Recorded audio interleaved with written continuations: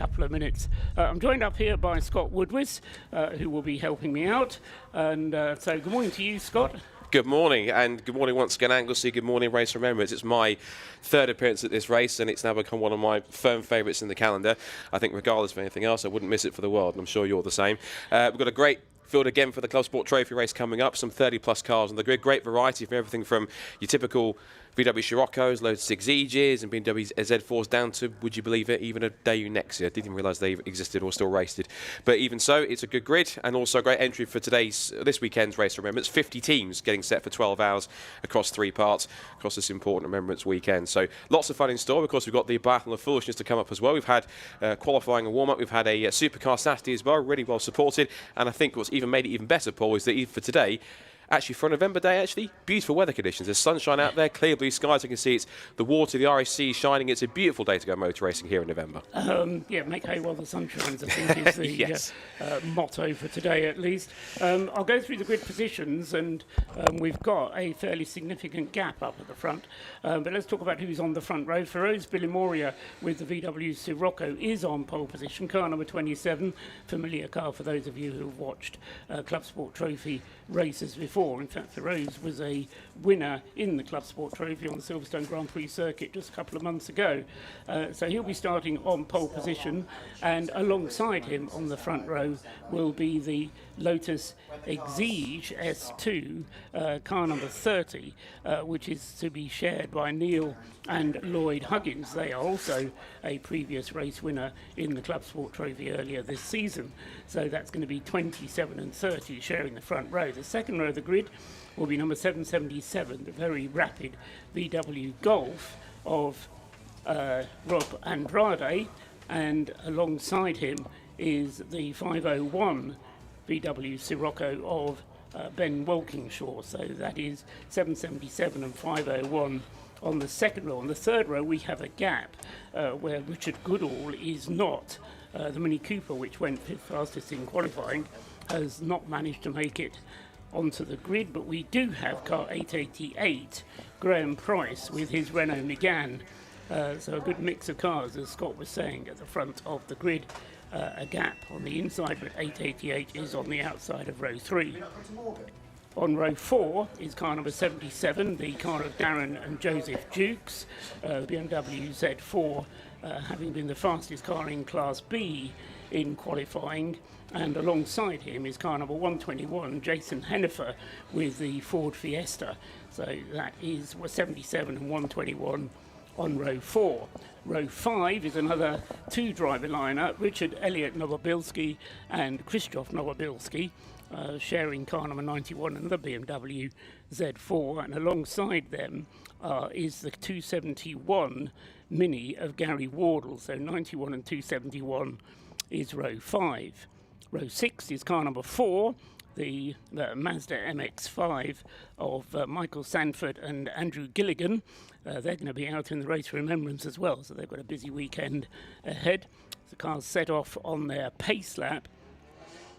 So number 4, the car of Michael Sanford and Andrew Gilligan on the inside of row 6, and on the outside of that row is car number 37, the Renault Clio, which I was about to say had problems in qualifying.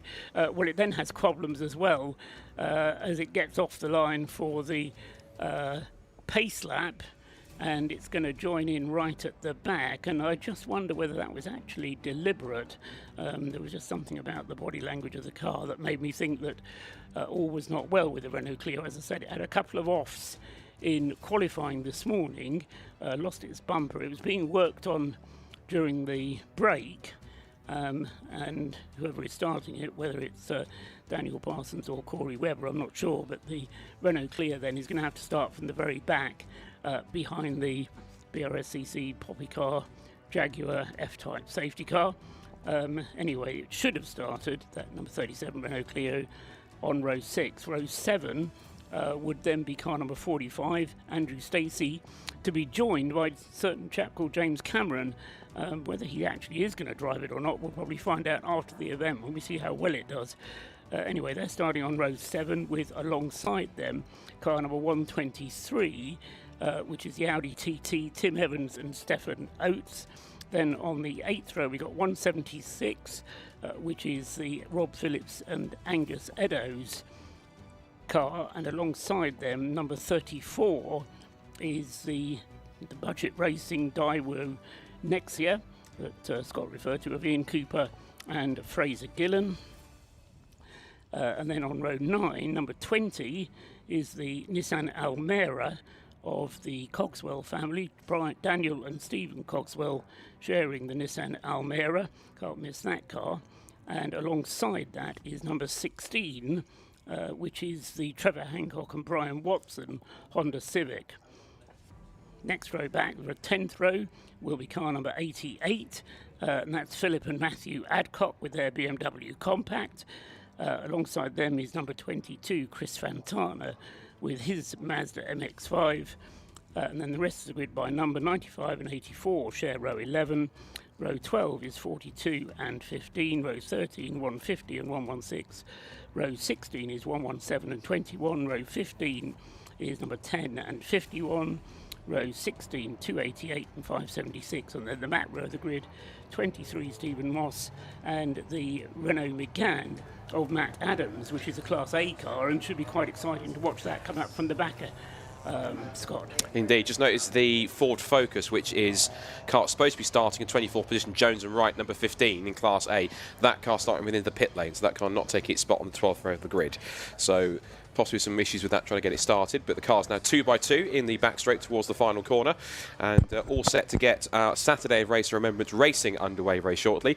The Jaguar Poppy safety car will lead them in. When it pulls off, they'll wait for the red lights to go out, and then it's in typical action. 45 minutes of ROR Club Sport Trophy action is all set to get underway to kick off what's certain to be a magnificent Race of Remembrance 2025. Yeah, the Jaguar safety car confused me a little bit there because it came all the way through the final turn and then pulled off at the very last minute. A very good start indeed then from the Lotus Exige from the outside of the front row. Whether it's Lloyd or Neil Huggins at the wheel, I'm not sure, but it was a very lively start, I'll put it that way, from the Exige. Feroz Bilimoria was trying to dictate the pace and the Lotus right with him. The Lotus actually has managed to stay with him. No, it's not. It's dropped back to 4th place.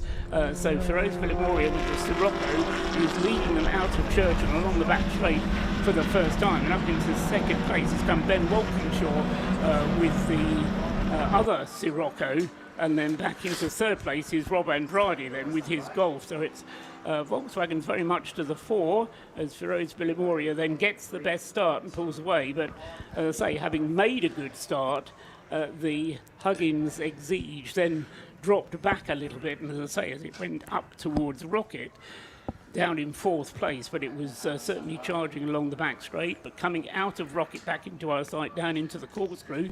Huggins still in 4th place, so it's Bilimoria leading the way, Walkinshaw in 2nd place, in 3rd place is Rob Andrade, and then as I say, it's the Huggins car next up in 4th place.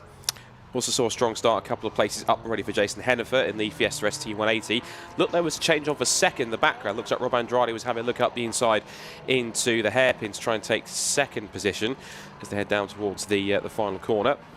End the first lap of racing. And yeah, Walkinshaw's held on ahead of Andrade. Lotus still in 4th position, Hennifer 5th. There's also a change on with the 123 Audi TT getting past the car that did start in initially was 7th on the grid on the 4th row. That's the Dukes in 77. They've dropped back a little bit and they're being chased by the Nova Brsccs in their BMW Z4. So it's, as you mentioned, Volkswagen's 1st to 3rd. The Lotus into 4th position. Jason Hennifer's Fiesta is into 5th place. You've got Graham Price in the first of the 2 Megans in the field in P6. Edmonton Oates in 7th place in the Audi TT. I think that was the original development car for what we knew as the Audi, now know as the Audi TT Cup. At this point, that was the original car they used to develop that. And it's Dukes and Dukes, Elliot Brscc, and then we have the 176 in the field as well, which has come up well actually from when it started in 15th place on the grid. Phillips and Eddowes in the Honda Civic, up for 5 spots from where it started in 15th now into the top 10. Yeah, so in terms of class leaders, we've got the 77 car of Darren and Joseph Dukes leading in Class B. In Class C is another Z4. The Nova Brscc driven BMW is leading in Class C. Class D is being led by number 4, the Michael Sanford Andrew Gilligan Mazda. And in Class E, the Nissan Almera that did very well and started on the pole position for that class has started in, is leading that class as well. Just looking at the progress being made by Matt Adams from the back of the grid. He's come through in 28th place, so he's already moved up nicely. And the Renault Clio, which pulled off at the start, started at the back, he's also been working his way through the field. Number 37 is in the hands of either Daniel Parsons or Corey Webber.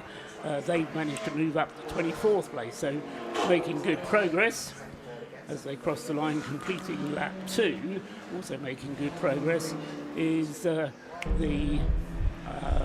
VW Golf there in 3rd place, or which started in 3rd place, Rob Andrade, and he is trying to close up on Ben Walkinshaw's Sirocco and close in on him there. Yeah, and after the Lotus started in the front row of the grid, he got swamped by the 2 Volkswagens on the second row, and because of that, he managed to had to fall back. And he's now falling back into the clutches of both Jason Hennifer and the Evans and Oates Audi TT, and they're also being chased by the Graham Price 888 McGann, because that did actually get passed down at the final corner, I should mention, by Evans and Oates. That Audi TT up now confidently into 6th position. Side by side between the Nowa Brscc Z4 and the Civic that's up into the top 10 now, which is the Phillips and Edo's car, trying to pick up 9th place into Rocket, trying to go around the outside, and has done, so that's a move position, a move completed. And one of my favourite cars in the field I'll keep an eye on as well is the Daewoo, which is the Daewoo Nexia of Cooper and Gillen. That's currently sat in 16th place at the moment and 5th in Class C at the moment, so not doing too badly. Problems for one car coming into the pit lane there is the number 22 car, which is Chris Fantana's Mazda. That was well placed on the grid, but they've got problems, and he is pulling into the pits, and whether that's going to be retirement or not for Fantana, I'm not sure, but it's certainly a big disappointment for Chris, having started, as I say, top or very near to the top of his class. Oh, we've got a number 37 Renault Clio pulling off the road. That's the car that was back in 11th. That's the Parsons and Webber car that's pulling off the road. It looks like on the approach down towards the corkscrew, by the looks of it. Yeah, that car already having had its moment in qualifying this morning when it was on the grass at Church. It then pulled off at the start of the race at the beginning of the pace lap, and it's now pulled off, yes, just coming out of Peel, as Scott described, to the left-hand side, but it's causing a yellow flag to be shown up at that part of the circuit. Leaders already onto their 4th lap. Side by side at the moment is the Nissan Almera, having a bit of a battle there with the number 34 Daewoo, isn't it? That's the car Ian Cooper and Fraser Gillen, who are out in the Race of Remembrance as well. Not in the Daewoo, I'm pleased to say, but they are doing well, having a little bit of a battle. In fact, exceeding Scott in getting past the Nissan Almera as they come down into Church. They are two of the more unique cars on the grid. You don't often see a Nissan Almera or a Daewoo Nexia on the grid at all, but it's good to see them. And my dad used to sell Nexias back in the 90s when he was at a car, but he's still in the car sales trade. He's coming back at him, though, through the right-hander towards the Rocket Complex. The Daewoo's got some poke in a straight line, beats the Cogswells on the brakes before they even get there, and also beaten under brakes by the Renault Clio that was behind it as well. That would have been 95, Mark Jones, yeah, who is in a Class D car, so punching well above its weight. Change off a second potentially. Looks like Andrade had a look up the inside into the hairpin, but now as they sprint down towards the left hand at the bus stop, it's Walkinshaw on the outside, but Andrade might have a better run on the inside line of the brakes, sweeps around the outside, and that is the Golf, almost for second place, and they touch on the exit. I was going to say that was very close for second place, as Walkinshaw was trying to hang on to second place, but Rob Andrade has managed to get the better of him, so Roger Andrade through into second place with the Golf. So meanwhile, whilst all of that has been going on, so Phil Rose Billimoria up at the front of the field has been making good his escape and not being shown on the screen but disappearing into the distance. Now is Billimoria in the Sirocco 27 leading the way, but it nearly got a little bit physical there as they came into the final left-hander before the start-finish line, and Andrade, having got past Walkinshaw, I reckon, Scott, is beginning to set off now in pursuit of the other Sirocco. Look at his lap times. He's actually not that far away, I think, from the lap times that are being set by the car in front. I mean, his last lap was on 41.1, so yes, he was a second off, but he was battling with Walkinshaw. Exactly. So now he's got clear track. You're absolutely right. He'll start to take a lap before we see whether or not the gap comes down. It was 3.9 as they crossed the line at the start of this lap between first and second. But as I say, I think Rob Andrade is going to try and close in on Billy Moria. Still only, we had 8 minutes of the race elapsed, so still plenty of racing to go. 45-minute race, still with a mandatory pit stop to come. And that will be a timed pit stop, 2 minutes from pit in to pit out. Interesting, both Billy Moria and Andrade and Ben Walkinshaw are all going it alone, so they will come in for a pit stop. No refueling allowed in the pit stop, but it will be a time one, so they'll try and get that as close as they can to 2 minutes. Billy Moria crosses the line now, so does Andrade, goes through.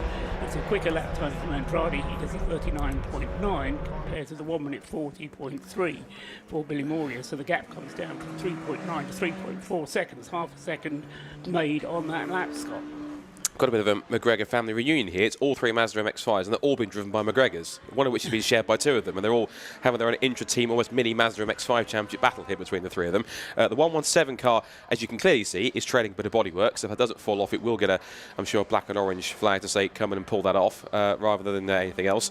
And good to see on that side. One that I should mention also with the pit stops, you're absolutely right about the 2 minutes pit in to pit out. Also, one thing to remember is that if you are short by a pit stop, even by 0.3 of a second, the default penalty is 30 seconds plus the time you are short. So even if you're short by less than a second, 0.5 or 0.6, it is still 30.6 seconds that gets applied to your race time as a penalty. So it might sound harsh, but rules are rules. Rules are rules. And indeed last year, if I remember, Liam Crilly, who won the race, did suffer exactly that, a short pit stop. But despite that, he still managed to win the race because he managed to pull away 30 seconds, which was an impressive piece of work. That Mazda with the dragging bodywork is coming through across start finish now. Doesn't seem to be overly slowed by the fact that it's dragging, but he is being shown the black and orange flag, so that's not an option. That's a mandatory pit stop for him to come in and have that situation resolved.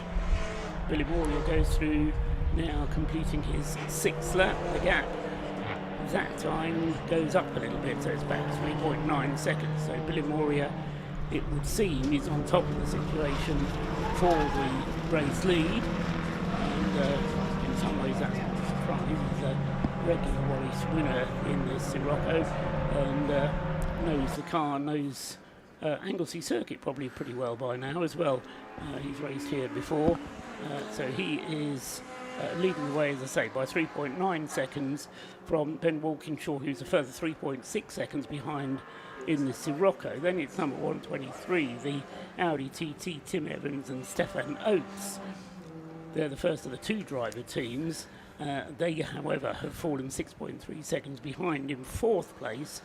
Then in 5th place is the car that started on the front row of the grid, Neil and Lloyd Huggins, but perhaps the quicker driver is due in the car second, because at the moment the best lap that the number 30 Exige has done is 1 minute 41 compared to the lap time in practice for that car, which was a 41 as well. So the pace very rapid at the moment. Indeed, Kyle's lapping at the moment considerably quicker than he did in qualifying, although it was a bit damp first thing this morning. So yes, they did have a slightly damp track to contend with at that stage.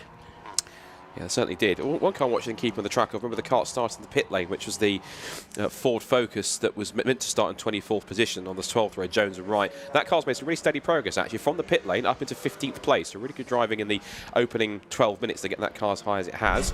The leaders come across the line, gap is back out to 4.8 seconds. There's some lappery going on involved here, as we see the leaders are coming up this intra-McGregor Mazda MX-5 family outing. I mean, battle on track between the three of them. As Billy Moria works his way through. There's also an errant Mazda MX-5 Mark III in there, which is the number 4 of Sanford and Gilligan. There is the Jones number 15 flame-spitting Ford Focus down towards the complex out of Peel and towards the corkscrew, off onto the international section of the circuit. I think quick checking on class leaders as well. We mentioned Billy Moria. Change, in fact, for Class B, just as you say that, Scott, because the two Honda Civics, 176 and 16, which were battling over that position, 176 being Rob Phillips and Angus Eddowes, just getting past as they crossed the line the other Honda Civic in the hands of Trevor Hancock and Brian Wilson. So Brian Watson, I should say, Brian Wilson, somebody else. And the pair of them had just got past the Dukes twins in the BMW Z4, so there's a very close battle indeed going on in Class B between 176, 16 and 77. The three of them separated by just 1.4 seconds. Class C being led by the Noah Brscc. Number 91 leads Class C by a relatively comfortable margin over Ben Taylor, who's in 12th place overall. And Class D is still being held by Mark Jones, his Renault Clio. Class E, that's gone out to a second now between the Cogswells and the Adcocks. The number 20 Nissan Almera in the hands of Daniel and Stephen Cogswell, and then the Adcocks number 88 in their BMW. That's Philip and Matthew Adcock sharing that car, leading the way in Class E. And those two are regular battlers. Whenever they find themselves in a Club Sport Trophy race, you don't tend to find that BMW and that Almera too far away from each other. They tend to be perennial winners in Club Sport Trophy regularly. Seeing two of the EP3 Honda Civics having a nice little intra-Honda battle, going either side of the BMW 116 down towards the bus stop. And it looks as though it is the Phillips and Edo car that's keeping the advantage into the final corner. And that's, of course, battling away with the Hancock and Watson car, number 16. Yeah, just crossing the line now, separated by nothing at all as they turn into target.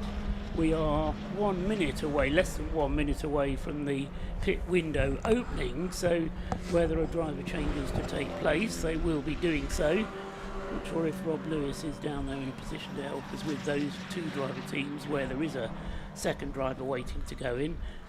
Whether I'll be able to do so privately, he certainly won't be able to do so over the air, but as he may be able to come up and tell us who's doing the driving, particularly as far as the Lloyd and Neil Huggins Lotus is concerned. But in Class B as well, of course, we've got that battle continuing between 176 Rob and Angus, Rob Phillips and Angus Eddowes, who are sharing that. Pit window open board is shown across start-finish line. Just had a couple of notes from Rob down in pit lane. The 22 Mazda MX-5 that we saw coming with problems, that's Chris Fantana. That car out with steering damage after contact, reports Rob down in pit lane.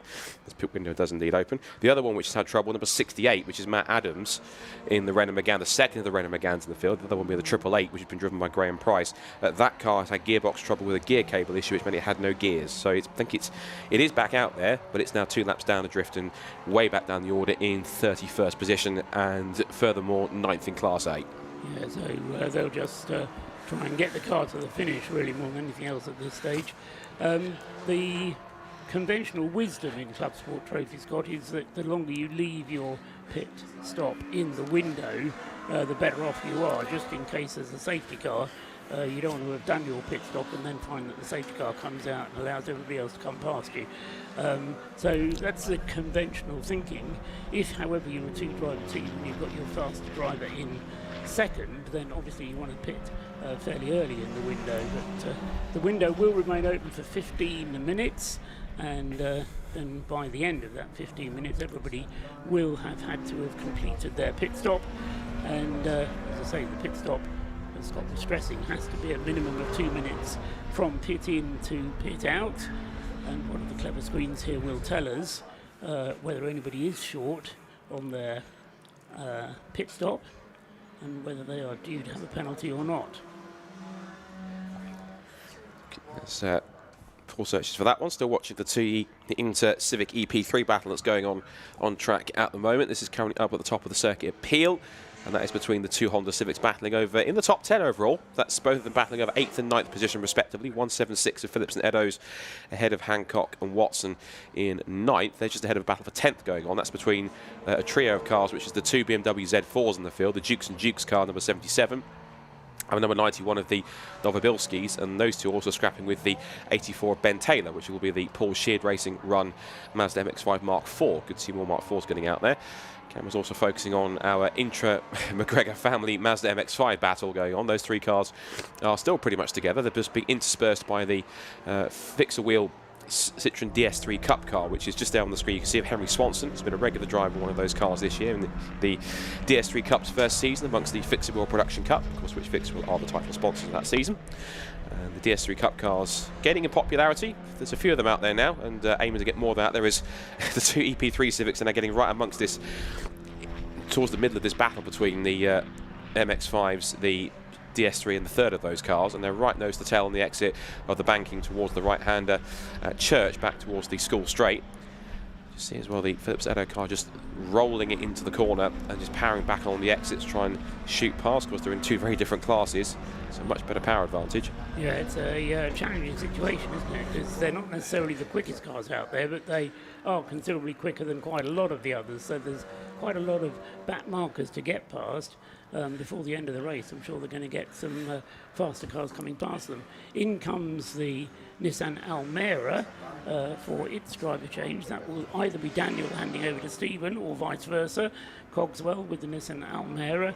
They come into the pits with still 3 minutes, or 3 minutes of the window having been open, so fairly early in the pit stop window. Also coming in is the Audi TT, Tim Evans and Stefan Oates. That car fairly well up in the field, in fact fourth in the standings as it came through.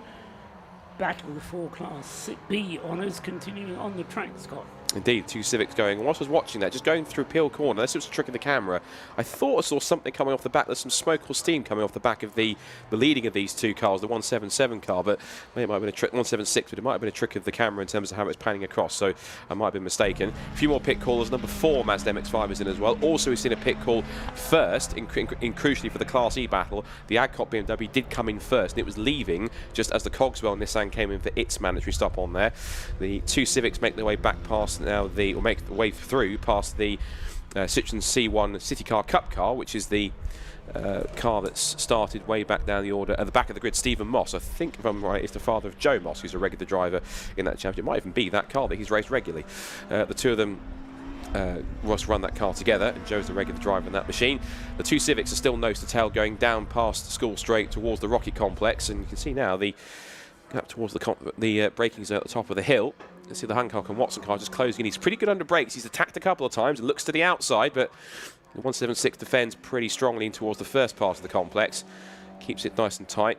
I'll just look again, particularly through here, to see if there's anything coming off the back of that car. There is just particularly cold there, some steam or something coming off the back of that car. Yeah, under brakes is a little bit coming off. I think that it may be the unweighted rear wheel that's just showing up a bit of tyre smoke that's coming off that car. Is what I sense it was, but let's hope it's nothing more serious than that.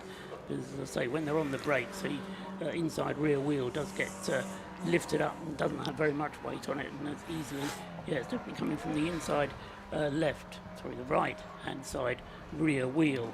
And you're right, there is definitely smoke, but I think it's just tyre smoke coming from that car, continuing to lead the class. Actually, it's not lead. Yes, it does lead the class, doesn't it? If that actually comes in, fact, so the 176 car was talked about into the pit lane to make it stop, but the 16 carries on. So there's a split strategy between the two Civics.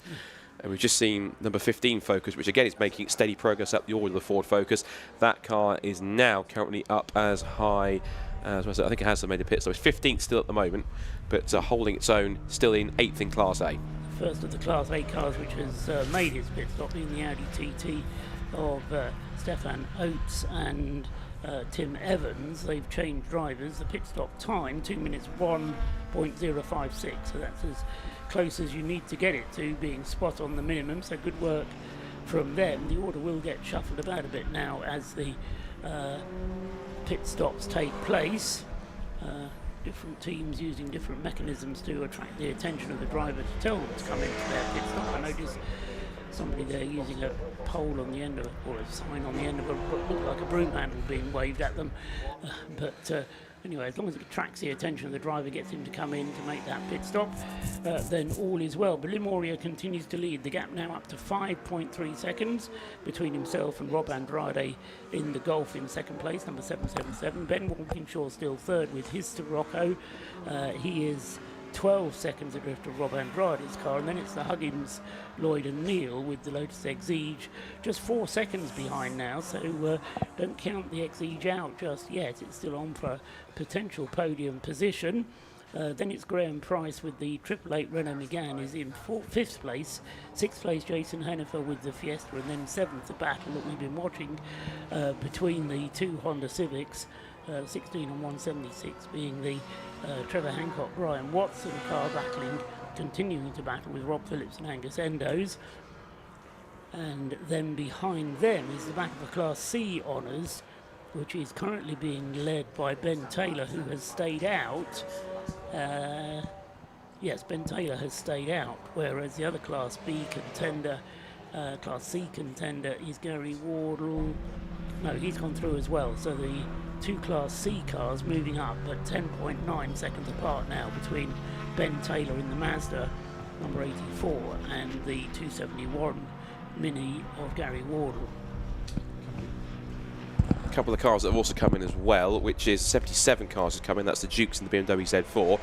Also, my favourite, the number 34 Daewoo Nexia, also in from its stop. That's actually pitted from quite a decent position. Came in from 14th and only one place off a podium spot in Class C. So good effort from Cooper and Gillen so far. Get that car as high as they have. I think that car's regularly raced, if I'm right, in the Armed Forces service, so it's series. But it's nice to see. As I say, you really don't often see a Daewoo racing anywhere. I think the last time I ever saw a car like that racing in any shape or form of a Daewoo, I think, believe it or not, was in the Andros Trophy back in my late 90s, I think it was, believe it or not, and that used to bring up some pretty obscure machines. So this is a series that does bring up some pretty obscure machines in general anyway, so good to see we've got one just racing, and nice to see it represented for once. I'm staggered by your knowledge of Daewoo's racing history, Scott. So that's the only thing I know, to be honest. I wish there was more, but apart from that, that's the only thing I know. There was one that raced in Andros Trophy. Apart from that, that's it. Okay, well, that's a start at least. Yes. How long have we got? We've got 10 minutes remaining for the pit window still to be open. So, beg your pardon, 6 minutes still remaining for the pit window to be open. And by then, all the cars will have had to have made a pit stop. The leading 4 are yet to stop. The 16 Honda Civic is in at the moment, but hasn't yet completed its stop. Also, the second place car in Class B is now the Dukes. They are in, completing their pit stop, waiting for them to come out at the completion of their pit stop. So far, everybody is over the 2 minutes, so it's all been goody two-shoes so far, as far as pit stops are concerned. They've done the timing right, and it's not necessarily so simple. We do see errors made, because as well, it's not just 2 minutes spent in front of your box, it's 2 minutes spent from pit in to pit out, so you have to factor that in to your calculations. Although, having said that, the pit lane here at Anglesey isn't that long, so although you do have to take it into account, it's not as complex a situation as it is in some other series or some other circuits. Ben Walkinshaw just going through, completing another lap in the 501 Scirocco. He's dropped now to 10 seconds off the rear of the Golf of Rob Andrade, who himself has now dropped a little bit further off the rear of Feroz Bilimoria, who has not been messing around out there. Bilimoria now ahead to the tune of 11 seconds. So, just waiting now for those last few pit callers to come in. As I said, the only cars we haven't had in just yet are Bilimoria, Andrade, and Hennifer's. We've done quite nice. Jason Andrade Hennifer in now. Ah, yes. So Andrade's made, or is making his pit stop. Ben Walkinshaw still to stop, and also Ben Taylor with his Class C Mazda, number 84, still to stop. I think the 888 car's coming back in again, because the screen says it's pitted in once already, so that's for some reason another stop for one particular reason. Stops for the Renault Megane 888. Yeah. So that's a problem, sadly. Yeah, and a short pit stop, I'm afraid, for the Ford Focus of number 15. Matthew Jones and Stuart Wright, not quite getting their sums right, by 2.5 seconds. So instead of being second, no, they're well done actually. They're in 8th place in Class A. They're going to get pushed further back after that quick pit stop. Race leader in. For the most, Bilmour brings the 27 VW Scirocco into pit lane, so to serve his mandatory 2-minute stop. Positioning the car, how can I put it, aggressively. Yes. Everybody else comes in like nose in. Certainly if you're going to do a driver change, you want to be parked at 45 degrees, but Bilmour just getting a team member to peer in the passenger door. This is a left-hand drive Scirocco. I don't think it is a right-hand drive Scirocco. I think it is. Saw it in assembly. I think it definitely is right-hand drive, yeah. So the assistant just having a look round, checking visually, but no particular worries there. I know what some teams do is to have a little oven timer on their dashboard. As they come in, they hit the button to start the clock as they come into pit lane, and then try and time the exit so that they get exactly 2 minutes on the clock. So Bilmour is still there. Also in the pits at the moment is second place Ben Walkinshaw. Rob Andrade's pit stop was some 13 seconds longer than it needed to be. So Andrade not going, or will have lost out as a result of a slightly longer pit stop there. We'll see where he ends up when the pit stops unwind. Another short pit stop, Jason Hennifer's Ford Fiesta. Ford Fiestas are not good. Oh no, it's a Ford Focus, the other one. But Jason Hennifer with his Fiesta, another one with a short pit stop. And so he's going to be penalised.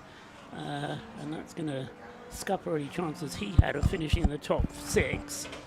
But he was running 4th at one point, and he was ahead of the Lotus Exige of the Huggins team. But so as a result of that short pit stop, then Jason Hennifer's going to be demoted.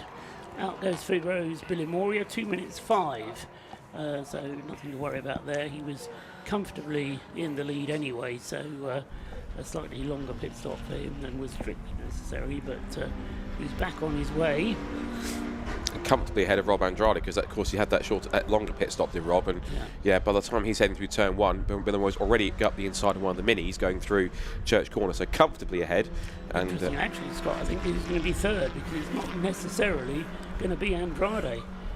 Yes, you're right, because you're looking through the screen here, Walkinshaw has gone through to 2nd, so good spot. He has indeed.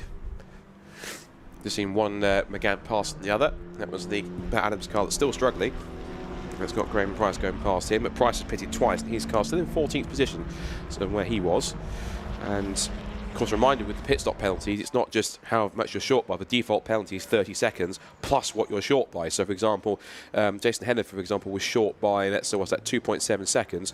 So it'll be 32.7 second penalty he will get as the pit window finally closes, and that will drop him quite far down the order, I'd imagine. Yes, he. If you take him 30 seconds back, he's going to be. He's probably only going to lose 4 places in the overall positions, but still, that's 4 places that obviously he need not have lost, and just means that it is important to get that timing right for the pit stop. And so back out onto the circuit for Bilmour completing his pit stop and going through now, completing 17 laps in the lead of the race. Gary Wardle is being shown actually in the lead of the race, but that's because he's not made a pit stop, and the pit window is closed, you told us, didn't you, Scott? Yes, so, correct. Gary Wardle has a problem. Good news, Gary, oh you're dear. leaving the race. Oh dear. But Bad news. Yeah, don't know how to tell you, but you kind of did need to make a pit stop. It's kind of the point of the race. I just mentioned that, just more notice as well, in fact, both of them come in fact. This is not a good race of pure track at all. Both of their Renault Megans are in. The 45 car, Matt Adams, is just about, I think he's going to pull up right at the pit entry before they cross the line, but the 888 car coming in, and I noticed that the front splitter was flapping around, so that was loose on that one too. So not a great start to the day for Matt Dennis and Sarah Dennis and the Pure Track team, unfortunately, but it can only go up from here, of course, when they get into the main race later on this afternoon. Quick checking with class leaders with 13 minutes to go. Now it's all shuffled out. We can kind of in some ways ignore Gary Wardle because he will be penalised because he hasn't pitted and will get a penalty for not pitting within the window. So we can kind of ignore him politely. First, Billimore essentially takes over the back of the net lead, and in Class A. Class B is being led by the Dukes and Dukes BMW in 8th position overall. We can safely say, I think, that Class C is essentially being led not by Gary Wardle after he'll get his penalty for not pitting in time, which means it will give the lead to Ben Taylor in the Paul Sheard run Mazda MX-5 Mark IV. That's running in 8th place overall. Class D is currently being led by the car that sat in 17th place overall. Still Mark Jones, no change for him there. And Class E, which is a little further up, which is in 15th place overall, 2 spots up, is the Cogswells in the Nissan Almera GTI in 15th place overall in Class E, and they've got quite a few positions and at least a few seconds over the second place car in that class, which is the Adcock BMW. We've got a battle on for 4th position on the road, at least at the moment, between Huggins and Huggins in Lotus and the Scirocco of Walkinshaw, and with a neat outbreaker move into the final corner, that is Huggins now up into what is on the road at least 4th position, but essentially it's net 3rd once Gary Wardle gets demoted by consequence of what will be uncertain an incoming penalty. I have seen a Cub Sport Trophy race where the pit stop was missed entirely, and in the end, I can't quite remember how it was, Scott, you may have been there, but in the end, the penalty for not taking the pit stop at all was worth taking in a sense, because the problem is now, if he comes in now and makes his pit stop, it's too late, so it's a waste of time. So you might as well stay out there and keep going. What's the phrase? Go out there and get your money's worth. Go for it. Yeah, I mean, you kept more laps in if you don't have to spend 2 minutes in the pits. Very true. Very true. Get a warning for breaking the rules, but as I say, he will. Gary Wardle it is who leads the race 271. He's just coming through now, actually, the orange and white Mini. So he will, assuming he stays there, be awarded the checkered flag. We've still got 11 minutes to go of the race, so the Mini is in the lead of the race. Quick flash on the screen there of the Huggins Lotus Exige, which has dropped back to 4th place now, behind Rob Andrade's Golf. But those two, in fact, behind the Huggins Exige, you've been Walkinshaw Scirocco, which is probably going to put a little bit of pressure on the Huggins before the end of the race. There's only, half a second separating 30 from 5:01, the Lotus Exige and the Ben Walkinshaw Scirocco. I should mention in terms of lap time, we talked about the fact that Gary Wardle's got quite a lead. The last couple of laps, Billimore has been about 5 seconds a lap quicker, given the fact they are 2 classes separated. Of course, the Gary Wardle Mini's in Class C. Billimore, one of the fastest cars out there. In Class A, of course, number top class. So Billimore is not kind of giving this up entirely. He's still pushing on. The gap was 28 seconds before the end of the last lap. It's now 23. He officially caught him by 5.2 seconds last time by, which means that Billimore is going to keep on pushing regardless. He could well get through and overcome the gap, couldn't he? I think he could. Because what have we got? 10 minutes remaining. That's going to be enough for 5 minutes. Somebody's on the grass at Church. It's going to get going again. It's 288. That's had the one. I think that's one of the Bromley. That is the Bromley Motorsport car that's gone off the road. That's Matt Crozier, Mazda MX-5 regular, spun from 27th place, and what was 8th in Class E. Quite a heavy populated Class E for this one today. Into double figures for that one. Good popular entry for Class E today. And Matt Crozier bringing another Brscc MX-5 spec MX-5 into the field, and getting onto the grass, but managed to amble his way back on without too much trouble. Yeah, I was told before the weekend, and I was here on Friday, that the grass was so wet that were you to get on the grass, you'd be unlikely to get off it. So he can count himself a little bit lucky that he was able to get off, because the Anglesey grass does have a bit of a reputation of being accommodating and wanting to keep you there. Firoz Bilimoria has gone through now, completing his 20th lap with nearly 9 minutes remaining on the clock. The gap between himself and Gary Wardle continues to come down to the tune of 5.5 seconds a lap, so it's down to 18 seconds now. So another 3 laps and he should be there. There's time enough for another 4 laps. So there will be time for Bilimoria to close the gap on Gary Wardle and therefore be able to take the checkered flag by right.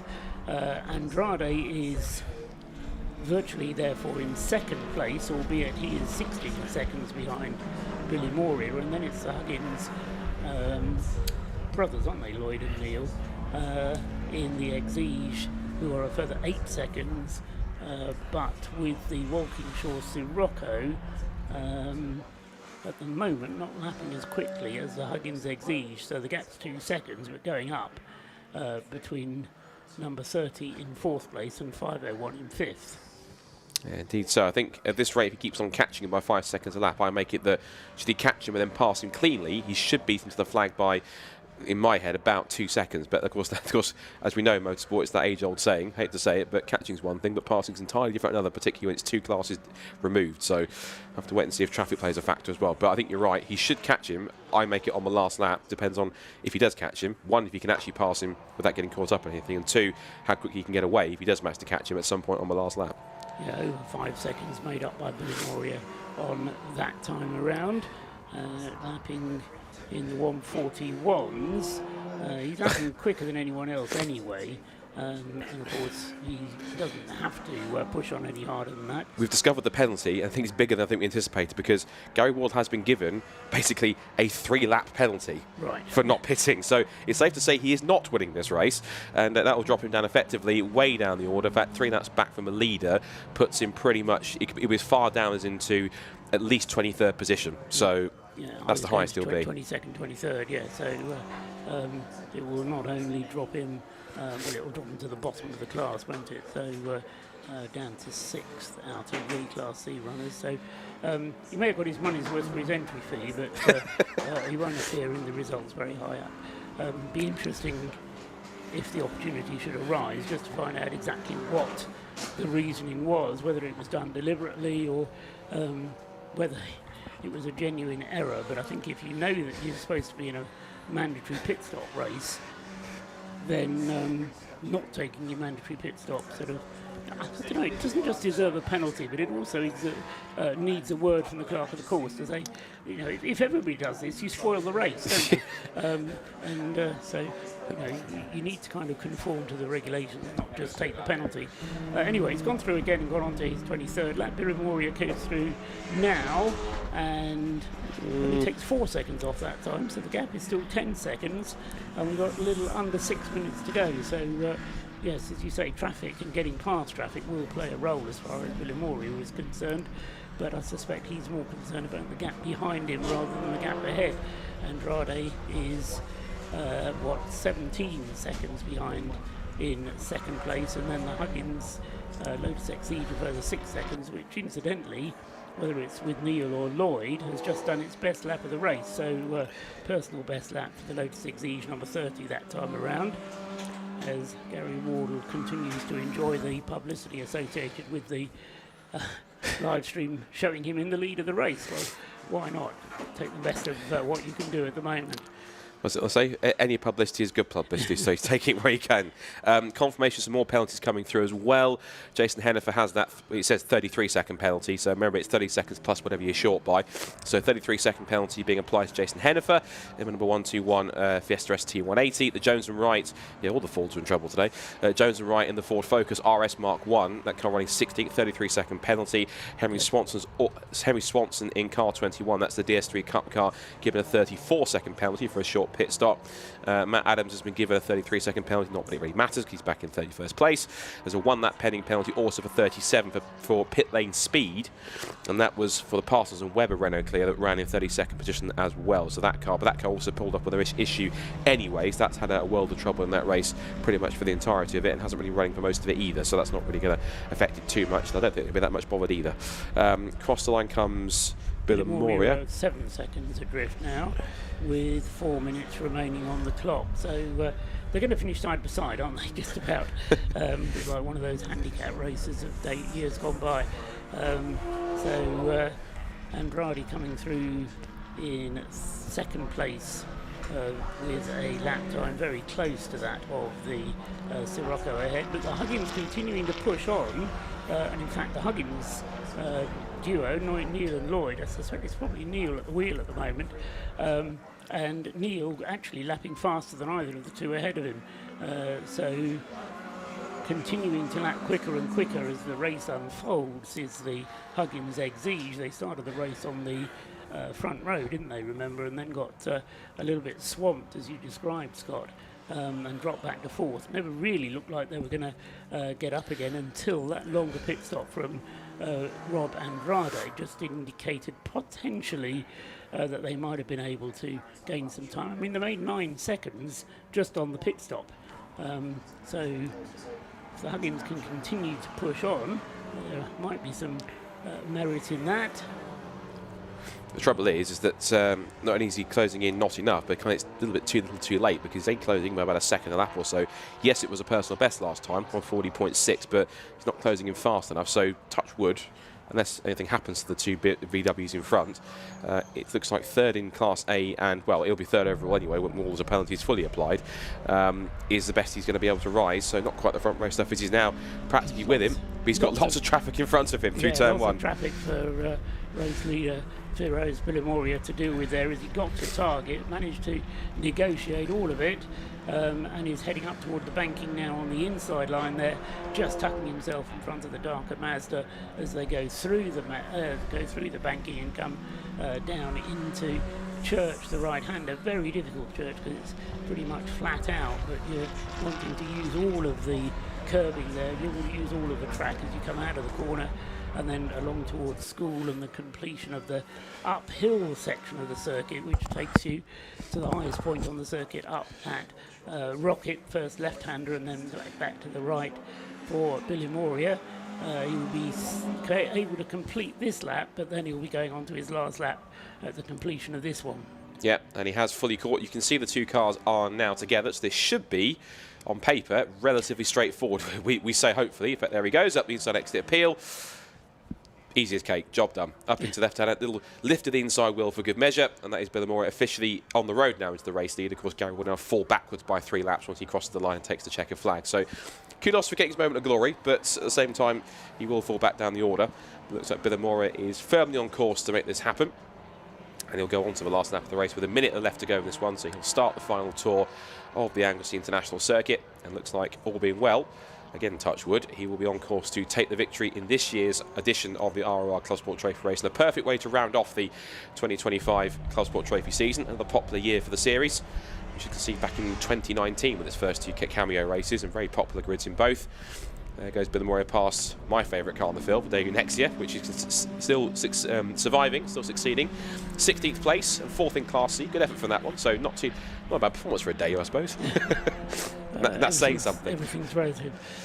But no, it's been a copybook performance from Firoz Bilimoria, as we are accustomed to seeing, really, from Firoz. He's got this stable of cars that he can draw upon. The Sirocco, very often his weapon of choice in the Club Sport Trophy, but he also has 2 or possibly 3 BMW M3s that he gets out from time to time, and also goes very rapidly in. So Billy Moria's done a great job up at the front, and will win this one in the end, I suspect, by something around 15 seconds. Rob Andrade still in second place, and then third place will be the Huggins, who are now 10 seconds ahead of Ben Walkinshaw's Sirocco.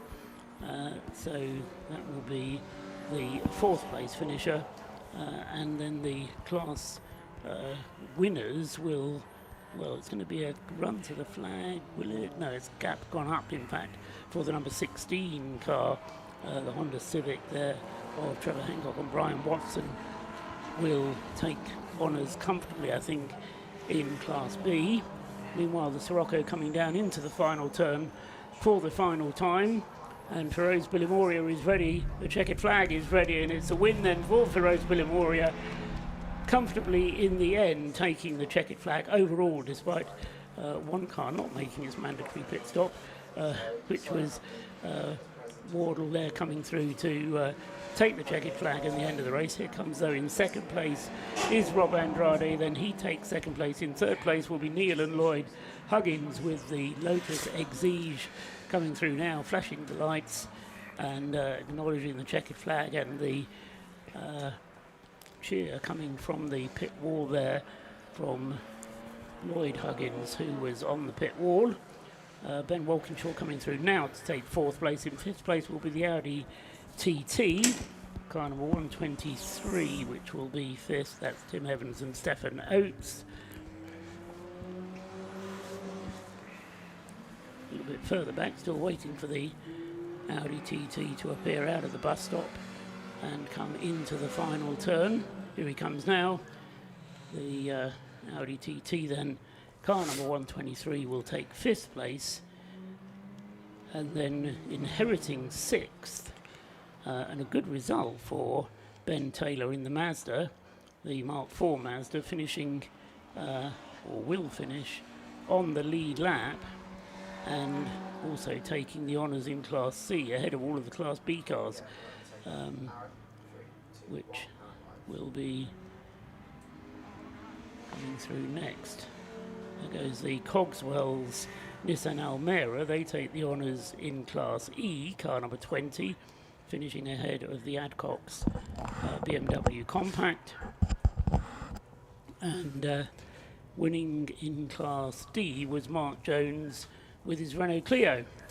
Also to say as well, it's sort of with pleasure for me. I just realised with the penalty, Gary Wardler gets demoted to spot.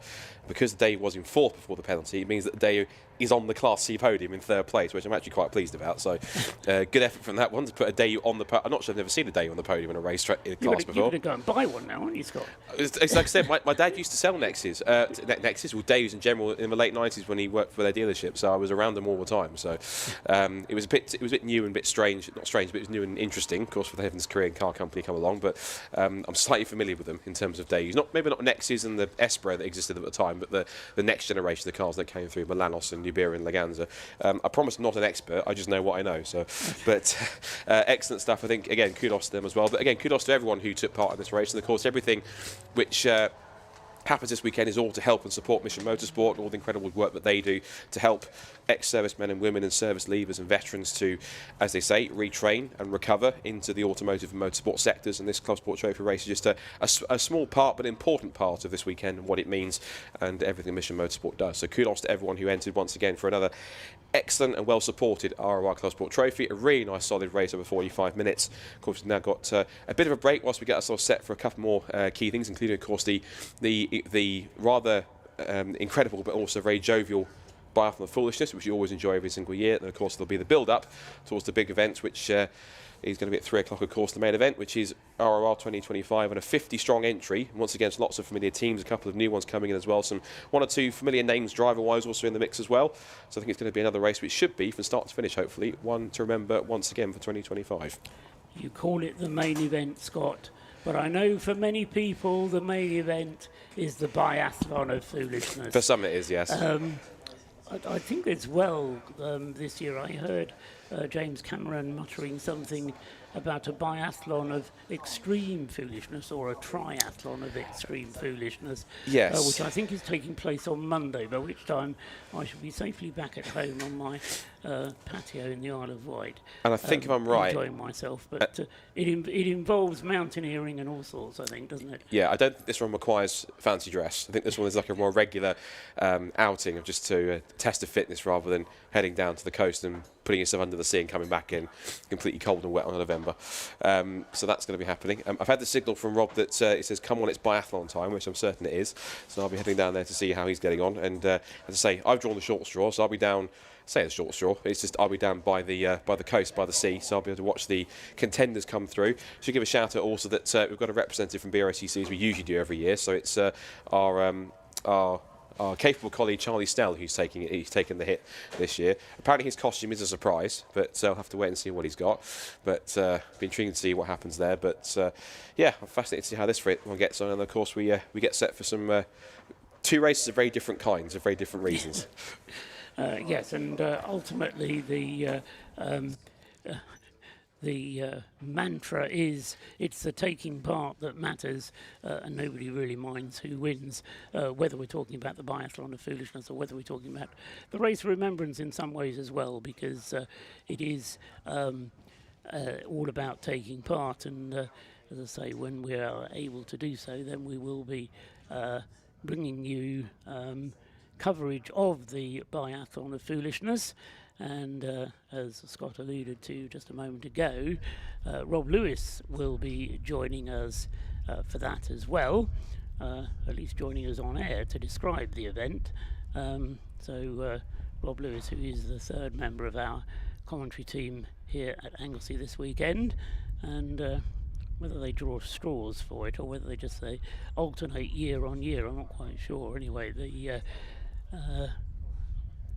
Rob Lewis will be joining us, as I say, to describe the runners in their pursuit of athleticism. The idea is that they run from the pit lane up to through his target, up towards the banking, round the banking, down towards church, and then they veer off at church where the ambulance is, appropriately enough. Across the grass there's then a gap in the tyre wall where they can clamber up onto the spectator banking, and then across the spectator banking down into the beach, where I'll tell you a true story. Not that many years ago, about 5 years ago, my son was here, and he went for a walk along the beach during the Race of Remembrance itself. Suddenly realised that the rock next to him was moving. It turned out there was a seal just having a little doze in the sea, and I don't know who was shocked, my son or the seal, but anyway, they took photos of each other, and but no, so you do get a little bit of wildlife. We've had dolphins out in the bay, and there's a buoy out in the ocean which they're supposed to swim out to, although some satisfy themselves with just getting their feet wet, and there's no harm in that as long as the spirit of the biathlon is kept too, and they will then return from the beach by a similar but slightly different route up the it's not exactly a cliff, but up the beach, to return across the grass to the pit lane, where warm clothes and a towel will no doubt be waiting for them.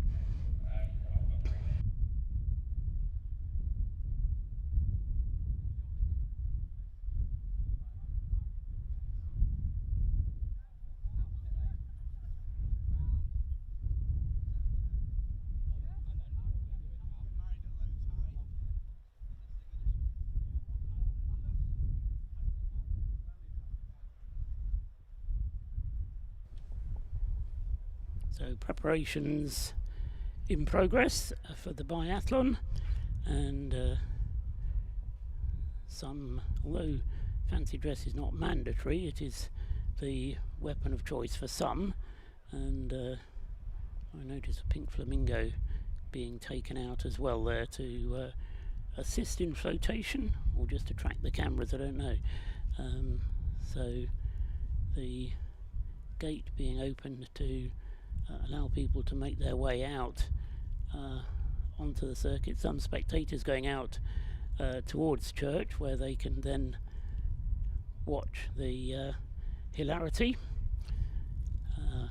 although some take it seriously, some take it less so, and the important thing is to get a large number of people participating. We had over 100 starters to the biathlon last year, and a charity donation required, whether or not you're taking part, from James Cameron, who's the chairman, CEO, man in charge of Mission Motorsport, without whose efforts, it has to be said, nothing really would ever happen as far as the Race of Remembrance is concerned.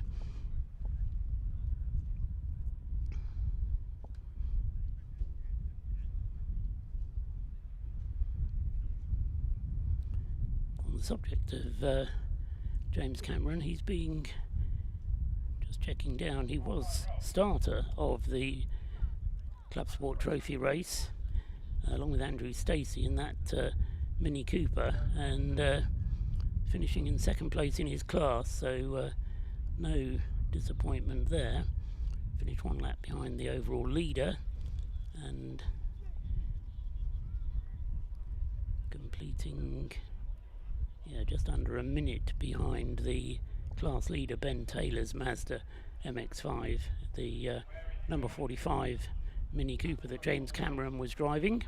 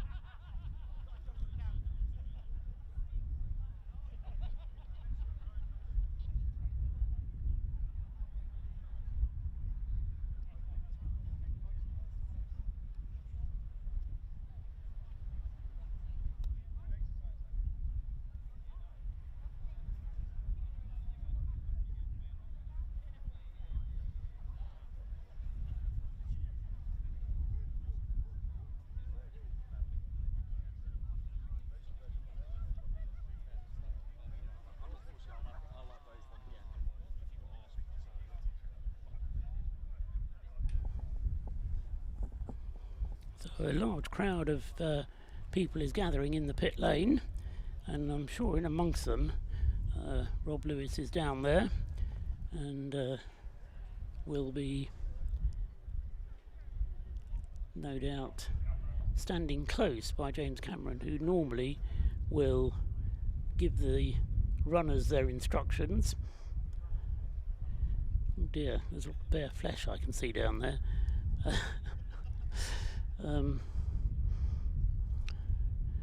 Yes, and Catwoman is there in amongst the pack somewhere. There's at least one banana and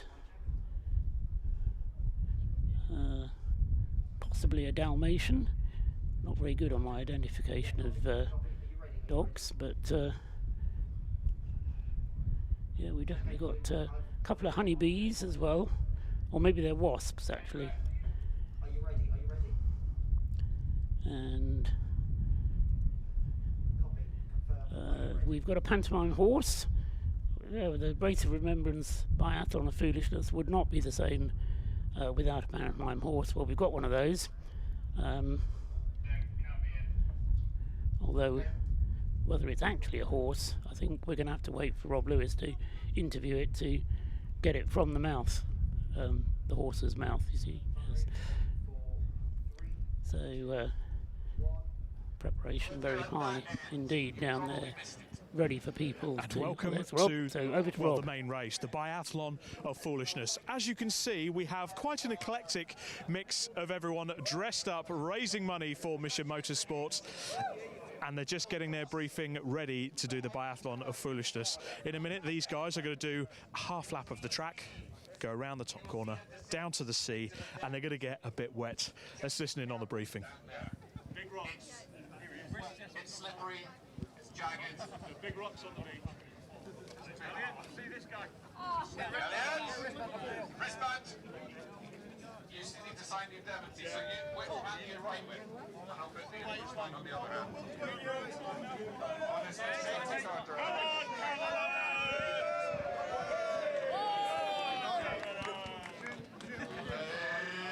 Ladies and gentlemen, it's James Cameron, CEO! I'll put it on. Yeah, let's go. No, I'm ready. Neil, look, have you got enough to do? It's too late. Okay, so, spectators, You're in the wrong place. spectators, this is the pinnacle of modern athletics, multidisciplinary, motor rating based remembrance nonsense. You are privileged to be here. The best place to end up to watch this is across the circuit in a straight line that way. There are marshals over there who will guide you through the fence. It's barbed wire, it's not designed to be climbed through. Be careful. The single most likely way that will hurt somebody on this is when one of you clown shoes falls down the cliff, laughing at them. So if you want to go and see that, spectators, go now, because they'll be quick and they'll be there pretty quickly.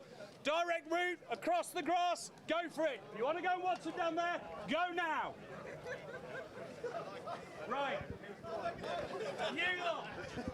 I know we're in a line. Just come to me a bit so we can have a chat. Come to me. Come to me. Right. Our idea, the original idea was, if we came up with something so stupid and gave people compulsory entries in it, they would pay us money to not do it. It's backfired on us a little bit. Thank you so much for everybody who's raising a little bit of money in order to be able to do this. It makes a huge difference. It massively does. Share the pictures, keep pushing it, keep your fundraisers open well into next week. Get your colleagues at work, show them what you've done.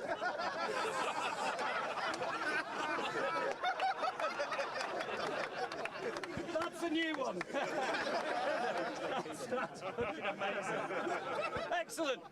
But the serious point about this is we don't want anybody to hurt themselves. The way it works is we get you back into a line, we set you off, and with the speed of 1,000 gazelles, some may be a little bit slower, you're going to go out of here, feed onto the circuit, don't cross the Brend line in case someone's coming past on a quick lap. And you're going to go up and around the banking of that first corner and down to where you will see marshals marshalling you to be able to find your way through the barriers. Please don't just go and find your way through a random spot. There are some spaces to go there. For some of you, that'll mean you're queuing. It's not really a race. It's a fucking secret. Don't let on. Get yourself through the barriers, and then that route down to the water is dodgy. So help each other on your way down. Please don't fall over.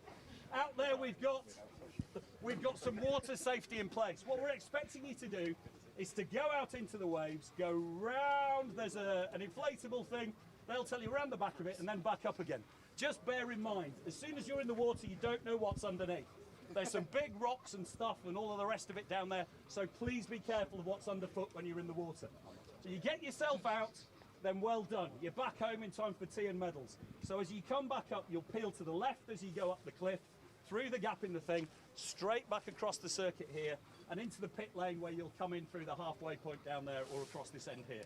And tea and medals, you're magnificent, well done. Has anybody got any questions? No.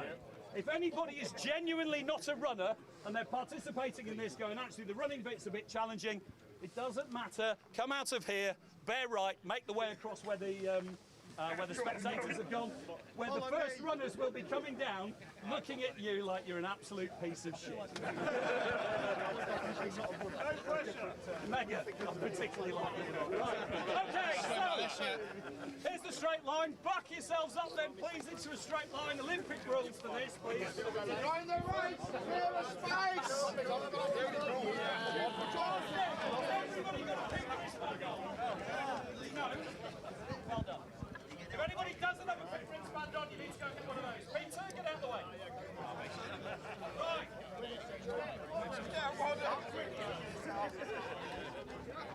Okay, without killing the photographers, I have one of foolishness.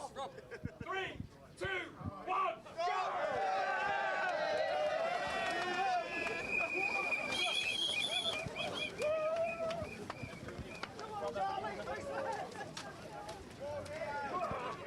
Because I'm there doing that, that's why.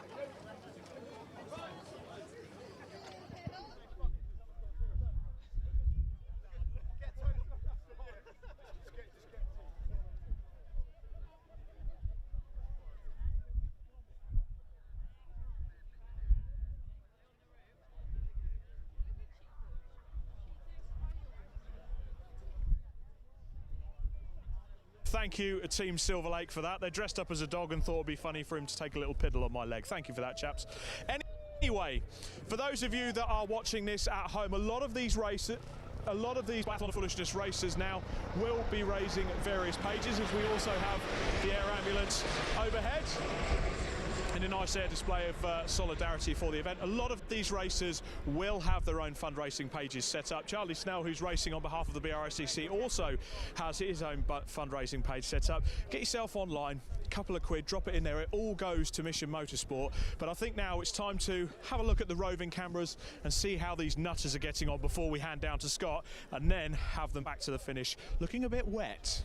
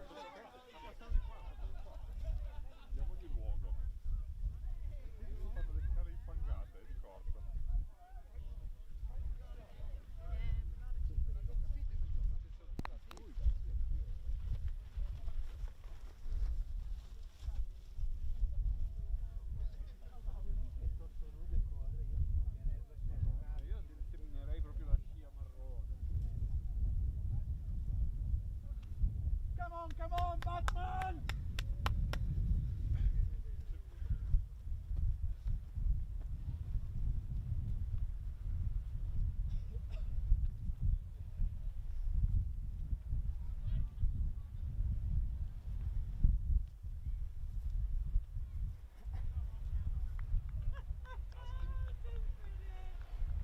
Golden balls.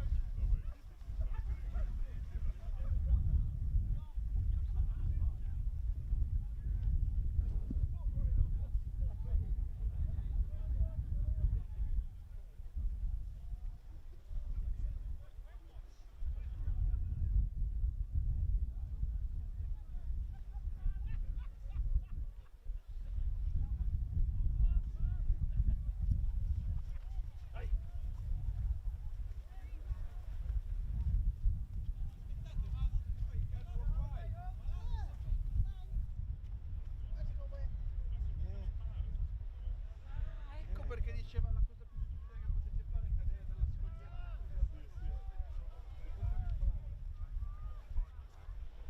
Oh, dig deep. Do it. Dig deep.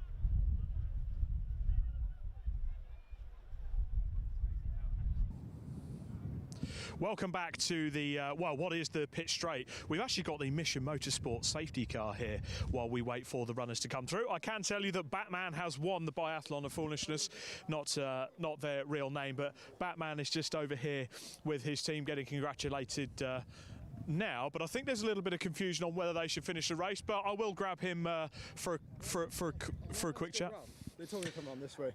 Well, you're live anyway. It looks like you've won the Biathlon of Foolishness. Right. Batman, how did you do it? It was a lot of training. 5 a.m. every morning for the last 2 years just for this. Yeah, it's been hard, but I've got it. Yeah. Is it tough doing that and fighting crime at the same time? No, it's pretty easy. Not gonna lie, just do it. Just do it, go and get the job done. Yes. Fantastic. Well, congratulations. I'll let you get back to the Batmobile. We've actually got more runners and riders coming down this way. They're coming out of the water. It's a slightly different route this year. They're coming out of the water and they're coming across towards the start-finish line this way. So let's make our way down.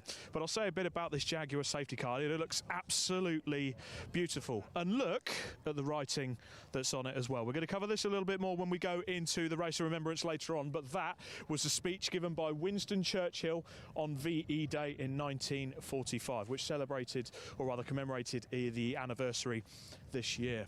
Now, back to the runners and riders. As I say, I'm still suffering with a bit of a wet leg after the Silver Lake Dog, but a lot of people here racing today are doing various fundraising events, so get yourself online. There's going to be a lot of Just Giving pages, including Charlie Snell, who's dressed up as Wonder Woman, so we'll hopefully see if we can grab a chat with some of the boys and girls when they come back to us. They're using a slightly different route than last year. They came that way last year, but they've changed it and not told us. I think they're trying to get away from the camera. So let's make our way down and have a chat with some of the runners and riders coming back there now. We'll just pan the camera around. We've got a nice little group coming in now. We've got some penguins. We've got absolutely all sorts. Let's see if we can grab a chat with them. The marshals as well. Big up to our Orange Army this weekend, helping us out on this event as always for Race of Remembrance.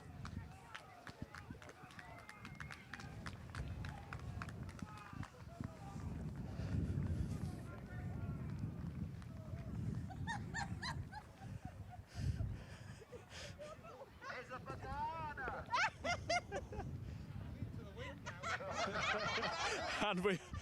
And we have also got one of our favourite organisers and one of the race mechanics for EDF Motorsports this year as well, dressed up as a banana. So we can see if we can grab a chat with him as he comes out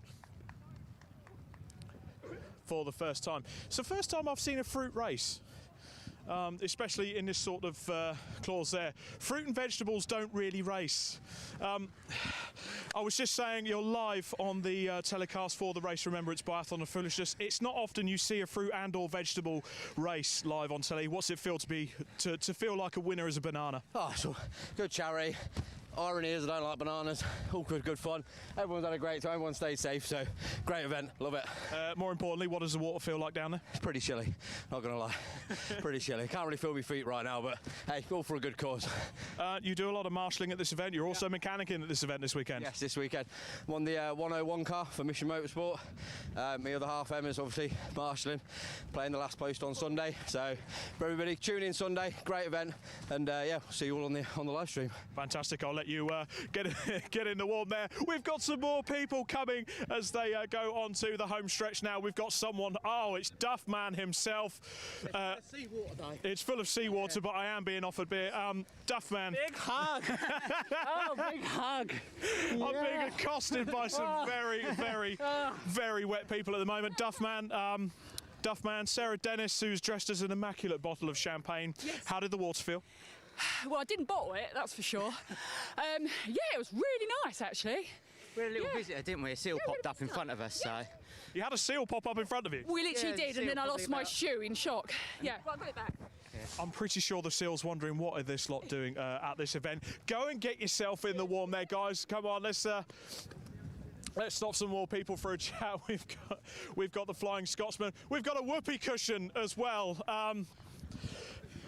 The whoopee cushion's looking a bit wet there. How was that for you? I underestimated the dry weight and wet weight of the costume, so it's pretty heavy going.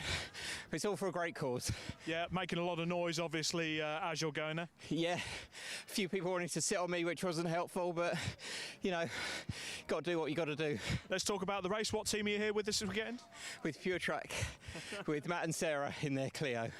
Fantastic. Well, good effort here. Now, I have to stop you because we have found Charlie Snell of the Brscc dressed as Wonder Woman. Hello, Charlie. Oh, of course, he's going to give me a hug. Nice and wet. Charlie, how was that?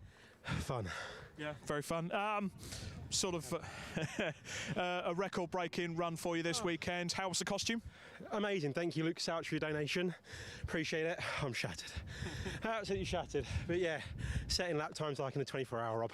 Yep, fantastic there. And Charlie, if you get yourself onto the Brscc pages, and Charlie Snell, he has got a fundraiser set up at the moment. He is near the £1,000 mark. So if you can get some money into the Just Giving for Charlie Snell and raise nearly £1,000, all goes towards Mission Motorsport.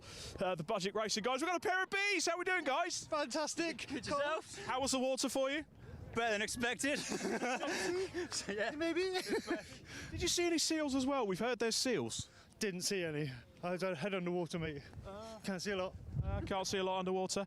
Right, let's see the rest of them coming through. Here's Luke Souch for the Brscc, just keeping an eye on proceedings as part of the marshalling process. He will be absolutely pleased that Charlie was able to raise this. We've got Ghostbusters as well. What a film. And we've got some... Oh, we've got someone's escaped from the car. What's going on here? I don't want to help. I want to help. Have to take him back to the nursing home. This is all part of the... We've got Jesse as well. We've got various Goldilocks. Oh, and we have got the Silver Lake Specials and Brazilian lifeguards. The Brazilian lifeguards. Casper, it was bad enough while you were in the dog costume, you whittled on my leg, but how was the water? Freezing. Absolutely Baltic.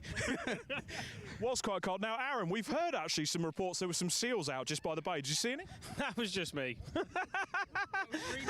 We had a bit of an oil protest going on, but we evaded that. Okay. It's quite good. Okay, and out for the racing part this weekend, who are you here with? Who are you racing for? Silver Lake Racing, run by Greg Rose. We're doing this all on behalf of Alan Preble. He couldn't be here this weekend, but we're going to try and do him proud. Put up in P2, see how the race goes. Fantastic. I'll let you get into some more suitable attire. I knew that was going to happen. It's always they get out of the water and they just want to hug all of the dry people as well. We've got Al Murray here. I can't believe it. They come all the way to Anglesey. I know he's very busy on his tour, but he might be disguising himself as Frank from the wonderful Frank's Charity Track Day. Frank or Al, how was that for you? Refreshing. Very refreshing. You've had a very good weekend so far. What are you here doing this weekend? Just supporting the Race Remembrance, helping out where I can, raffle ticket selling, and anything else I'm required to do. And the costume, you're looking very fetching. Who have you come dressed as today, of course? So foolish because I didn't realise it was fancy dress. Yes, I'm here as the pub landlord, Mr. Al Murray himself, who was very kindly donated a pair of tickets to his 2026 tour to the charity auction that's going on Sunday. So.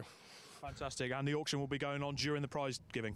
Yeah, after the prize giving at the end of the race. And yes, I think we've got some quite interesting lots and hopefully raise a good bit of money for Mission Motorsport. And Frank, as well as Race of Remembrance, all year round, You're doing charity track days. How much have you raised so far? At the moment, we are at just over £167,000 since I started, which, considering the first ever day we did was an accidental charity track day and we raised £300, to what we're raising now, it's absolutely amazing. And we've got one for Mission Motorsport on Friday, next Friday, which should take us over the £170,000 mark. Absolutely fantastic, Frank. Fabulous work there. And we will see this man up and down the pit lane this weekend. Best I think. broadcaster at Race of Remembrance. Thank you very much. Very flattered there. Brilliant work from Frank. Nearly £170,000 raised for various charities. We've got a few stragglers coming towards the back, but it looks like most of our runners have made their way back. So that's the end of the Biathlon of Foolishness. Everyone has gone round and got a bit wet and got their costumes wet, and they're going to dry off now. And we've got 12 hours of racing coming up. We're going to go for a break now, and when we come back, you will hopefully see the cars gridded up ready for 12 hours of racing action here at Anglesey this weekend. For now, it's time for a break.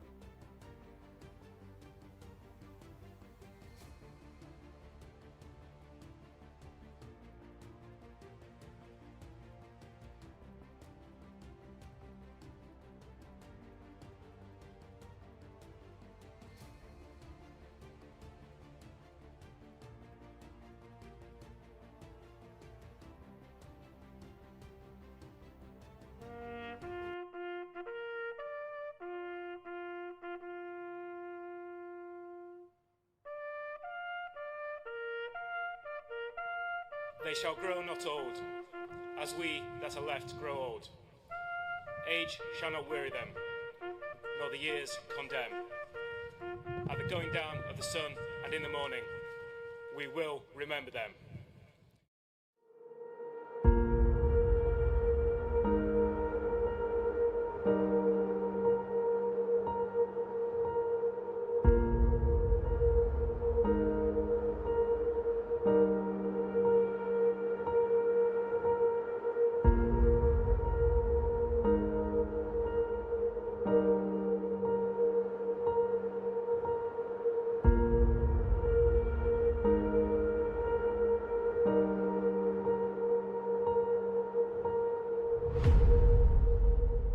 Let's go racing!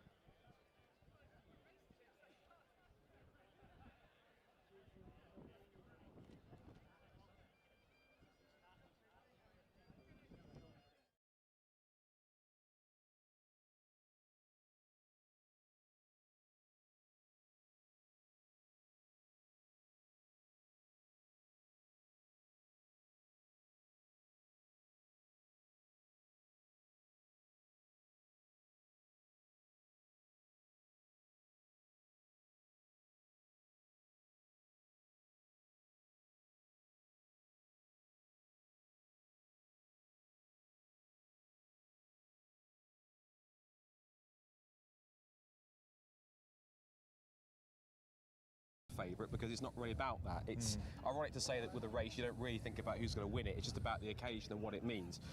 First of all, it's great that we've got the Jaguar here with this quote from Winston Churchill from 1945. It adorns it, the typical poppies that we have, which are traditional for Remembrance weekend, and of course a Race to Remembrance. I mean, you look at the front row, I mean, anytime we've had a Caterham on the grid, that's usually been quite a good favourite, but Lotus has been quite quick on top of that too. If you look further down the order, there's going to be contenders in all the classes competing up there with D, C, B, also AC1 for the C1s. We know the C1s, of course, from many Brscc events, and of course the 24 hours. The BMW class will be competitive.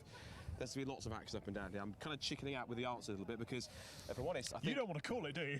I don't think you can in some cases, because it's one of those races where you have that incredible element that we all love in motorsport, the unpredictability of it. It's 3 parts, it's 12 hours. We know an endurance race, anything can happen. So in this sense, I think we're going to get more of the same today. Can I also say as well, of a rarity, I think we're going to start for the first time in a while, Race of Remembrance, with this thing called Sunshine in November. When does that ever happen? Probably about 3 years ago, I think we had conditions like this. They're going to be a bit changeable tomorrow, but you're right. November, Anglesey, you don't expect weather like this. There's a bit of a fresh breeze coming across the track.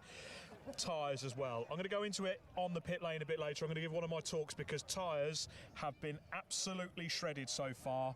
That Caterham on the front row, number 99. We're going to go and start speaking to the teams and drivers in a second. But that Caterham on the front row, car number 99, that has not raced an endurance race before. It's his first time at an endurance race, and it shares the front row with Rob Boston. And Lee Brooks is going to be starting that car, and that Lotus Elise on the front row alongside car number 43. That is the Rob Boston Racing adorned car, and Class D car, and over. You know, on the front row overall, they had a bit of pain last year with the fire that happened, and unfortunately dropped them back. They're going to be one of the favourites as well. I've got a dark horse that I'll tell you about later, but Scott, I think it's time we went and spoke to some of the drivers. Yeah, firstly we can have a word with the man who's at the wheel of number 43, Lee Brooks. We'll see how he's feeling. Of course, Rob Boston Racing have won this race a couple of times before, so they're no strangers to this at all. I think they're about to do a bit of a team photo in a second, but we'll see if we can quickly dive in and have a word with Lee if we can. Lee, just quickly for a second as well.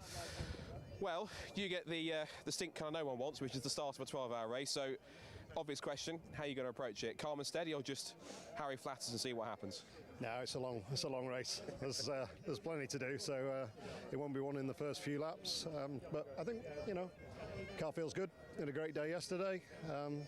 We'll go and run as fast as we can, staying out of trouble. That's the plan. There's a little bit of expectation on top of that, given that Rob Boston have won this race a couple of times before in one of these cars. They know how to do it. So does that add any extra pressure, or are you just taking it all in your stride? No, I mean, the event itself is bigger than the race, really. It's, it's a fantastic event. You feel like there's a sort of higher purpose to the whole thing, really. So, yeah, we're here to race.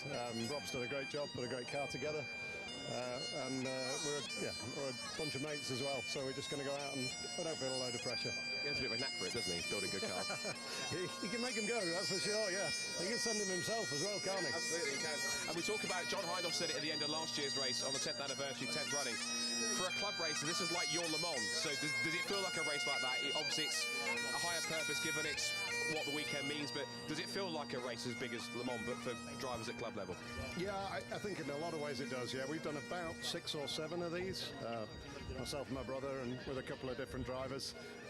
Yeah, the whole weekend is captivating, and it's a real test, Like I said, a lot can go wrong. You've got a lot to concentrate on for a long time, and if you can get a result, it feels incredible, yeah. Fingers crossed, it's a good start. Better luck. See you get on for 12 hours. Rob, over to you. Let's see who you've got.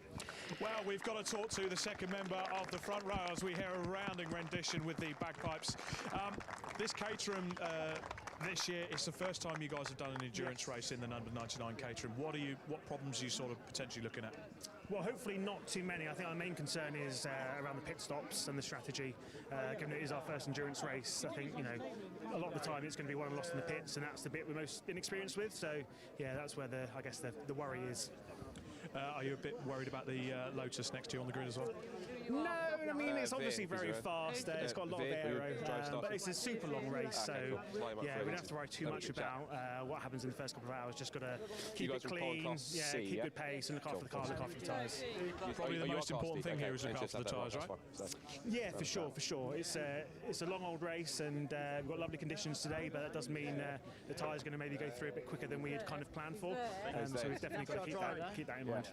Definitely got to keep that in mind. Well, good luck for the race up ahead. That's the queuing in the car. We've got the Patreon liveried BMW just behind them as well. This car ran well last year before going into its own problems.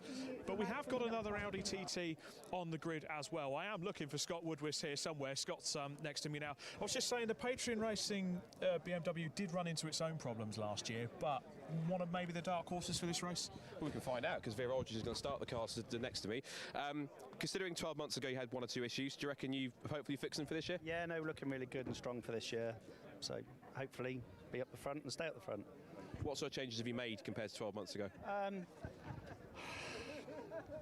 Good point, really. Just made it more reliable. Just knew everything that we thought might let us down. Yeah. So yeah, left nothing for chance, hopefully. And a race like this, reliability is everything. Yeah, it's all down to reliability, and that's what we're trying to do. You're in the mix. You've obviously got the Caterham Lotus in front of you here as well. You've got the Audi next to you, so you've got 4 Class D cars at the front. Yeah. This is going to be quite a skirmish in this first 7-hour part. So is it just going to be try and stay with them at the front, run a good pace, and see where you are come 10 o'clock? Yeah, just find a good, happy pace and stick with it, really, and then see what the weather brings tomorrow.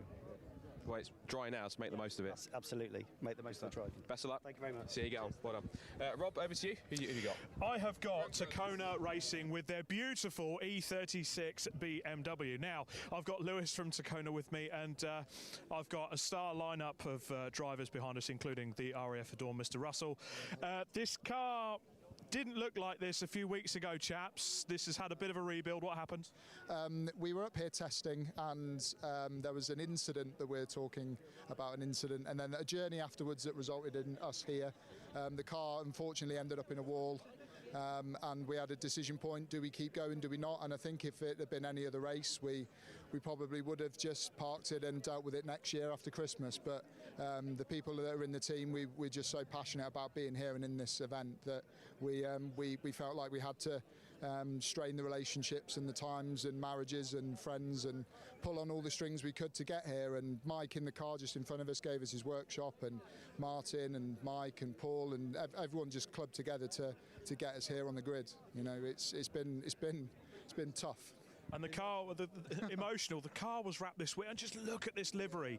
Any retro sort of ex-tobacco livery looks absolutely stunning. And look at it. And I've got to bring in Lewis. Tacona Racing is really a brainchild and thought of as Tacona brand, which is yourself, a mental health charity. Tell us a bit about Tacona. So the idea is that we use cars, and obviously this is a good example, to get people talking about their mental health and get particularly men who are usually quite rubbish at doing that to engage with a topic that they're interested in as the starting point to conversation. So the Rothmans logo didn't exist until 3 weeks ago when they got the idea for the livery together, and there was a message going, can we do a Rothman style? So that's what we've done, and it's about that familiarity through cars being the gateway to conversation. Definitely, and it's great to see you down here, Lewis, doing some great work with the Tacona brand. Have you got anything new in the pipeline? There is, but I'm not allowed to talk about it. There's another charity element working with another partner that could hopefully be quite a big step up in the reach and the potential that we have with what we're doing for mental health and a bit more of men's health in general. Fantastic. Well, guys, good luck at the race this weekend. I'll be honest with you, ladies and gentlemen, hopefully I don't put the commentator's curse on it. They're one of my dark horses for this race. Scott, who have we got? Well, I've got Simon Waterfall here, who is in part of the Racecraft team, one of the BMW 1 Series Supercut cars that's making its debut for this weekend as well. Simon, you got good and some not so good memories of this circuit in the past, but is this your first crack at the 12 hours for Race of Remembrance? Yes, obviously done quite a lot of sprint racing here in Mazdas and previously sprinting in Westfield a long time ago. But yeah, first time at the full ROR this time. Yeah. So how much of a daunting prospect is it, or are you just going to take it all in your stride, do you think?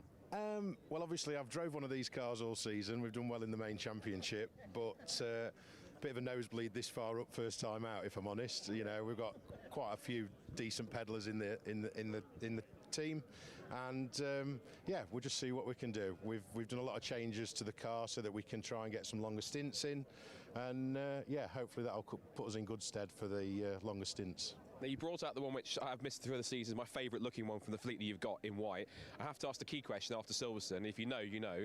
Have you remembered where to put the key this time? We have the key and it is secured. If you don't know, watch back at Silverstone in August and you'll know exactly what I mean by that. Obviously, you're up towards the front in Class C. Of course, you've got the Tacona car, you've got breakdancer racing, who veterans in doing endurance and doing super sport all season as well. Do these kind of guys intimidate you at all, or are you just going to just send it and see what happens?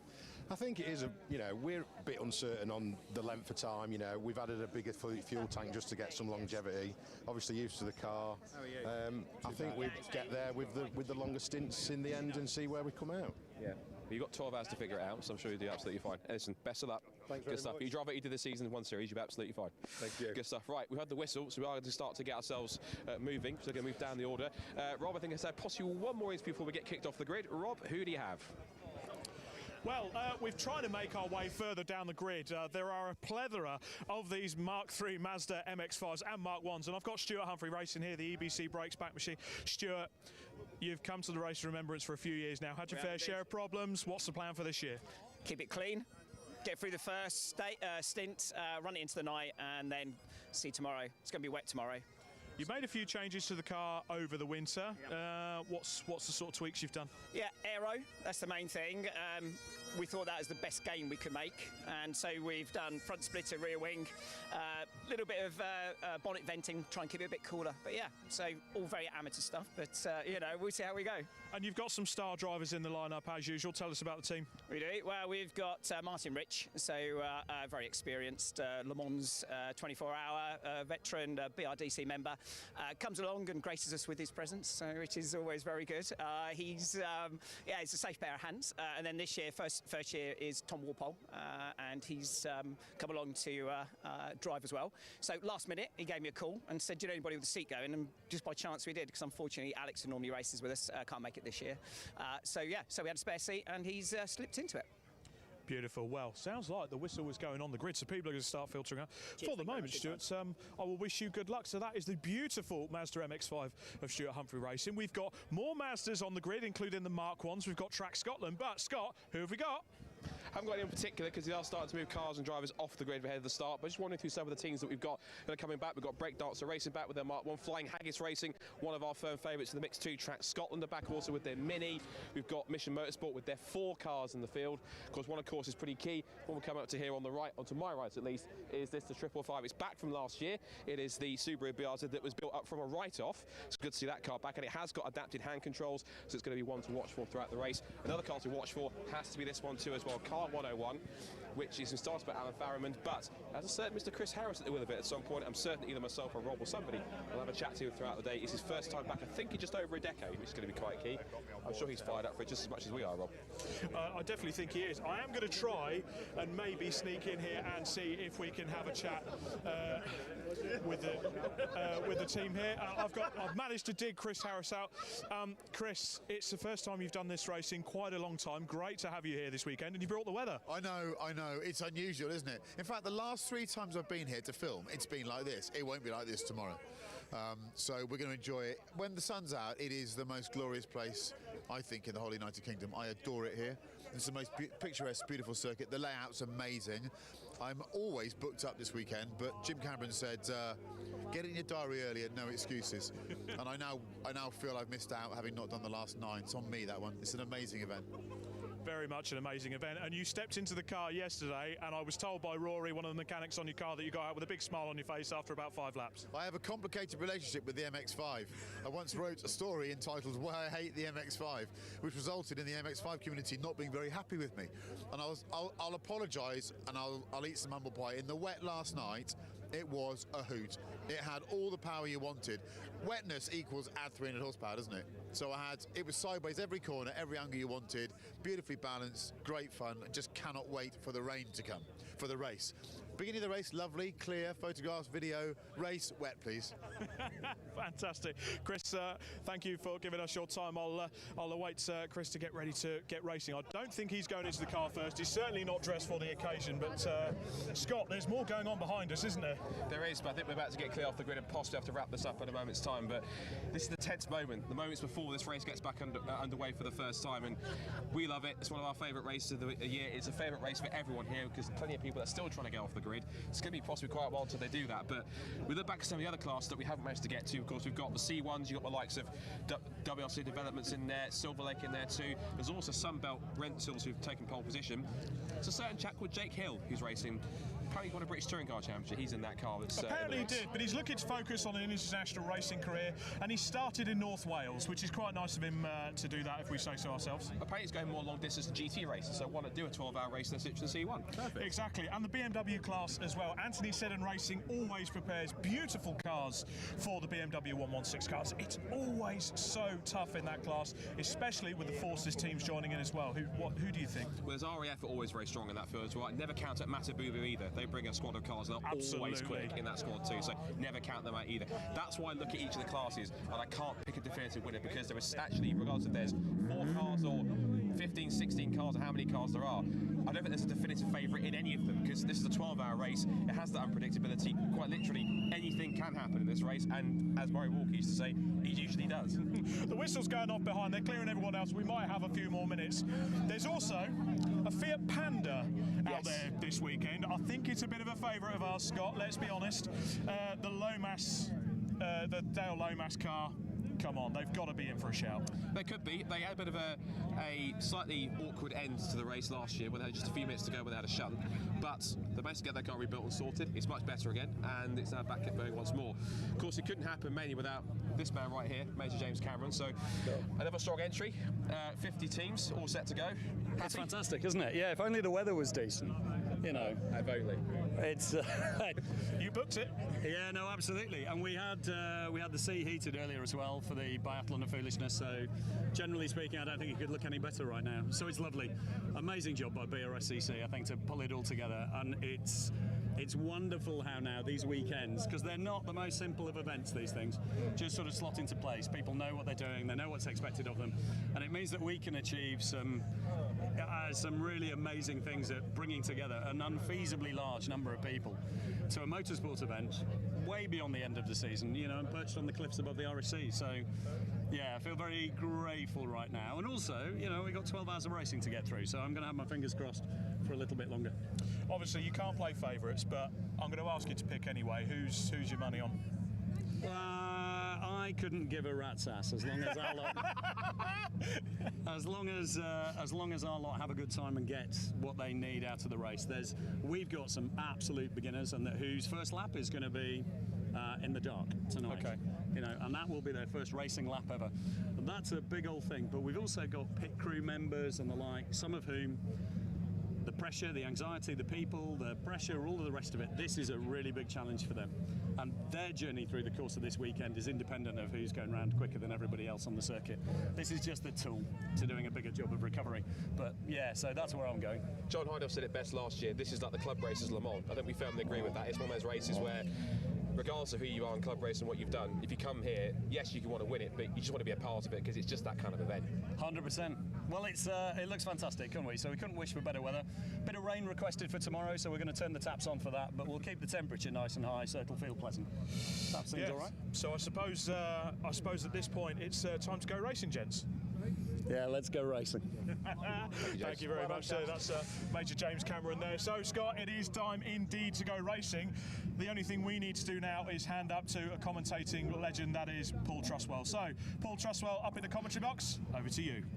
Thanks very much, Rob Lewis and Scott Woodwith down in amongst the grid and all the people that are taking part down there. Great to hear as well from James Cameron just at the end there, who put it very well, because I'm a motor racing fan, so over the course of the next 12 hours, day and a half, I'm going to get a bit excited about the motor race that's going on, but James is absolutely right. There's something far more important going on here. The Race of Remembrance is all about Mission Motorsport and its mission, its campaign to rehabilitate ex-servicemen, and it does that in a variety of ways, by giving some the opportunity to drive cars, by giving others the opportunity to work in the pits, by really bringing a military precision to the organisation of motorsport, and providing all of those people with a reason to get out in November when perhaps they don't really feel like doing so. But to be part of this event in any way, shape or form is an honour. Sport entry entered, driven by Thomas McEwing. It will be Thomas who's starting, ably partnered by Mark Haynes and Thomas Gunther. These three very quick drivers, but as we were hearing there, they are going to be going through a fairly steep learning curve. But the Caterham is certainly a car to have. It's quick, it handles nicely, gets its way through the traffic nicely. They just have to work their way through the fuel consumption. The rules dictate that the cars must make 6 pit stops over the course of the race, each of which must be 4 minutes long. So that's going to account for everybody. They will have to make those pit stops. Don't have to make them in the first part, and indeed, if for whatever reason you have to make more pit stops, then you make more. But a minimum of 6 pit stops of 4 minutes each, and as I say, that's going to possibly be the difference between DKS Motorsport and Rob Boston Racing, who starts alongside with the number 43 Lotus Elise. It is, as we heard, going to be Lee Brooks starting. He shares with Ben Brooks and Phil Grayson, and so both the cars on the front row of the grid are 3 driver lineups. 5 minutes to go before the start of the formation lap behind the safety car.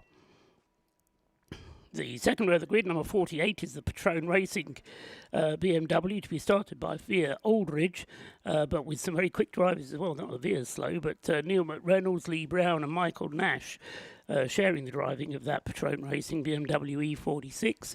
And when it goes dark, look out for that car. You can't miss it, in fact, because the whole of the front bonnet line, the A-pillar, across the roof line, down the C-pillar, is a bright white line of lights. So that is a sentence, it just about works. Anyway, look out for as I say, you won't miss it once it goes dark, the Patrone Racing 48 BMW. And alongside it is the 666, the Audi TT, entered by Fraser Nash. But that's largely an independent organisation from the RAF, who are also involved. Not the Fraser Nash that makes cars, you may have heard of. Fraser Nash Consultancy, based up in Scotland, and they are the entrant for the car. The drivers, Max Bird is going to be starting it, having his first Race of Remembrance, as indeed a number of quite good drivers are out having their debut at the Race of Remembrance this year, Max Bird being one of them, former BRDC Rising Star, and they're sharing with Ross Leach, with Glenn Griffin and David Pavley, who wasn't here yesterday, so he's having his first taste of Anglesey here today, this weekend. So he's been given dispensation, even though he didn't do qualifying yesterday, to participate in the race. So David Pavley, the 4th driver in the 666 Audi TT, again, distinctive livery on that car with bright pink and black on the number 666, which starts on the inside of the second row of the grid, the outside going into target, the right-hand side. Next on the grid is the number 71 Able Care Lotus Elise. This is a car driven by brothers Jason and David McAnulty. Jason probably the quicker of the two. He's the younger.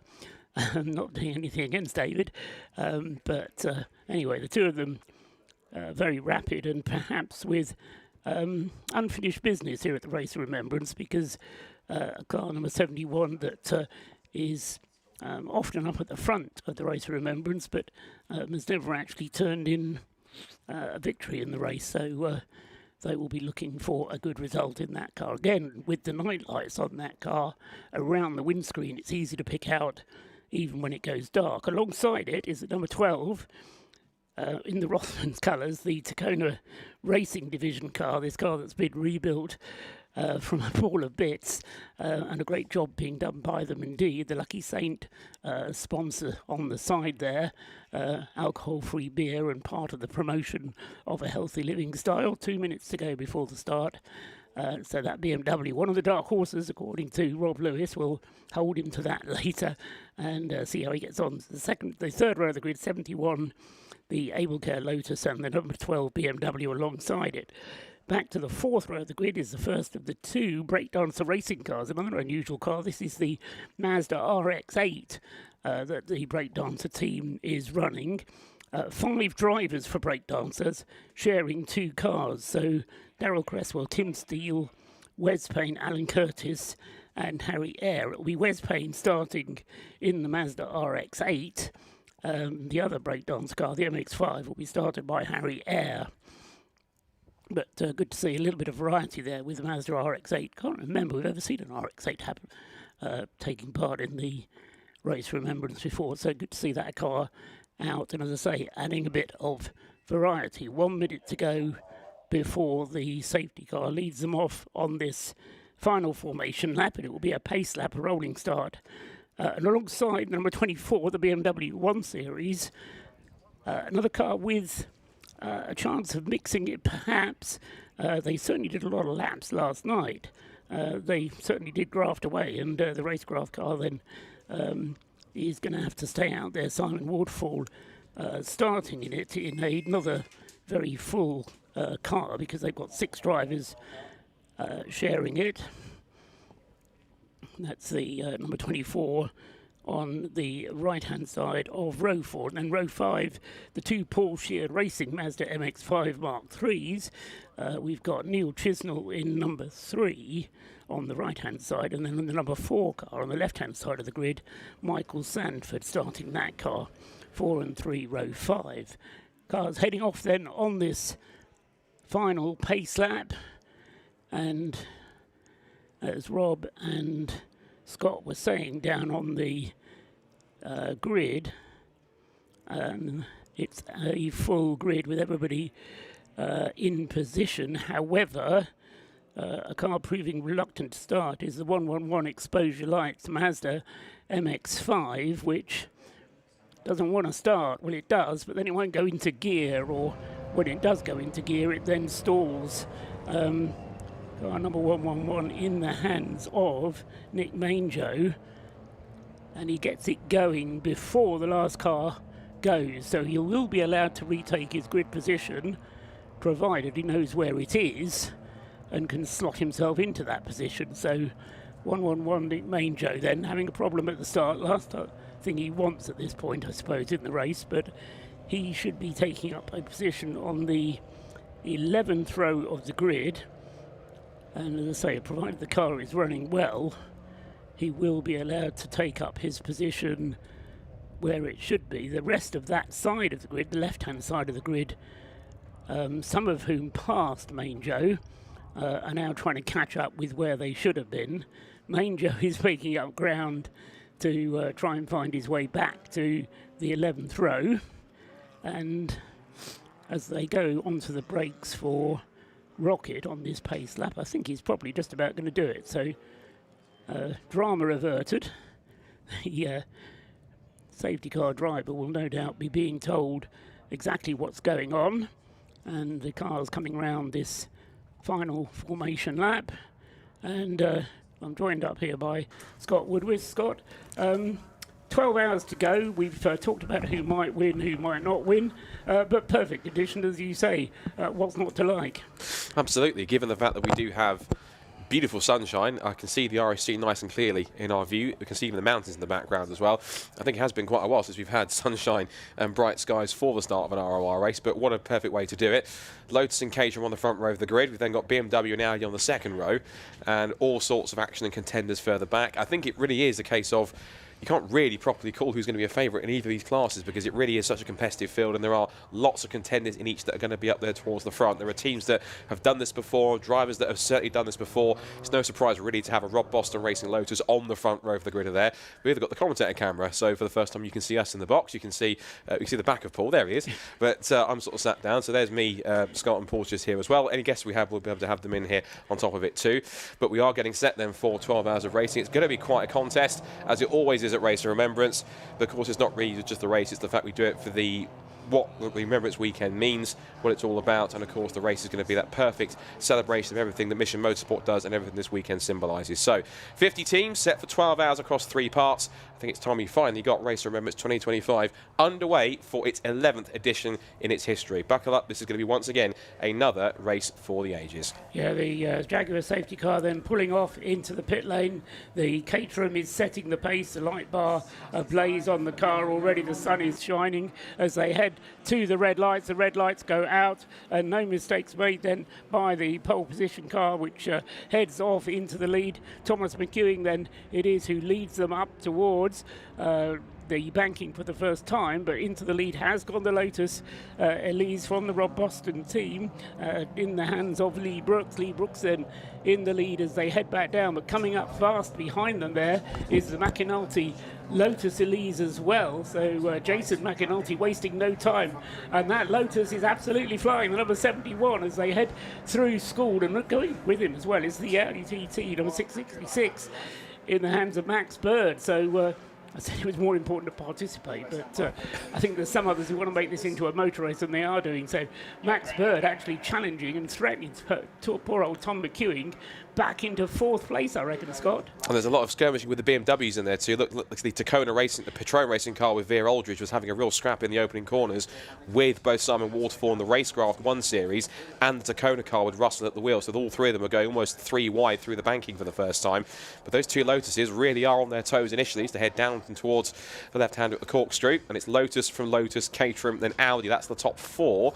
Little smoky from the back of Max Bird car, but he survives. And already off is the 101 Mazda. That's the Mission Motorsport car. So that car's the one with Chris Harris, who's not at the wheel, but that's his car that he's racing. So lap number 1 already hitting troubles. I didn't quite see exactly where that's ended up. I think he's possibly gone sideways or rotated at the bottom of the corkscrew somewhere in that area. Alan Farrimond, who normally drives the pace car. Yes. You're not used to starting that far back. But anyway, he will get going again. Jason McAnulty has really got the fire in his belly, because he is going flying through into the lead and really did make Lee Brooks look as though he was standing still as they went across the start-finish line. So he leads across the line and therefore comes up to be the race leader at the end of lap 1. So it's Jason McAnulty who leads Lee Brooks in the other Lotus Elise from Rob Boston Racing in 2nd place. In 3rd place is Tom McEwing with the Caterham, and then in 4th place is Max Bird with the Audi TT. A big gap is then forming back to the 5th place car, which is the BMW David Russell in the number 12 Rossman's coloured, not sponsored, car. And then Simon Waterfall's BMW 1 Series is next up. Veer Aldridge with the Patron Racing car is next up in 7th place. In 8th place is Michael Sanford with the Mazda. In 9th place is Wes Payne's Mazda RX-8 for the Breakdancers team. And rounding out the top 10, Stuart Humphrey in the Stuart Humphrey Racing Mazda. He's in 10th place. Certainly is. We look at some of the other class winners as well, leaders. So of course McAnulty leads Class D at this point at the end of lap number 1 in the Flying Lotus for ES Motorsport. It is this Kona Racing BMW that starts from its pole position spot into Class C, leading 5th overall. Then in Class B, it's the Track Scotland Mini, Michael Imrie, who's usually a local at Knock Hill. Good to see using his expertise in that car. A little wide of the hairpin there for the Tacona car, but it carries on. And that's in Class B. In Class BMW for the 116s, it's the Priestwood number 34 Anti-Seddon racing car, so they lead the way from the start. And in the Intra C1 class battle, it's the Sunbelt Radios car with Colin Hode at the wheel. That's the car which also has Mark Hode and a certain Jake Hill. And that car is currently leading the way. Of course, there is also a Class A car. There it is on screen. It is the only sold Class A car, which is the Ford KA of Bradley Performance. And that car currently running at the end of its first lap in 39th position overall, and mixing it with some of the 1 Series class cars. So you're one of the people that call it a KA rather than a car. I think Ford initially identified it as being a Ford car, but lots of people called it a KA purely because they chose to do it as 2 capital letters, but we don't say MINI, do we? So anyway, a debate can be held later on at night as to whether it's a car or a KA. The Fiat Panda is also going well, talking of unique cars out there, trying to go past the Mission Motorsport Toyota GT86 and succeeding in so doing. The Fiat Panda car number 25, Dean Lomas driving it, well, though Vincent Lomas is the start driver in that car, running in its doesn't, although it's in a class with the others, it's not really on the same pace as the rest of that class. Making up ground is the 101 Mazda, having had that off with Alan Farimond on the first lap. He's trying to make up ground and has come through at the end of lap in 44th place, so making sure he doesn't fall off the lead lap just yet. Leader, meanwhile, Jason McAnulty, is wasting no time at all up in the front and opening up a bit of a lead. It was 1.7 seconds at the end of lap 1. He goes through at the end of, at the end of lap 2. He goes through at the end of lap 3, and it's up to 2.1 seconds. First to second best lap of the race, therefore, having gone to Jason McAnulty, 1 minute 39.229 so far. Lee Brooks still through in second place, McEwing third, Max Bird fourth, and a big gap still before we get Dave Russell in the leading BMW. Not that far ahead of the Patrone racing car, 48 in Veer Aldridge's hands. Losing a couple of places on that lap was number 4, Michael Sanford, in the Paul Sheard racing Mazda MX-5. He gets overtaken by the Wes Payne Breakdancer racing Mazda RX-8. And just going back into the BMW class, as you were saying there, Scott, it's still Mac Priestwood leading the way there from Hugo Cook in second, and then Ollie Cottam is in third place in the Yggdrasil BMW. The Citroen C1's being led by Colin Hode. They don't need a touring car champion in the car to make it go quickly, ahead of the Track Scotland car. So Colin Hode leading the way, but Adam Kindness is less than a second behind in the Track Scotland car in second place in the class. Just had a spin, also a rotation briefly at the hairpin down here for the 51. That was one of the GT86 Toyotas. Mission Motorsport car, Lee Ashton, who started that one. A bit of a rotation, was a little fishtailing on his recovery, but he managed to get it going again. He's carried on. The only GT86 in the race, actually, Scott, because the other one, which was due to be started by Mission Motorsport, being retired, hurt following qualifying or following the practice, and the Mission Motorsport team substituting the car with a Mazda MX-5 to give the drivers their chance. So we've got only one GT86. We've got the BRZ, of course, which is practically the same thing, the Subaru, but just those two cars from Mission Motorsport. Yeah, different spec as well, of course, because the BRZ has been built up from what was a write-off, and they managed to build it up with parts, I believe, in support with eBay Motors for last year's race, and that car also fitted with hand control, so it can also run some of the beneficiaries who also get the chance to race in that car as well. Yeah, all disabled drivers, so that actually saves them the problem of switching between hand controls and foot controls at every pit stop. It does mean that the pit stops are slightly longer purely due to the problems of getting the drivers in and out. But into the pits, oh dear, this is a car we didn't mention in the lead up to the race, the number 100 BMW, the West Suffolk College entry. It's 330i BMW, but they have had all manner of problems. I think they've completed something like a dozen laps, no more than that, in qualifying sessions. They're on their third clutch, having replaced it umpteen times. And that looks like a serious problem again for the number 100, Scott. Yeah, driven by Ben Spencer, who's just been recently crowned the new City Car Cup champion, so sadly not a good start to his race. And no, it's a team full of City Car Cup racers having this outing in the BMW, but as I say, they've just had so many problems, and the team has worked enormously hard to try and get it going, but looks like it's been to no avail. But who knows, they'll battle on.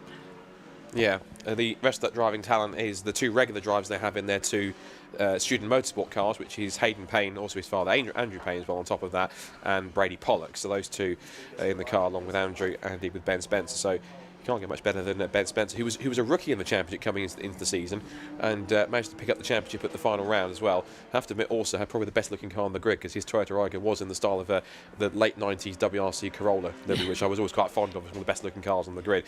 Thankfully, hopefully it looks like whatever the issue was for the 100 car doesn't appear to be as serious as we first feared, because it has been pushed back out. So Ben Spencer will get the car back onto the road. Still 6 hours and 50 minutes to go. He's still got plenty of time to make up. I just wonder whether that was just a systems check, because after a new clutch, then you may want to bleed the system, and it may be that they were doing that and just checking that the system was working as it should. So I just wonder whether that was just a systems check for the number 100 car. The pit stop itself was considerably less than the 4-minute minimum, so doesn't count as a proper pit stop, as it were. So we'll see how they go. And I think they were, in any case, expecting it to be a troubled race for them. But at least, as Scott says, they're back out on the circuit now. Ben Spencer at the wheel. Just quick checking also with that, the Mission Motorsport tyres that had that spin up at the hairpin. That car did recover. It's dropped down to 32nd position, so got some work to do to try and climb back up into at least the top 30 first of all. Yeah, that Mazda, the 101 car, unique in the sense that it's participated in every single Race of Remembrance there ever has been.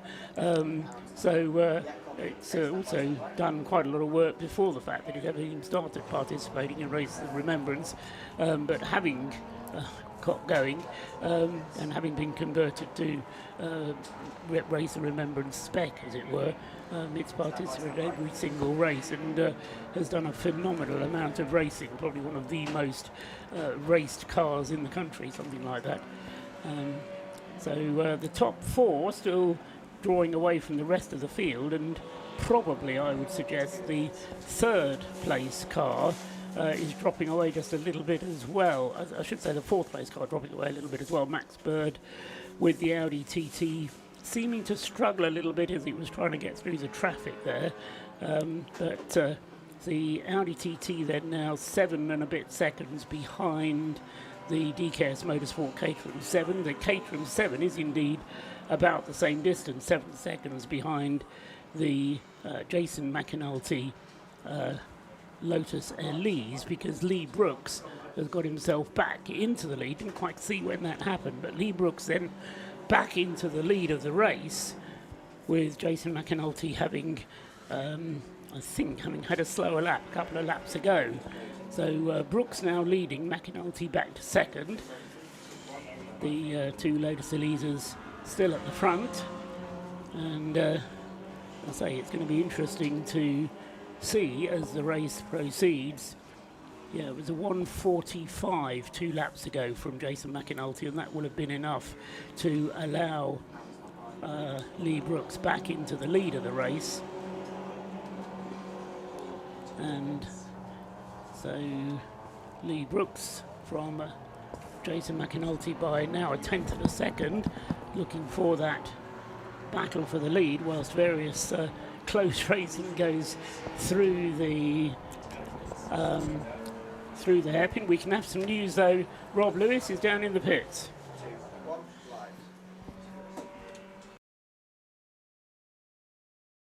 You saw the images of the car pulling into the pits earlier on. They're actually called their driver back in, and they're due in any second now. First they had a misfire, and then on the floor of the garage as they had the car in for some repairs, they discovered a fuel leak as well. Andrew Payne, the West Suffolk College car. Yes. It has not been a good weekend. It's been a challenge from start to finish, I think. We came on Thursday to give the car a shakedown because nobody had driven it, it'd not been done. It was kind of a last minute build. We were waiting on parts. And we got out for like a couple of laps on the Thursday, issues with the clutch, so we had to sort that out, all sorts of problems. Didn't get out, got out in day qualifying to do just a few laps, and only 2 of us, Ian Head and my son, have qualified for night qualifying. So we got it ready for the race, we've sent it out, he's done a few laps, spended, got up 10 places in the first lap, and it's in for some issues. So it's going to be an interesting weekend, I think. We'll hope the car finishes, but who knows? But we're having fun, that's the main thing. And we're at Race of Remembrance at beautiful Anglesey, so, the spirit of the event is still there with us. Definitely a great spirit of the event. And as we did the interview behind us, it also looks like your garage neighbours, Bromley Motorsport, are potentially pulling their car in with a few issues. We'll await to see what happens there. But for now, back to Paul, back to Scott. Thanks very much. As we heard there from Rob Lewis down in the pits. Meanwhile, the 1 Series BMW Super Cup car having a bit of a moment, Scott, at... trying to work out where that is on the circuit. That's the Rocket Complex, by I think by the look of it. Yes, that's by Rocket Engineering Arrays. So spin there for that car. Apparently that car's just been called in as well. So garage neighbours are not having the best of fortunes early on in this race by the looks of it. It's still Lotus, Caterham from Audi at the front. But it's changed again because McAnulty, having had that slower lap and allowing Lee Brooks ahead of him, has now changed again. So we've had 2 changes of lead already then, with a bit of a dogfight going on between McAnulty and Brooks. I think on normal pace, McAnulty slightly quicker than Lee Brooks, but as I say, Lee sneaked by a couple of laps ago when McAnulty possibly made a mistake somewhere out on the circuit.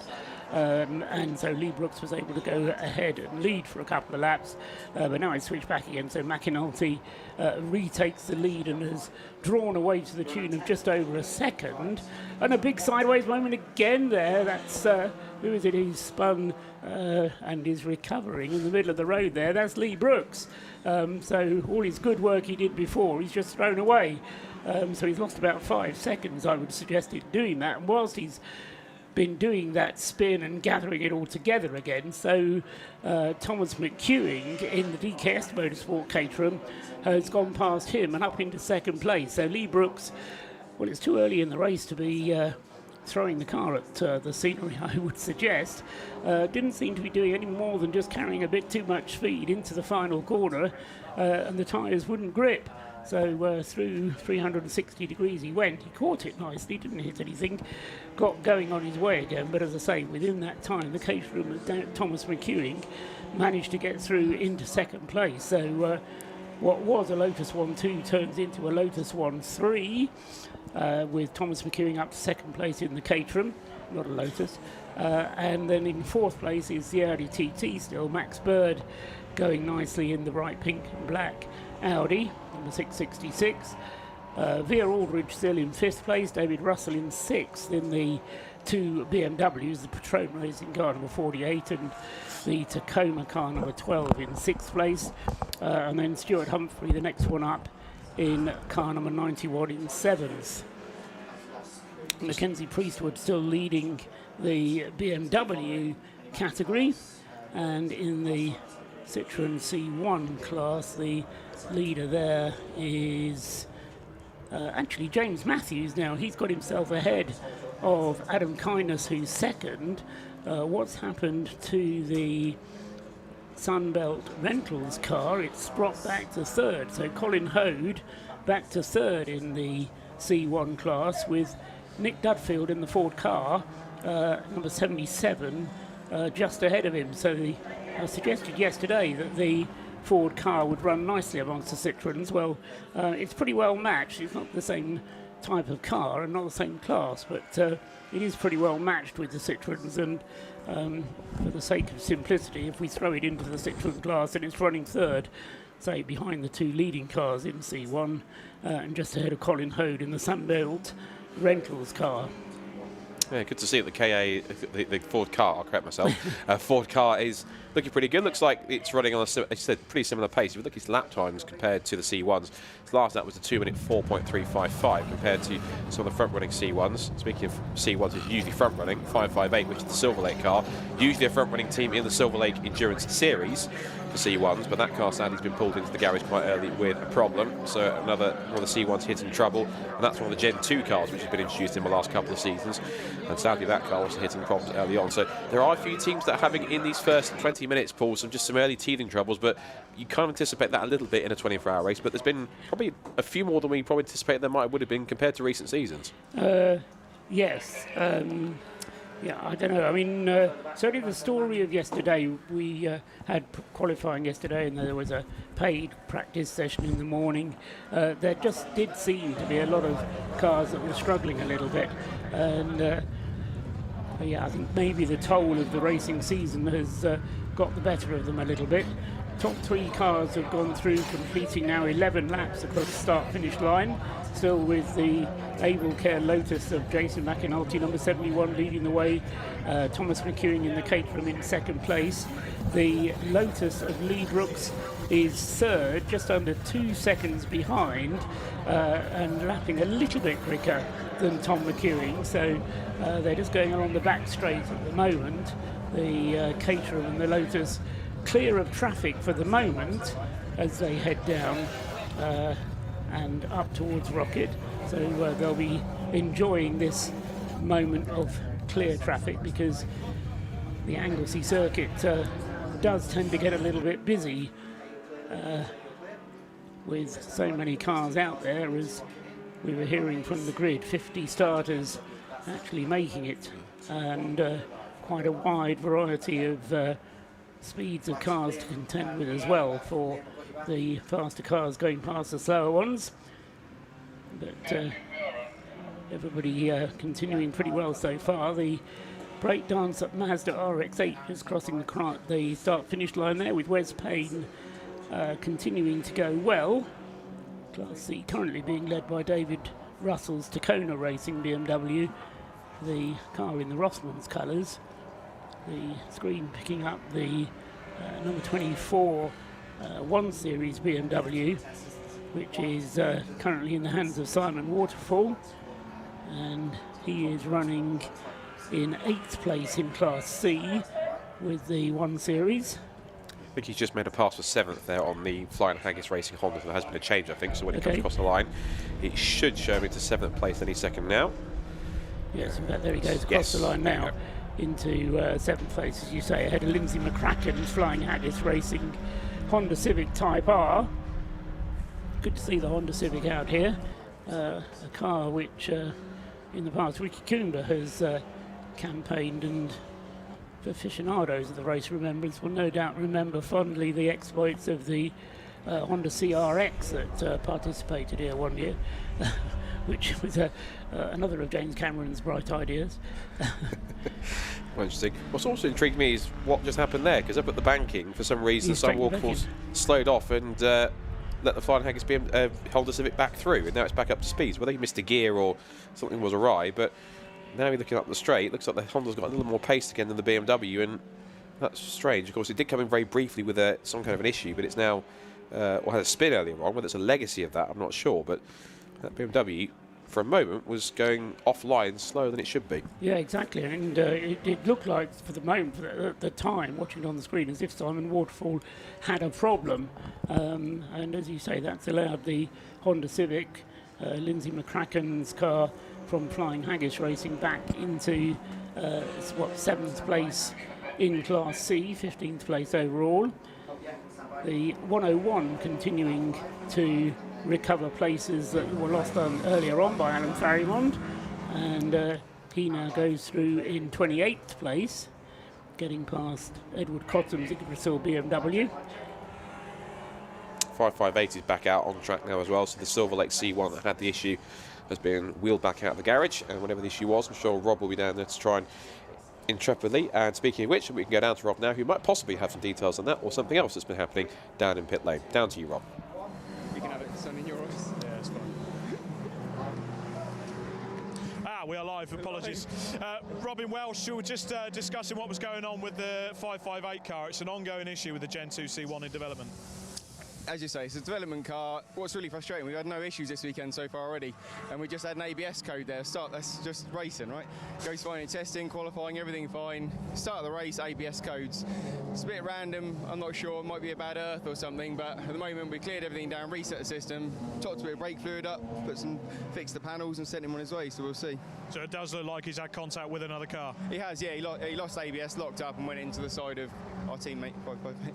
And that was the fight at the front, effectively, you're handing it over to the Sunbelt Rentals car. Exactly, yeah, and it wasn't intentional. It's not through trying to be racy, because we already spoke at the beginning of the race when no one's interested in racing each other. We just got to do laps today, and yeah, it's no intent there at all. It's just a mechanical failure, unfortunately. Unfortunately, hopefully that doesn't continue with the Gen 2 C1 as well, and unfortunately the perils continue with the West Suffolk College car 100. That is back in the garages getting repaired. I'm going to find out what's going on with the car now. I suspect it could be to do with that fuel leak. Back to the team. Yeah, thanks, Rob. So, yeah, problems for the 100 BMW, not entirely unexpected, I suppose, but yeah, unfortunate for it. Just got a shot on camera there of one of the three extrovert, if you say it right, Metabubu Racing BMWs, which are out in force in the 116 class. The best of them currently in the hands of Stephen Robinson is 4th in class, behind the two Anthony Seddon Racing cars and the Yggdrasil car with Ollie Cotton driving it. Stephen Robinson then in 4th place with number 56. Meanwhile, the race leader, Jason McAnulty, goes through again. He's opened up the gap now between himself and DKS Motorsport in 2nd place to 9.7 seconds. So 9.7 is the gap between Jason McAnulty in the lead and the Caterham of Tom McEwing in 2nd place. Lee Brooks, having dealt with that spin and for a couple of laps suggested that he might be closing on McEwing, is now dropping away a little bit in 3rd place. He's 5 seconds adrift now in 3rd place. Moving up to 4th has come Max Bird in the Audi TT number 666. So he's improved and got himself ahead of the 2 BMWs.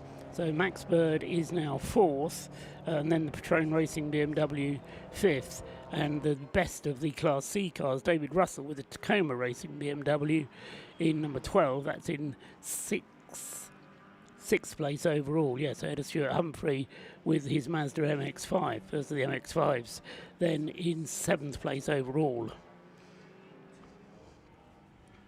Mackenzie Priestwood going nicely in the Anthony Seddon Racing BMW. Young driver. He was making his debut, as I recall, here in the Race of Remembrance last year. And was quite rapid last year. Did well, obviously enjoyed himself sufficiently to come back again this year. Had a busy season over the course of the year, and coming back to round out his season back at the Race of Remembrance this year. There goes Max Bird across the line in his Audi TT. The number 91 car flashing lights. That's Stuart Humphrey there as he tries to go up on the inside of the BMW. That's not a battle for position, but Stuart Humphrey lapping the car of Hugo Cook, which is a 2nd place BMW. And off again, I'm afraid, has gone the number 24 1 Series BMW, Scott. Yeah, Simon Waterfall again looping it. That's time that's down at the banking by the looks of it. Just very gingerly reversing it back onto the road, keeping it off the racing line. And that car, when it had the spin, had been down in 15th position, so it dropped a bit further back. And now looks like whatever the issue is, Simon Waterfall trying to get it. I think it's running, but he's trying to get it refired into gear at some point. But he's now managed to do so, but it seems kind of reticent to do very much with any haste at this point in time. That car once again getting underway again, as that continues to have problems. There's the 666. That's the Fraser Nash entered 666 car, and that car is essentially what it is. Essentially, it is an Audi TT Cup spec Audi TT, the Mark II 2-litre TFSI. That car, I believe, was driven by Daniel Budd, or one of the Budd brothers in the championship a couple of seasons ago. You can see that car still in service. These cars do tend to find themselves in different championships like Club Sport or Super Sport Endurance or other places around club racing. They are such a well put together club racing car, these new Audi TTs that came only a couple of seasons ago. But good to see that these cars are becoming more popular, and not just in their own championship but in other areas of club racing as well. And good to see that car also running strongly in the top class, in 4th position right now.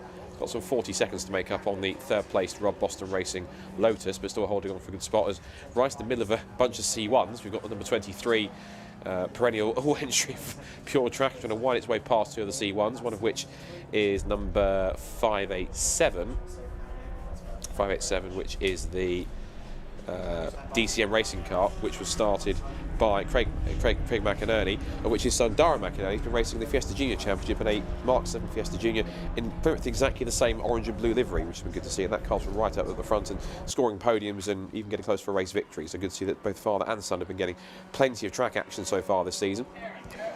There goes 378 C1. That's, I think, a battle, for position, by the look of it. 378. Yes, 378. That's the Team MKD car with David Birch at the wheel. So those two going back and forth at that point. So a nice little intra-C1 battle going on as Max Bird finds his way through past both of them on track. As we now already approach half an hour gone in this 11th edition of the Race of Remembrance 2025 here at Anglesey. Running strongly. So intense is that battle in the C1 class that that's around the bottom of the top 10 of the C1 class. So they're doing quite nicely. And the battle going on. See Max Bird making up his way through the traffic in the Audi TT there. That car had problems during qualifying yesterday, Scott. They started off in the dry part of the qualifying session, did 2 laps, and then suddenly all the power disappeared. They spent the rest of the qualifying session in the garage. They got out again towards the end of the session, by which time it had got very wet, but in any case the car still wasn't running cleanly. And then they had to wait for parts to arrive from elsewhere in the country, and of course being up here in the back of Beyond, that took a while. But as I say, they got out nicely come the warm-up session this morning, although fancy there might be a little bit of smoke coming from the back of the car. Is it oil smoke or is it tyre? I'm not quite sure. It's not very clear from the shots that we can see, but they're still going well. As you said a moment ago, Max Bird still holding 4th place overall with the Audi. Albeit now he's dropped to he's 43 seconds now adrift of the Rob Boston Lotus up ahead, with, as you say, half an hour of the race gone. Be intrigued to see how this car fends at the end of the 12 hours, because I think this is possibly the longest race I'll see one of these cars compete in, because I've seen it race in 2-hour Supersport endurance events. It's competed at events like the Brscc Relay. I've seen a couple of these cars race, but you get the cars go out in stints rather than the entirety of that race. So to see one of these spec cars go out for 12 hours, same of course the BMW 1 Series Super Cup car as well, because those cars are built primarily for 15-minute sprints rather than 12-hour endurance races. So this will be a real test of longevity for both those specifications of cars. They're kind of, in a way, they use a lot of parts that are very similar, if not identical parts. And effectively, the Audi's the front-wheel drive version of the BMW kit, if you like, and vice versa with the BMW in terms of the Audi. So they're relatively similar concepts in terms of building a kit of parts, put them all together, and there you've got a race car. So that's going to be key to see how those cars, what the longevity is like on that side. Something about radials, we'll watch on screen here. This is the car which currently has Colin Hode at the wheel, and he's being chased down by 486. This is for position. This is in fact for 3rd place in the AC1 class, the C1 category, and it is 486 giving pursuit. That's supposed to be Matt Mills at the wheel starting that car, but it actually says on the screen here Shears. So I think there's a change of start driver by the look of it. So 486. Yes, we were told it was going to be Matt Mills, but it may be they have sneaked in a driver change already. As you say, Matt Shears at the wheel of the 486. He has had...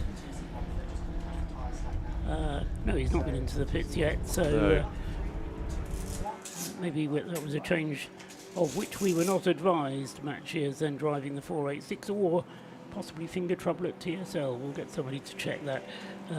Anyway, the 486 for WRC running in 4th place in the C1 class.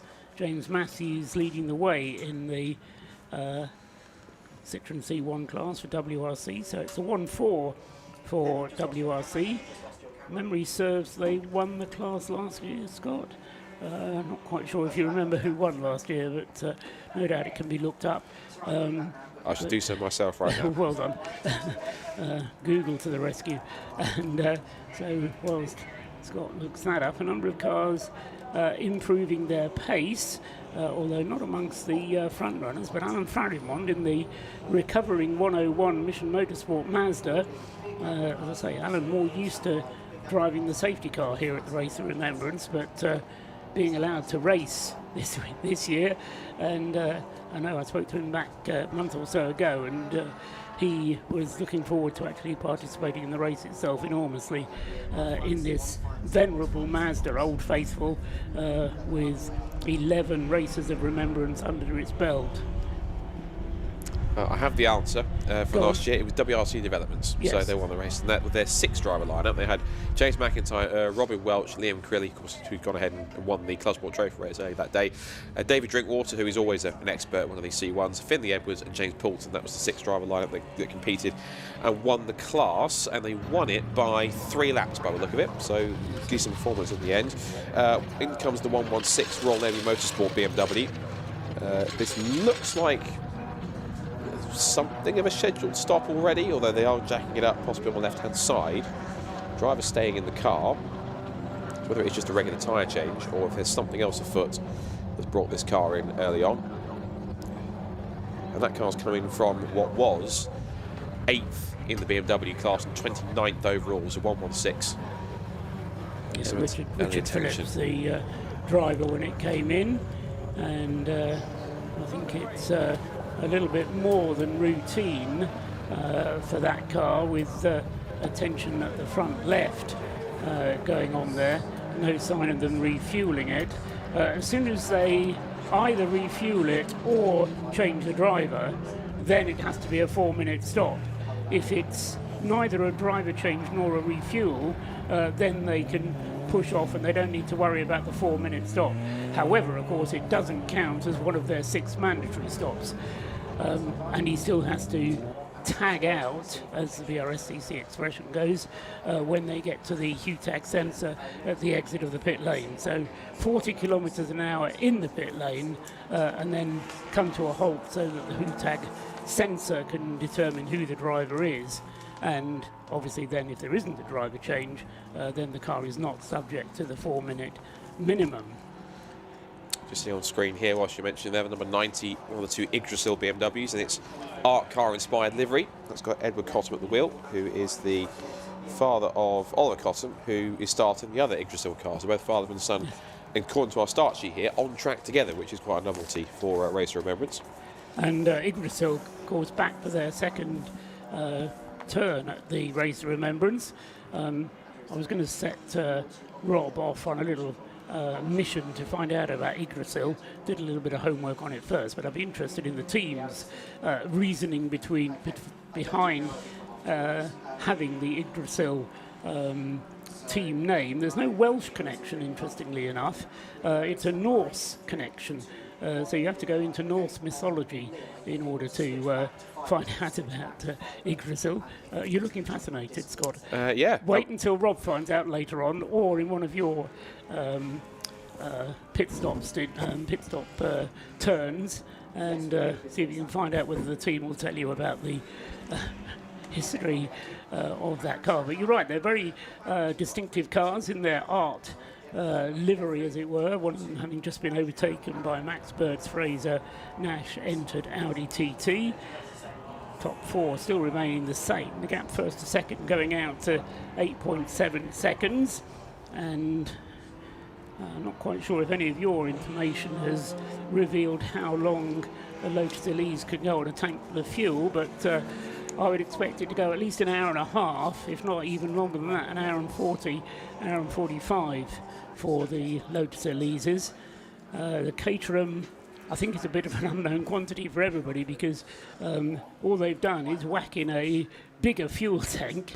They've been out to do a long run last night to see how long the fuel will last, but last night was wet and greasy compared to today, when it's, I won't say warm and dry, but cold and dry. I suspect the car will be using considerably more fuel today than it will have done in its calculations from last night. So Tom McEwing and the Caterham, again, will be coming in at some point for fuel, but I suspect there'll be, I don't know if the Caterham is fitted with anything so sophisticated as telemetry, so he may just be relying on a fuel gauge lamp coming on before he decides when to come in.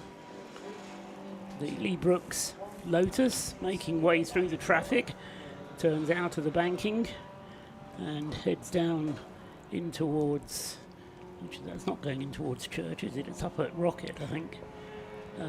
That's out of Peel, that is now, going down towards the corkscrew. So lots of traffic for Lee Brooks to contend with, but his lap times for the moment not as quick as the Caterham or the McAnulty Elise up ahead. And in fact, hats off to Tom McEwing, because he's just done his best lap of the race in the Caterham, 139.732.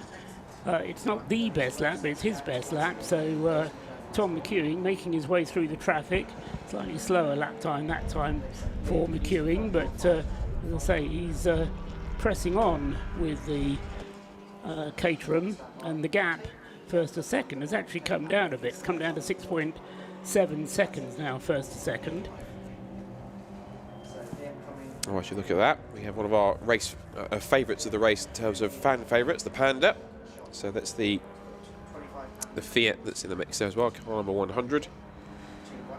Not 100, excuse me. That's the 25 is the Fiat Panda. 25, thank you. That's got Lomas at the wheel. I say Lomas. I mean, It's Vincent.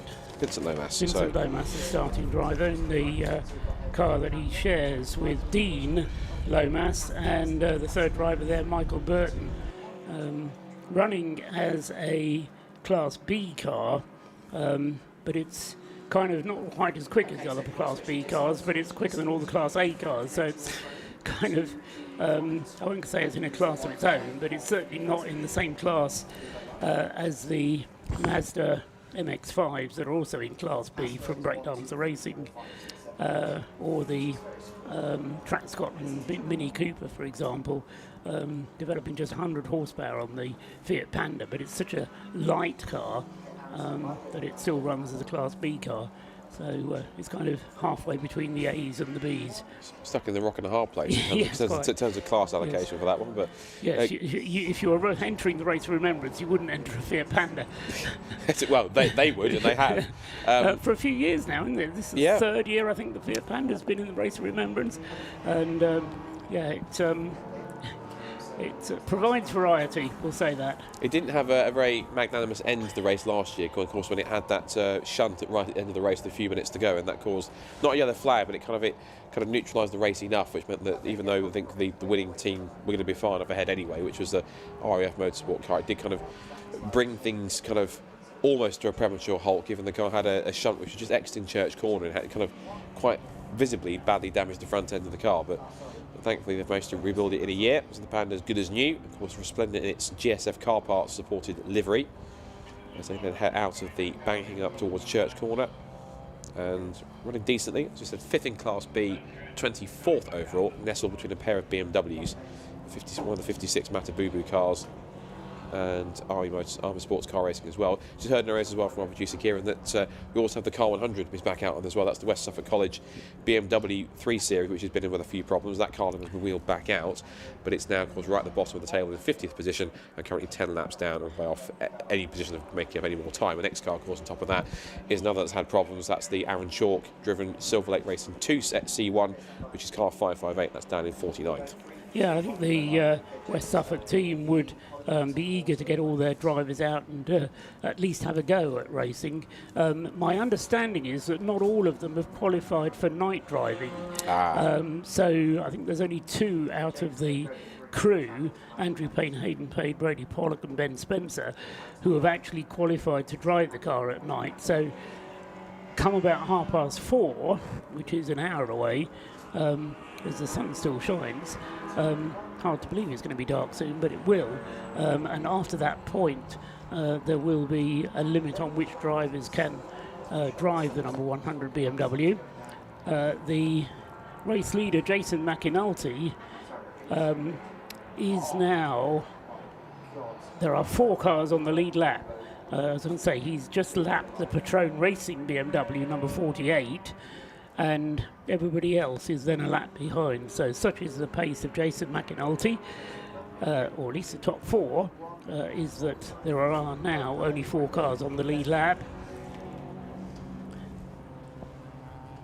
The Stuart Humphrey Racing Mazda putting a lap as well on one of the BMWs.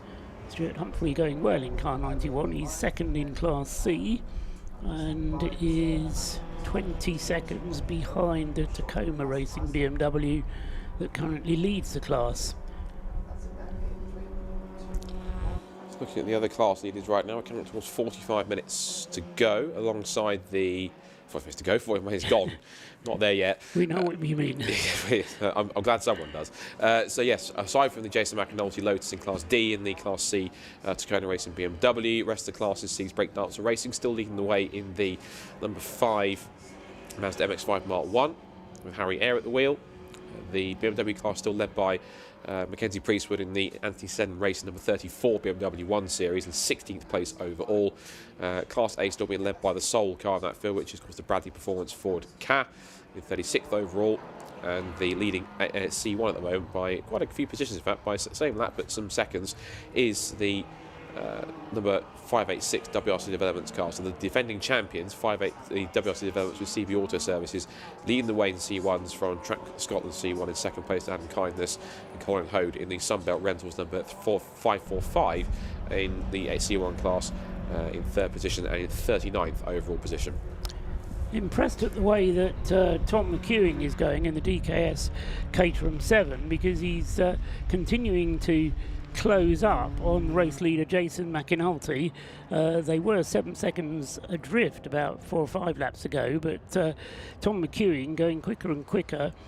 Set his best lap of the race a few laps ago, got the gap down now to just 3 seconds first to second. Jason McAnulty and the pair of them having to battle their way through the traffic, catching up with the Subaru BRZ on screen, the 555 car.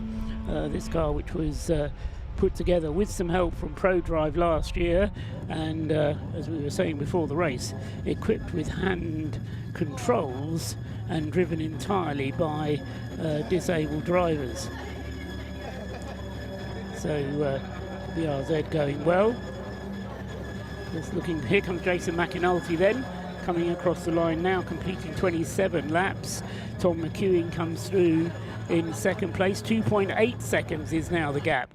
So continuing to just take a little bit out of the race lead every time is Tom McEwing. The BRZ, incidentally, in the hands of Linda Noble at the moment. And as I say, all of the drivers of that Subaru BRZ are disabled or differently abled. And so the car being controlled by a hand throttle, and Linda Noble at the wheel of it at the moment is staying out of trouble. The car has moved itself up into 10th in Class C, 22nd overall. Meanwhile, the sister car, if you will, for Mission Motorsport, the number 51 Toyota GT86, is in the pit lane, and this is the at least second pit stop for that car. Lee Ashton bringing the GT86 car into the pit lane, and again, that's one of the Mission Motorsport entries, and yeah, the second pit stop already then for the GT86.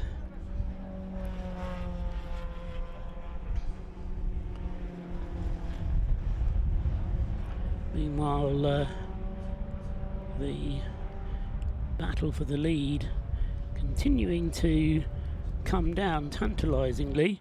Jason McAnulty can certainly see the Caterham behind him. Into the pits is coming the Audi TT 666 Max Bird, and I fear this is slightly too early to be a regular pit stop for that car, although they're clearly expecting it. So 666 Mac Bird into the pits. There is a driver coming round, so it does look like it's going to be a routine pit stop. Driver out of the car, so this is one of the 6 mandatory pit stops for the Audi TT. Checks going on whilst the driver change takes place. Refueling can be done, although not while a driver is in the car. So while the driver is getting in, it looks like they're not going to refuel it just yet. But as I say, with the driver change, it will be a mandatory 4-minute pit stop, which will put that car well down in the classification. It was 4th when it came into the pits with Max Bird at the wheel. I'm sure Rob Lewis will tell us who the driver is who's getting in. My guess would be Ross Leach.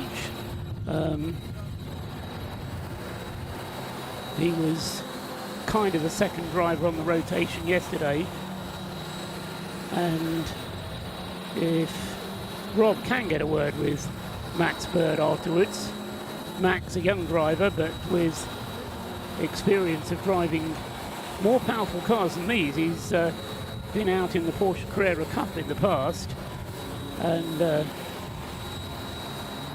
was a BRDC Rising Star in 2022.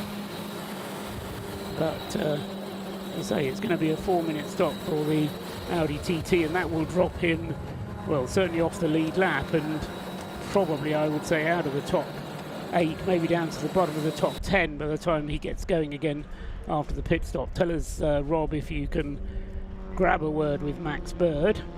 Meanwhile, the leader, Jason McAnulty, charges up through the right-handers, which is basically the club straight, still being pursued by that Caterham. Tom McEwing then trying to force his way through the traffic, goes up nicely on the inside. Rocket would have saved himself a couple of tenths there. The Caterham number 99 then chasing down that Lotus. And once again, Tom McEwing coming off the back of a personal best lap of the race last time around. So Tom McEwing has got that Caterham nicely hooked up, and as I say, last time around took very nearly a second out of the lead between himself and Jason McAnulty in the lead. 1.4 seconds was the gap first to second at the start of the lap as they head up the Tom Price straight towards the hairpin. Caterham, I reckon, took a little bit more out of the lead under braking there. They dive past one of the Citroen C1s, back down past the bus stop, downhill, then judge that braking at the last possible moment. Coming into the final turn, Jason McAnulty comes up behind one of the Matabubu BMWs, crosses the line, the gap goes up a little bit, would you believe? So the Lotus there of Jason McAnulty actually lapping 0.3 of a second quicker than Tom McEwing that time around, so the gap goes up to 1.8 seconds first to second. Tom McEwing having to fight his way up here. Jason McAnulty struggling for all he's worth up at the front, and with the pit stop for the 666 car, that means that there are only 3 cars on the lead lap, the third one being the Rob Boston Racing Lotus Elise of Lee Brooks.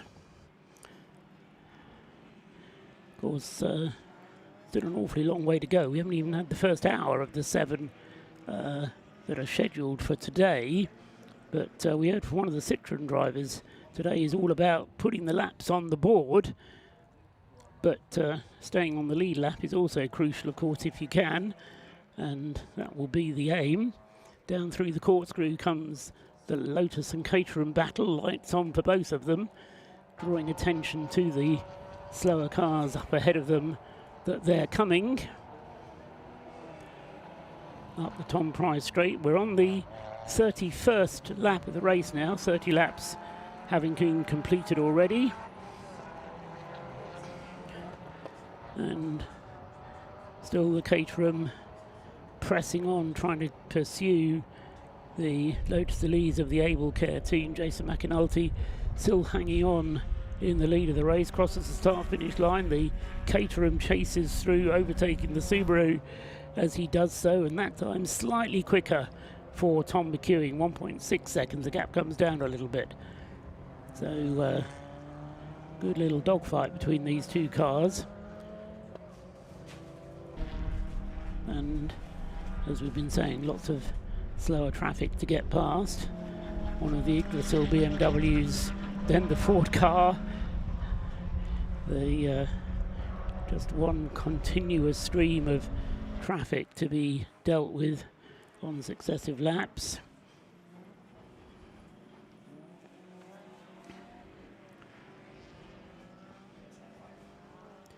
And as I've been suggesting, it's still must be at least a third of a tank of fuel left in most of these cars, I would think.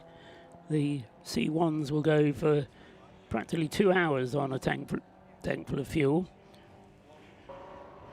as long as we're at racing pace, which we continue to be at the moment, or threading the needle between two slower cars there. Jason McAnulty taking no prisoners at all, but it's important for him to keep the pace up, and yes, he achieved that, threading the needle as they went up to the hairpin, back down again into the final turn, and the Caterham still chasing on behind there.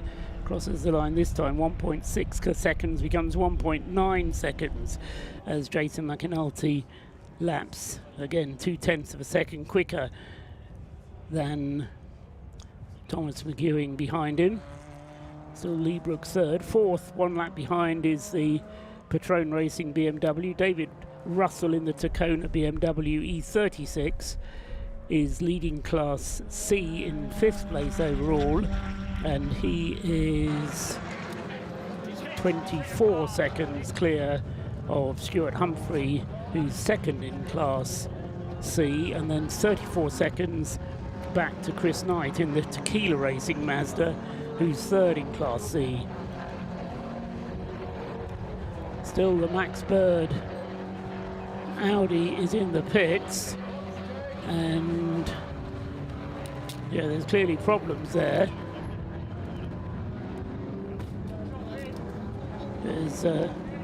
They've done the driver change, but they've been in the pits for a little while now. Let's just check the time spent in the pits for that car.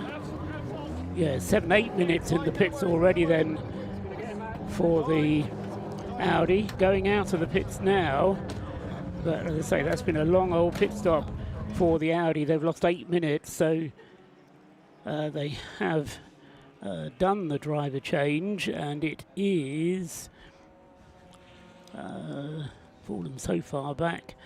Glenn Griffin, who's taken it over, in fact, but he's dropped way back to 27th place overall, as Thomas McEwing just puts the best lap of the race in the Caterham, 99.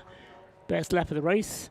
Boot up on one of the Citroen C1s. That's the 486 car that Matt Shears is driving. So whether that had a little tap, or whether just the speed of the Citroen air pressure popping the hatch, but one is reminded of Fiat 500s that used to run with the engine cover open. Oh, and there's also damage on the back of one of the Metabubu BMWs. That's number 54, Ian Burgess's car. As another pit caller at the moment is the Mission Motorsport Mazda number 29. That's Mike Hilton, who's in the pits, and that's going to be a refueling stop. So a scheduled stop after very nearly an hour for Mazda number 29. Also coming in is the 101 Mission Motorsport Mazda MX-5. So the Mission Motorsport team deciding that an hour is long enough to drive one of these cars, and so fuel going in to the 29 BMW. Just looking down to work that is going on the 101. Driver change taking place on the 101 as well. So Alan Farimond has done his stint, and that will be handed over to one of its co-drivers. Rob Lewis will bring us news as and when he's able to. The damage on the back of the 54 has drawn attention to the marshals, who are now showing the black and orange flag to, I think, number 54, whilst fuel continues to be added to the 101 Mazda. As I mentioned, Alan Farimond is now out of the car. The battle for the lead, just waiting for the Lotus and Caterham to come round on another lap, because in fact I think Tom McEwing is no, he's right up with the Lotus Elise once again as they go along the skyline there, down into the ward, out of Rocket, down in towards Peel, and the Caterham has caught right up with the Lotus. And I was about to say that he'd dropped back, as it was a slightly slower lap last time around for the Lotus. Just waiting for them to come back into view. The Citroens come through. 458, 486 coming through. That's the battle for second place. Yeah, the Matt Shears car with the rear deck having opened. And coming down through the hairpin now, for the moment at least. I reckon Jason McAnulty has just got the legs of the Caterham once again. Last time around, the gap up to 0.8 of a second. That's as big as it's been for a lap or two, but there's more traffic ahead for McAnulty to fight his way through. McEwing is just going to get through the traffic, I think, before they get to Rocket, but it's going to be a close run thing. Onto the brakes for Rocket. McAnulty there acknowledging the blue flag as he gets there, and just about gets through the traffic, but McEwing is right there with him. They're side by side as they come through Rocket, and along the skyline McEwing takes the lead. So into the lead has gone the Caterham, then Tom McEwing. He's been threatening to do that in the last few laps. Jason McAnulty then has been caught and now passed by the Caterham as they turn through the left-hander at the corkscrew, head up the Tom Price straight towards the hairpin. We've got a new race leader, and it's not a Lotus Elise. Earlier on we had Rob Boston, Lee Brooks' car, or Lee Brooks driving Rob Boston's car, leading the race. Now we've switched back again. McAnulty has been in the lead for a long time, but a new leader as they come through to complete 36 laps is going to be Tom McEwing. Pit stop complete for the 101 Mazda. That's ready to go back out onto the circuit. Hear it revving away in the hands of Anthony Isles. It is who's taken that one over. And into the pits comes the Citroen with the boot open. That's Matt Shear's car. And I think that'll just be a quick tape job, and they'll send him on his way again. The leaders heading along the school straight through the right-handed school pass, and Jason McAnulty coming back at Tom McEwing as they head up towards Rocket once again. There's no gentlemanliness going on here. McAnulty wants the lead back. He's not going to give it up easily, but he's not quite late enough on the brakes, so McEwing still leads as they turn through Peel and come down through the right-hander, then back into our site at the commentary box here, and McEwing getting himself a little bit caught up with the traffic there, having to take the wide outside line around the Track Scotland car, and also having just overtaken the Ford car, but McEwing maintaining his lead for the moment then, with exactly an hour on the clock. So 1 hour and 2 minutes completed. Thomas McEwing leads for DKS Motorsport, having started the race on pole position, but having only led the race for the last 2 laps. Turns through the final turn, comes through, crosses the line. Jason McAnulty right behind him is just 0.641 of a second behind in second place. Lee Brooks is a further 30 seconds behind in third place. And then a lap down is fourth place man, Vio Aldridge, in the Patron Racing BMW E46 car number 48. Top 4 cars all in Class D. In fifth place overall is David Russell with the Tacona Racing BMW E36 car number 12. In sixth place and second in Class C, Stuart Humphrey with the number 91 Mazda MX-5. In seventh and third in Class C is the Tequila Racing Mazda with Chris Knight driving, and in 8th place, 4th in Class C, is the car number 4, Paul Sheard Racing and Michael Sanford. 9th now is Harry Eyre for Breakdancer Racing in the leading Class B car. That's Harry Eyre, the Mazda MX-5, ahead of Nick Manjo, who had that problem on the start line, but eventually managed to get going. Car number 111, he's 10th. In 11th place, Michael Imrie in the second place car in Class B, the Track Scotland Mini. And in 12th place, third in Class B, is James Larmony in the Pure Track Racing Renault Clio. James will be driving a Citroen as well later on in the race. Leading the BMW class, still Mac Priestwood in the Anthony Seddon Racing BMW, car number 34, ahead of Hugo Cook's similar Anthony Seddon Racing BMW. Those two separated by 15 seconds, 34 and 21, and then third in the BMW 116 class, Ollie Cottam in the Yggdrasil BMW car number 9, and he is a further 20 seconds adrift of the two Anthony Seddon Racing cars. In the Citroen C1 class, it's still James Matthews leading the way for WRC, ahead of Adam Kindness in the Track Scotland Citroen C1, and then Colin Hode in number 545, the Sunbelt Rentals Citroen C1. And the Ford car, Nick Dudfield, is actually obviously leading his class. He's the only one in the class, but he's ahead of all of the Citroen C1s except for James Matthews in the leading car in the class. The Subaru BRZ is in car number 555. That's the second stop, I think, for that car. No, it's first stop for the 111. So Linda Noble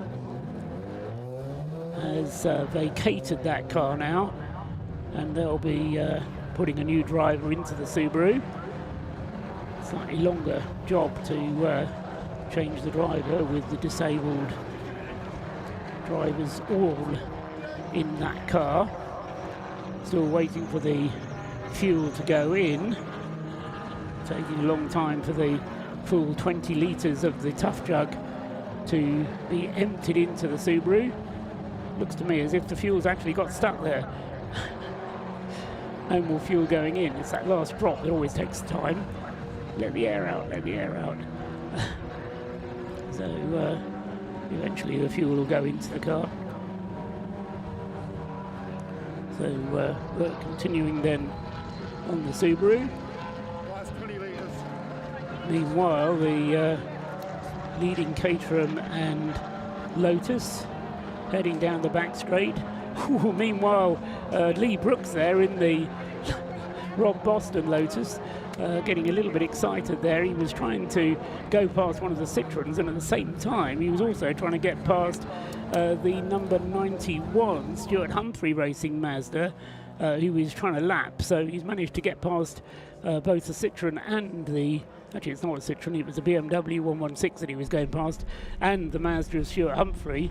But Stuart was involved in his own little battle there and didn't make life easy for Lee Brooks, who found himself on the grass coming out of the final turn, but just about managed to sort everything back to how it was.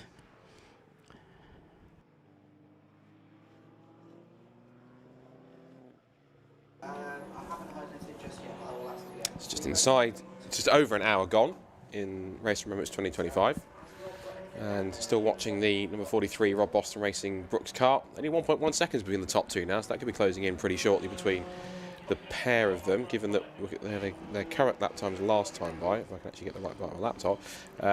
McAnulty was in fact about 7/10 quicker, so he actually plays pretty good. In fact, it's 4/10 now across the line between the two of them. Yeah, it's been a good battle the last few laps actually between those two. McEwing having passed McAnulty, what about 5-6 laps to go, and has been in the race lead since then, but the gap ebbing and flowing as they go past Strapping, and McEwing getting a little bit held up by a Mazda MX-5 there, and he got onto the back straight. He wasn't able to get the throttle down quite as quickly, and McAnulty didn't need asking twice. So McAnulty back to the lead of the race. So McEwing's lead was a brief one, and so back into the lead goes Jason McAnulty. McEwing was actually in the lead 5 laps, and now back to the lead of the race then goes Jason McAnulty. The gap less than half a second as they cross the line. Just looking back because the screen goes green for Mackenzie Priestwood. Mac Priestwood putting in his best lap of the race then as the fuel load lightens in the Anthony Seddon Racing BMW 116. That's car number 34 from the Anthony Seddon team. As into the pits comes one of the the BMW CR. That's the Royal Navy car, isn't it? The 116. So into the pits comes Richard Phillips for what will probably be a routine pit stop for that car. I think also saw coming behind it was the 23 Pure Track Renault Clio coming in as well. That's coming for a scheduled stop. So that's out of third place out of Class B. So, yeah, that car's been going well in a quiet, sort of unassuming way, the Pure Track Clio. Not a car that's a car of choice for many of the Race of Remembrance entrants, but it's nice to have the variety that's offered by the Clio. Yeah, Pure Track have had mixed fortunes over the last few years, but good to have them back, and they usually do turn up as they have done once again this year in an old school kind of fighter plane inspired livery, and they have done once again, including with added bullet hole effects just for added authenticity. Yeah, and that's got one of their regular kind of stack of drivers that they usually rotate through in the season when they compete in either Club Sport or Super Sport Endurance or other series on top of that. And James Larmony was the driver that started that car, and that car, as you say, is coming from 12th position, third in Class B. So a solid start for Pure Track Racing. Some years it doesn't really work out for them, other years it goes quite well. So far, fingers crossed, touch wood, and all other extremities you can use to wish them good luck, is that currently 12th position is running well for them. Fingers crossed it goes better than the Club Sport Trophy race did when both of their Megans had hit problems that at one point were in the pit lane together, which was never a sight that you want to see at all. Especially when the Club Sport Trophy race only lasts 45 minutes. Yes. And we're way past that now. We're past into the hour and 10 minutes, so it's kind of well exceeded that. So they've passed the Club Sport test, they've done quite well. James Larmony also out in one of the Citroens, in fact one of the WRC Citroens, although that car that Larmony due to drive later on is the one that had to come into the pits with the boot open. The Subaru BRZ is ready to go back out on the circuit, the driver change having taken place, and that means we change from Linda Noble at the wheel of the 555 to Stephen Whitehead now. So Steve Whitehead goes out in the Subaru. I would be uncertain, without the advice of James Cameron beside me, whether Stephen Whitehead has raced before, but it would be entirely appropriate for Mission Motorsport to put somebody out in the car who's never driven it before. So the remnants of daylight for Stephen Whitehead in the Subaru BRZ. Remind you that car configured to run from hand controls, hand throttle, and brakes also operated from the steering wheel or from a sequence of levers behind the steering wheel. Very complex bit of electronics on that car, but like I say, it's been put together by the team, and good to see that car going well so far. And we can go down now to Rob Lewis in the pit lane. Rob Lewis, back to you. I've managed to grab Fraser from the RAF Motorsports team. Now, Fraser, you guys are coming into this as effectively reigning champions from last year. You haven't got the TT this time. How's the team going? What are the preparations for this year? So basically, we're mainly looking at reprofiling the team to make sure that it's more towards novices, and that's the reason why we've got a novice car this year. We really want to stick our second 116 out, so we've not necessarily gone for the let's go for gold, and we're actually more, as I say, just focusing our team members around bringing people into motorsport, and again, that's really our primary aim. And I could see Chris Slater working diligently in the background. How's the weekend been so far? Yeah, it's been really good, you know, and well, I say really good. We've already had an engine change, which was just, you know, it is one of those things, but I'll go with the fact that we've had our bad luck, so we're going to be all right. He says, touching wood. Yeah, but Chris has been, you know, he's been on the data with all the novices. We've seen some real big improvements from them, and again, I can't say enough, that's what it's all about for us. I did see one of the 116 trophy cars come into the pits early with a bit of front end damage. It's getting a little bit touchy-feely out there. Yeah, it is. I mean, look, we all know the magic of Race of Remembrance, and what happened there was an incident that was akin to the magic of Race of Remembrance. So we're all good, we're fine. The driver's fine, and the car's still going, so that's that's what matters. Yeah. And more importantly as well, I suppose it's good to get one up on the likes of Royal Navy, the Army and the Marines, right? Yeah, I mean, look, it's natural that we always have a bit of competition, and ultimately we are going to win out of those 3 services. So we'll just lay the gauntlet down. It's all good. You're a great sport, Fraser. Great to talk to you. Right, so I'm going to line up some more interviews up and down the pit lane for now. Back to the team. Thanks very much, Rob Lewis down there in the pits. Meanwhile, the lead changing back again up at the front because Tom McEwing has got himself back into the lead ahead of the Lotus Lees. Just looking down there at the screen, we can see that lead having changed, the change of lead having taken place, and so the Caterham back to the front. Last time across the line, 1.6 seconds was the gap between those two. And still Lee Brooks hanging on the lead lap in the 43 Rob Boston Racing Lotus Elise, and that will just keep Rob happy. I'm quite sure that that's what he wants to do. Now there's a car stationary in front of the school, is that? It's car number 111 that's ground to a halt. That was the car that had a problem getting off the line at the beginning of the race, and I fear Nick Manjo has a repeat of that problem.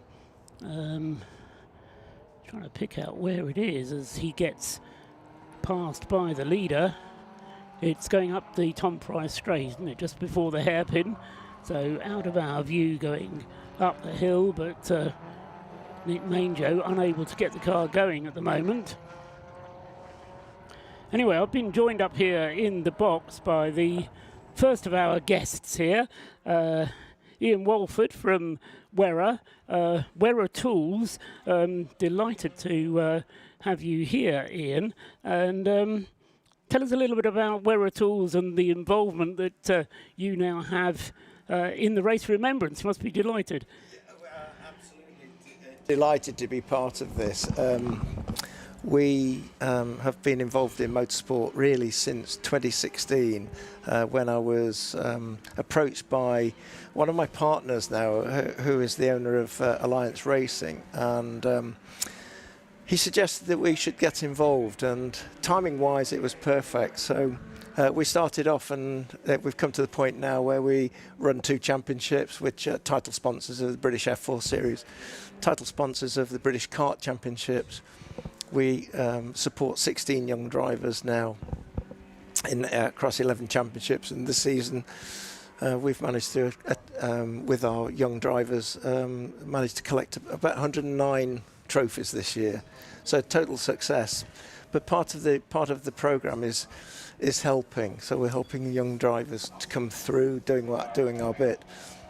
And the great thing with Mission Motorsport, I've known Jim for some years, and we kept talking about how can we become involved with Mission Motorsport. It's a great organisation, great charity, do great things, and finally we've got to the point where we've been able to become involved, and I have to say this is just an amazing event. First time here for you. First time here, first time at this circuit, and I can't believe this gem of a circuit. You didn't even know it existed, and there we are. It's fantastic. Yeah, well, you're seeing it at its best when the sunshine like we've had today.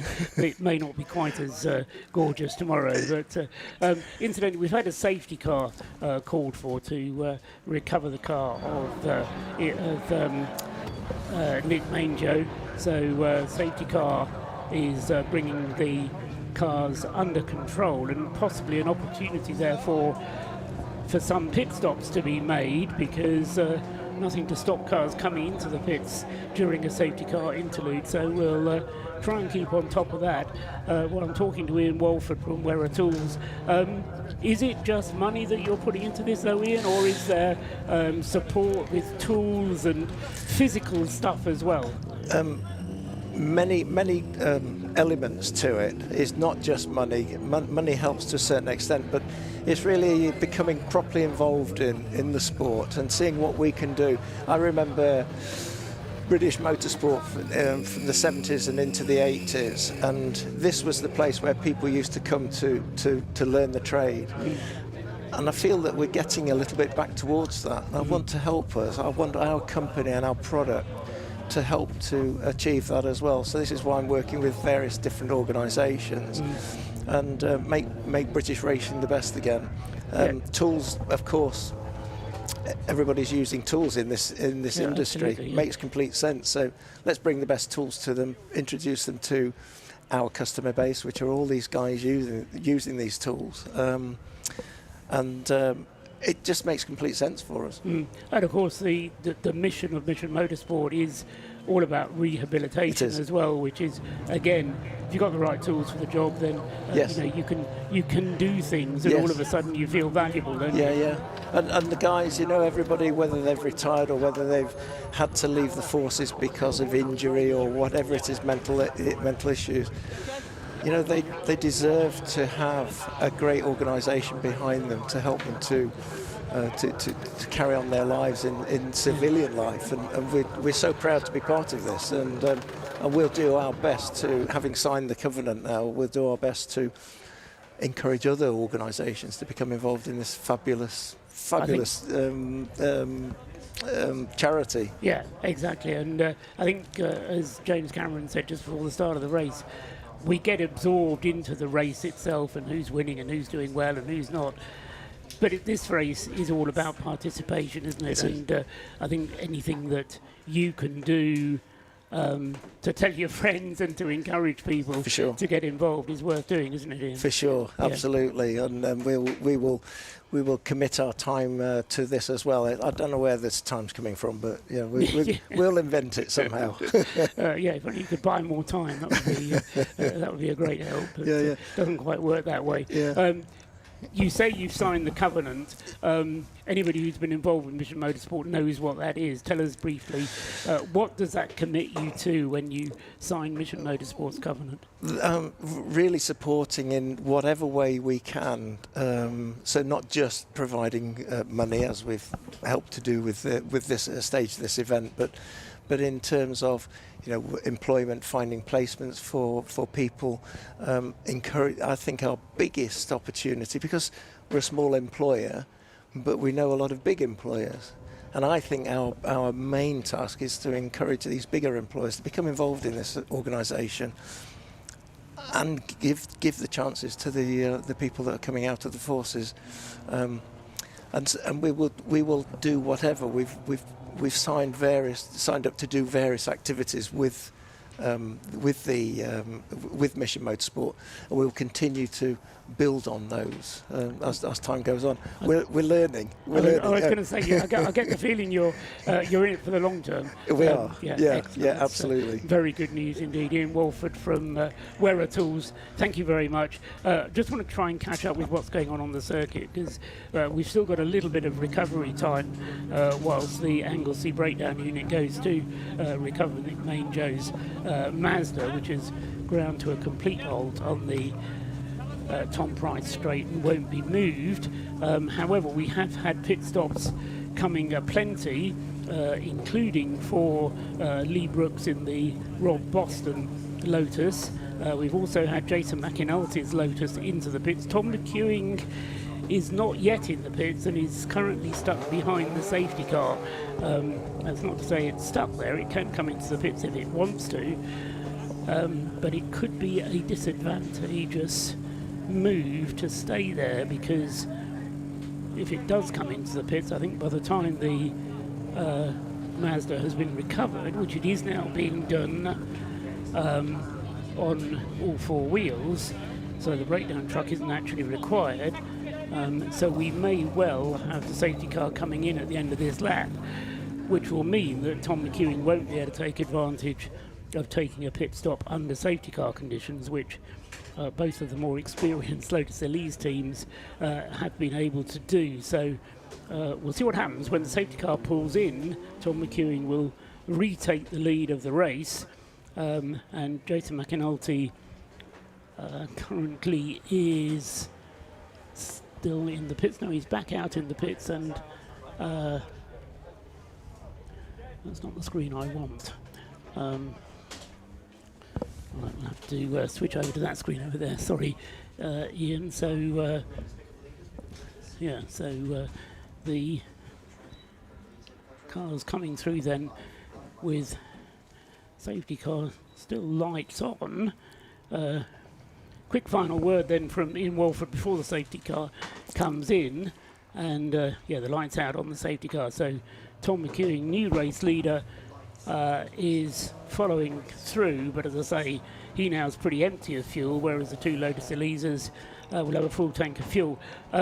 This type of racing, Ian, the kind of endurance element to it, I find absolutely fascinating because it ebbs and flows, and you know, here we are getting excited and we've only had an hour and a half. We've still got 10.5 hours to go. It's like a horse race. You've got no idea what the end result's going to look like. I mean, it's just amazing, and as you say, so many little things can happen that changes the order. Fantastic, you know. Good. And I have to take my hat off to you guys, because I don't know how you do this. There's so much information that you're having to look at and deliver at the same time. So brilliant job. Thanks very much. We'll try and keep on top of it. It gets more complicated. This is the simple part, the first 7 hours. It gets more complicated when we move into the second day. And then we have another break tomorrow, of course, for the Remembrance service, which, are you staying for tomorrow? Yes, we're here. Because that is the highlight. I mean, people talk about the Remembrance service on Sunday morning. I promise you that won't disappoint you. If Anglesey hasn't disappointed, the Remembrance service is equally memorable. Yeah, I've heard this. I'm looking forward to being part of it, and in the future, same thing. We're here for the long term. Excellent, good news. Thank you very much indeed. Thank you, Ian Walford from Wearer Tools. We're glad to hear that you are here for the long term, and as I say, enjoy the rest of your weekend. Enjoy the racing. Thanks very much. So Ian Walford there from Wearer Tools, and we'll be hearing from various other guests as the weekend proceeds, and I'll also take the opportunity just to lean over onto Scott's side of the commentary box to put his screen back how it should be. So pit stops having taken place for David McAnulty and for the Rob Boston racing car, and oh dear, I think, let me just double check that. No, 4 minutes for Rob Boston Racing in the pit lane. 4 minutes 25 for David McAnulty, slightly longer stop for Jason to hand over to David McAnulty. And as I say, in the Rob Boston Racing car number 43, that has been handed over from Lee Brooks to Ben Brooks. So surnames stay the same, but as I say, we've got Ben Brooks now at the wheel of the 43 Rob Boston car, and the 71 Lotus Elise goes from Jason to David. Only two drivers in the ES Motorsport, the Able Care car, Able Care the company which Jason and David McAnulty run, and so they are, as I say, dropping down, or have dropped down to third place now, having made their pit stop. And what I really need to do, just move that to there. And welcome back to Scott Woodworth, who has taken over the seat next to me. Dark just beginning to fall here, Scott. But in some ways, I reckon that was a fairly fortuitously timed safety car, because after an hour, just over an hour of racing, it was kind of the time when the Lotuses were due for fuel as well. So it certainly worked to Lotus's benefit. Of course, we still have the Caterham in the lead by currently 2 laps, but of course, look at the Caterham that has yet to make a scheduled stop, whereas, as you rightfully said, both of the Lotus have taken full advantage of that safety car to pit, so therefore that will keep them on their beneficial cycle. One car that's continued to entertain me quite plentifully enough, I think we see two of the Matabubu, no, a couple of BMWs in the mix, but the car that's still entertaining me a lot is the car that's currently sat at the moment in 16th place overall, 7th in Class C, which is the Mazda RX-8 being driven by Darrell Cresswell for Breakdancer Racing, mainly because it likes to shoot flame out of the back of its exhaust. I've seen more than one Mazda MX-5 RX-8 in racing spec do that. Just watch as it comes out of the hairpin. See if we get any more shoots of flame towards Church Corner.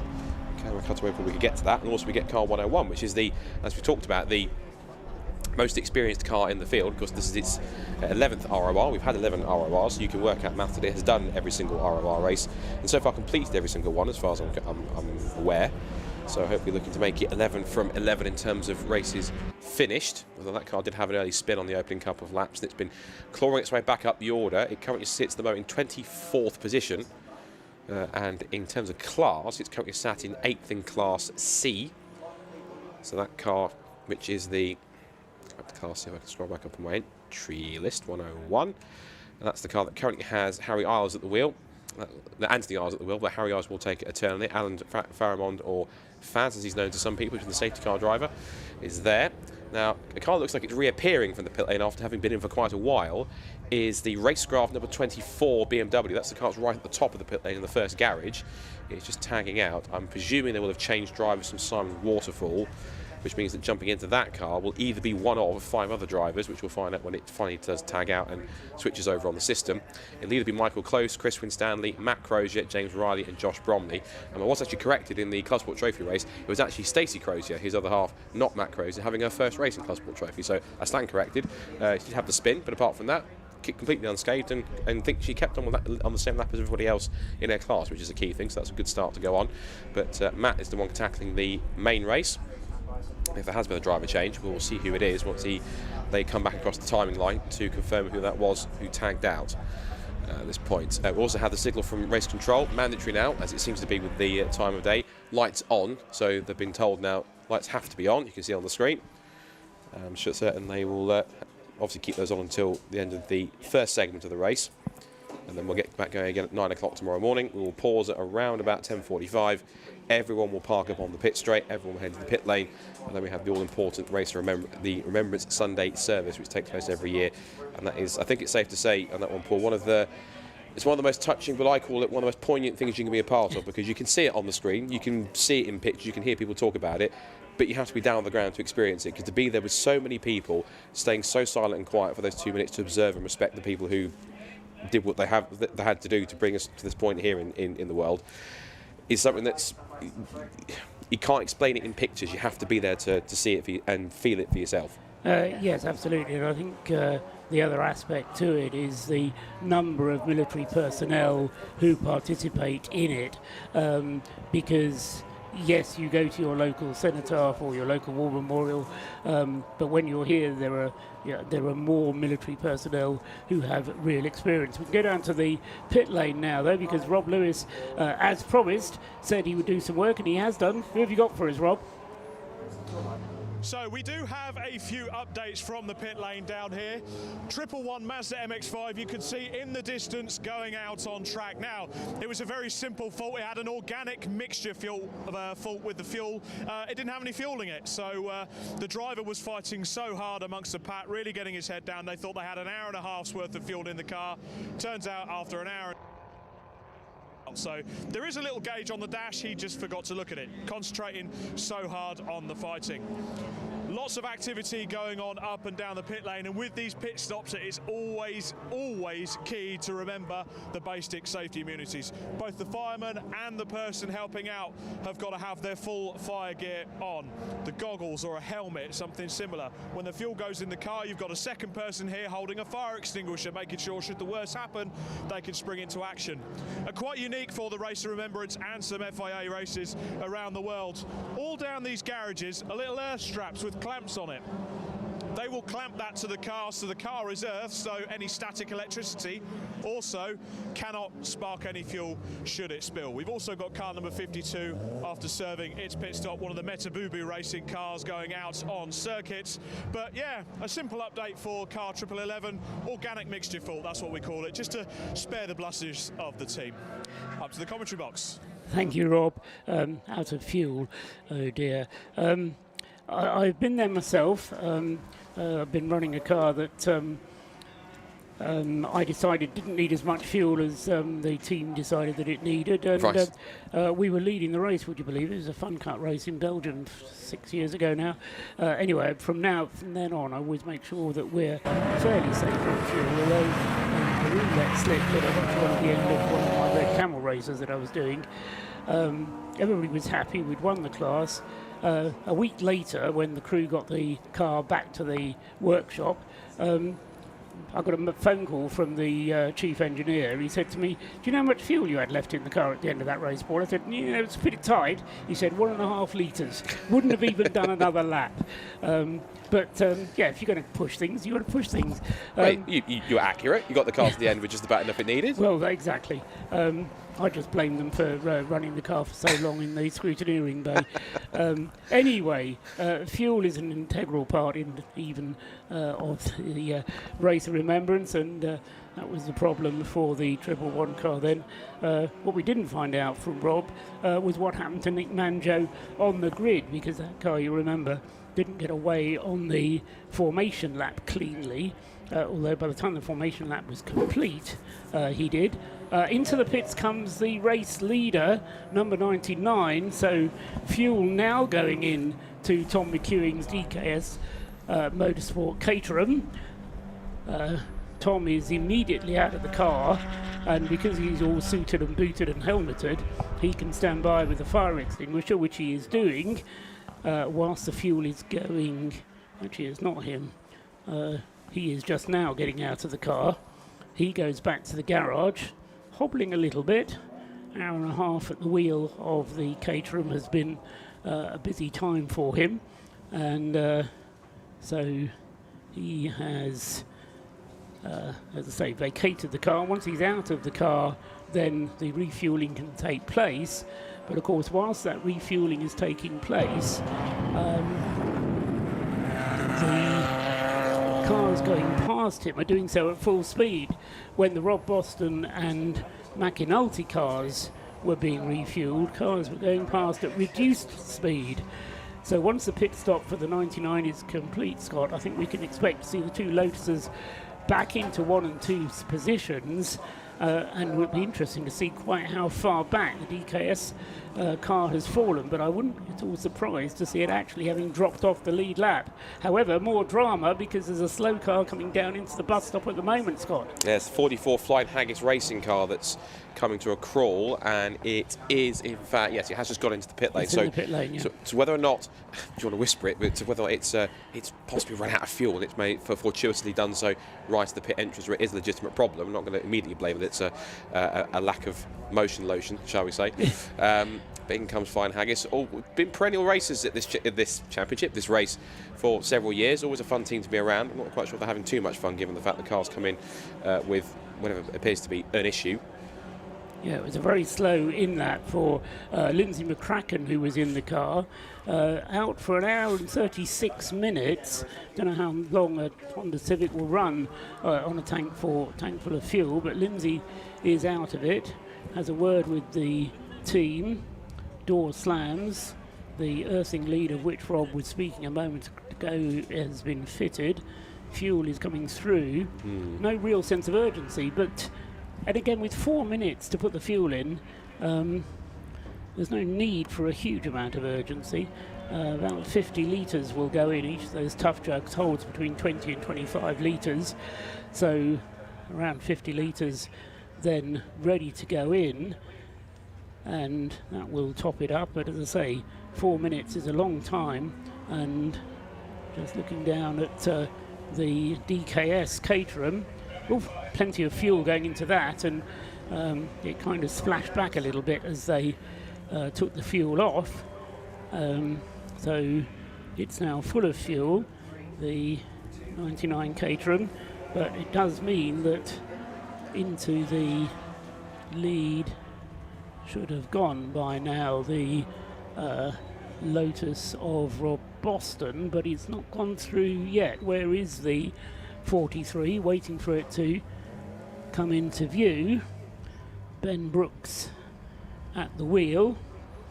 The Caterham still stationary. The Audi TT is coming in also slowly. The pit lane speed limit 40 kilometres an hour, but it's kind of before the 40 kilometres an hour speed limit comes into effect. Yeah, you're right. That was coming a little slower than anticipated as it came into view. So you're right. Maybe that's another one that was a little too lean on fuel, potentially, shall we say. Yeah, I think the first pit stop is always a difficult one to make because you never know quite how long the fuel's going to last you, and we did have an awful lot of fast dry running before the safety car came out, and so I think fuel probably was used fairly heavily in the early stages. So Ben Brooks goes through in the Rob Boston Lotus. He takes the lead, 55 laps completed for him now. The Caterham is still being refueled at the pit entrance end of the pit lane, whilst the Audi is getting its fuel 3/4 of the way down the pit lane. So these pit stops taking place under green conditions for those cars, and I suppose trying to push the fuel a little bit further is always a good thing if you can. The Caterham is on its way as round comes the McAnulty's in second place, but they're not, they're in third place because the Caterham is already out of the pits and heading on its way, with Max Haynes now taking over from Tom McEwing. So Max Haynes at the wheel of the DKS Caterham, back on his way again, and actually he's not in second place because David McAnulty has gone past him. Yes, because of course the start-finish line is halfway down the pit lane, so the Caterham crossed the line and lost a place as it did so. So Max Haynes back to third, currently on his 55th lap, whilst Ben Brooks and David McAnulty are both on their 56th lap, with an hour and 40 minutes of the race elapsed. Once again, the Rob Boston Lotus being forced onto the grass, or the escape road as he came through there, trying to avoid running into the back of traffic. Ben Brooks there ensuring that he pushes on. So Ben goes through. He's 51 seconds clear of David McAnulty, and at least 20 seconds of that due to a quicker pit stop for the Rob Boston team. I spoke to Rob yesterday about his chances in this race, and although he wasn't driving, he was keen that he would have driven had the opportunity arisen, but there wasn't quite a deal that could have been put together. He said to me, I was looking around for a third driver to share between myself and Peter Mansfield, and you know, I phoned 30 people and none of them could drive. So that's why why Rob Boston's not racing. But Ben Brooks, as I say, is driving in the other Rob Boston car and is now 50 seconds up the road from David McAnulty, but the car much more efficient in being turned around, and as I say, the McAnulty is spending an extra 20 seconds in the pits at their last stop. Up to third place overall has come Rob Lewis's dark horse, the Tacoma Racing BMW E36 car number 12, resplendent in his Flossman's livery, but it has yet to make a pit stop at all, number 12. So we're still waiting for that car to make its first stop, leading Class C by a country mile now. Then in fourth place is the Caterham, Max Haynes at the wheel of the DKS car 99. In fifth place is the leading Class B car, which is the Track Scotland Mini, Michael Imrie at the wheel. There's a lot of waving going on from the pit wall to David Bernacchi in the Mission Motorsport Mazda. I'm not quite sure if they're trying to attract his attention or whether they're just showing their appreciation for what he's doing. But David Bernacchi in the Mission Motorsport Mazda, he's made a pit stop already. No, I think it's just a very enthusiastic team down there. Want to wave at the crew, driving crews going past. So the Anthony Seddon Racing BMWs, neither of those two have made a pit stop yet. They chose to stay out during the safety car interruption.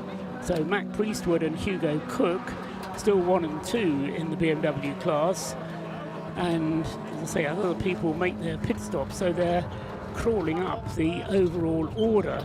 And in fact, the two BMWs are now in 8th and 10th places respectively, leading the class, but overall in 8th and 10th. Porsche Motorsport in the pits, Neil Chisnell's Mazda MX-5 Mark III in the pit lane, having a driver change, so Neil Chisnell getting out of the number 3 car, and we'll see when he tags out who the car is being handed over to, being pushed backwards and then sent on his way. The pit stop for the car being just 4 minutes, so right on the limit there for Paul Sheard. Another car which has a lot of, another team that has a lot of experience here at the Race of Remembrance. The Caterham Max Haynes going through, chasing the Rothmans coloured BMW, and that is going to be a challenge for position for the Caterham up toward the banking, coming back down into Church. And in fact, I think the Caterham has got past, just looking into the gloom, which is getting a bit greater now. Yes, the Caterham has got past the BMW, so the number 99 car up into 3rd place overall, going past the Class C BMW, which David Russell still to make a pit stop. Cars still to make their pit stops. We've got Hugo Cook in with the Anthony Seddon BMW, but still waiting for David Russell in the Tacoma Racing BMW to make his first pit stop. Michael Imbrie in the Track Scotland Mini, still to make its first pit stop. And who else? Matt Priestwood, I mentioned. Christopher Pawley in the RAF Motorsport BMW, car number 19, that's yet to make a stop. And also Ben Moore with the Royal Engineers BMW, that car number 305, yet to make its first stop. So number of cars going quite a long way. An hour and 46 minutes we are into the race. A couple of bits of information through from Mr. Lewis. You saw the 666 Audi TT coming in with a problem with footline issue. They apparently, according to Rob, they're investigating a smoke issue, and also what's not helping is they have a lack of a working radio. So if there is any issues, they can't communicate unless the driver comes in, obviously. The other one which has had an issue apparently is the Breakdancer Racing MX-5, which has been running up there in the mix, and that car, the number 5 car, is it, which is low down that class. That car apparently has had a fan belt issue, so that's having to try and fix that on that one. He's currently en route to Flying Haggis to find out why they came in and why not only were they coming in so slowly, but then they refueled it and took quite a long time to get them back out there. So whatever the issue was, our man on the ground is en route to try and find out what it was. Right, so Rob Lewis working very hard. Yes, the Breakdancers Mazda still in the pits. Alan Curtis having brought the car in, but a slightly longer pit stop for him. I mentioned Hugo Cook in the Anthony Seddon racing car. That's in at the moment for what they hope is a routine pit stop. And the rest of the field, as I say, just waiting for the final few to make routine pit stops. One car going through there with not very much in the way of lights on. That was the Aaron Chalk Silver Lake Racing Citroen C1, who didn't have very many lights on the front of this car. There's a lot of cars with very, very bright lights, and very many of them. For example, the Patron Racing BMW just crossing the line just now. But as it gets darker, you'll see how necessary lights are, because unlike some race circuits at night, think Singapore Grand Prix, take everything you know about racing at night away. This is proper racing at night. This is darkness. There's a couple of lights up across the timekeeper's line in order to enable the timekeepers to see the numbers on the sides of the cars. And there's a couple of lights up at the hairpin, but apart from that, there's not a lot. So you really do need good headlights. And it'll be interesting actually if Rob gets the chance to talk to some of the drivers after completing a night stint as to just how much or how little you can see out there. Some drivers actually enjoy that kind of tunnel vision that you get, and can respond well to the focus that is required of you under those conditions. I say others. I spoke to one driver who best remain nameless, who said, racing at night at Anglesey, no, I think I'll leave it till Sunday morning. Clearly could see no joy at all in doing it. Anyway, Ben Brooks continues on his way, dives up on the inside of the Audi TT there, which number 666 was challenging quite well, but as Scott mentioned a moment ago, with the issues for that car, the Audi TT run by Fraser Nash, or he's entered by Fraser Nash, has now dropped out of the top 20, in fact down to 32nd. David Pavley has taken over behind the wheel of that car. He's 5th out of 5 cars in the class, but is well down the field, so bit of a shame that in a way, because when the car is quick, it's very spectacular. Another car stopped out on the circuit there, Scott, though. It's one of the Citroens. It's one of the BMWs, I think. In fact, actually, I think. There we go, 305. And 305 is, that's the... Oh, yeah, it says 305, but I'm looking at the wrong class. That's the reason why, because I'm stupid. Because it's in the Citroen kind of range yes. of cars, isn't it? That's the Royal Engineers Motorsport car, which currently has, at the moment, 305. Currently has... 305. That's the kind of 12th place. That's the kind of second in the class. That's the second place car with Ben Moore at the wheel, and that's how it looks like. I think it looks like at least just a rotation up at Rocket. So that car's got going again. We'll tell them the next couple of shots whether or not it's ailing with something, or whether it's back up to full speed. It looks like it's back up to full speed. So just a rotation. Yet to make his first pit stop. Bit of driver fatigue, therefore, possibly. Unless that was no irony. That was the literal wake-up call for him to come in and actually make the pit stop. We'll see if he turns left into the pit lane. Another BMW heading out. That's the 19 going. Another one of the V1 Series cars, and one of our regular RAF Motorsport with Fraser Nash cars. Into the pits comes an Yggdrasil BMW as well, and they are serviced behind the pit garages. So a slight disadvantage for them, because rather than pitting in front of the boxes, they have to go behind the pit garages. That's car number 90, which has just come in for that car's first pit stop. That's Ed Cotton. He mentioned that his son Ollie Cotton was out in the other Yggdrasil car. He's already handed the car over to co-driver Tim Crichton. The number 9 Yggdrasil BMW in 4th place, the number 90 car in 5th place in the BMW class. Major development, our race leaders have been given a stop-go penalty. Haven't been told exactly the reason why, but car number 43, stop-go penalty. My guess would be for track limits, because I've observed it coming across the line on at least 2 occasions, well beyond the track limits on the exit of the corner. Although, to be fair, he could give the excuse that he was trying to avoid an accident because of a slower car. But yeah, you had the choice of tucking in or going slowly. We're talking of going slowly. There is a slow car going along the circuit out of Church towards school. It's that BMW again, 305. Yeah, 305. And also the race control board sits on our screen for some reason 30 seconds, whatever that means. That's how long the stop go penalty is, or something to do with 30 seconds. I would guess it's the stop go penalty. Yeah, the BMW then, I would suggest, is out of fuel, but whilst that sorts itself out, I would guess that we're going to have a safety car. We can go down to the pits and Rob Lewis. One of the reasons I love covering the pit lane for the Race of Remembrance is just the sheer variety of teams up and down the pit lane and the fun they have. One of those teams in question, Flying Haggis team, have come once again in their Honda Civic FN2. I've got Mark from the team here. Mark, you guys are back. You had a really good time last year. You've got a great team behind you. How's it been? Oh, yeah, it's been really good so far. We come in a little bit earlier than expected, so we're running a bit more fuel, or we're running a bit more of a higher fuel rate than we were thinking, but yeah, the car's running well, driver's happy.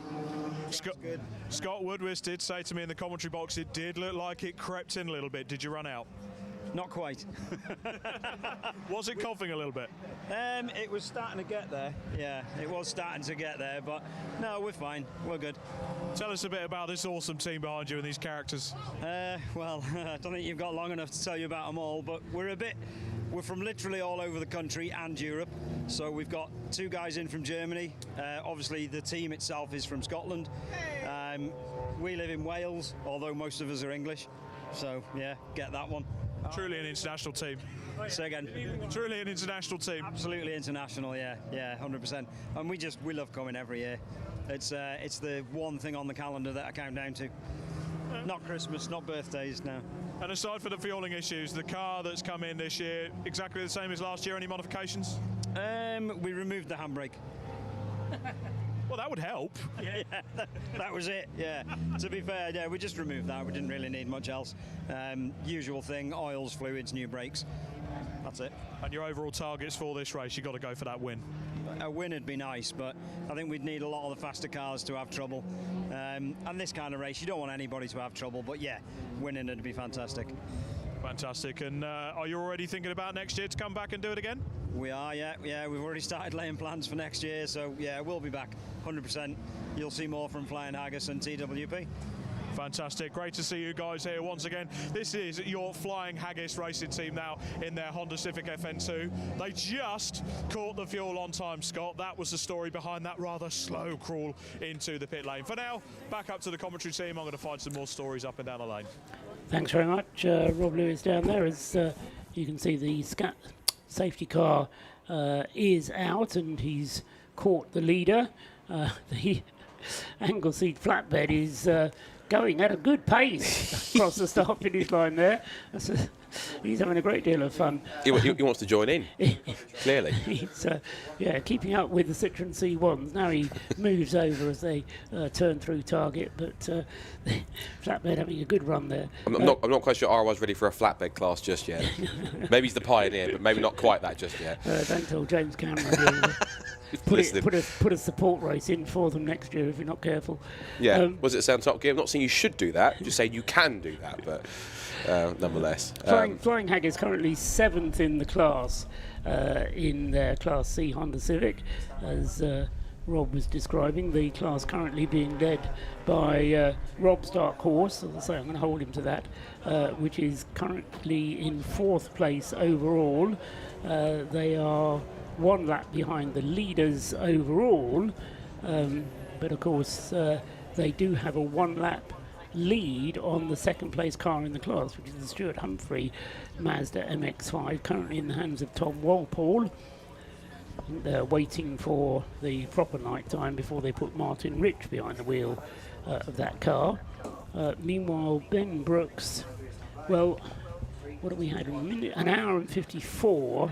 They were last in the pits at just over an hour, so I think it's probably a little bit too early for the number 43 car to come in for more fuel. Ditto, the McAnulty's Able Care Lotus, I suspect, is going to stay out. And so I suspect that through this safety car interlude, we'll stay with the leaders at least out on the circuit. An opportunity for Mac Priestwood to come in, though. In fact, he already is in. Mackenzie Priestwood in the leading BMW 116 Anthony Seddon Racing, number 34.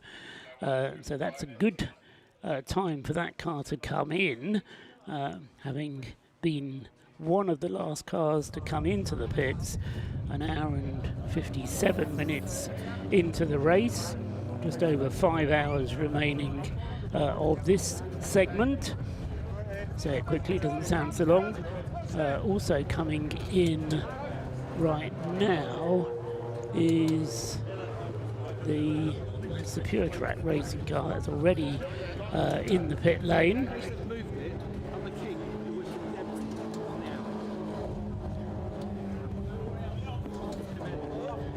So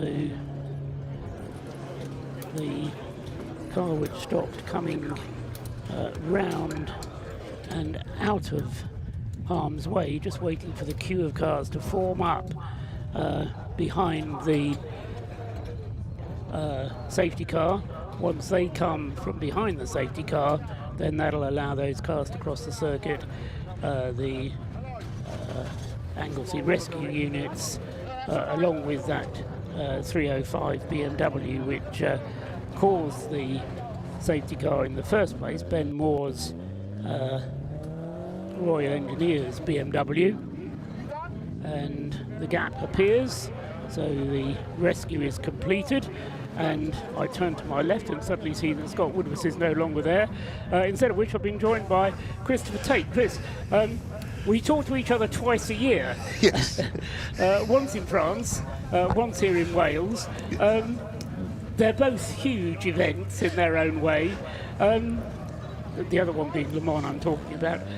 The Race of Remembrance, though, Chris, is particularly close to your heart because you're involved in Mission Motorsport these days as well, aren't you? Well, that's right, and thanks very much for taking time to have a chat. But yes, I'm the chairman of this great charity and enjoy it very much. And when you see this, and particularly as it begins to get dark, just like we like at the South, there is that moment when you think, wow, this really is quite some special event. And I was just absolutely delighted last year that Motorsport UK awarded this event the prize of the event of the year. Indeed. In front of the Grand Prix, for heaven's sake, or any round of British touring cars or whatever, or a Goodwood. And that's just a tremendous compliment, both to James Cameron and the entire team from Mission Motorsport who do all the work. They're just one of the trustees, but also to the Brscc and to Annette and the team here at this circuit. And it just makes such a great combination of efforts and different skills to make this event happen. Look at the number of cars that are here. Look at the number of people who are interested and involved. The sponsors, the families, the friends. It really is. It's an extraordinary event. It is indeed. I'll come on to that in a minute, but drama has happened on the circuit because the McAnulty Lotus Elise has ground to a halt behind the safety car. And so we do get drama as the night falls, but I don't think the AWOL Care car was expecting to have problems this early on, but it has indeed ground to a halt and is stuck there on the circuit at Rocket. So Marshall's going to push that one, so the safety car will stay out for a little bit longer, which means we get a little bit longer to chat, Chris. Well, you know what they say, the safety car breeds another safety car always, but for cars to start stopping under the safety car is very unfortunate. That Lotus has been quick, hasn't it? So frustrating it has, yes, for David McAnulty, that car having been dicing for the lead while in the hands of younger brother Jason earlier on. But coming back to the race, I keep on falling into this trap of getting involved in the race, involved in the strategy, involved in the battles for the lead and things. Yes.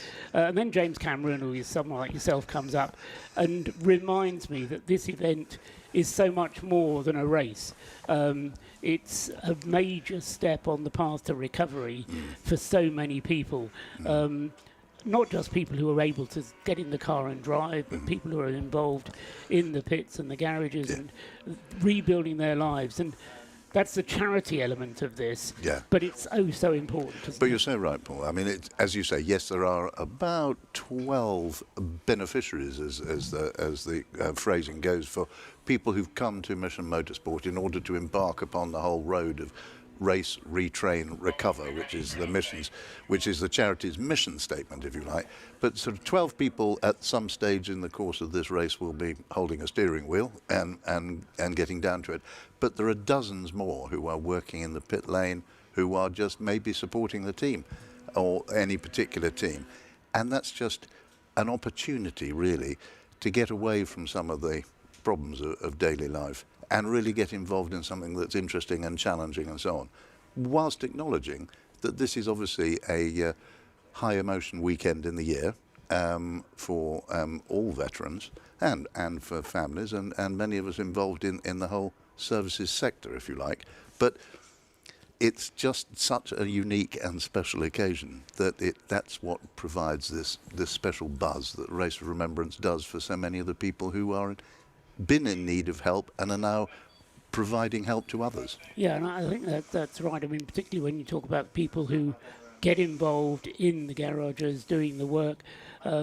I've started doing a bit of that work myself when I'm not in a commentary box, going to races and helping them in the pit garages, making strategy decisions and things. Yes. But when you're involved with a team, you then become an important cog in that whole machinery that puts a racing car out on the grid and enables the drivers to then perform. Whatever small part that is, whether it's cleaning the wheels, putting the balance nuts on, whatever it might be, you're playing a part. Yeah, or you know, where everyone started in motorsport generally is, as you say, is right at the bottom. In my case, being second assistant truck driver to a British team at Le Mans longer ago than I'm prepared to confess to. Did they have trucks in those days? Yeah, very small truck it was too. Mostly it was bringing sort of spare parts and the sponsor's product, which was Mars bars. But anyway, through the Le Mans heat.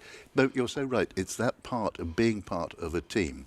And of course, a lot of people who've come through, if you like, Mission Motorsport in the sporting sense, have then gone on to work in the motorsport industry, in the automotive industry. I mean, JLR has been fantastic, Bentley Motors has been fantastic, the whole Stellantis group also, all deeply involved in working with people who've acquired a training, a skill and an interest, and have brought their skills and their training from the services.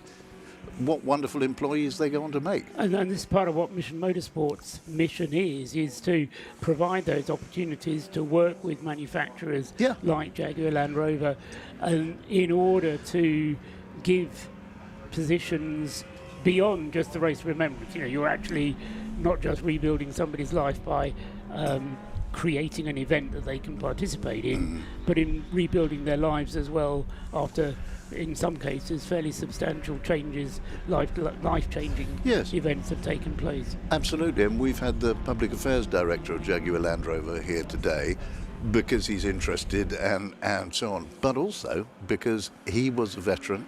He came through Mission Motorsport and he's now risen up within Jaguar to become the Public Affairs Director. He's the poor chap who has to stand in Westminster and explain what's going on with British automotive manufacturing. Now, isn't that's a remarkable story in its own right? Yeah, absolutely. And I mean, just going back to what you were saying about the Motorsport UK nominating this event last year as the event of the year, they didn't do so blindly. David Richards came here, saw the event for himself, and made his decision advisedly, not, as I say, just with a few emails saying it would be good. He was here. Yeah, and I know he was not only greatly impressed by all the organisational work and happy to see the number of marshals who want to come and volunteer for this event really dwarfs almost any other national racing or club racing event any time in the UK. And David Richards, as the chair of the whole governing body, saw that.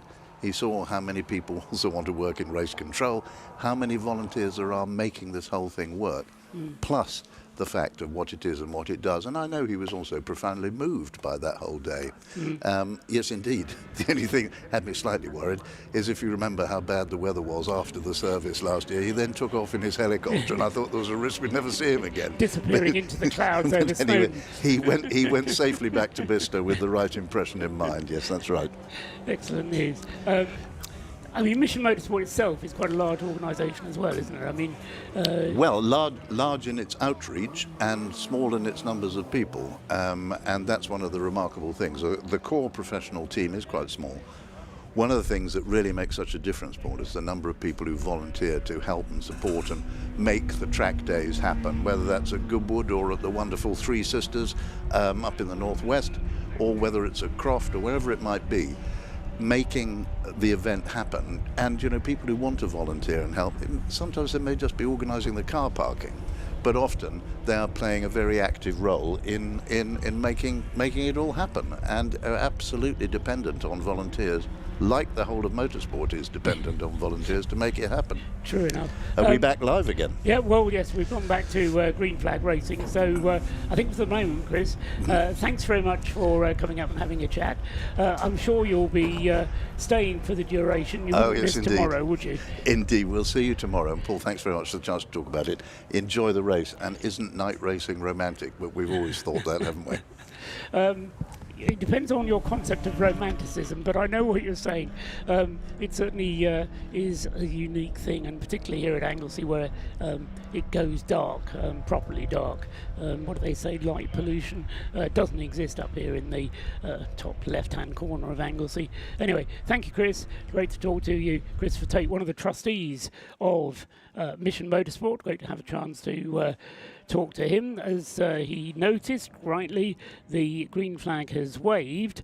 Ben Brooks took the opportunity for a pit stop during that safety car interlude, but didn't do anything, if you see what I mean. He basically just came in for a short pit stop, so that doesn't count as one of his 6. But what he has done is to hang on to the lead, and with the McAnulty Able Care Lotus Elite having ground to a halt out on the circuit, I haven't seen whether or not that car has been returned to the pit lane or not. I can see Rob Lewis actually hanging around down there in the pit garages where the Able Care car is, and he may well be able to bring us an update in the fullness of time. But for the moment, David McAnulty then, with the Able Car Lotus Elise being shown in 5th place, but dropping down the lists like a bit of a proverbial stone at the moment. So our race leader, Ben Brooks, at the wheel of the Rob Boston Lotus Elise, now has very nearly 2 minutes of an advantage. In other words, very nearly a lap. In fact, it is just over a lap, because he's very nearly a lap ahead of the rest of the field. So down in the pit lane, we can now join Rob Lewis for news, I think, from the Able Care team of the McAnulties. Rob. Well, we were watching here in the pit lane, looking at the safety car train, and we did notice up on the hill that one of the cars was slowing down. That turned out to be the ES Motorsport Lotus. Now, we haven't found out any issues with that car yet. I am going to find out. They're based around the back of the pit, so it's difficult to get to at this moment. I have, however, got Rob Boston with me, and Rob, if I'm not mistaken, I have just seen your Lotus Elise leading the race but coming in to take a penalty. Yeah, so we had quite an eventful start to the race. We lost radio communications quite early in, and I think Lee was sort of trying to fluster with the comms button. Had a little bit of an incident with a BMW, so unfortunately we got a drive-through penalty for that and incurred some damage as well. So we had to do some repairs at the first pit stop, which we managed to do on the safety car, which is fine, so we didn't lose any time there. But yeah, like I say, unfortunately we've incurred a stop-go penalty, and yeah, to be honest, I think we've got a few more small dramas. Again, communications and some of the functions are just not working on the car. So yeah, it's all a little bit. We're trying to do it the old-fashioned way now. Trying to get the pit board back out and do it the old-fashioned way. Yeah. I'll tell you what, Rob. It's a race you always want to come and win. It didn't go your way last year. Qualifying, it looks promising, but it's just throwing these little tests at you. It is, yeah. I mean, you think you've absolutely thought of everything, and then you get into the race and you realise there's another variable you haven't. So that's why we love coming. You know, we've been coming here for 12 years, and yeah, it never gets boring. There's always a little something else. You know, you think you've crossed the T's and dotted the I's, and yeah, it's exciting. It's good fun. Yeah. 100%. I'll let you get back to it. You've been very busy with your team trying to diagnose some of the issues there. Well done, Rob. Yeah, so lots going on up and down the pit lane. A bit dramatic for the leaders. It's been all action in the first few hours of this race. Back up to Paul in the commentary box. Thanks very much. Rob Lewis down there in the pit lane, and he will now be scurrying around behind the garages, see what's going on with the McAnulties. The bird's eye position we have here doesn't actually stretch round as far as seeing where the Able Care car is, but still being shown as being in the garage. So and there's another car stopped there is that on the exit of Target? Turn round. No, it's on the exit of the final turn. If I turn around, I can actually see the car, except by focusing on it. All I managed to do is to blind myself by putting the binoculars into the headlights, which isn't very good. It could be a Mini. It's not the Track Scotland Mini, but it is one of the Citroens, and there is damage to the left rear of that car. I think somebody has caught him, and still trying to just get the number of it. 508 it is. The Alpha Live cameras finally getting it being the Flying Felix racing car.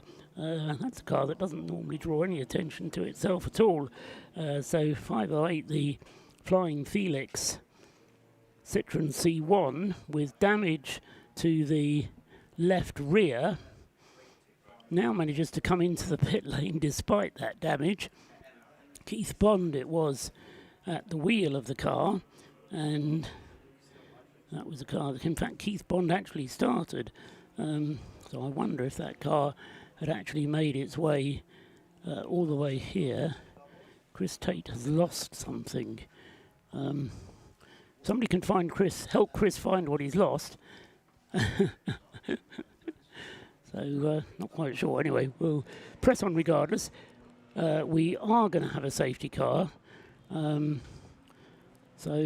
Yes, with the Citroen C1 having pulled into the pit lane, I'm led to think that there must be something else out on the circuit, possibly coming down the past the bus stop in effect, returning from the hairpin.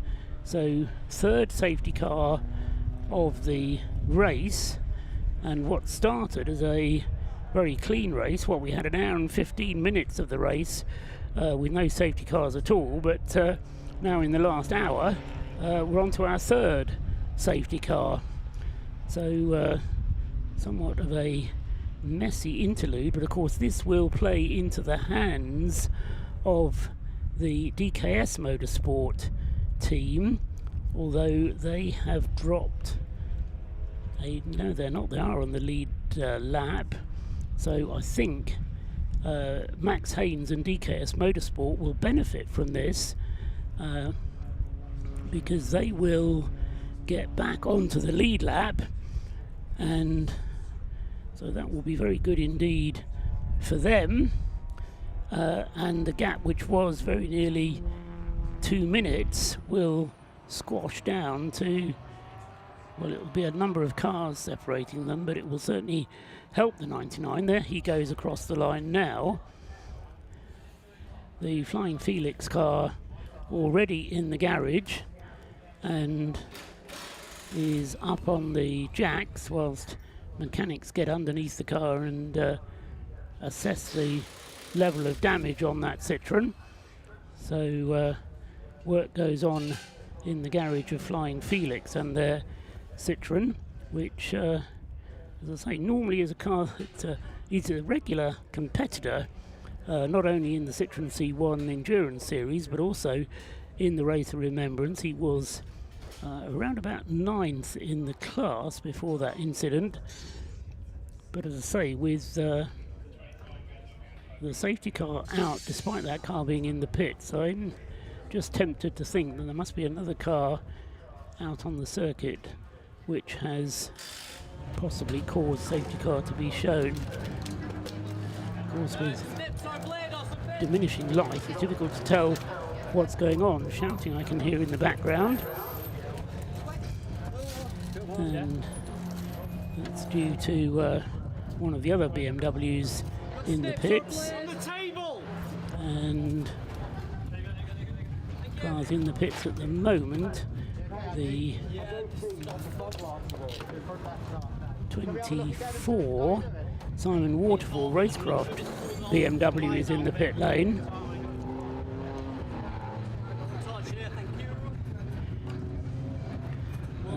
As is the 545 Citroen C1, and that is the Colin Ho Jake Hill Citroen.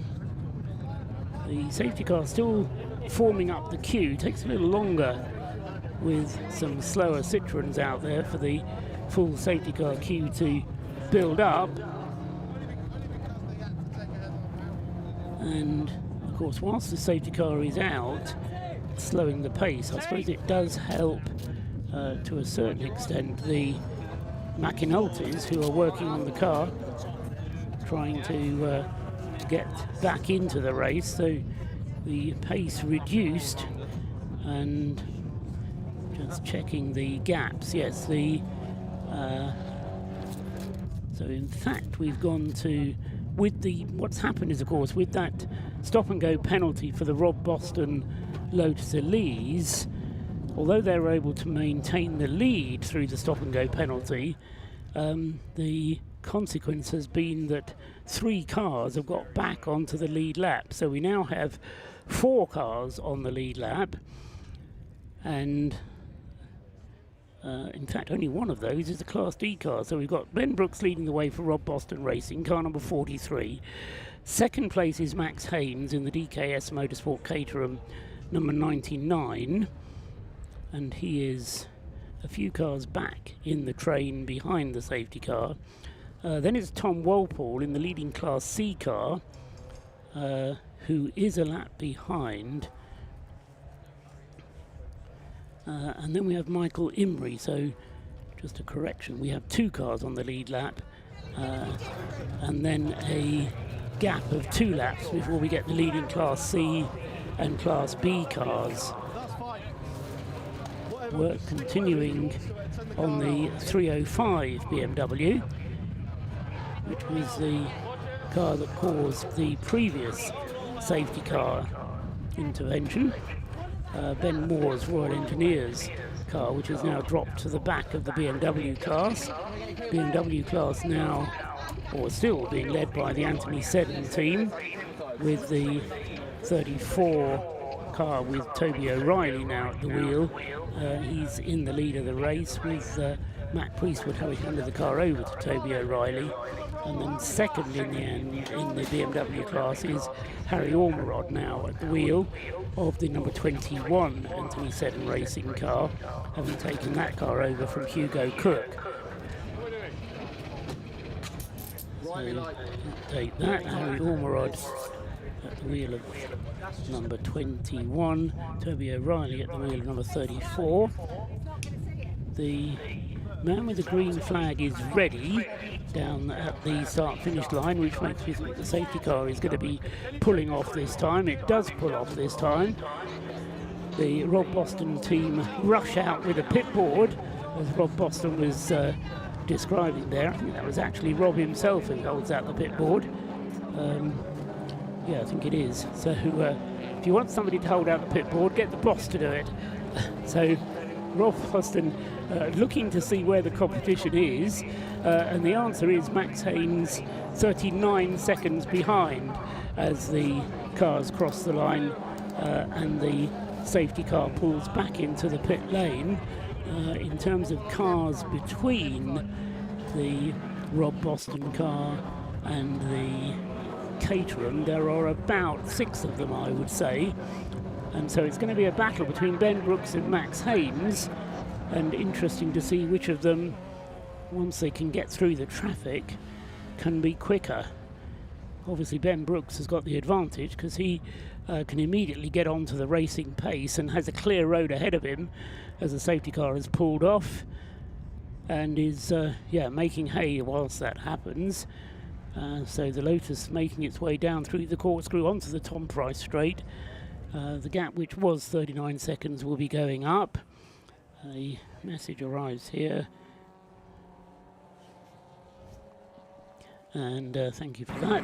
And so up to the hairpin and then back down the straight. The gap will be something doing on the hand watch as well to get in there slightly ahead of TSL timing. Here comes the Lotus then. Ben Brooks crosses the line, completing his 75th lap now, and does so in a 1 minute 41.5 seconds. Max Haynes still fighting his way through the traffic, will be coming through in a moment. The Audi TT comes through second on the road. The Caterham 3, 4, 5, 6, 7, 8 cars behind. Actually, it's a little bit further behind than I thought. So still waiting for the Caterham to come through. 36 seconds. And what has happened to the number 99 car? As Still waiting for 99 to come through. He has come through now, so 45 seconds. So it was a considerably longer lap that time for Max Haynes. I just wonder if he made a little mistake in the traffic, or he got caught up behind some other traffic as he rejoined after the safety car. So a good restart then following that safety car interlude from Ben Brooks. So he and Max Haynes continue to be on the same lap. Just want to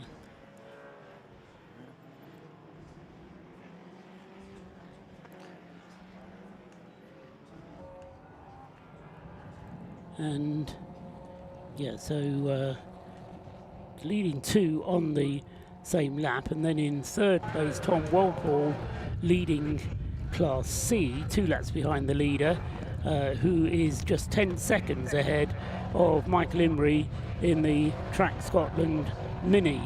So they've gone through, and so the leading cars in Class D, the leader overall. Class C took Tom Walpole in the Stuart Humphrey Mazda, but being closed in upon by the Mini of Michael Imrie. Or actually, no, he's not, because Michael Imrie, although he's in a Class B car, yeah, he's not as quick. So Tom Walpole pulling away from the Mini. But as I say, those two are on the same lap. And then a further lap behind the class leader is the number 12 BMW from Tacoma Racing. But they've done an extra pit stop. Or at least had a longer pit stop, that's right, it was a longer pit stop for the Tacoma Racing BMW, and that's why that car has dropped behind. Scott Woodward is back beside me, having been replaced by Christopher Tate. Sorry about that, but no, Christopher Tate is an important man in Mission Motorsport, so it was good to talk to him. Yep. I see him also as the man who narrates 2 of my favourite Le Mans reviews, which is 99 and 2000. So that's where I know him from. But I know he's done a lot more than that in motorsport, so I fully respect that. Yes, hello. I am on the stream once again. Just quickly for thinking as well, are we aware that 43 has had a second stop-go penalty handed to them? Yes. I am now. Thank you for drawing that to our attention. I had an explanation from Andrew Roberts. So apparently they got the first stop-go penalty, came in to serve it, and after they served it, sped in the pit lane. So they've been given a second one. Apparently their excuse or their reason they've given is there's something on the dashboard or the speedo which allows them to kind of limit it, wasn't working properly. So because of that, had a fault.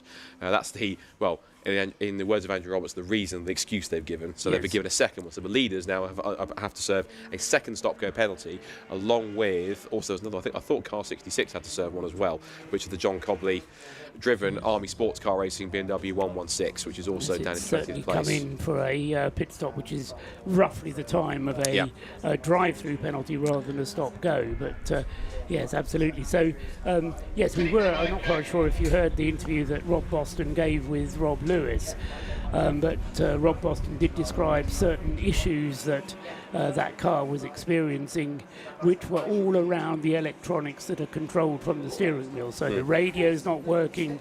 Clearly, the pit lane speed limiter is not working either. But apropos of the pit lane, we can hear more now because Rob Lewis is down there again. Rob, bound down to you once again. The drama that's been happening in the pit lane this evening, well, this was the cause of one of them. I've been down to ES Motorsport to find out what happened with the Lotus Elise on that safety car train. Speaking to the Penalties, it was this part here. This is the outer CV. So this has a drive shaft that goes into it. The outer part then bolts into the hub. That provides drive to the vehicle from the gearbox.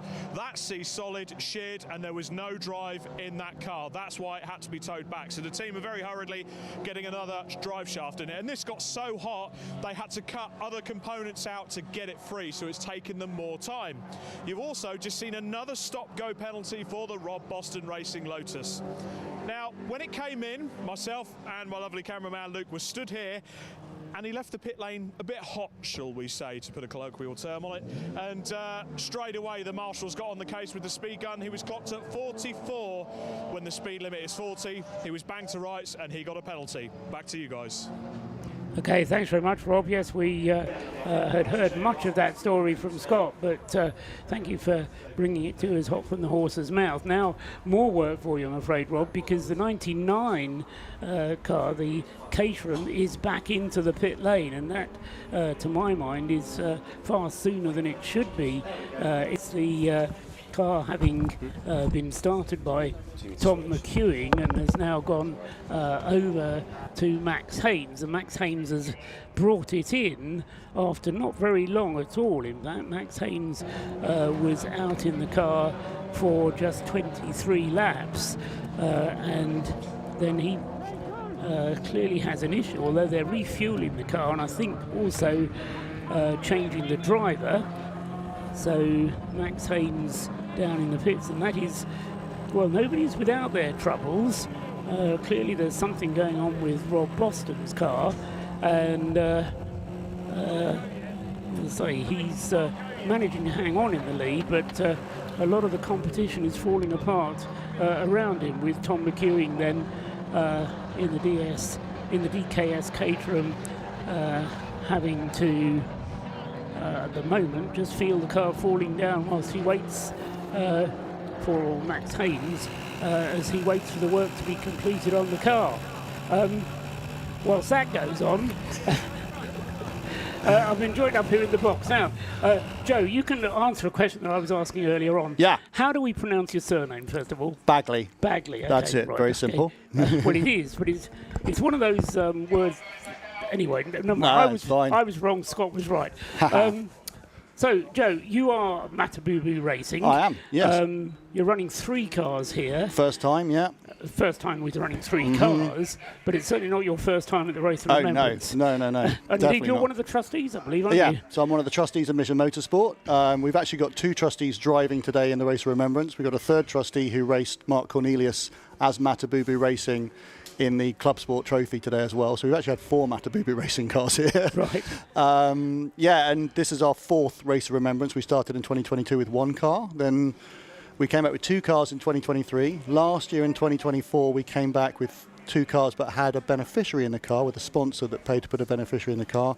And this year we're back with 3 cars and 2 beneficiaries, thanks to Extrovert, our sponsors, who've paid to put those 2 beneficiaries in the car. So it's a phenomenal thing. I've got 3 cars, 12 drivers. It's mad. The cars look fantastic, I have to say. The Extrovert. Yeah. Yeah. It's one of those things you sort of see it and say, oh, Extrovert, I see what they've done there. Yeah, it's very cool. Yeah, it is. Matabubu. I mean, what a stupid name. Where does that come from? It's the world's worst joke, Paul.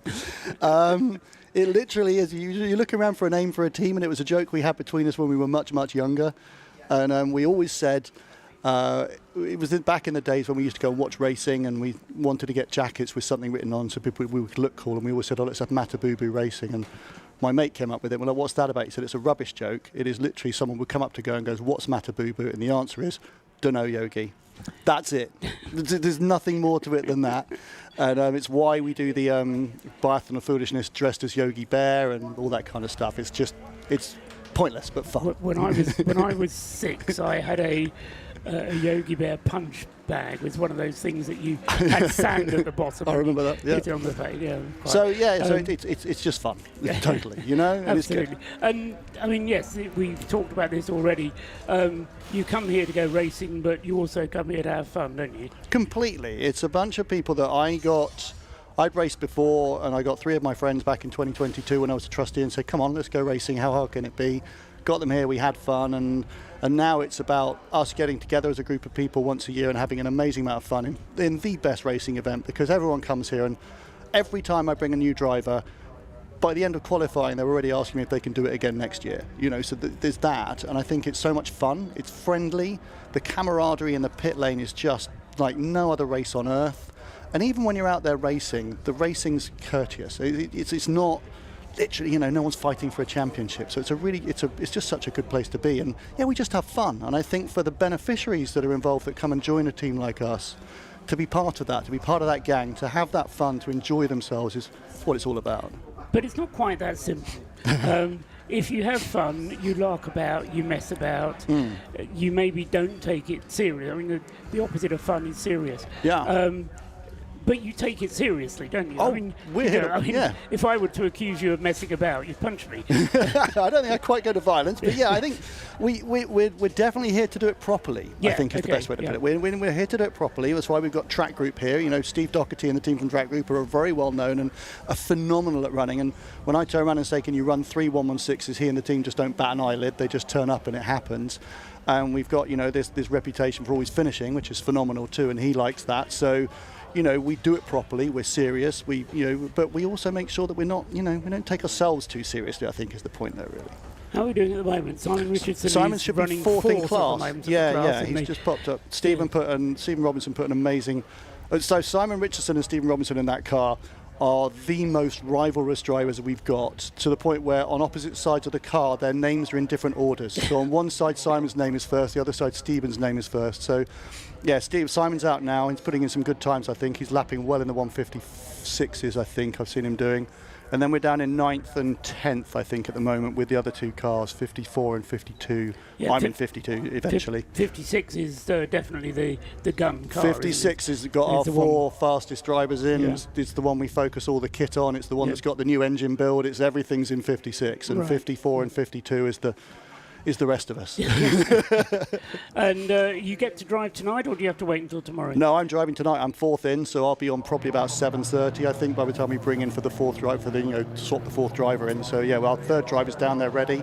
All the 3rd drivers are dressed, ready to go in just in case. You know, never know what happens. I was going to say, we've got a safety car now. So yeah, I think we're probably still too soon to swap at the moment, really. Yeah. If anything, safety cars tend to extend the length of the stint. Yeah. Because you can save fuel whilst the safety car is Correct, yeah, out. so who knows, it just means I might get in later. So yeah, typically with the 116s, we're looking at about an hour and 40, hour and 50 minutes probably on fuel. I've run one to nearly 2 hours once a couple of years ago at night, but yeah, if probably about an hour and 10, hour 20 in. If we've got a safety car, it's probably when we'll then flick that switch and swap a driver in. Less than that. Open the window. Yeah, it opens the window for us, really. Of course, the rules say that whoever finishes tonight's session has to start tomorrow morning. Yeah.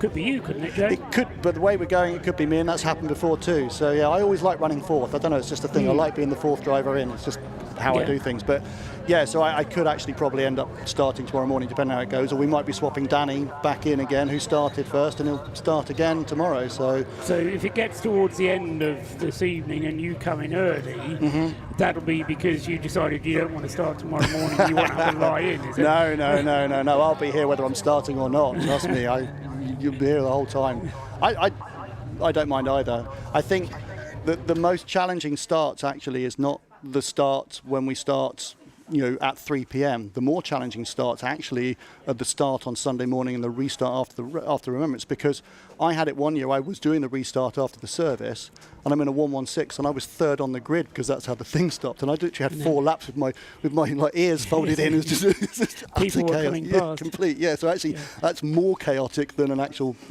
3 p.m. start. And I mean, the other thing actually, which I find about this event, obviously the Remembrance service is a key part of it, and that's why I'm absolutely here. unique. Yeah. I think the other point at the race, which I get a bit choked up, is during the presentations at the end of the event, because you get to hear about some of the stories that have happened, and for the people who are finishing not necessarily on the top of the podium, but in the classes finishing 3rd, and you hear what they've done through the race. And I find that just as moving in a different way, because it's effort. It's all about what you were describing, taking it seriously, doing it properly, and getting the car to the finish, because again, that's what it's all about as well, getting the car to the finish. I tell the team this every time, the people that win are the ones that get it over the line, right? And 2 years ago we got a podium, and you thought we won the World Cup. It was unbelievable. And so, especially with Anthony Seddon here, a phenomenal, built incredibly quick 116s. They've got drivers that race all year, proper drivers. So it's really, in the 116 category, we've got 12 cars here, but I would absolutely, we'll be over the moon if we get a car onto that podium. And when we did get a car on the podium, it was because literally in the last hour of the race, 2 cars I remember one went off, one had an engine failure. So it's just, you say to the guys, you get in that car, you go out there, you give it the best you can, but you bring it back in. That's the important thing, because someone else has got to get in and get it across that line. So if you're out there, it's a 50-50, hold back. The guy will probably pull in for a pits next time, or you might get to take him on the next lap or whatever. It's all about getting to the end, as you well know. Yeah, absolutely right. Good. So you're going to be fourth in the car.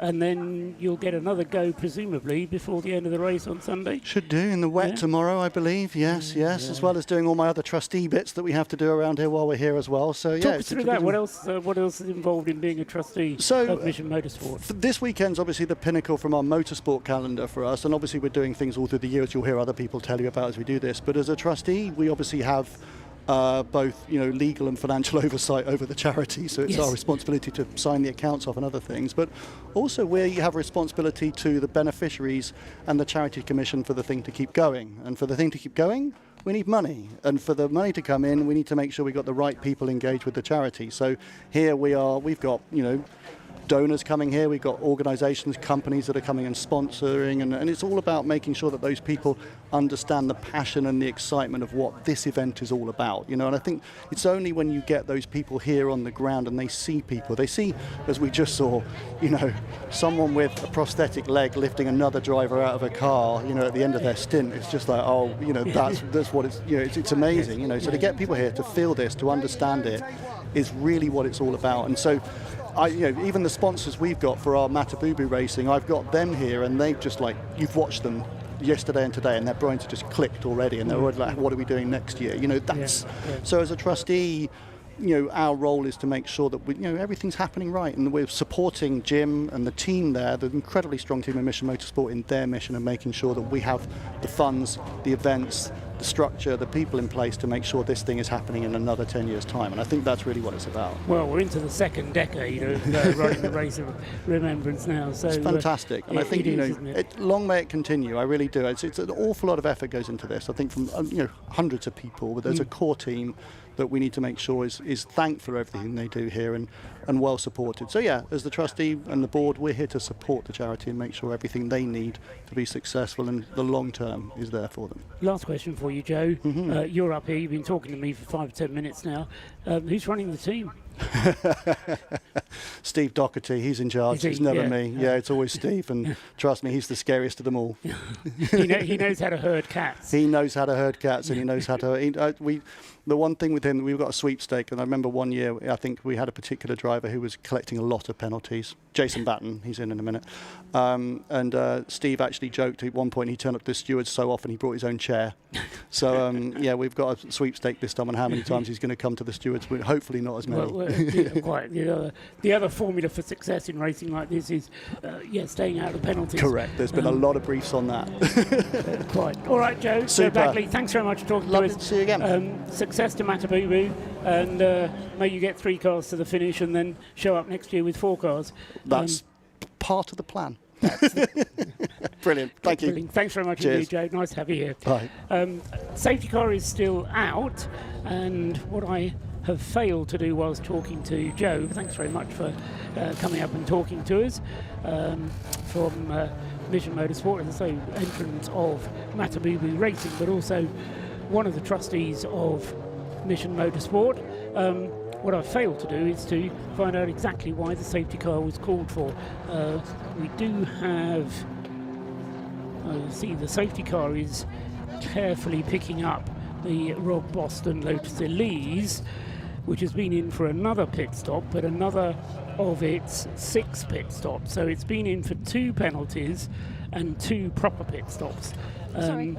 So the Rob Boston car now has Phil Grayson driving, and I mentioned the number of proper pit stops, in other words, the 4-minute driver change refueling pit stops, because those are the pit stops of which you have to make 6 over the course of the race. Now, of course, with a 12-hour race, you really need to be getting up towards 2 hours on each of those stops to make it fit together to get 6 of them.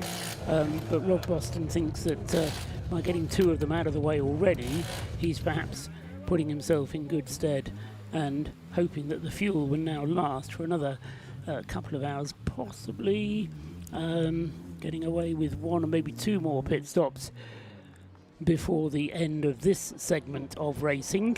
As I say, when we get to this end of this segment, we'll be up to 7 hours completed.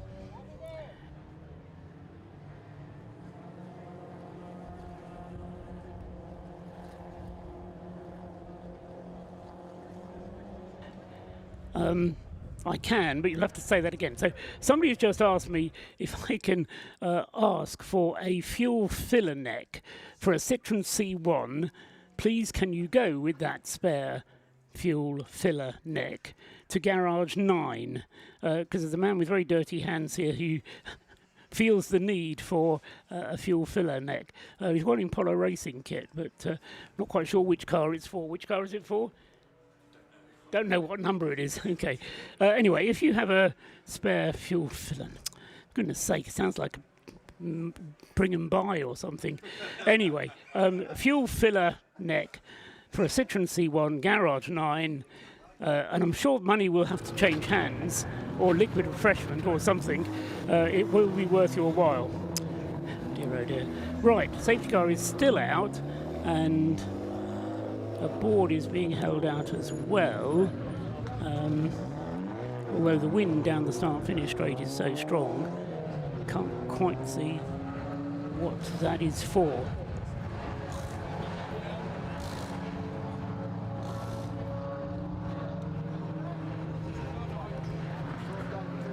So yeah, just trying to pick that out.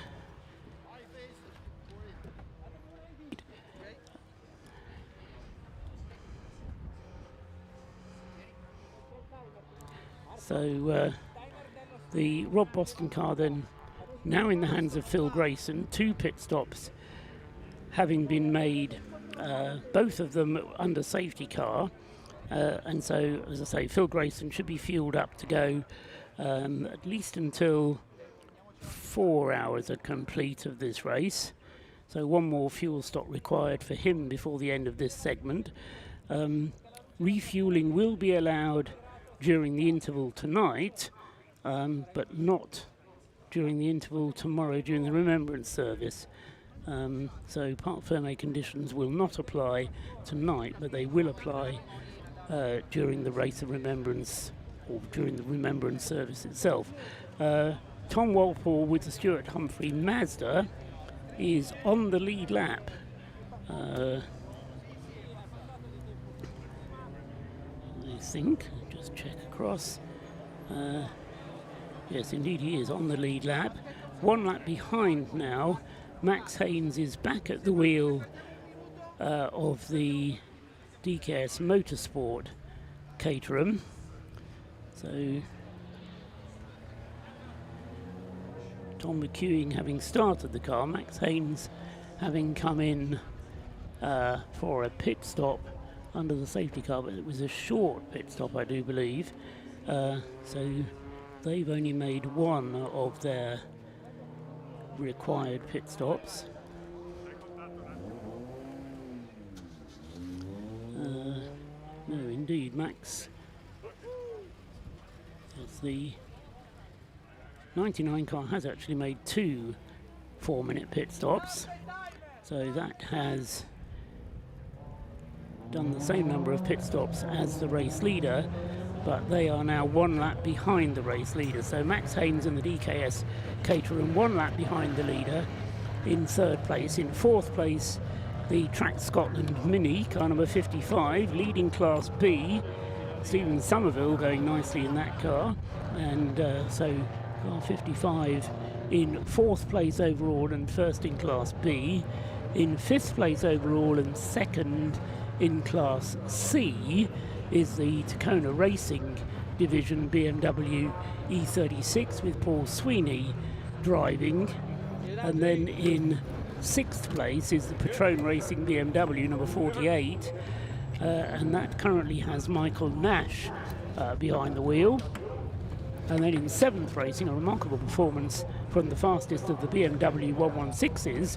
We just heard from Joe Bagley, Anthony Seddon racing then with Toby O'Reilly in the number 34, up to 7th place overall, with Tim Crichton 1 lap behind in the class.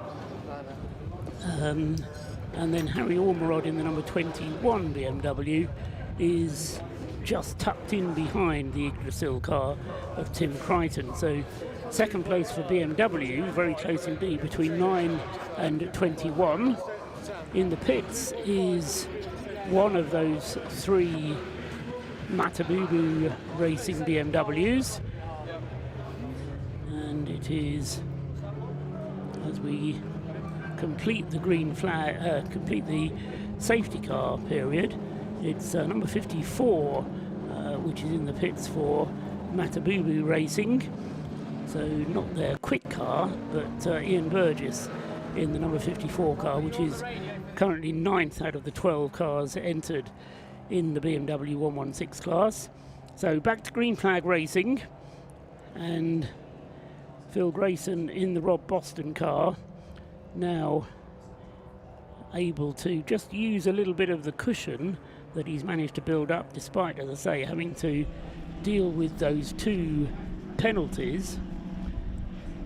The Lotus Elise of the McAnultys is back into the race.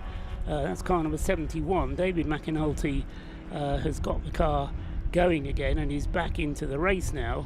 And that pit stop to replace the broken CV joint, costing it in the end over an hour in the pit. So that was an expensive pit stop for them. So over an hour spent in the pits for David McAnulty to replace that CV joint that broke when the safety car came out.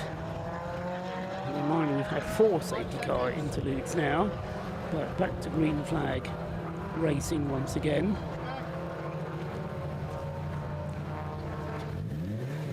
So the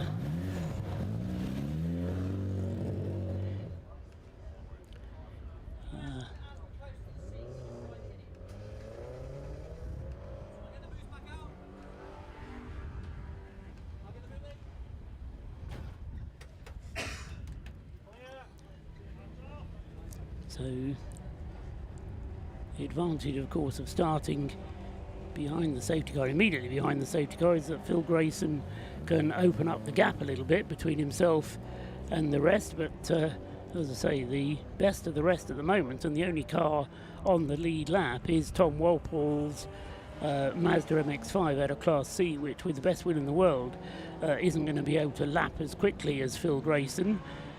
And apart from anything else, Tim Walpole having to deal with traffic. Just going through now, his lap time very reasonable despite the traffic. The lap time from Tom Walpole's Mazda almost identical to that of Phil Grayson in the leading car.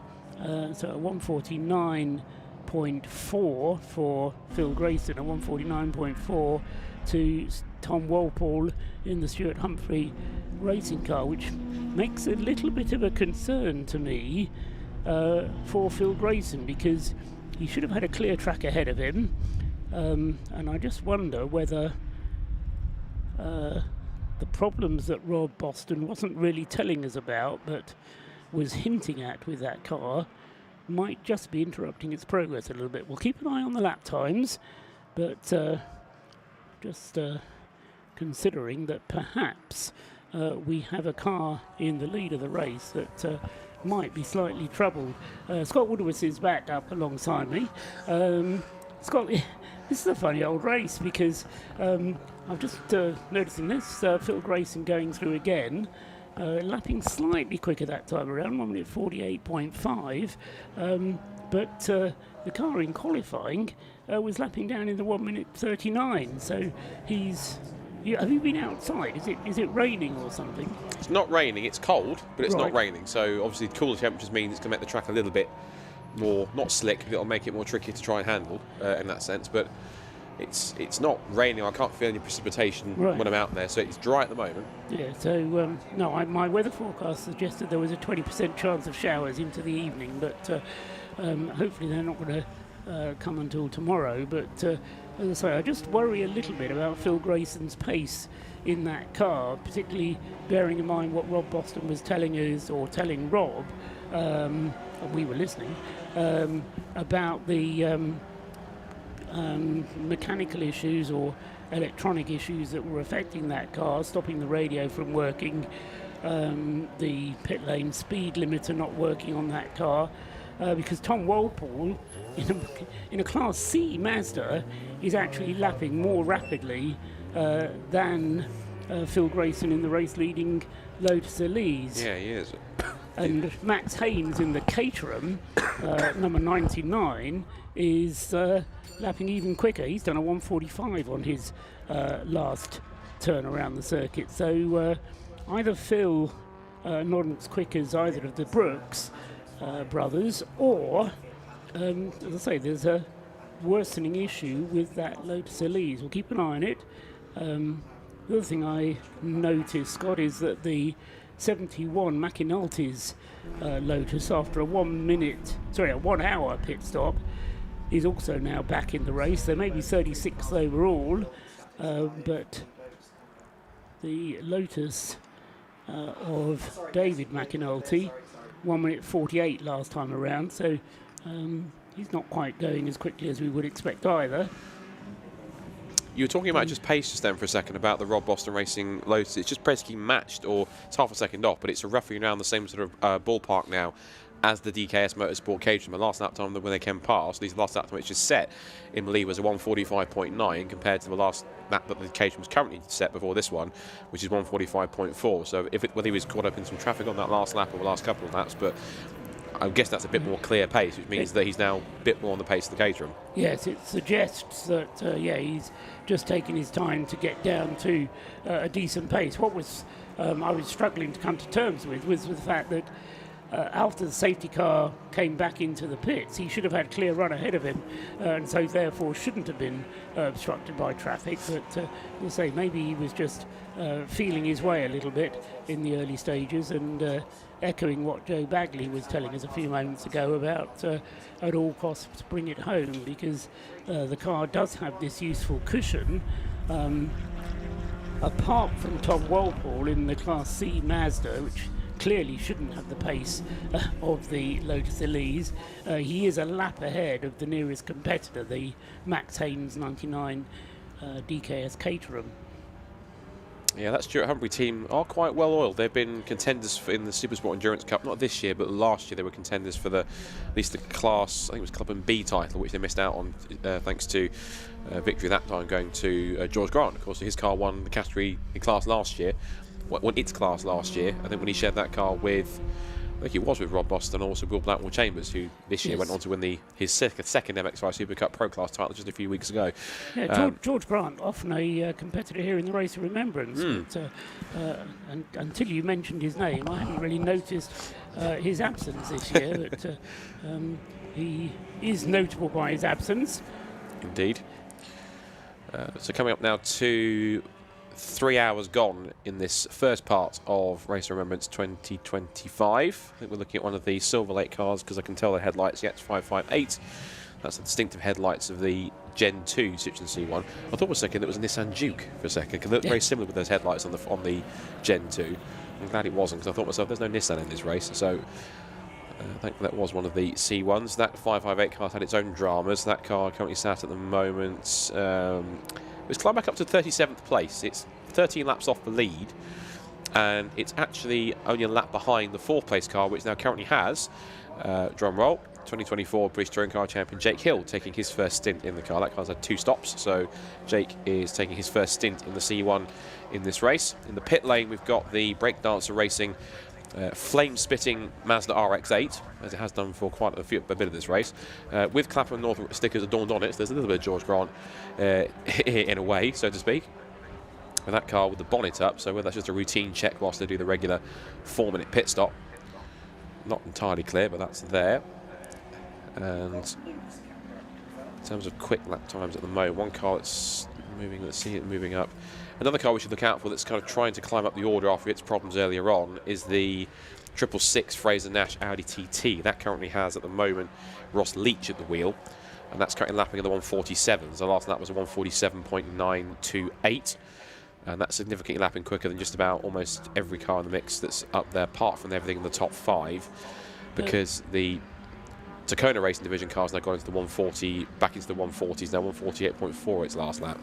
But the way that Tom Walpole is going in this Mazda, I mean, you say Stuart Humphrey runs a good team. Well, you know, I'm not arguing with that. But for a Class C car to be lapping at that kind of pace, I mean, it's right on the pace of the Rob Boston car of Phil Grayson. Last time around, it was actually quicker than Max Haynes' Caterham as well. So Tom Walpole is just doing a sterling effort in that Mazda, and his lead in the class is now some, what's he got over the Tacoma Racing BMW, is now 3 laps behind in the class.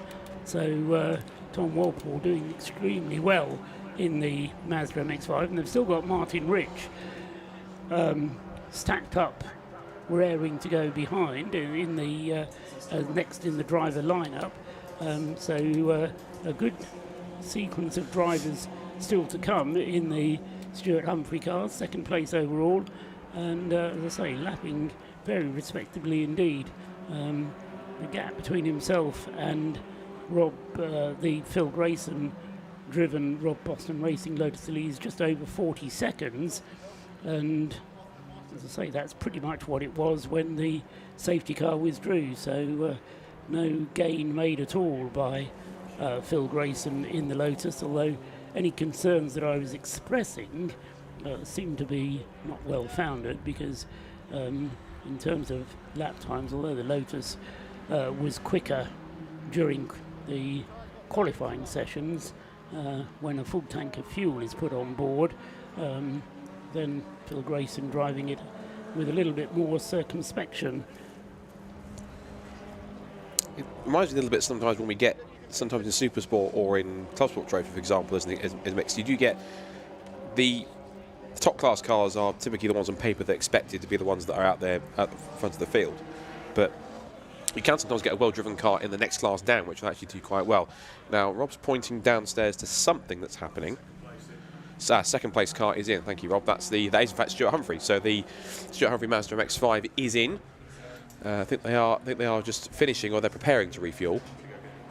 So Rob's going to go down actually have a chat to them and have a chat. I think too, if Thomas is getting out, and yes, they are putting fuel in. They've been just prepping the rear quarter for it to be ready. Whilst that's waiting, I don't think I've done this yet in the race, but usually with Race of Remembrance likes to do like a slight Le Mans style hourly update. So we're now kind of 3 hours in, so I might just indulge myself and do that very quickly to give us a rundown of where we are with three hours to go. I need a bit of She-Star Sanctuary for this, don't I? 3 hours gone, 4 hours to go. 3 hours to go on. Correct myself. Get my worms right. Whilst also I mentioned too, before I do that, stop-go penalty has been given to car 486. So 486 has been handed a stop-go penalty. 486 is the 8th placed WRC Developments with CB Auto Services at C1 in the C1 class. James Poulton at the wheel. That is 15 laps off the overall lead and 8th in class. So with, as you rightfully said, 3 hours down, 4 hours to go. It currently stands at the moment on lap 92. Well, he's completing lap 92. Is the leading Rob Boston Racing Lotus Elise S1 with Grayson at the wheel, number 43. That has a lead of 1 lap over the 2nd place car that's currently in the pit lane, which is Thomas Walpole in the Stuart Humphrey Racing Mazda MX-5, and that leads Class C at the moment. 3rd place car number 99, which is the Caterham 7 of DKS Motorsport, with Haynes at the wheel right now. They're also on the same lap, but about 1 minute and 10 behind it were last time across the line, as in comes number 18 BMW. 4th up to 4th leading Class B, a good effort so far, having only stopped once, is the Track Scotland Mini in car 55.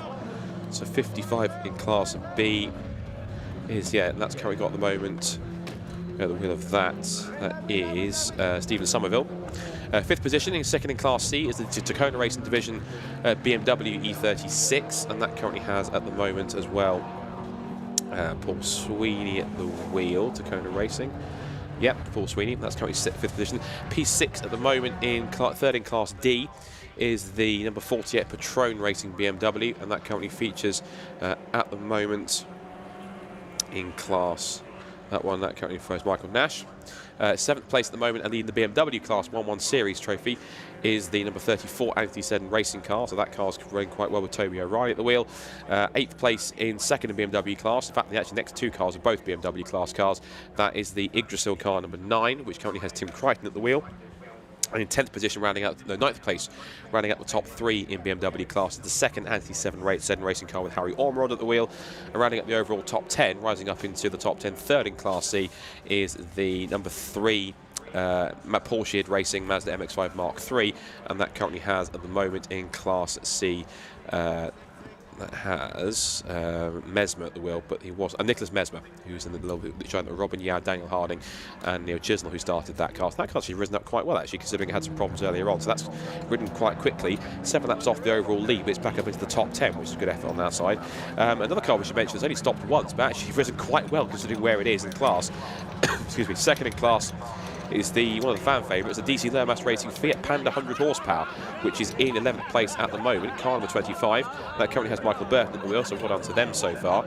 And then we'll quickly run out the rest of the top 15 before doing any more class top podiums and stuff. 12th place is the Tequila Racing Mazda MX-5 Mark I, 4th in Class C, and that currently has at the moment John Georgia at the wheel. 13th place and 4th in BMW class is the Matabubu Racing 3 car number 56, and that car currently has at the moment 56 in BMW class, a different number than I thought it was going to have, but that car currently at the moment holding 30th place with Richardson at the wheel. 14th place, the third in Class B is the Merlin Motorsport car. That's the Italian entry. That's the number 47 Mazda MX-5 Mark I in Class B, and that currently has Marco Agem at the wheel. And running up the top 15 is the Flying Haggis Racing Honda, which is a little bit tight on fuel earlier on that we saw after Rob spoke to them. That's car 44 in the Honda Civic Type R FN2. And in Class C at the moment, that currently has right now Keith Rose at the wheel. And in terms of any other class podium runners at this point that we can also point out, the ones we haven't pointed out yet are the C1s. And currently at the moment is car 586, I think the defending champions, WRC Developments with CB Auto Services. That car with David Drinkwater at the wheel. And that car is 25th overall and leading its class. Second in the C1 class is the Track Scotland C1 car, number 335, and that currently has at the wheel Craig Dillon, and that is currently at the moment about roughly 23 seconds off the lead in the... no, so more than that, in fact. In fact, a lap off the lead, so it's a lap off the lead from its C1 category. Third in the class in C1s is the Radiation Racing car number 363, and that currently has Adrian Williams at the wheel. Fourth is the car that sat on pole at the beginning of the race, the number 545 Sunbelt Rentals car with 2024 BTCC champion Jake Hill at the wheel. And then rounding up the top 5 is the AC1 class car in that class, which is Robin Welsh in Silver Lake Racing 2. That's had some problems, but it's climbed back up to 36th overall. The other car I can really talk about is going to be the only car in Class A, which is the Ford Ka of Bradley Performance, and that currently has Clark at the wheel in 26th position, and of course the only car in that class as well. So 3 hours, 53 minutes and 50 seconds to go, and we can well tell on that side of things. I think it's obvious to say darkness has fully descended on Anglesey, so we are properly into, not the witching hour yet, but we are certainly into proper darkness hours. I think the boat we all enjoy, which is, for me, there's nothing better than motorsport at night in the dark like this, because it just brings it a little more alive, so to speak. Yes, and 4 hours of such darkness to keep going. Just to mention the Ford car, 77, as you say, the only car in Class A, but if it would be a Citroen C1, then it would be second in class. So, it's behind one Citroen C1, but ahead of all the others. So I think the Ford car team, Bradley Performance, can be pleased with their current performance, and see Clark having a good clean run in the Ford car at the moment, and hoping to continue in that vein. The pit stop for the Stuart Humphrey Mazda has inevitably dropped it down the race order. He is now back out on the circuit with Martin Rich driving in car number 91 and is being shown as 5th in the standings. So Tom Walpole handing the car over to Martin Rich, and as I say, we'll now see whether Martin's going to be able to make his way back up the field. It was, what, an hour and 40 minutes? Yeah, just under an hour and 40 minutes that Tom Walpole was out in the Mazda number 91, but of course he saved his pit stop until the safety car had pulled in, so in pure efficiency terms it wasn't necessarily the most efficient way to run the stint.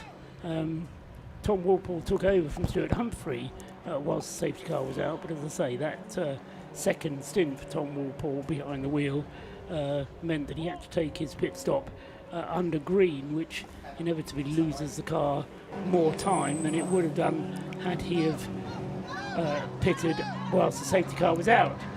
Stop and go penalty for one of the Citroen C1s. Scott, that was 486, the one that was noticed. That's the other WRC Developments car that had the issue. So I think I see Rob down there trying to have an interview with them if he possibly can to find out what's happening. But there's the interestingly, that car, the second of the WRC cars, was fairly well placed in the Citroen class. I think he was 3rd or 4th earlier on, but has now dropped back, as you say, down to 8th, I think. You mentioned in that little rundown in the C1 class. So whilst things are still going well for the WRC David Drinkwater driven car, things not going so well for the other team car. No, not at all, but it swings and roundabouts to both of them by the looks of it. There's the car which had a spin early on. That's the 51 Toyota GT86. Shame there's only one of them, of course, because we typically have 4 usually, and 2 of them are usually, I'm surprised I've mentioned this yet, but 2 are usually occupied by Operation Motorsport, who I know this year weren't attending because they're actually in the process of doing their own version of Race of Remembrance over in, I think it's Virginia International Raceway, I remember correctly? VIR. VIR, that's it, yes. And then their race is taking place today. And it's taking, I'm not quite sure what the time difference is to Virginia, 6 hours I think, it's either 5 or 6 hours. So by the end of our race, they could well be underway with their race. So it's equally Veterans Day weekend in the USA, and having had the success of competing here, as you say, in previous years, the Operation Motorsport and Operation Canada have run their own race. Apparently, I was talking to James earlier on, the entry not quite as strong as they were hoping for, but nevertheless they are having their own American Race of Remembrance at Virginia International Raceway this weekend. Yeah, time difference is 5 hours, so it's currently 10 past 6 at the moment, so it's 10 past 1 on that side of things. While we ponder time differences, down to Rob in the pit lane, who has another interview for us. Who have you got? Managed to grab Tom Walpole after a fantastic stint in the Stuart Humphrey Racing MX-5. The car looked immaculate as it did when it went out. How was it? The car's great, well presented by Stuart and his team. It's my first time doing this event. I was going to do it last year, but unfortunately at last minute I had to pull out. But yeah, I'm really enjoying it so far. That was a great stint. It's nothing like I've ever raced in before, and yeah, it's just a great team event. I really enjoyed it through and through. Obviously elsewhere you race a bit of GT racing. What is it about racing into the night with these cars? Yeah, I do GT Cup, but it's nothing like this. It's just, the pace is great for the type of car. It's so competitive and everyone's together as a team, and that's the best thing about it, really. And the fact of the matter is, with that pace you brought it in 2nd overall. Is there sort of an inkling that with the faster cars hitting trouble you could maybe get an overall podium, maybe an overall win? Maybe, but it's just about keeping it all together, really. Working as a team, as I say, keeping that pace consistent throughout and passing the slower cars where you can, making that effective and through and through. Your stint done for the tonight, or are you back in later on? I'm not sure. We'll see how much fuel we've got. See if we need to go in. But yeah, possibly I'm in. The other thing as well, with such a long stint that you're managing to get out of the car, tyres, how was the drop-off?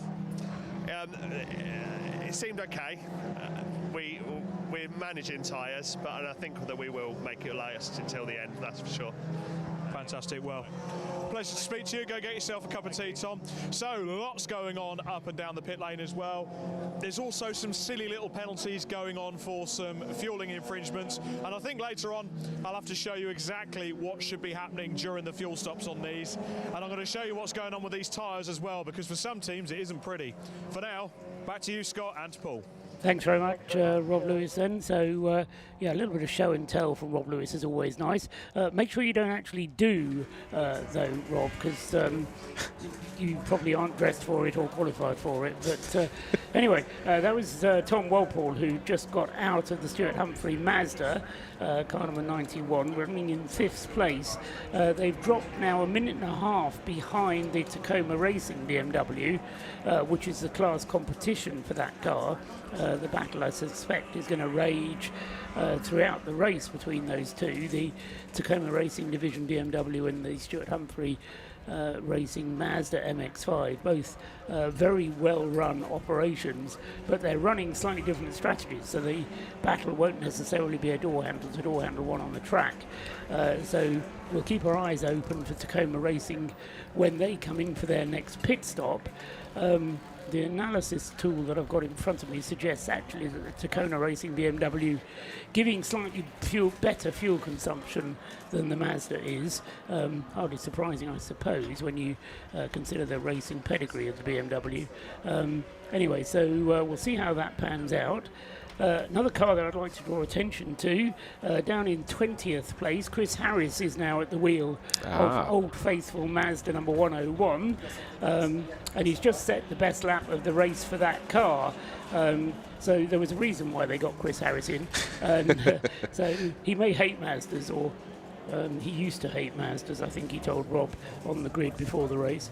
But he enjoyed it in the rain in night qualifying, and although it's not wet now, he's enjoying it right now. A 1 minute 51, as I say, last time around for Chris Harris in the Mission Motorsport Mazda number 101. Rob Lewis is busy. He's down in the pits again. Rob. Well, you'd have seen behind me there's more issues with the Bromley Motorsport car. Simon Waterfall, you were spoken to on the grid by Scott Woodward, so I'll blame the commentator's curse on Scott ultimately. It's not been your night so far. What's been going on? I mean, start was great, up to 5th overall, I think, for the first couple of laps.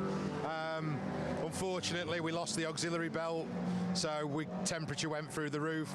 That also took out the crank seal, so a load of scampering sorted that out, and then back out, unfortunately, a knock with another car. We think steering angle sensor, like lots of the problems we've had through this championship year with electronics and things like that. Basically resetting steering angle sensors. We're not getting boost at the minute because I think it thinks it's all over the place, so we're just doing a bit of in and out, trying to stabilise it, and then we'll start hopefully getting through the night. And team owner Josh Bromley's in the car. Is he just trying to get it out, try it for himself and see what repairs you do overnight? Yeah, so we did a little bit of like resetting out there when I was still in the car. We swapped and put Josh in basically so he can feel what's going on. There's just no point in putting any of the other lads in the car at the minute, just because we've got so much more time in these cars compared to the guys that have just turned up for the weekend to have a go. So we'll get it right, and then we'll get some laps under our belt, hopefully. You got some fast lads in the car there, James Riley and Mr. Crozier among them. Yeah, absolutely. You know, and even Mike, you know, from the Mazda days, great bunch of lads, and yeah, hopefully we can give them some seat time. I do apologise, I forgot to mention Mr. Mikey Close. He's too busy controlling the car somewhere behind and making sure everything's okay. And Lindsay, if you're watching at home, hello. Unfortunately, from the Brscc, she couldn't make it this weekend. But Simon, what's the plan for this car moving forward? So we'll move it back to sprint car spec. It'll be hired out next year through Josh again. So if anybody wants to come and have a go in BMW Super Cup, this is probably not the best advert at the minute, but it's really, really good fun. We're hoping to get more and more cars on the grid next year. We've got 3 cars. We're building another one for another customer over winter. So hopefully we'll get up into the teens and, you know, low 20s in the next year or so. Have our own grid. It's absolutely been fantastic this year, and yeah, looking forward to carrying on in the BMW Super Cup. Superb, Simon. Thanks for chatting to us. So hopefully Bromley Motorsport can get this beautiful, or what was beautiful BMW Super Cup car back out onto the circuit. For now, back up to the commentary box.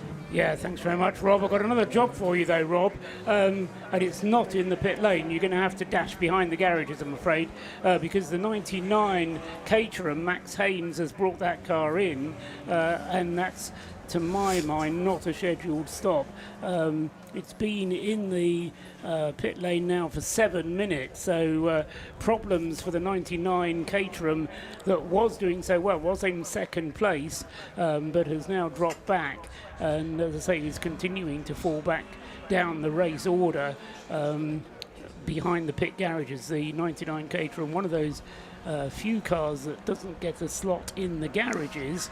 So, as I say, if Rob wants to find out the story, he may have to go behind the garages, get the story, and then come back and tell us from the pit lane, depending how well the systems work for us. So, problems for cars continuing. We've now got 100 laps in the book, and we've achieved that 100 laps inside 3 hours and 18 minutes now elapsed. Fuel is going into the Mazda, which never should have been a race car this weekend. That car, number 29 it is, having fuel put into it. The car shared by Mike Hilton, Ian Moulton, Alistair Scott and Thomas MacArthur, who are all part of the Mission Motorsport recovery team, and so they're not having a go in the Toyota GT6 as they were hoping to, but there was a plan B, I was told, and luckily there was, because the Mazda so far has been running well, and currently is running 9th in Class C. Ian Moulton, the last driver to bring the car in. So I think 2025, Scott, may go down as the race of remembrance of attrition, won't it? Yes, in some ways, yes. One thing I also spotted whilst you were talking there as well is that I think the number 18 BMW has one of its, well, I call it main headlights out. I think its light bar and its driver's right-hand side headlight is still on, but its left-hand side headlight has been either not punched out, but it's not illuminating, it's not on. So that's something I noticed there, unless it's going to pop back into view some point, but that car's had an issue there so far. There's a shame about the 99 Caterham. That car, obviously a front-running contender, and still has been up until this point, but sadly that car hitting problems, and of course with the squad having to sort the car out behind the garage, makes their task a little more difficult, because then they haven't got to do it under the can't do it under the cover of any shelter at all. It's not raining, but it's just quite cold out there. Well, they do have a tent in which they can retreat to get a little bit of warmth, but it does make life just a little bit more difficult for them. Yes, Thomas Gunter yet to get out in the car, having been started by Tom McEwing, and very respectfully too by Tom McEwing, although I spoke to Tom before the race, and it was clear that there was a bit of a concern there about the reliability of the Caterham. Clearly it has the pace, but up against the likes of experienced runners like Rob Boston Racing, they realised that they were going to have to keep the car reliable as well. Another stop-and-go penalty has been issued, this time to the breakdancer Mazda RX-8, and so that car will have to come in for a stop-and-go if it hasn't already done so. I'm just looking down, its last pit stop could have been a 30-second stop-and-go from the number 8 car, so it may well be that RX-8 has already taken its penalty. Quite a few penalties having to be served. Best lap of the race so far for the Yggdrasil BMW 116, going through with Tim Crichton behind the wheel, 154.6, as he closes in on Harry Ormerod. A bit of a battle going on there in the BMW class for second in class between 21 and 9. We'll see if we can pick that one out in the darkness. But two BMWs then. We said the BMW class was going to be close, and I'll say it's not much to choose between those two, with Tim Crichton lapping the quicker of the two at the moment and trying to get past Harry Ormerod's BMW. Toby O'Reilly, you mentioned in your rundown a little while ago, doing a great job in the leading Anthony Seddon Racing BMW. Scott, running in 6th place overall. Yeah, it's a great performance. It is excellent stuff from not just one of them, but there's 3 BMWs up there in the top 10 at the moment. You've got both Anthony Seddon Racing cars are up there because Harry Allbrod's car is in 8th, and then Tim Crichton's car, the leading Yggdrasil car, is up there in 9th position.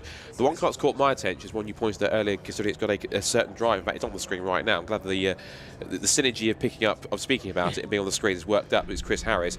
He is one of the fastest cars out there on track at the moment. Case in point, his last lap was a 150.666. The only cars that are faster than him at the moment on track right now are literally everyone else. Everyone who's in the top 4. Apart from that, he is faster than everyone else ahead of him from 15th place up to 5th.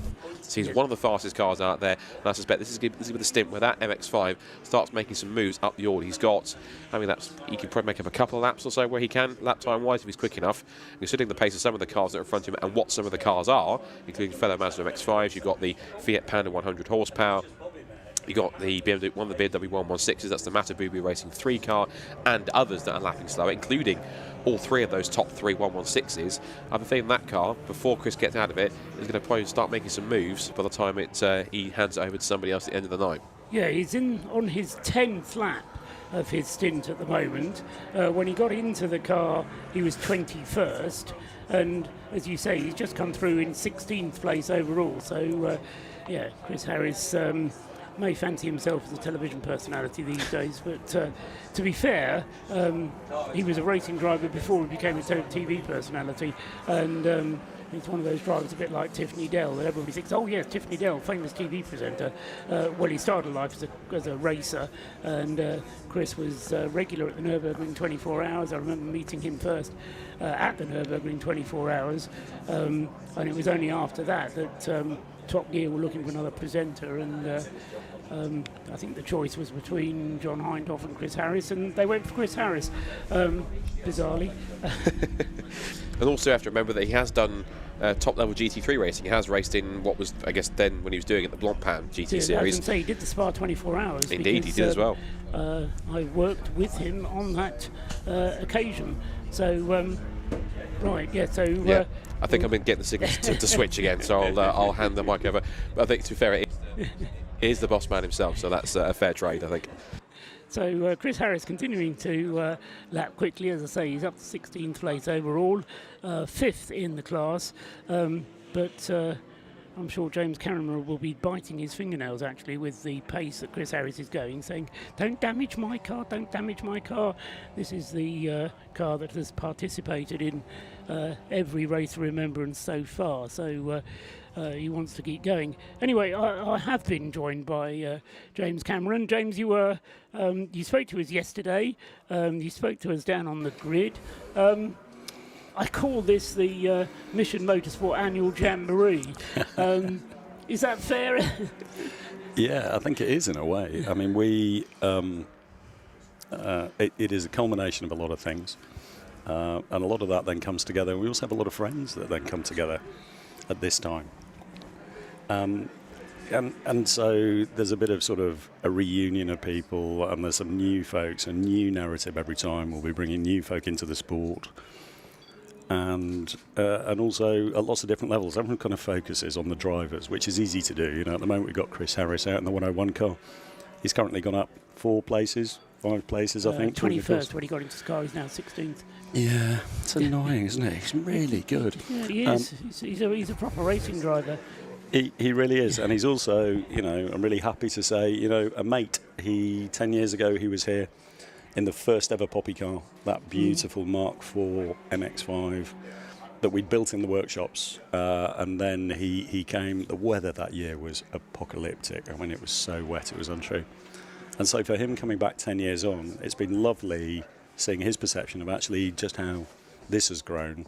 Yeah. And also actually how the charity's matured, how the way in which it works, and you know. And you notice that kind of thing after a gap of 10 years, yeah, which you, with your hands-on approach, haven't got a maybe clue. don't notice, because it's like watching your children grow. Yeah. You just don't see them growing up because you see them every day. Absolutely. And so it's really nice, it's sort of, you know, getting a bit of that. And what an amazing community of people that comes together in order to deliver Race of Remembrance from Brscc, who do such an extraordinarily good job of, because it's pretty complex, to be honest. It's not a normal race weekend. There's all sorts of weird stuff that happens, and they just take it in their stride, and their flexibility and their keenness, that sort of spirit of motorsport, to be able to keep people in the game and going, is phenomenal. It's just second to none, and the fact that they do it and completely, they pass on all the proceeds of this race. Once costs are paid for, all of the proceeds, Brscc pass on to the charity, and that is an extraordinary act of charity by them as a sporting club, which we're incredibly grateful for. You are by nature a fairly modest chap, but you have that talent which all good managers have, of not actually doing anything yourself, but putting people into place who can do it. Brscc being a case in point, but the people who work around you and the people that you delegate to. I mean, as I say, I'll give you the credit for putting them into position, but thank you. You always give them the credit that they obviously deserve. But this is, as you say, a complex operation to make happen. It really is, and sort of back in the day and at the start of the charity, you did lots of things yourself because nobody else would. I think you're very kind. I think in a way it makes me an absolute nightmare because I've done every job in the charity at some level, and therefore can do it, and therefore have an opinion about how it should be done. But the reality is, I can't do any of those jobs because I've got too much to do. It's too broad, so I can't do them anything like as well. And I think the real tribute actually is to the Mission Motorsport staff and the volunteers, and we have some incredible people who give so much of their time that they're very much part of the team. And it's lovely, and I get to sit back and bask in the reflected glory of others, which it's not the hardest job in the world. You are right. You were out in the Club Sport Trophy, weren't you? Yeah, I went and drove round. Yes. Yeah. Third in class, second in class. Second in class. Second I think. in class. Yeah. That was all right, wasn't it? It was. I loved it. Had an absolutely fantastic time. So Andrew Stacey is a great mate of mine for a long time, and it's funny because I've got so many friends here that go all the way back to sort of 20, 30 years, who are people that particularly when I came back from Afghanistan, was really passionate about doing something, had a cause, wanted to do something. Then it's your friends network that you call upon. Absolutely. And it's everybody from, Chris Harris, a really good example, and he'll sort of tell stories of how he knew me back before the charity was a thing, and then he lent in when he saw these great things happening. And there's loads of people down the pit lane. And Andrew Stacey is one of those guys, he's a personal friend of mine. And I had the most extraordinary opportunity with him. We raced his car together here last year. And at the end of the weekend, he said, I'd been invited to his wedding, which was September just gone. And he said, I need to ask you a question. I said, okay, you need me to get you a car, because that's normally what people ask for weddings, They want a lovely wedding car or something. And he went, no, it's not that. That's not the thing. He said, actually, we've already got married. They'd done it in a registry office, but they had this perfect venue, perfect thing. The family's coming together. Nicola, his wife, wanted to his wife. Wife as it was then. Yes. Wife as it was then. Yeah, absolutely. Wanted to do the sort of perfect white wedding and all of the rest of it. And I think they looked up how much it is to get a celebrant to come along and do it for them. And they said, "Would you do it?" So the last time that we were together was actually when I married him and Nicola, which was extraordinary. Congratulations. To them, absolutely, the madman, which was great. So, and then I drove his Mini around the circuit. And came second in class. Oh, yeah, we did all right. You then went out and did the Bathlon of Foolishness. Yeah. So again, you got your hands dirty, you got involved, you did it, you competed. Was that fun? Oh, it's. I love it every year. I absolutely look forward to it. We designed that as a stupid thing that we thought no one would want to do. And that people would then have to, because if we made all of the teams and we gave them a compulsory place, we figured they'd pay us so that they wouldn't have to do it. And like a few of us would do it and they get to watch us and laugh because it's stupid. And then, gosh, how many people did we have? I mean, you probably had a better parachute view than I. Something 150, something like that. Yeah, exactly. Fantastic. And the most fantastic costumes, all of the rest of it. And then I was in the water doing, because I enjoyed dunking people. And I looked round, and 5 feet behind me was a seal, as in a real seal. A real seal. Yeah. Who was The just real bobbing deal. in the water, absolutely, with his head up, just watching what was going on. With his mobile phone out, no doubt. Yeah. I heard back in September that you were organising a biathlon or a triathlon of extreme foolishness this year. Well, we thought we'd take it up a notch. Is that happening, the extreme foolishness? It seems to be. So, of course, we kind of focus on the race and the people who are here who get to do it. It's and I talked about Brscc's donation, which is extraordinary. But we have to leverage a sporting year and an organisation that's there and has the depth and breadth to be able to support those individuals and their families for the other 360 tiddly-pom days of the year when we're not here celebrating Race of Remembrance. And to make the point to people that for charities like us to exist, we have to rely on fundraising. And it's something which, to be honest, I think I'm not good at. It's never been the thing that interested me. It's certainly not why I ever wanted to end up running a charity. Absolutely didn't. I love the output, but the reality is, for those who are sort of watching through this, it's a little bit like, sort of children in need, and you're reminded every so often, hey, this is how you can do something, how you can pay, how you can help to make this a thing. And we're so grateful for folk who lean in, they click on the fundraising links, they do the text to donate, and some of them needed something a little bit higher level. Actually, Tony Ailes, who's in the car with Chris Harris, childhood friend of Chris Harris, they went to school together. Tony's done our water safety for the last goodness knows how many years, and he was saying to me, no one's going to sponsor me to do the Bathlon of Foolishness because he's in there doing water safety anyway. So I said, well, a few of us on the Monday after like to go up Snowdon, and last year we did it, the weather was beautiful, so we jumped in Lake Glaslyn at the top, which was so cold it absolutely took the breath from me. It's the sea here is about 13 or 14 degrees, I think. Glaslyn, 3 or 4.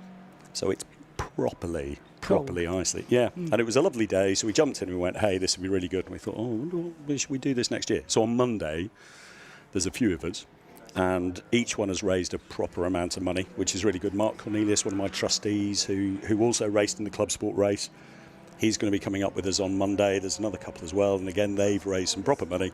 And we're going to go up Snowdon, up the pig track, and then down and just a little pop in the water for a swim in Glaslyn before on the way back down. It's not just the Race of Remembrance here, because you've got a Race of Remembrance karting event as well.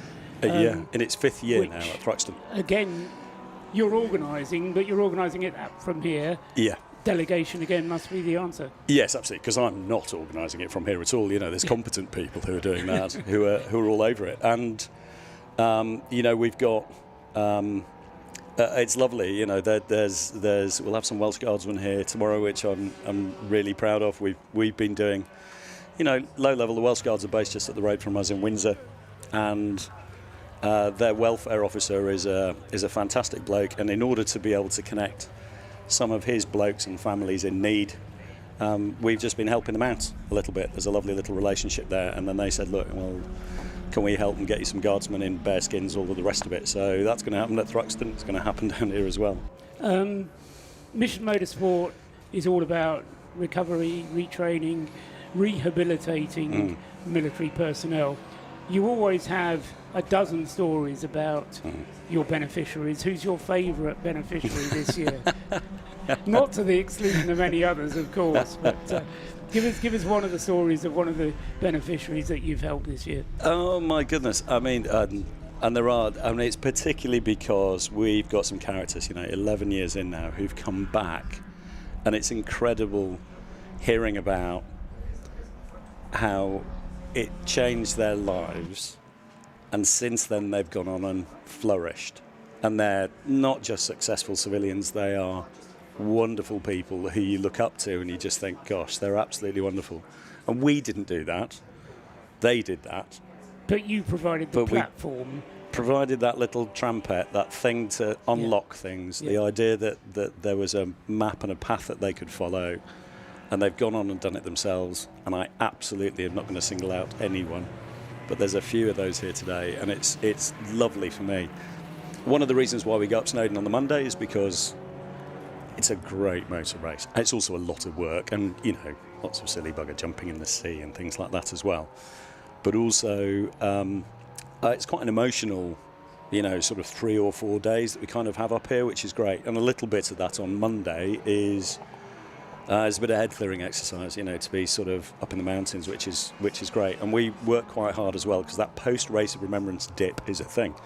Well, imagine. Competitors tell us about it, just as much as staff and volunteers and beneficiaries too. So, yes, and I think I've hopefully artfully dodged your question of who's my favourite beneficiary. You certainly did. And Good. Got onto a completely different Excellent. subject. Yeah, that's good. I thought I had. So but ultimately it is about the beneficiaries. I always get excited about the race because I'm a motor racing fan. Of course. Scott and Rob are similar. They ask you to pick a winner at the beginning, which again, you artfully dodged the question. Because it is about the people. It is about participating in the race. I mean, who won the Biathlon of Foolishness? I have no clue.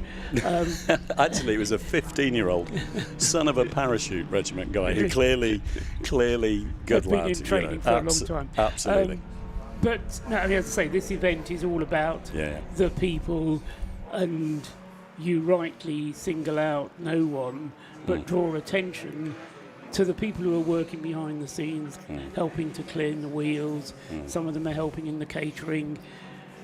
They're all playing a part. I said to Christopher Tate earlier on, they're becoming a wheel in that cog of the machinery, which enables something like this to happen. No, and it's lovely. And we've got a big population of people here.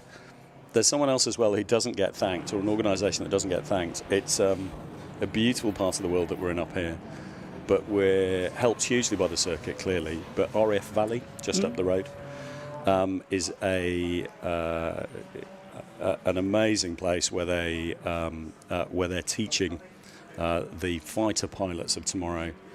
It's where a lot of Red Arrow's early training is done as they fly the Hawks out of here as well and things like that.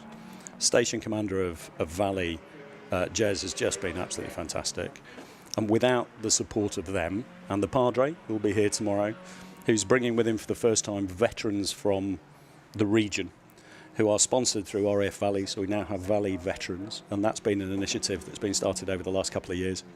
So for that Remembrance service tomorrow, we're going to be missing our American and Canadian cousins, who today, I think they should just about be coming towards the end of their 6-hour race that they're doing at VIR. And we miss them in person, but I'm very proud that we've got a proper cohort of veterans from the local community who are going to be here and are going to be front and centre for that service tomorrow. Yeah, I mean, obviously the service is the keystone, if you will, of the event. Yeah, I mean, that's the key thing. We just drape a bit of motorsport over the top of it. I said to Christopher Tate, one of the things that we've gone safety car again, by the way. The Pure Track Clio has stopped on the circuit. The other thing I find moving about this event is the prize giving at the end, because that's when you hear some of the stories and the effort that people have gone to get their cars to the finish. That kind of, again, the enthusiast in me, it's all about overcoming adversity. And that's what Mission Motorsport does, isn't it? It's all about overcoming adversity. Absolutely. And you have setbacks, but you don't, pack up and go home. Yeah, absolutely. You figure out how you're going to pick yourself back up and go and get going again. And whether that's at real low levels, for a driver who has a bit of an off, has an incident out on circuit, they've got to be able to bring themselves back and then, get up and get on with the job. But the safety car now, and actually you just mentioned the Pure Track Clio, is probably something worth mentioning. The safety car is an F-Type. It's owned by the charity. It was donated by Jaguar Land Rover more than 6 years ago. And the normal way that when a charity is fortunate enough to be donated a vehicle by a car company, you will do the PR stuff, you'll hang on it for the shortest amount of time and you'll sell it because depreciation. It just makes sense. And we kept the car because of the very close relationship with JLR that goes on to this day. We're really proud of it. More than 1,600 veterans have now found employment within Jaguar Land Rover, thanks to the programme that we've helped deliver for more than 10 years. but that car was turned into a poppy car. Back in 2017, we did something pretty cool, and made a poppy car that had a poem on it. But this one was done for VE Day, and it's got Churchill's speech from VE Day in 1945, and it's absolutely stunning and beautiful. But on the bonnet of it, it also has the names of those who did the actual project. And tragically, and it's the other side of the coin as well, as we celebrate the successes that we managed to do as a community, but sometimes it doesn't work out for you. And there's a guy's name who's on the bonnet of that car, Mark Tarling, who was a rifleman whose battles with his mental health, he sadly lost this summer, and he died by suicide. He was local to us, he was involved in a lot of the livery projects, and that wonderful Lotus that we had was his specific project. You might remember that from a couple of years ago. It still holds the lap record for Race of Remembrance, which I'm particularly pleased with. Mark Tarling, was an absolutely lovely bloke, and we miss him terribly. We've got to be able to talk about this stuff. We can't shy away from it. It is important. We're very proud that his name is on the car. And consequently, we also have a livery trophy, which we will give out every year to the car with the finest livery. And actually, that Pure Track Clio is a beautiful thing. Every year, they put so much time and effort and love into doing something which is really, really cool. That one looks like the Memphis Belle. They've done it. I think the Americans would be really proud of them for the great job which they've done. It's great. So I hope it hasn't stopped terminally, and it'll continue to go around. They're wonderful competitors who are back every year. But we will be doing a livery prize, which is going to be called the Tarling Trophy. It'll be given out at the end of this race, and then that's something that will happen every year. And it's just lovely that we can remember Mark, because he was very proud of the work that he did, and we hope that he'd love what we've done in his memory. Yeah, I'm sure. Somebody said to me once, start from where you are, use what you have, and do what you can. And I've often thought that's a good motto for the beneficiaries that you bring out, James. Mission Motorsport is a fantastic charity. It's not just a charity, it's an organisation. And as CEO, I think you can justifiably be very proud of it. The screen is showing us Chris Harris getting out of his Mazda, having done a very good little stint in that car. Yeah. I thought you might have been biting your fingernails a little bit when Chris was wheeling it round. No, not really. I mean, you trust him, do you? Oh, 100%. Oh, yeah, okay. I mean, I thought he might throw it at the scenery at one point. No nonsense. No, he's quite the guy. And that car has done every race of remembrance. It has completed every race of remembrance. It's the only car that has. Was originally built. It was built to do ice racing originally, and then it was rebuilt by Jota to be a 24-hour car. It's done full 24-hour races. It's done a ton of short circuit racing. It's done a ton of sprint racing and stuff.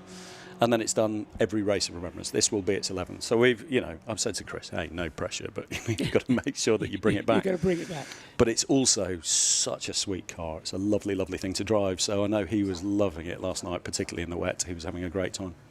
So he's brought it up to 14th then. Yeah, that's a great stint. Where he started when he got into it, as I say, I think it was 21st or 22nd, 21st when he took over, and he's brought it up to 14th. So great performance from him. Yeah, genuinely, yeah. And I would suspect, actually, he could have stayed out longer. The fuel would have given him longer behind the wheel, but I think the team is playing it strategic, bringing the car in whilst the safety car is out, and making the benefit of the refuelling whilst the safety car is out, because the recovery of the Pure Track car is taking a bit of time. James, thank you for your time. Absolute pleasure. Thank you. You are the voice of Race of Remembrance. I was telling Hindhaugh only last year, just how important to the race that you are. We're very proud of it, and it's one of those things that you hear that voice and you think, oh my goodness, I'm at Le Mans or Race of Remembrance. Or Anglesey, yeah. Yes, thank you. It's a pleasure to be here. And as I say, by all means, if you want to stay up here and watch for a little bit longer, I'm hoping that now Chris Harris is out of the car, that Rob Lewis might be able to go down there and get a word with him, and we'll find out what Chris's thoughts were of the Mazda MX-5. because he was quite rude about them in something that he wrote a few years ago. But I think he's changed his tune now. Do you know he wrote that? So I know the backstory to that. He was. He was away abroad at the time, and this was a long time ago, and it's when you had blogs, and I think there was a blog on piston heads which he wrote, that he thought, yes, I'm going to be a bit controversial. So I wrote a blog, and it was Why I Hate the Mazda MX-5. And he got death threats on the back of it. And his MX-5 owners are not generally the sort of people that you would expect to be issuing death threats, but they've sold a lot of MX-5s, so that's a lot of people that you are then... that you're then setting against you, and of course, as he'll admit, that they're just absolutely great things, and particularly when you tweak them a bit and you get them a bit lower down, and get them at the world's best-selling sports car. What's not to like? And a lot of people having a lot of fun in them here today. He enjoyed himself last night in the night qualifying when it was horrible and wet. And he greasy did. And described having a great deal of fun in the car. So no, I think the love-hate relationship has leaned towards love now. So I think the hate messages can probably be absolutely banged right. And it's really good. And I think the Subaru's okay as well, because I've been dragged around a number of things. So I've been away from stuff too. We've got 5 drivers in the Subaru, all of whom are lower limb disabled. So there's quite a lot of sort of carnage in the pit lane with wheelchairs and things like that, and people transferring. That car has been fantastic. It's its second year now at Race of Remembrance, and in summer we were able to take a bunch of people to the Nürburgring who would never have believed that they would have been able to do what they would do. And there's a car driving around with DN written on it, one of ours, the GT86. That's Darren Langeveld of Destination Nürburgring. Runs the most amazing UK-based English-speaking track day. He's got a very international audience. And thanks to Darren's generosity, for many years, we've been able to go out to the Nürburgring and do that ultimate red letter experience. This year was so special to be able to go out there with a car on hand controls and be able to help some people just experience the insanity of the place and get a real look behind the scenes with the... we spent time at the Jaguar Land Rover Test Centre, for example, looking at those. The new Type 00 was there for testing, things like that. It was amazing stuff. But then to actually passenger rides with some extraordinary people behind the wheel, and then some tuition, and then that's it. They're behind the wheel, off around the ring themselves. It's a real privilege to be able to get to do that. So that car's unlocked a lot of stuff for us. It's been really cool. And it is only hand controls, isn't it? So and I'm glad you asked. So we also had here earlier today, the car's got BAE systems on it as well. Some of the apprentices from BAE systems have been helping us to develop our next sort of layer of hand controls to be able to put additional functionality onto the steering wheel. And those apprentices have been involved in the project over a period of time. And we're just and so it continues to evolve. It's all about accessibility. Ultimately, with that car, we're not trying to make it go as fast as it possibly could. We're trying to be able to help it to be a device to help us allow people to access a level of performance and excitement or sport that otherwise they wouldn't have been able to do. And it's really powerful. I'm lucky. I mean, Christopher Tate, who was just here talking. I mean, Christopher is the chair of Motorsport UK's council. I sit on the EDI committee and lead up a lot of the disability and accessibility work over the last few years for Motorsport UK. And to be able to help the sport that we love, Trusses, be open and accessible to as many as people, regardless of ethnic, financial background, anything else, or any form of disability, whether that's mental or physical, absolutely, it's something that I think we can really make some great strides with, and it's wonderful seeing it in place. And it's out there cutting it with the best of them, including some very, very brand new drivers who are learning in the dark. And that has to be good for self-esteem. When so much of what you're doing is restoring self-esteem. Yeah, and I'm trying not to single out beneficiaries. Linda Noble, who's in there. Linda's amazing. Started the car. She was the one that was out there first. And Linda had got 2 young boys. She's a full-time carer for her husband. She served. and was medically discharged. Her husband had served and was medically discharged. And she looks after him. And her world had kind of shrunk. And she came to us through her love of Formula One. She was a race maker. So Tony Compton, who's our crew chief down there, was our beneficiary trustee for 10 years, did an amazing stint for us. And Tony had flagged her up and said, there's this wonderful woman. She just doesn't know how wonderful she is. Yeah. And, you meet Linda now, and she's a racing driver. And she's an instructor. She helps us run a lot of our events at Three Sisters that we run one a month for a lovely local community of people who are struggling. And at the centre of it, running the pit lane and making it all work, Linda Noble. She's amazing. I think you're all amazing, to be honest, Jim. No, it's great to have you here. And as you say, it's an event like no other. And it broadens my horizons because I tend to think about motorsport a lot, and this makes me think about other things as well, which must be a good thing. No, it's it's very cool, and I think also it's great for Anglesey, isn't it? You know, we've got such a wonderful asset. We're incredibly fortunate in the UK how many race circuits we've got and the sheer variety that we've got from, the former RAF base, perimeter track jobs. Through to real historic venues and places like Brands Hatch, previously anti-clockwise motorbike circuit, wasn't it? Just on grass. Cycles, originally. Cycles, really, yeah, absolutely. And it's important for the world to know that, perched on the cliffs above the Irish Sea, on an old MOD site, is this absolutely wonderful facility that just delivers great racing time after time, day and night. Yes, I think that's probably enough, because otherwise we'll end up talking all night. Yeah, indeed. Which would be fun, but I think we have a responsibility to tell people about the race. We should. A closing thought, a parting thought? Parting thought. For today. The thing that we've done, so we're here looking at racing at night. We piloted a track night here earlier this year. So like a track day, but night time, just as they're setting off. And we're going to do it again in January. So watch this space, but it's going to be possible for track day goers potentially to come and experience this place in the dark in January. Watch this space.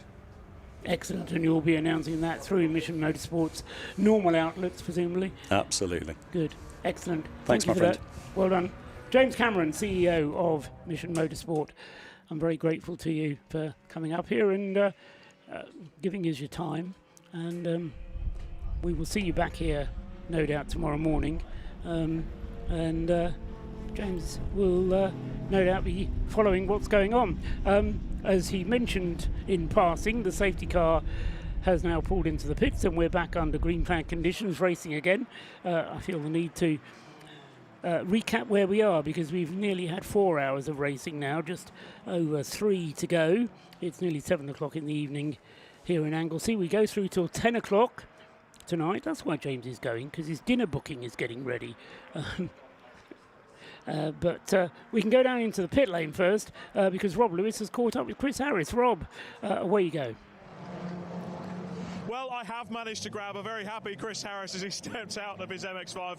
Chris, night stint, MX-5, Race of Remembrance, how was that? Fabulous, absolutely fabulous. Car was spot on, and I just grinned my whole stint. I think it's so much fun, because frankly, it's not the fastest car I've driven, but you're fighting the track, you're fighting other people, you've got to use all of the circuit and all the performance all the time. You make little mistakes, you scold yourself, you do better the next lap, you're looking for grip, looking for better lines. Love it. And still praying for the rain to come? Oh yeah, in the rain we'll be the mustard, we will. In the dry we're lacking a bit of power. There was another MX-5 going very well. I couldn't quite stay with him, so I decided to, rather than try and stay with him and wreck the car, I'd just hang back a bit. But the team seemed happy with my performance. I'm sure I'll get a debrief now and a dressing down for something. Saw a safety car, thought I'd come in and save the time. Away from the actual racing part of this weekend, what does it mean to work with this team? I think, personally, been a bumpy couple of years, and I think it's really good to come and mix with a grid of people who fought for the country, and frankly they've got a lot more to be thinking about than me. It's very humbling, and I just love being around all of these people. They're inspiring, they're great fun, they're full of sense of humour, everyone's laughing, and it's a cracking event. It's exactly what a charity should be. Exactly. And tomorrow then, so you've done your stint for tonight. How many more are you going to do for the rest of the race? Just one more tomorrow. I'm hoping I'll be absolutely lashing with rain. It'll be sideways everywhere then. And I want a wiper for the side window. That's what I'm aiming for. But no, I honestly, for Jim and his team have put together an awesome event, and I just love all the happy smiley faces. It's brilliant. Brilliant. Back for one more next year? I think an entry next year. I think an enter a car next year with some pals. Maybe I like those C1s. I want to go slower. I see 5 of them dusting each other up, and I think that looks like great fun. Fantastic. I'll take you up on that offer, Chris, but for the meantime, fantastic. It's great to have you here at the Race of Remembrance. So that was Chris Harris with us. I do want to bring one more person in, Mr. Rory. Now, I will admit to the world out there, I know Rory very well. We've raced together in the Modified Ford Series, but you're with Mission Motorsport this weekend, and you're ex-Forces. Tell us a bit about your history. Yeah, so I left the Forces in 2016 after a medical injury. Unfortunately broke my back doing something really silly. I then found Mission Motorsport in 2018, and I've been with them ever since as a beneficiary. This is my second Race of Remembrance. Unfortunately, last year I was off in America doing fun things at Seam Show, and I'm back again this year, and I've been dragged into, luckily, running Mr. Chris Harris in the lovely 101 MX-5 of Mission Motorsport, and yeah, we're going all right. We're going great guns, to be honest with you. We're actually doing a lot better than I thought we were going to. We had a little bit of an unexpected pit stop there for Chris, where he's cut his session a little bit short. But we've got one of our beneficiaries out in the car now, Danny, and he's going to go have some fun. And hopefully, I'm not tempting fate here, but at the minute it's still clear-ish. It's a bit windy, it's cold, but it's dry. So hopefully, he has a nice blast around the circuit. So yeah, it's all fun and games again. All fun and games, certainly. And for yourself, what does Mission Motorsport do to help you after you've come out of the Forces? So really it's just a place to gather the veteran community as such, and you know, using motorsport as a guide and a way to recovery as such. And you know, James started this mad idea way back when, and it's grown to the extent of it is now. You know, this is I think our 11th year of Race of Remembrance, and you look at the amount of crowds that are coming in of veterans and even, you know, general public, civilians that are coming along to help out now, all the amazing teams that have joined the Race of Remembrance this year. Motorsports as a whole is a fantastic tool for recovery. The guys that you're surrounded with are all passionate about what they're doing as well, and I mean, you can't ask for anything better, realistically. I know it's a cold November weekend, but the laughs that these guys have been having along the way just makes it all much more worthwhile. So yeah, it's mega. It's such a good community. We just need more people here. It'd be fantastic. You imagine the crowds we could collect on a November weekend at Anglesey Circuit. But you know, it's great. I really enjoy it. It's mega. So yeah, awesome sauce. Brilliant. It's great to see the smile on your face, Rory. Always good to talk to Rory. I'm sure there's a meaning behind that, but yeah, so that was Chris Harris and Rory Jose from Mission Motorsport. Back to the commentary box. Yeah, and as they say, that 101 car, Danny Graham now driving it, is currently running 8th in class, but in the top 20 overall, so I think they're probably, that's what they're referring to when saying how well they're doing. They've had completed 108 laps on the 109th lap. They're 8 laps behind the class leader in Class C, who is now Martin Rich, driving the Stuart Humphrey Mazda MX-5 number 91. He is in 3rd place overall. The race still being led by the Rob Boston Racing Lotus Elise car number 43, which has gone through actually and completed another lap a moment ago, completing 120 laps. Then Lee Brooks back at the wheel of the Rob Boston car, having started the car at 3 o'clock this afternoon. They've cycled through Ben Brooks and the third driver in that car, Phil Grayson, having had his turn behind the wheel. So they've actually now completed 3 of their mandatory pit stops. So they're putting those in the bag as well, and they also have a lap clear lead of the Track Scotland Mini Cooper number 55, which has somehow managed to work its way up to 2nd place overall. I had a quick word with the team earlier on today, because you might remember in the warm-up this morning they were going around very slowly indeed, and I expressed some concern about the car. Well, I realised later, or discovered later when I talked to the team, they were just bedding brakes in. So having bedded the brakes in the warm-up, you don't want to be going very fast when you're bedding brakes. So the team sorted that. They put new brakes onto the car for the start of the race. And Steve Somerville's currently at the wheel of the Mini Cooper, running around in second place overall. So they're doing all right. Now there's a black and orange, or is it a stop and go? No, I think it's a stop and go penalty to be served by car number 66, which is being shown on the start-finish line.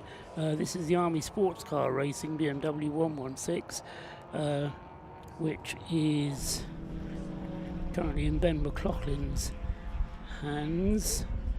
No, number 66 is Paul Chapman in the Army Sports Car BMW. So he will have to come in and serve a penalty. There is one car circulating without any lights. Number 24, the BMW 1 Series, the Super Cup car.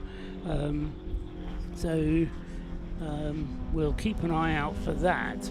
Not wanting to get anybody into trouble, but when race control spot it, then they will probably want to have the car in to have those repaired. So hopefully that is something which is easily done. So the top three cars, all from different classes. The leader, Lee Brooks, leading overall and leading Class D. Steve Somerville in the Track Scotland Mini in second place, leading Class B, 1 lap behind the race leader. On the same lap is the third place car, which is leading Class C. That's the Stuart Humphrey Mazda MX-5 in the hands of Martin Rich, car number 91.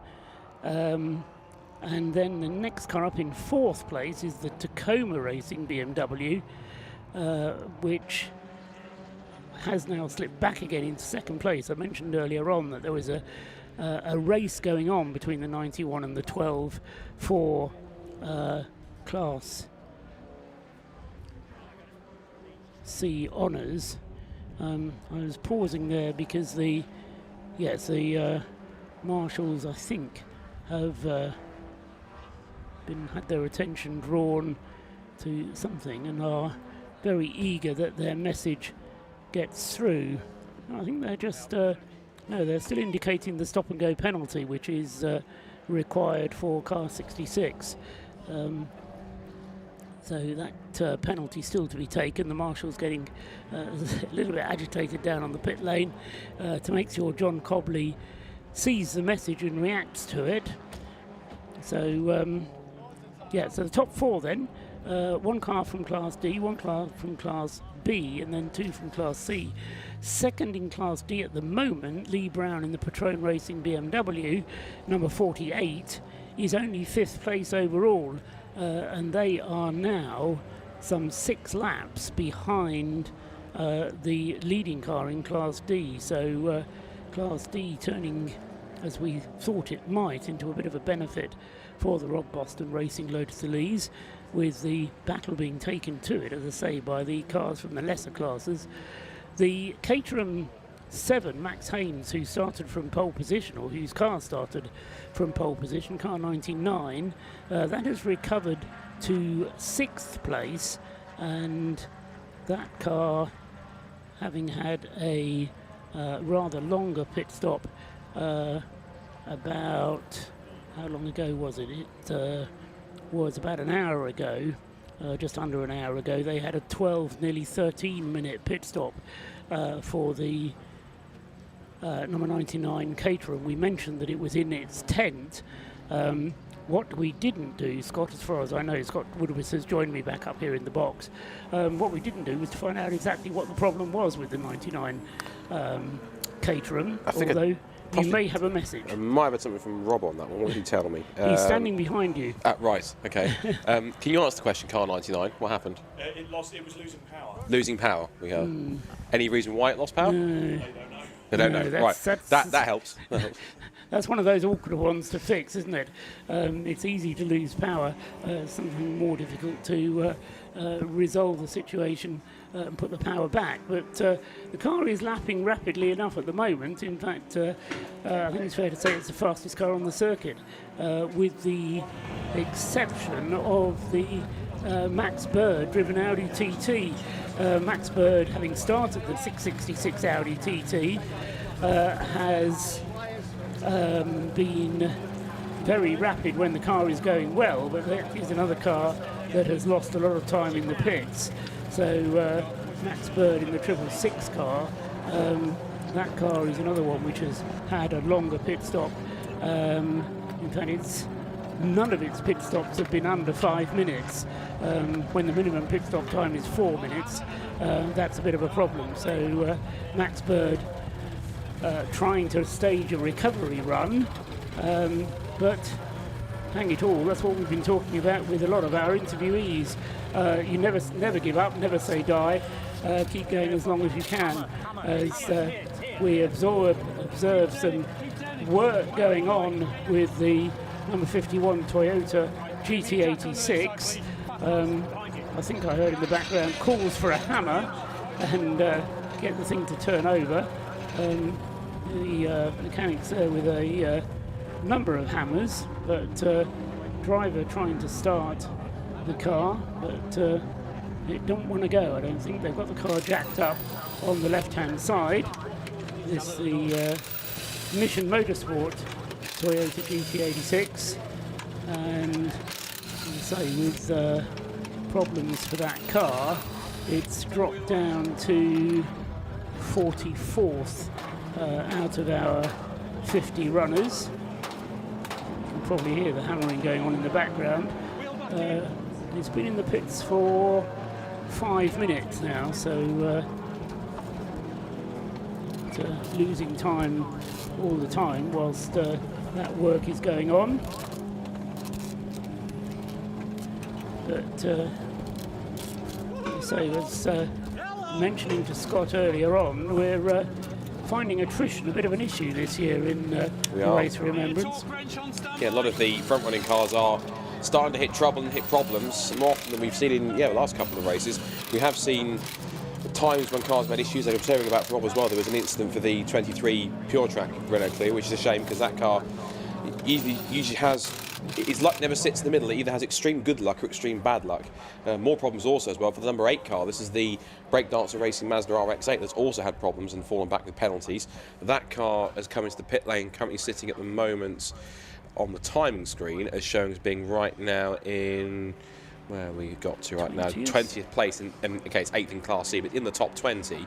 So that car also hitting problems. So I think you're right. It's one of those races where we're not getting to full Monaco 1982 yet, but we're getting to the point where kind of people seem to be dropping out left, right and centre with issues and dropping backwards, and it's allowing some of the other cars in the field that maybe you might have looked at them initially and thought, or politely to them, they might have considered them as front-running cars initially, are in the mix as well. I think 2 big cases. One is the Martin Rich-driven Stuart Humphrey Racing Mazda MX-5. The other one that's surprising me, because it's only done apparently 1 pit stop, and almost find that hard to believe, but it's Stephen Somerville in the Track Scotland Mini Cooper up in 2nd place. Yes, it's 2 laps off the lead, doesn't matter, it's a Class B car, running up in 2nd place overall, which I think is quite extraordinary. That's a great performance from them so far, and that's a really good run, at least particularly for that current driver, which currently has Stephen Somerville at the wheel of that car at this point in time. Yeah, and that's quite a lot of Scottish talent. Just the 1 pit stop. Michael Imrie, having started the car, went for over 2.5 hours before his first pit stop, did 80 laps in the car, and then handed it over to Stephen Somerville. By the same token, Steve Somerville will probably still be in the car for another hour yet. So, yeah, they are following the formula of staying out of the pit, staying out of trouble, and, well, there's a long way to go yet, I'm the first to say that. But it's doing a very good job indeed. As I say, I hope that doesn't put the curse on it, but the Track Scotland Mini, then 55. One of the cars in the dark that is easy to pick out because it's got pink lights adorning virtually every folded surface on the car, so across the bonnet and across the roof line of the car. The Mini is picked out across the sky. Halloween was 8 days ago. I think some people have forgotten that. But of course it's Flying Haggis Racing. Of course it is. They're spotting themselves on the TV now. We love Flying Haggis Racing because they always pull off some kind of practical joke or what have you. One thing I should mention, I'm not sure if you mentioned it on the stream or anything else, but also was out quickly to grab myself an early dinner whilst you were talking to the good Major for a second. Yes, I was refuelling early. But I took the opportunity. But I noticed something very crucial, and it actually ties into one of your earlier forecasts. I did feel some spots of rain. So I think there is some rain that's around in the area, and it was only very light spots, but if it's dissipated or not, or it's still very, very lightly, if you'll use the term, spitting, then it certainly is in the area somewhere, but even though it's incredibly light, if not barely affecting anything on track, it's just the low temperatures might be doing something at this point. I have to say also as well, looking at the fact where the track's got the Mini is, as we see that's the 458, that's the other Silver Lake C1 that's been pulled into the box and pulled all the way towards the back. So that's the 458 car, which was, where were you initially? That was in 9th anyway, that was rocked back. That's Greg Rose at the wheel of that car that's brought that in with an issue. And again, regardless of the fact that it's a Class B car, looking at some of the lap times, in fact, believe it or not, I think actually currently the Stuart Humphrey, that's the Stuart Humphrey Racing Mustang X5, just brought some here that ran stopped. But in terms of lap times, the track's got the Minis lapping the 1 minute 50s. The last lap was 150.788. That's not a slow lap time for a Class B car, particularly considering that the next car in the field is in second place, is the Mission Motorsport car, which has Marco Agam at the wheel. That's the all Italian entered team car, which has also been entered, I think, apparently by. Might be an error on the intro list. It's definitely Mission Motorsport on the timing screen. But that car's back in 11th place compared to third place where the track's got the Mini. And that's currently lapping at the moment some 5 or 6 seconds off the pace of the leading class car. So not only is it an impressive performance for a Class B for that car in the lead of its class, it's an impressive performance full stop considering it is 2 classes removed from the lead of the Boston racing car, and that car's won this race overall at least 2 or 3 times. Absolutely right, and certainly often happens in endurance racing that the car which is leading the race isn't necessarily the one that's the fastest on the circuit. But that's certainly the case here at Anglesey at the moment. The Rob Boston car then last time around did a 1 minute 48. There were several cars lapping more quickly than that. Just looking down at the timing screen, there is not very much to choose for second place overall. 2 cars from different classes, but Martin Rich and Stuart Humphrey's Mazda, number 91, is only half a second ahead of the Track Scotland Mini. He's just got past the Mini, so here comes the Mini now, as I say, easy to spot in the dark, and has he got himself back ahead of Martin Rich? No, he's dropped back actually. He's 5 seconds behind Martin Rich. So Martin lapping more rapidly, and indeed is one of the faster cars out on the circuit. So Martin Rich with the Class C car. I suppose a Class C car should be quicker than a Class B car. The car's defined by power to rate ratio, and the Class C is for up to 180 brake horsepower per tonne.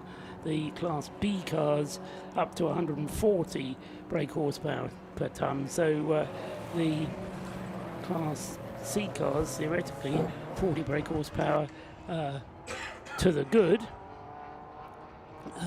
But as I say, I just get the feeling, I don't know if Rob Lewis is still down in the pit lane, but doesn't necessarily need to subject Rob Boston to another grilling, but by hanging around he may well be able to discover whether or not that car number 43 that leads the race is carrying some kind of problem or not, and whether or not they're just playing things safe at the moment on the grounds that they do have a comfortable lead and maybe just going to spend the night just getting as many laps in the books as they can, and then there's no Parc Fermé overnight, so it may well be that there'll be some work done by Rob Boston and his team. They don't have to sleep, they can spend the night working on the car if they want, and they may well do so.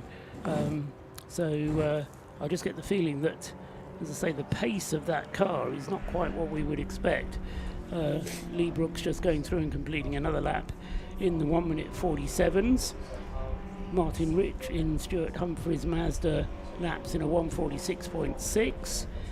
Max Haynes in the Caterham in 5th place, is still going great guns, and has just done a 1 minute 43. So quicker lap times are certainly possible, and a 1:43 is as quick as anybody has gone that time around.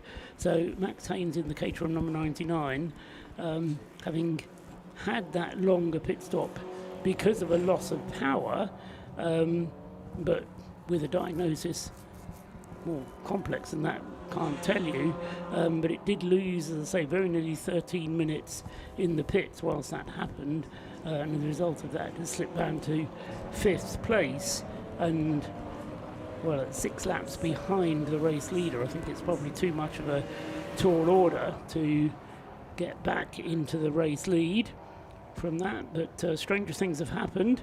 Problems may befall the others ahead of them. A question for Scott that he may not be able to answer, but you can put into your memory banks and try.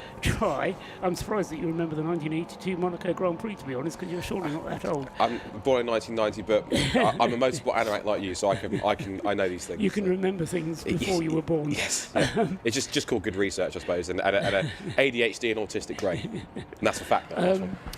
You can use those things to your advantage. Go on. So the question is, has a Race of Remembrance ever been won by a non-Class D car? It's been won by a relay car in the past. That I can remember, but I don't know that it's ever been won by a non-relay or non-Class D car. I don't know the immediate answer, but I'm the kind of person who will go and find out. Yeah, well, so that's exactly the thing I like to do with you, Scott. Send you off in chasing rabbits down holes. I can still talk whilst I'm doing it, though. Good. So I believe it or not, I somehow in these situations can multitask. Don't ask me how; it just happens. Anyway, 2 3/4, just under 2 3/4 hours to go, and it's still Rob Boston racing in a very familiar position, as we tend to see them often in this race in recent years. It wasn't not to kind of try and poke the bear or kind of tempt fate, but it wasn't. I think it was getting towards this point where we're starting to get to the situation where Rob Boston were looking quite comfortable in the lead, and then the fire happened that we don't talk about from last year. So at the moment, I don't want to say it's nothing like deja vu whatsoever, but I think Rob Boston Racing, they've been here before. They're just hoping that it doesn't happen again. Yes, as I say, I just have the feeling with the Rob Boston car that it's being nursed a little bit. And as I say, there may well be, I doubt whether they would admit anything to Rob Lewis, but I don't know, sometimes by standing around the garage you can get an impression of what might be happening. The BMW class still very much the going the way of Anthony Seddon Racing, with the 2 cars, 34 and a 21. Ethan Hall having taken over at the wheel of the 34. Alan Caulfield in the 21 car in 2nd place. They're separated by a lap. So the Ethan Hall 34 car has got itself a lap ahead of the sister car. And 3rd in the BMW class, as it has been throughout, pretty much, is the number 9 Yggdrasil BMW 116. Which is in 12th place overall, and then 4th is Matt Eddles with the Matabubu BMW, number 56. Matt Eddles then going strongly in 4th place in the BMW class, and then the first of the Forces teams in 5th place in the BMW class is the RAF. Fraser Gillen leading, or in 5th place, but as I say, the leading of the Forces cars in 5th place in the BMW class. The Citroen C1 class is things are going well for Track Scotland, because they're Mini Cooper leading Class B. The Citroen C1 is leading the Citroen class with Craig Dillon behind the wheel, and car 335 has taken over the lead of that class from the 586 WRC team car, and I didn't actually spot when that happened, but 586 then was in the lead of the Citroen class, but has now dropped behind Track Scotland, and just trying to work out when or why that has happened. It's being done on pit stops because WRC has made 2 pit stops, whereas Track Scotland are mean with their fuel. They're making Adam Kindness, who was out for the best part of 2 hours and 20 minutes, and now the car having been handed over to Craig Dillon, he's been out for just over 2 hours, not quite 2 hours, but it's a long old stint then for both of the Track Scotland cars. But I suspect what we may see is the 335 losing the lead of the C1 class when it comes in for its next pit stop, which will be due before David Drinkwater's car comes in. Max Watt currently at the wheel of the 586 car. Third in C1 is Silver Lake Racing, car 558. Robin Welsh at the wheel of the 558 car, and as I say, he is third in C1. The Ford car has dropped down a little bit because Charles Clark is now driving the Ford car, number 77, and he's dropped down to 30th place now overall, and that is behind 3 of the Citroen C1s, whereas he was only just behind the race leader.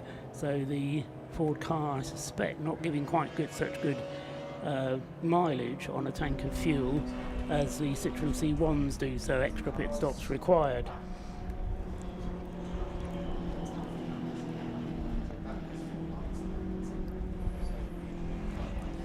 The Yggdrasil cars still running well, with Freddie Tatham in third place in the BMW class.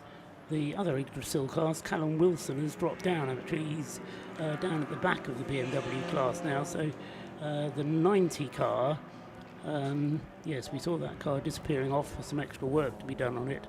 And so that car had a longer pit stop earlier in the race, which is why it has dropped down. What can you offer us, Scott? I think obviously the class structure changed a little bit in terms of previous years. So the last time, if we say technically a car that wasn't in what we call Class D won the race. As far as I can see, on a technicality, if you like, is 2017 when a Class C car won.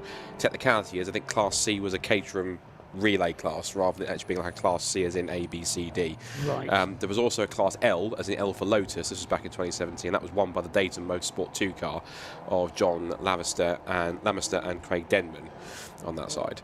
That was back in 2017. Yes, outside of that, it's definitely been a relay team in 2017. Yeah. Because I remember talking about it because of the unfortunate naming of the team name, which those of you who were here will remember it. It was all about soft furnishings. Yes, there was something along those. Soft furnishings and going rather quickly, shall we say? Combine them the two. Yes, Royal Soft Furnishings. Indeed. Porsche Motorsports Mazda number 3 getting a push down the pit lane. They've already had problems with their number 4 car, and Paul Scheer, actually no, it's the number 3 car which has been the problem one. The number 4 car, I should say, is in the top 10.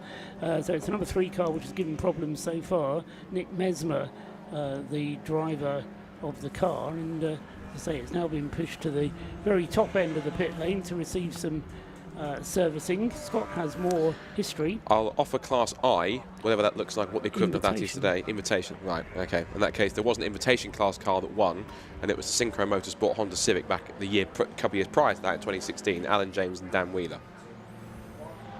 2016. Yes.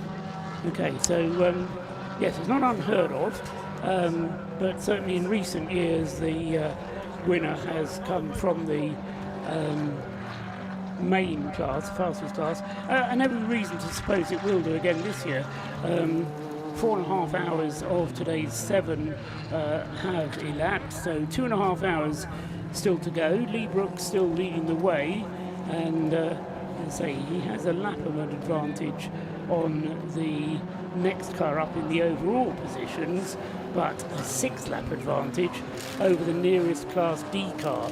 So the nearest Class D car is Max Haynes' Caterham, which is in 5th place overall. And then the next car up in 6th place overall is Lee Brown driving the Retrain Racing BMW car 48, although that isn't lapping as quickly as the Caterham is. Max Haynes, lapping very rapidly indeed. In fact, 5 seconds quicker last time around to Lee Brooks. So,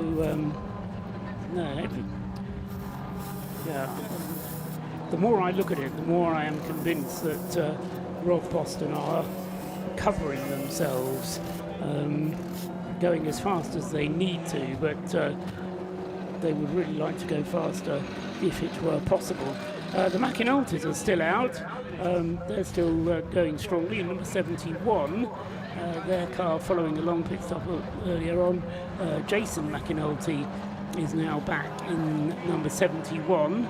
But as I say, they lost over an hour replacing that CV joint earlier in the race. So really no chance for them to do anything but just enjoy themselves out there lapping as quickly as they can. And say Jason McAnulty last time round lapping in 1 minute 43, which is again quicker than anybody else's out on the circuit. In the pits at the moment is the Tequila Racing Mazda with the stripes on the nose. We're impressed with that light bar arrangement around the gap between the top of the and the top of the chassis or the bodywork in the front and the front bumper. It's quite an ingenious way of putting that in there rather than just a straight up light bar. They have got light bars across it, but they've got those. You can see there's one. I thought it was a trick of the light, but it's a one continuous kind of light panel that's filling in the gap between panel gaps on the front of the car. It's quite smart. I quite like it.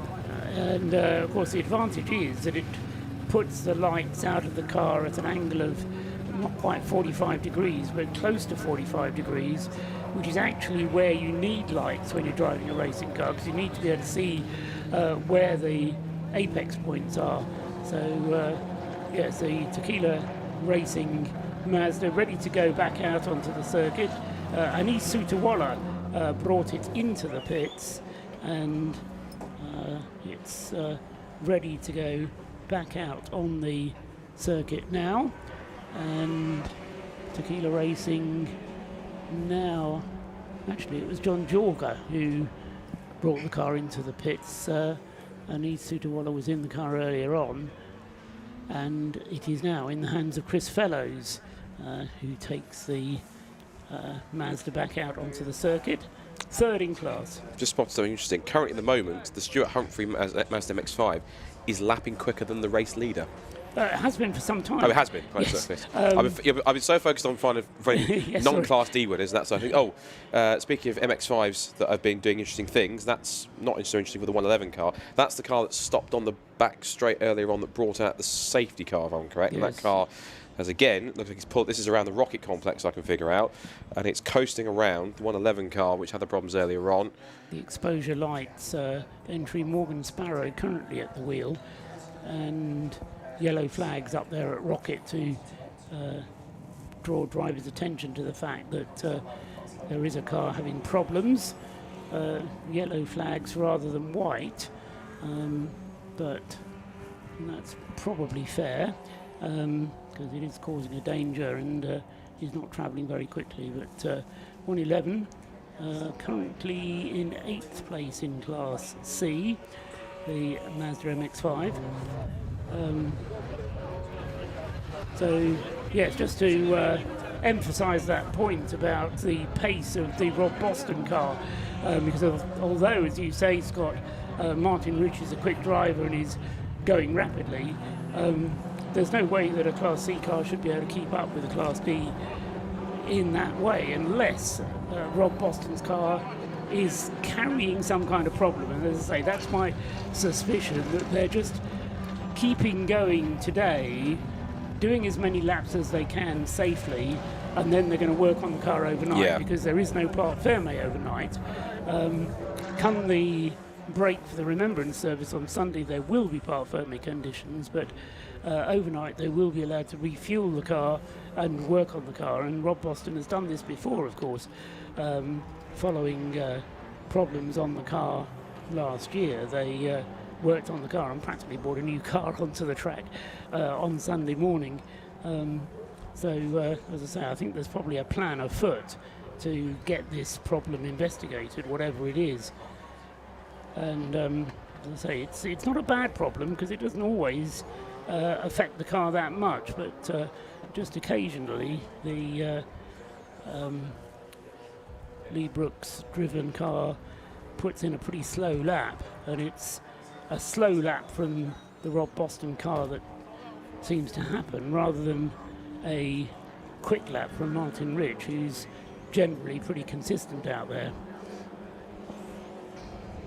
Yeah, good to the 555 car still running drama free. I think there was one car which I did see initially that was going to enter, I think, but decided to pull out, which I was hoping to see again, which was the Jaguar XF that we saw last year, which was obviously another one of the Mission Motorsport cars, but sadly that didn't make the entry list, which is unfortunate. In the pits is our BMW leader, number 34. That is now a number 34 car that has made its... This is now currently making its third scheduled stop. It's the BMW which currently came in, number 34, with Ethan Hall at the wheel. So I imagine they're probably going to hand it over to Matthew Heiko, I think, because Toby O'Reilly's had a turn, Mackenzie Priestwood's had a turn, and Ethan Hall's jumping out, so I would, by process of elimination, determine it is Mr. Heiko's turn to jump in and have a go himself. Exactly right, yeah. It's the Mac Priestwood having started the BMW. Anthony Seddon Racing, I have to say, very impressive turned out team. Always. Don't draw attention to themselves over much, but just get on with the job, keep out of the pits, keep out of trouble. I'm just looking down to see if we have any candidates as retirements so far. I think there is one that Rob actually confirmed to me earlier on, sadly, and he's one car I was hoping I wouldn't see being retired, and it is the car that hit the barrier earlier on. It's number 23 Pure Track Clio. It's officially been declared apparently as a retirement, I'm afraid. Oh, okay. So and case in point, the engine simply left me four simple. The last message she left me was 4 simple words: engines in the bulkhead. So I'm afraid that car's going absolutely no further, and it just almost cements in some cases that I do feel for Pure Track, because they have a great little team, and when it works for them, they are one of the best teams out there, and they do put some great performances in. But the luck that they get sometimes is absolutely horrid. They had both cars with problems in the Club Sport Trophy race. They've had problems before in Club Sport races and in Super Sport races, simply just reliability or just pure bad luck or bad fortune.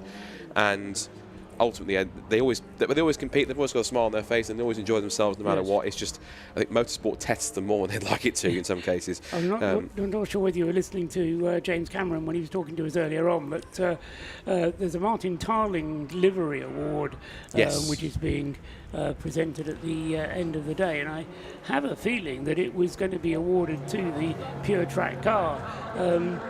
I see no reason why that car shouldn't still get the award. The livery is still stupendous, even if it's been thrown at the wall.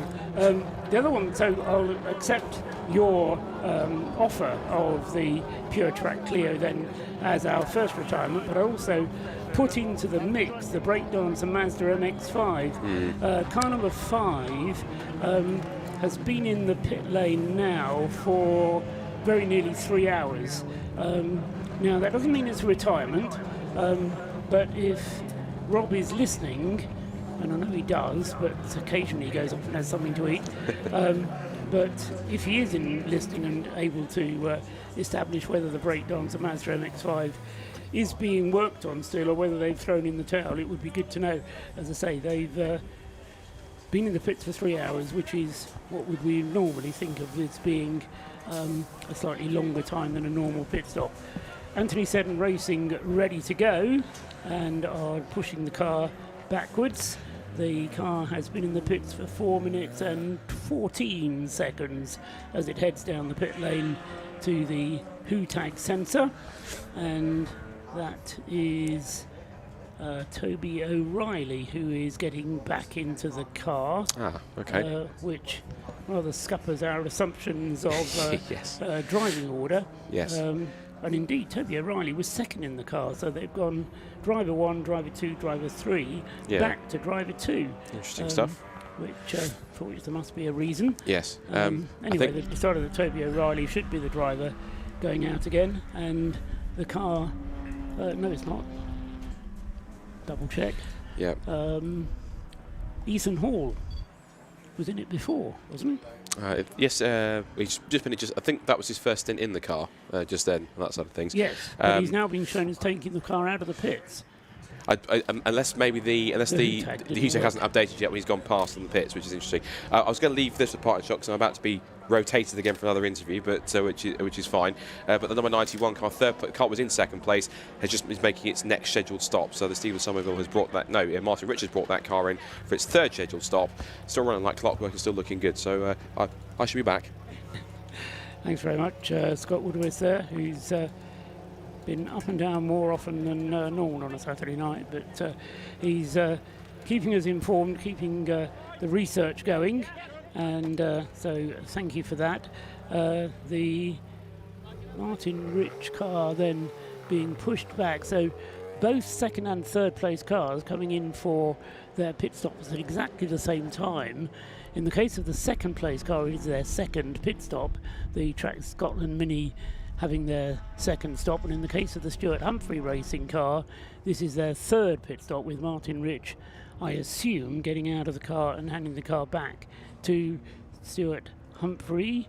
There is a car stopped on the circuit, and that is car number 34. That's Ethan Hall, who has only just left the pits, and on his outlap he's ground to a halt on the way up towards the banking, I think that is. So a very early stage in the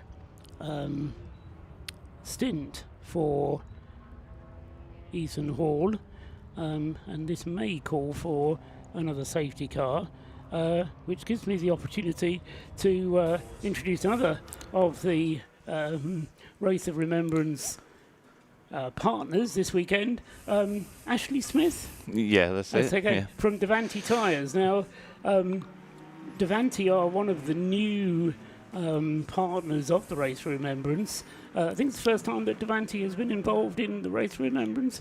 Yeah, it's our first year sponsoring the event, and obviously we've also supplied some tyres to the Mission Motorsport team, which obviously is a first for us as well. And the tyres going well. I mean, this is presumably a bit of research and development as well for you, as in addition to just providing tyres. I mean, there'll be work going on the development of the tyre construction itself, presumably. Yeah, exactly. This is our new Pretoria race tyre. So we launched it in 2023 after a long, obviously, initial development phase. But now this is, after this year, we've had a few race series running the tyre as a control tyre. But now, obviously, this kind of event is really good to get the feedback on it, so then we can further develop the product onwards from where we are now with it. I'm told there's two different compounds that you offer. There's the Protura, as you described, but then there's a slightly more road tyre version. Is that right?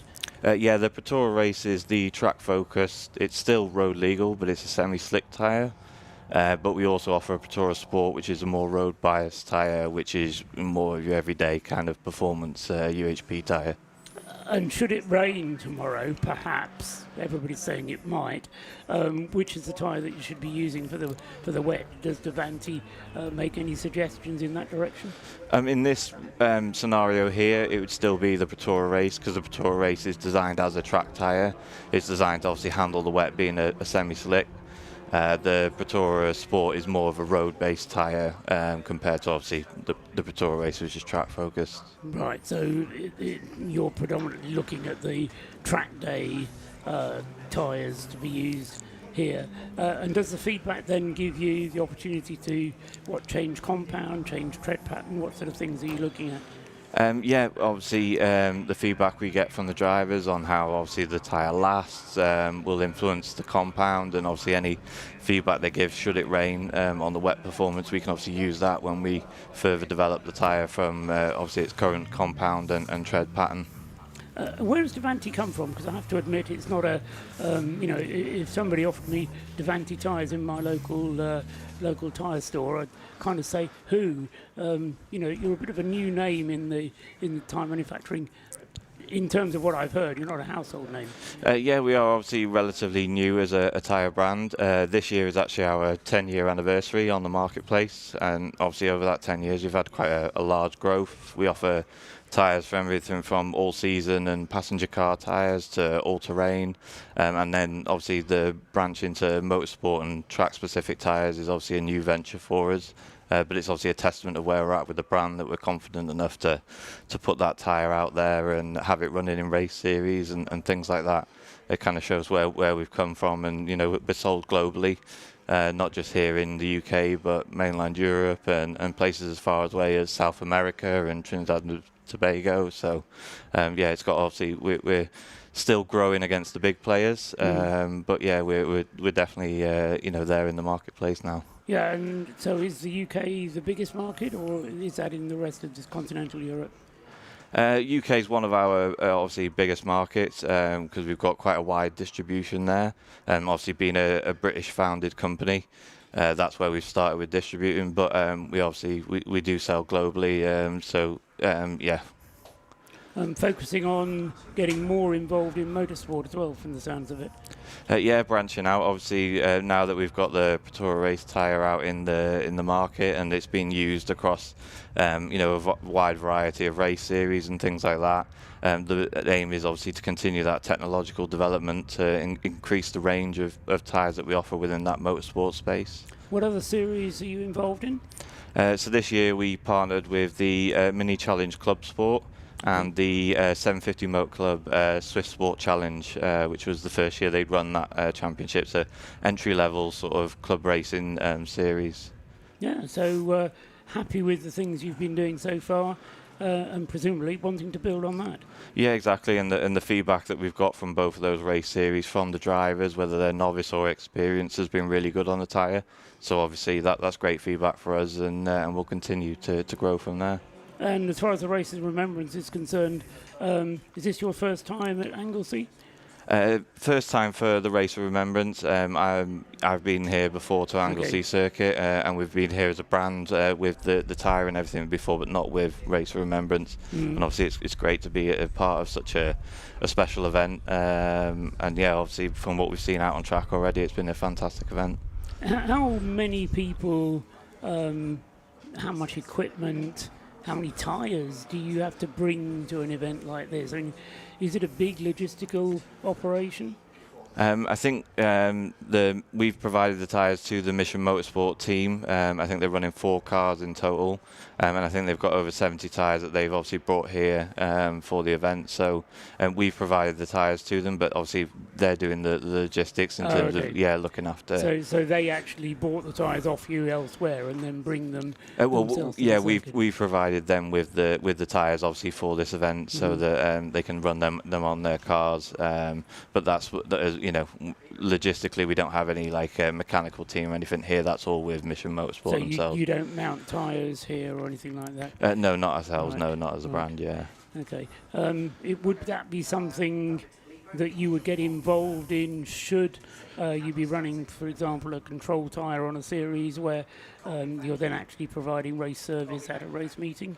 Because that's when the involvement starts to ramp up, isn't it? Yeah, exactly. With the likes of the Swift Sport Challenge and the Mini Challenge Club Sport, we have distribution partners that are Devanti retailers in the UK already, and they obviously support us with the race side fitting. From a commercial point of view, obviously they are one of our customers and do all the fitting for the teams at the track days. So your job here as Devanti representative is to try and stay in the background, presumably, and not have to do very much work. Yeah, from our point, the team that we've got here this weekend, we're purely capturing content, obviously to help strengthen that partnership, and obviously on our own channels show that we're here supporting the charity and the event, and capture as much as we can alongside obviously what the team are doing here this weekend. And it's great to have Davanti as a named sponsor of the event. We see the name coming up on the screen in the top corner as it cycles through there. So it's nice to have your support, providing more input into the whole Mission Motorsport cause, which no doubt, as you've been hearing, is a big cause and is important to many people in many different ways. Yeah, exactly, which is, we're incredibly honoured to be here supporting such an event that helps so many people, and the great work that the Mission Motorsport and the Race of Remembrance does, and be alongside other great partners as well.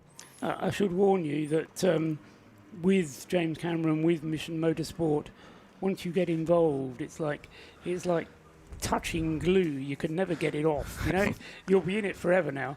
Yeah, well, it's exciting. Obviously, if that is the case, then that's fantastic, both from a personal level and obviously from the brand. Great. Ashley, thank you very much for coming up and having a chat with us. Thank you. Safety car, as I say, is still out at the moment whilst we collect that Anthony Seddon BMW that ground to a halt for reasons unknown, barely out of the pits. So quite what the reasons were. So it's far too dark for us to find out at the moment, but Scott is on his phone trying to contact whoever it is that knows, and as soon as we get the message through as to exactly what the problem was for the Anthony Seddon BMW, then we'll bring it to you. But a bit of a disaster by normal Anthony Seddon standards, I have to say, because the car dropping from the lead of the class wasn't that long ago, is already down to 6th place in the class. The BMW class is a close one.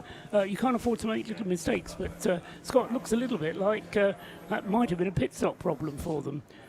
And that seems a bit uncharacteristic given how well drilled and how well sorted that team is, which is interesting. As you can probably tell on the screen as well, one piece of important information, it's only started raining, but raining rather heavily.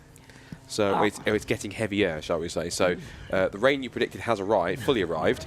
I've also got to try and find out, I've asked Rob to try and find out exactly what's happening with that brake dancer MX-5, because Kieran tells me apparently that it's an alternator problem, but they haven't actually declared if they're properly out of the race or not. You're right in that they've been in the pit lane for about 3 hours or so, but I've asked them, can you go and find out if they're fully out, or if they're doing a whole try and get parts, wait for the overnight fix, get it fixed and get it back out and just get it to the end of the race job type thing.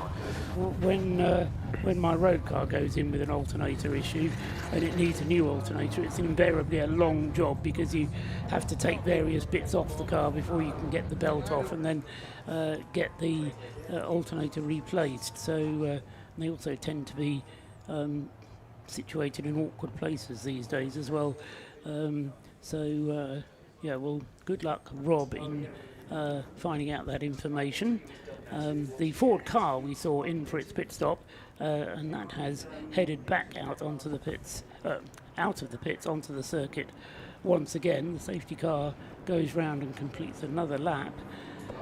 Not only is it raining, but as a couple of people have mentioned as well, it's pretty windy out there as well. So challenging conditions, and still just over 2 hours remain of tonight's segment. That will bring us just over halfway through the 12 hours plus a lap. I haven't really mentioned or made a big thing about the fact that we run to 12 hours plus a lap, but we do. Not quite sure why we do, but we do. There are a lot of things about the Race of Remembrance that only happens here.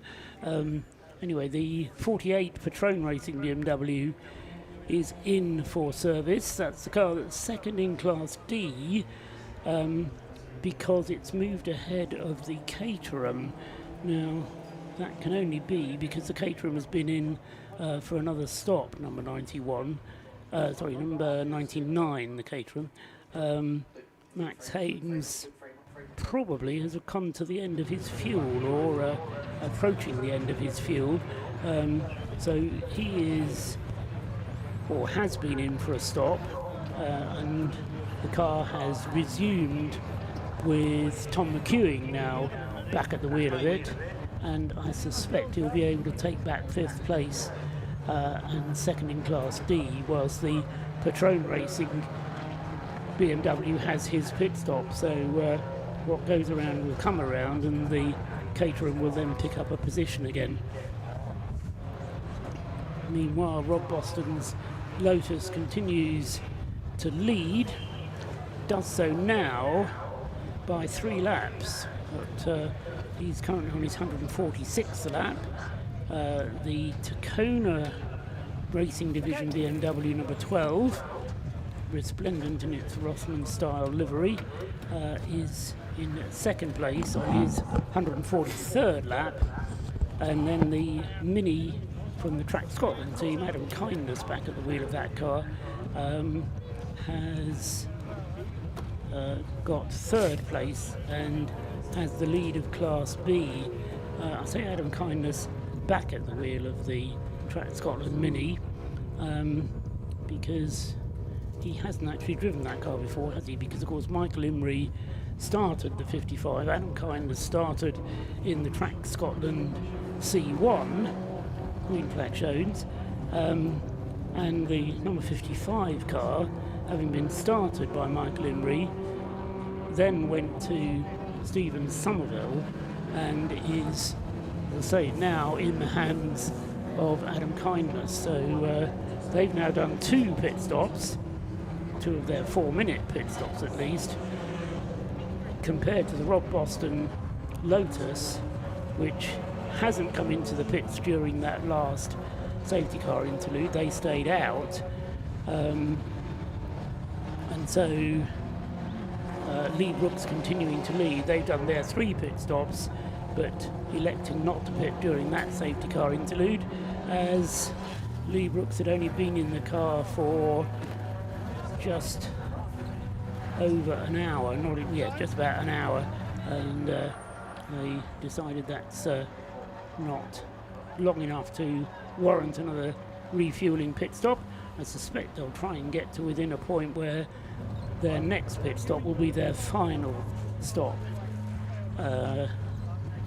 And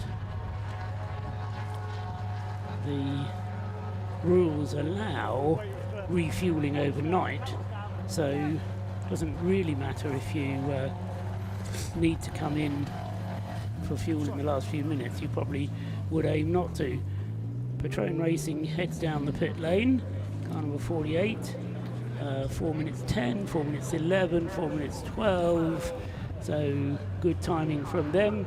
They head back out into the race with car number 48, Lee Brown having taken the car over, Neil McReynolds taking the car over from Lee Brown, and so Neil McReynolds then at the wheel of the 48 heads off into the night with just over 2 hours still to go of this segment, and the attrition continues. Who would have guessed an Anthony Seddon Racing car was going to become victim to it? We still got an Anthony Seddon car leading, but it's the number 21 car, not the perhaps quicker version, which Matt Priestwood and Toby O'Reilly were driving. So Alan Caulfield currently at the wheel of the number 21.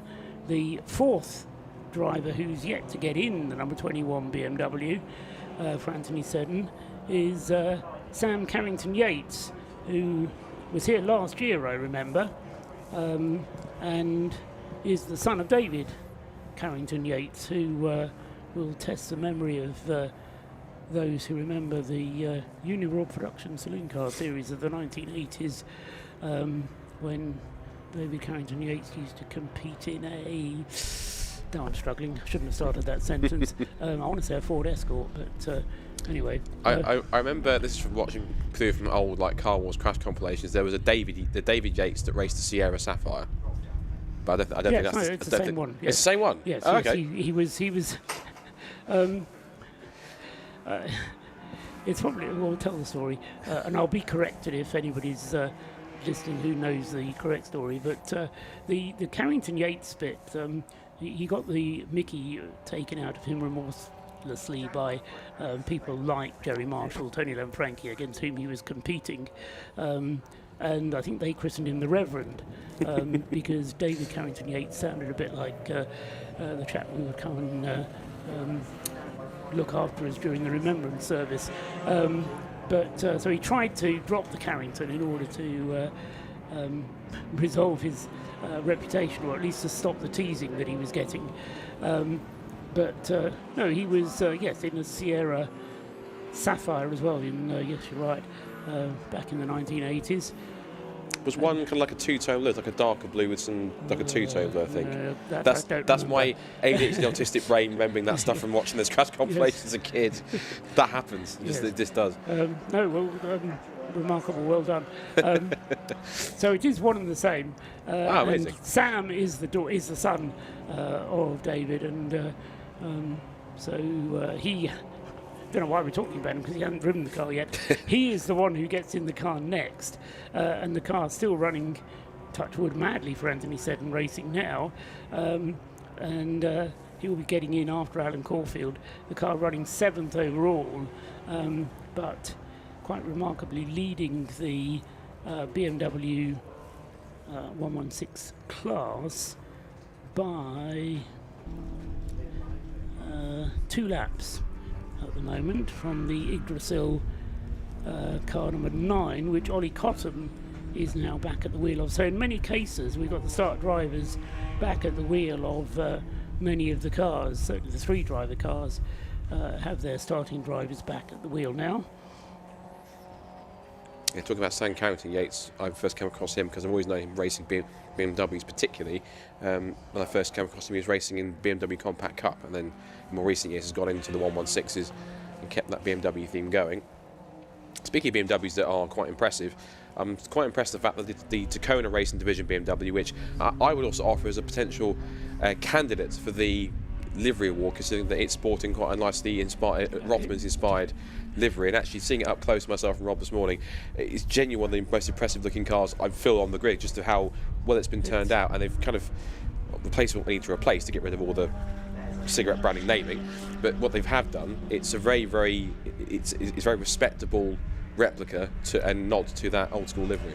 Yes, absolutely, and the story of that car having to be rebuilt anyway from its accident here at Anglesey at the back end of September. The car was never intended to be in that livery, and as we heard from the team when Rob was talking to them before the race, they did go through that thought process where if it hadn't have been the Race of Remembrance that they had to get the car ready for, they probably would have left it until the end of the winter. But the fact that the Race of Remembrance was on the horizon made them make the effort. They did various deals with various people to ensure it got funded. They've got the support on the side of the car from the non-alcoholic beer, whose name is eluding me for the moment. What's the name on the side of the car? I'm sure if our cameras can pick it up, we'll find it. It did very briefly. I was pointing on the screen saying there it is as we talked about it, but it went past and they picked up the Flying Haggis Civic instead. So anyway, it's alcohol-free beer that is on the side of the number 12 car. Martin Greaves is the driver of it, and it's going very nicely indeed. And will be coming into view very shortly. Adam Kindness at the wheel of the Track Scotland Mini, having taken up the challenge of driving 2 cars here at the Race of Remembrance. Now in the Mini, having started the Lucky Saint, that was the word. I wanted to say another word that begins with Lucky, which is more tobacco branding, but it's Lucky Saint is the name of the non-alcoholic beer, which is all part of the wellness, well-being living that is being promoted by the Tacoma Racing Division. There it is, look, we found it. Yeah, so that's the car going very well. 2nd place overall, leading its class, and the car will be quite, the team will be quite happy.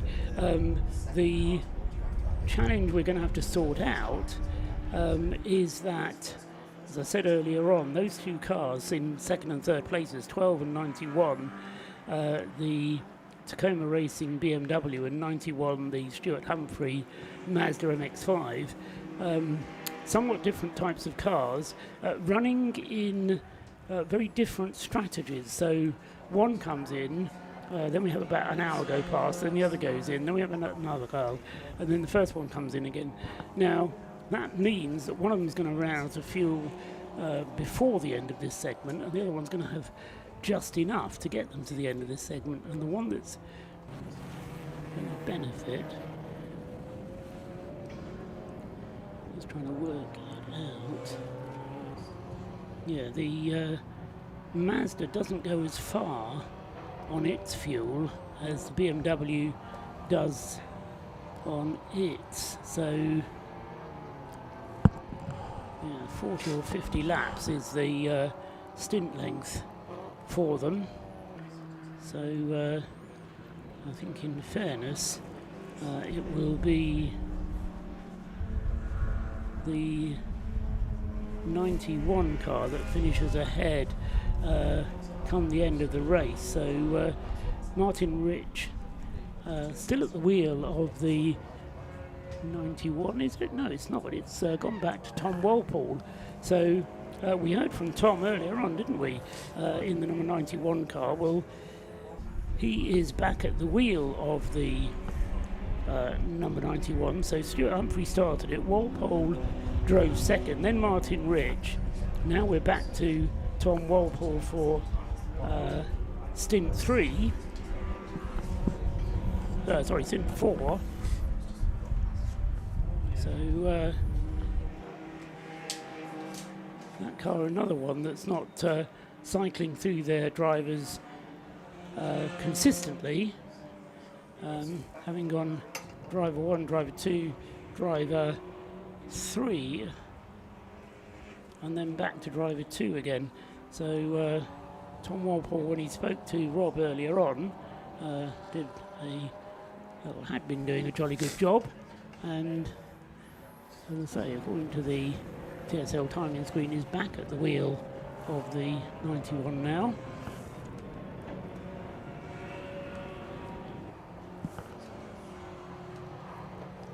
Looking down some of the other runners we've got, we've just gone past the 2 hours to go mark. So I may possibly do another little quick rundown of where we are in terms of race order, if you'll indulge me. Oh, indulge away.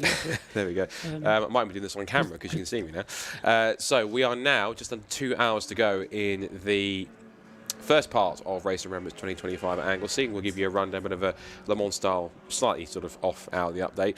Rob Boston Racing leads the way in car number 43. I'm going to move across so I can see more in the shot because I'm almost in the corner. So Rob Boston Racing number 43 leads the way after completing. We've passed 150 laps, by the way. 152 completed. With a 3-lap lead over the second place car, which is the Class C leading, number 12, which is the Tacoma Racing Division, Martin Greaves, BMW E36. Third place in car number 91 is Thomas Walpole in the Stuart Humphrey Racing Mazda MX-5, which leads Class C. The Class B leader, which is the Track Scotland Mini of Adam Kindness, is currently in 4th position, car number 55. And then rounding up the top 5 is a car that had some problems earlier on, but is now back on track and trying to make up the time, and that is the number 99 DKS Motorsport Caterham 7 with Tom McEwing at the wheel. 6th is now the number 48 Retrain Racing BMW, number E46, 3rd in Class D.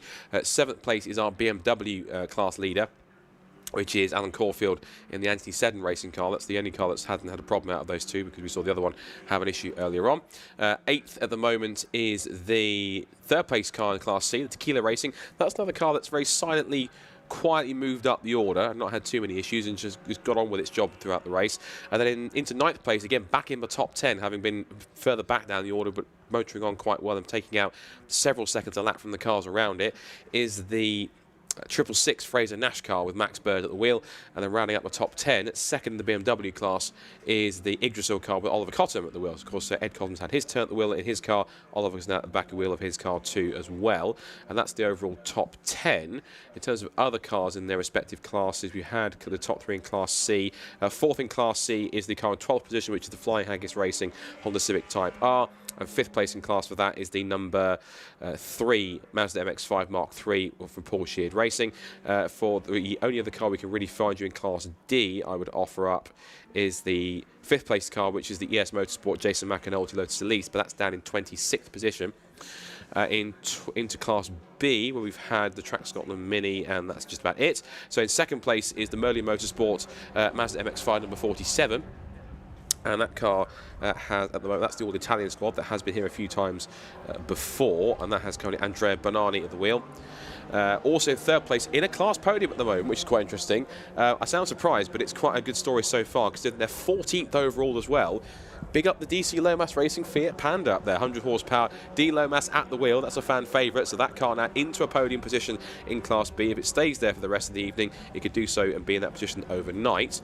And then in the rest of the class, I think that's almost about it, because I can't see anything. I know, the only car we had, well, 2 cars that we think, one is definitely out of the race, one possibly could be out of the race. We're still trying to figure it out, because one car that's definitely retired, we had confirmed, is the number 23 Pure Track Racing Renault Clio, and the other car that's been in the pit lane now for quite a while now, is now 103 laps off the lead, is the car that's still showing as 5th, but it's out of the race almost apart from officially. That's the Breakdancer Racing number 5 Mazda MX-5. Into class, there's only one car in Class A, that's the Bradley Performance Ford Ka, and that's 31st overall, and car number 77. The only other 2 classes that we have are BMW and 1 Series. We've gone through the first 3 cars in BMW class, no, 2 cars in BMW class, because in 11th place overall is Matabubi Racing 3, and that's 11th place, 3rd in the BMW category. 4th is number 19, which is the RAF Motorsport with Fraser Nash car in 4th in class, and then running up the top 5 is Royal Navy Motorsport, which is McLaughlin at the wheel in car 116, and then in the AC1 car, AC1 class C1s, it's still WRC Developments with CB Auto Services. Their car 586 leads the way. 2nd place then, from up to 2nd now, is Jake Hill, former British Touring Car Champion, in the number 545 Sunbelt Rentals car. Ugaduga Racing are into 3rd now, with the wonderfully named, apparently it is named by Depot, Naughty Bear, which I find incredible if someone has to call him up to the steward's office and say, can you please come and see me, Mr. Bear? And in 4th place, it's the Track Scotland C1 car. So Track Scotland with the 2 cars in their respective class top 5s, and running up the top 5 in that class before I hand over to Rob in the pit lane is Silver Lake 2, recovering after their issues earlier on in car 558. That's the current class top 5s. I'm going to stop talking for a second and let Rob take over, because he is apparently down in pit lane with some more news. Well, you may have just caught the Bromley Motorsport BMW heading back out on track. They've had their fair share of problems this weekend, but Breakdancer Racing, spare a thought for this team. So currently, as it stands, they're RX-8. We commented earlier on how they have to lift the bonnet up every time they go in for a pit stop. Well, this car in particular has a rotary engine, and they are thirsty on pretty much everything, including oil. It is drinking oil at the moment.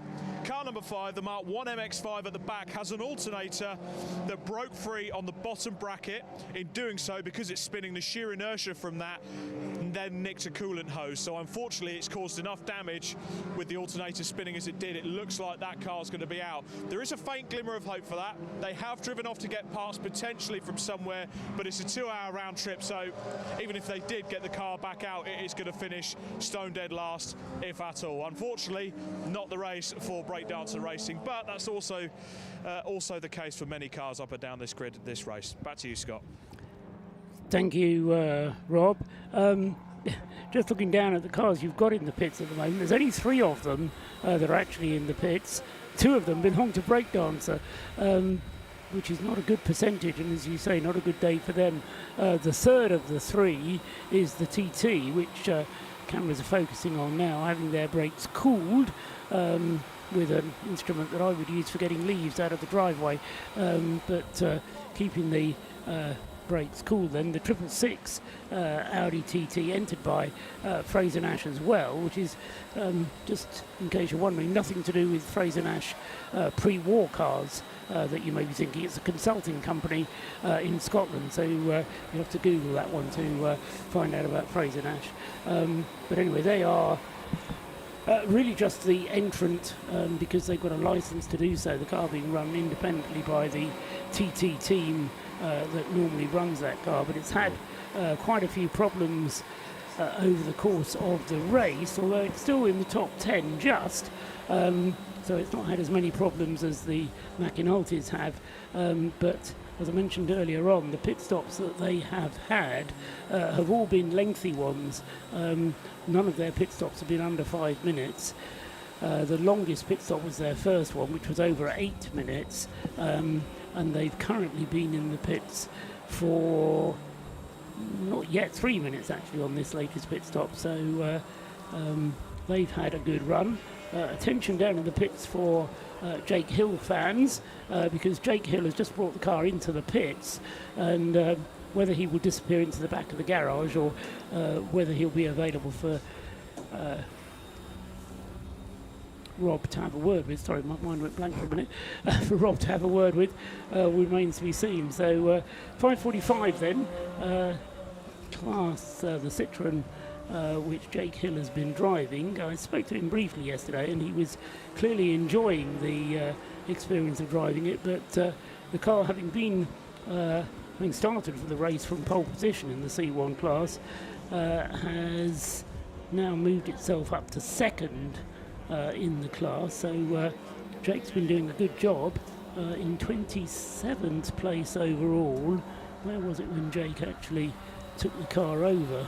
He was as highly placed as that, so Jake Hill has done a good job in dragging the car up from fairly well down. Yes, he was 33rd when he took the car over, and so Jake Hill pulling it up to 27th, and as I say, he'll hop out and we'll see who takes the car over from him next.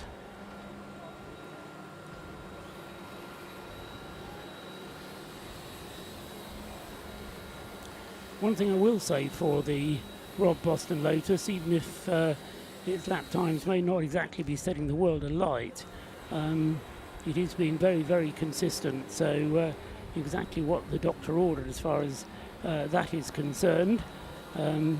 The Tom McEwing now at the wheel of the DKS Caterham, last time around 1 minute 43 compared to a 1:47 for Lee Brooks, a 1:48 for Tom Walpole in the Stuart Humphrey Mazda MX-5. So and Jason Batten, remember we had Joe Bagley up here earlier on. Jason Batten at the wheel of the Matabubu BMW 116 has just put in his personal best. That car's best lap of the race so far, 1:58.993, is as fast as that car has gone all race so far. So that car currently 7th in the BMW class. Not the quick Matabubu car, that's the Matt Eddles one, number 56, which is just moved up to 11th place overall, whilst the Audi TT receives its routine pit stop, going back out onto the circuit now, and doing so again. It was over 5 minutes in the pits though, whilst they turned that car around, so 6:66 with David Pavley now driving back out onto the circuit. I could hear the voice in the background counting down. I wasn't quite sure if it was our producer counting in the pit lane commentator or it was the countdown for the 5:45 to go back out onto the circuit. So back out onto the circuit then for the Citroen C1 in second place, and that is who's taken over from Jake Hill, Mark Hode. So not sure that Mark's actually driven that car yet. I think it was Colin Hode did a very long stint to start with, and I think Jake Hill has handed the car over to Mark Hode. As I say, Colin started the car, and Jake then out of the car. Seems quite happy with things, looking fairly relaxed down there.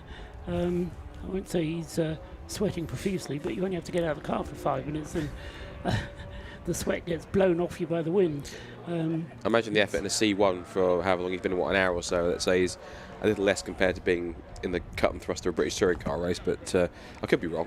Well, Jake's actually making a bit of a reputation for himself in endurance racing these days. He is. He was out in the Barcelona 24 hours not last month, the month before last, in September, and drove the car to a good finish in the races for ERA, Era Motorsport, and as I say, so he's building himself a career beyond the British Touring Car Championship. Would you believe there is a career beyond the British Touring Car Championship? I can, and there is, yeah.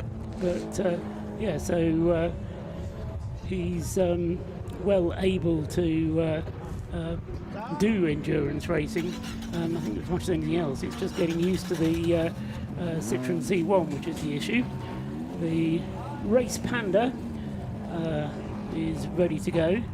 The Fiat Panda then, which has kept going quietly, third in its class, which, bearing in mind what I was saying earlier on about it being in Class B but not quite being quick enough for Class B, well, the fact that he's got up to third in class shows what a trouble-free run that Fiat has had thus far. Yeah, definitely. Some insight from Rob actually on our race leader, because you were concerned whether or not he was nursing something or just...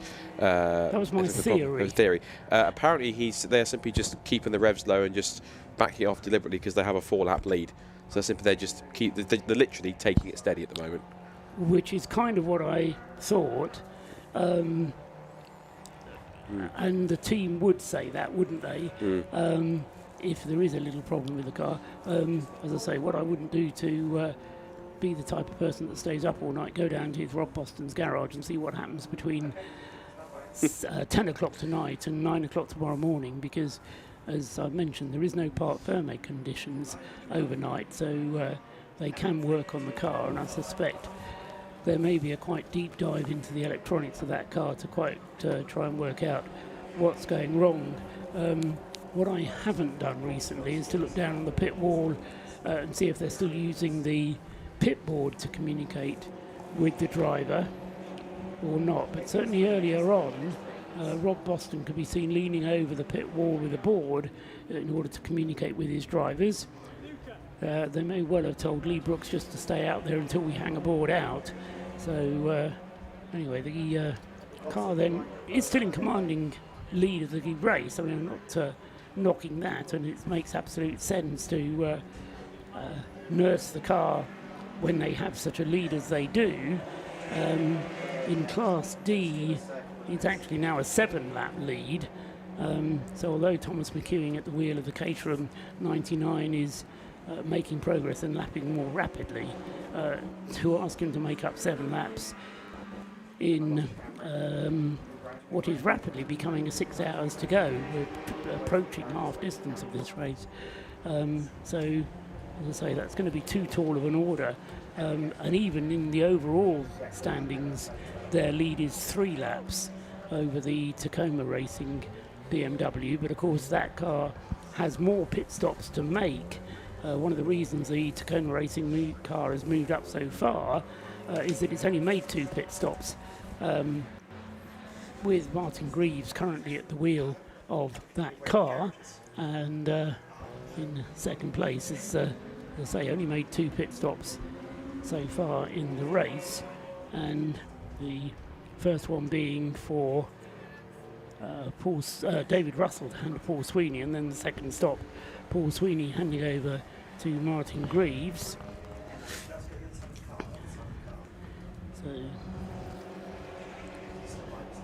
just to get up to date with that, David Russell to Paul Sweeney to Martin Greaves, the 2 pit stops for the number 12 car. But of course, from the regulation point of view, by the end of the race, they will have to make 6 pit stops of 4 minutes or longer. And the Rob Boston team have got 3 of those in the bag already. More information from Rob Lewis down in the pits. Rob, who have you got for us this time? And I have indeed managed to grab Jake Hill, fresh from the Sunbelt Rentals car from his stint. Jake, you're starting a new international career, and it's starting in Wales with the Race of Remembrance. How was that? Yeah, do you know what? It was good fun. I mean, it's challenging out there. I mean, this circuit is extremely dark in the dark. I know that doesn't make sense, but some tracks are normally quite well lit, and this one is, you know, there's not much sunshine or light in the sea, is there? So a little bit tricky, but nonetheless, I've had a fantastic time, and yeah, racing the little C1 has been good fun. You've got a good relationship with the team you're racing with, Colin Hoden, Cat DT in particular. How far has that sort of gone back? Yeah, I mean, I've known Colin for like 15 years now, so it's been a long time. You know, Colin's been a great bloke. I did some training with him, driving training with him way back when I first started racing. So, great guy, and his son Mark's a lovely chap as well. And yeah, just proud to be driving the Sunbelt Rentals car. And yeah, so far we're having a good run. Having a very good run. I mean, put it on pole. They're not the fastest car C1s, but that doesn't detract from any of the racing, does it? No, I mean, in lots of ways, driving a car as slow as a C1 means you have to be, millimetre perfect with it, and that has its own challenge. Any car that's underpowered as these things are creates its own difficulty. You've got to drive them extremely well, and there's a fantastic host of good drivers in these C1s. So yeah, it's been tough, but hopefully we can just keep it up now for the last hour and a half tonight, and then in tomorrow. This event in particular as well, being at the Race of Remembrance, what's that been like for yourself taking it? It's certainly different. It is. Never done anything like it before, never done a big charity race like this before, and obviously this is for an amazing cause, the Race of Remembrance for all of our veterans and Army crew that are still active, and it's really touching. I've spoken to lots of guys that are both ex-servicemen and current, and it's just awesome to hear their stories. I mean, obviously not all stories are great, that's part of the reason why we're here, but either way it's fantastic to hear their stories, and I'm in full support. Now let's talk tactics. Obviously there's one reason you're out in Colin's car, that's to win. How has it been looking so far during the race?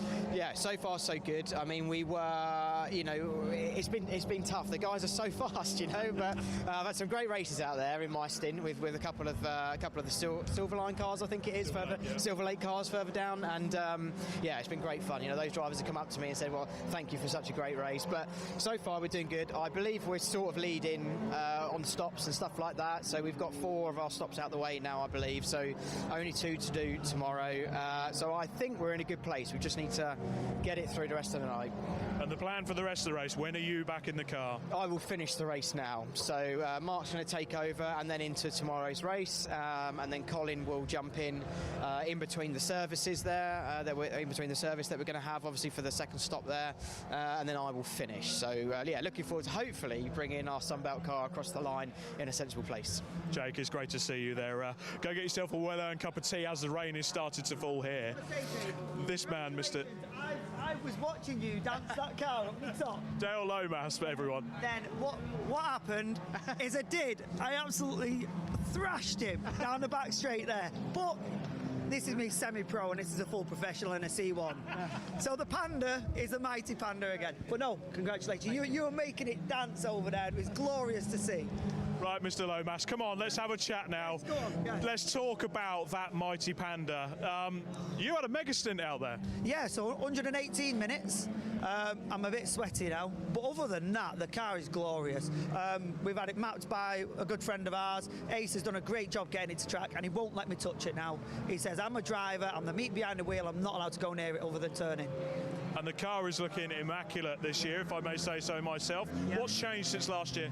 So, other than putting a new chassis leg on it, because I bent it over there, my brother's got a body sharpener, and I said, right, let's get you in there, get it straightened up. But other than that, GSF have supported us and give us a load of parts, and that has been able to get a beneficiary in the car. Mike Burton, absolute legend of a driver. He's really quick, and he can make the Panda sing and play around, and it's phenomenal what he's doing with the car, and it's a pleasure to have a beneficiary in with us. And this event, what does it mean to you? Do you know what? It's the camaraderie. Last night we had a gearbox failure, and we got gearbox pullers, and everyone was pitching in, and it's one big family, isn't it? Now, let's talk about the serious bit. Let's talk about the racing. That Panda is so fast this year. Yeah. All 3 of you drivers are absolutely caning that car, and you're in a great position. You're going for the winning class, right? We need to finish. Our thing this year is finish. 11 minutes to the end last year, and that was it. So this year we're going for the finish. I think we're second in class. Yeah, third in class, I believe. Well, we're going to take second. We want a little trophy. We don't want a big fancy one, just a little one. And yeah, we're going to just take some glory. We'll finish. I'll tell you what, we'll come back and check in with you tomorrow morning. So a great the DC low mass team, a brilliantly prepared DSF car parts supported Panda, and that's just some of the camaraderie up and down the pit lane. And as Colin Hode actually sort of said there in the background, it is starting to rain, it's starting to settle, it's starting to get a little bit slippery. As we go into the final part of part 1 of the Race of Remembrance, this could stir things up a bit. Back to the commentary team. Yes, I mean, I think starting to, the last 5 minutes have been heavy rain, and certainly peering out of the commentary box window is now becoming even more difficult because yeah, not only we have to contend with the dark, but the rain is lashing in across the Irish Sea as well, I'm afraid. So that is not helping matters, making conditions very tricky. And in terms of lap times, if you're Rob Boston, or if you're Phil Grayson, to be more precise, who's no, it's not Lee Brooks, isn't it, at the wheel of the Rob Boston car number 43, makes it just that little bit easier to look after the car. The car's in the pits at the moment, so Lee Brooks has just brought the car in. That's why I got the driver wrong. So Lee Brooks in the pits at the moment. They're getting another of their mandatory pit stops out of the way, so this is another 4-minute stop for the number 43 car, and so the fuel is going in. I'm suggesting it will be Phil Grayson getting in the car next, Lee Brooks getting out, and so there will now be 4 pit stops to the good, and they would seem now, having had those, I think it was 3 penalties in the end that the car had to serve, they've sorted those out, and the car being driven very well indeed by Lee Brooks in that last stint, which was an hour and 20 minutes more or less, but whilst he is in the pits, of course, the gap first to second will come down. Still this interesting battle between Tacona Racing and Stuart Humphrey. They're continuing on their way.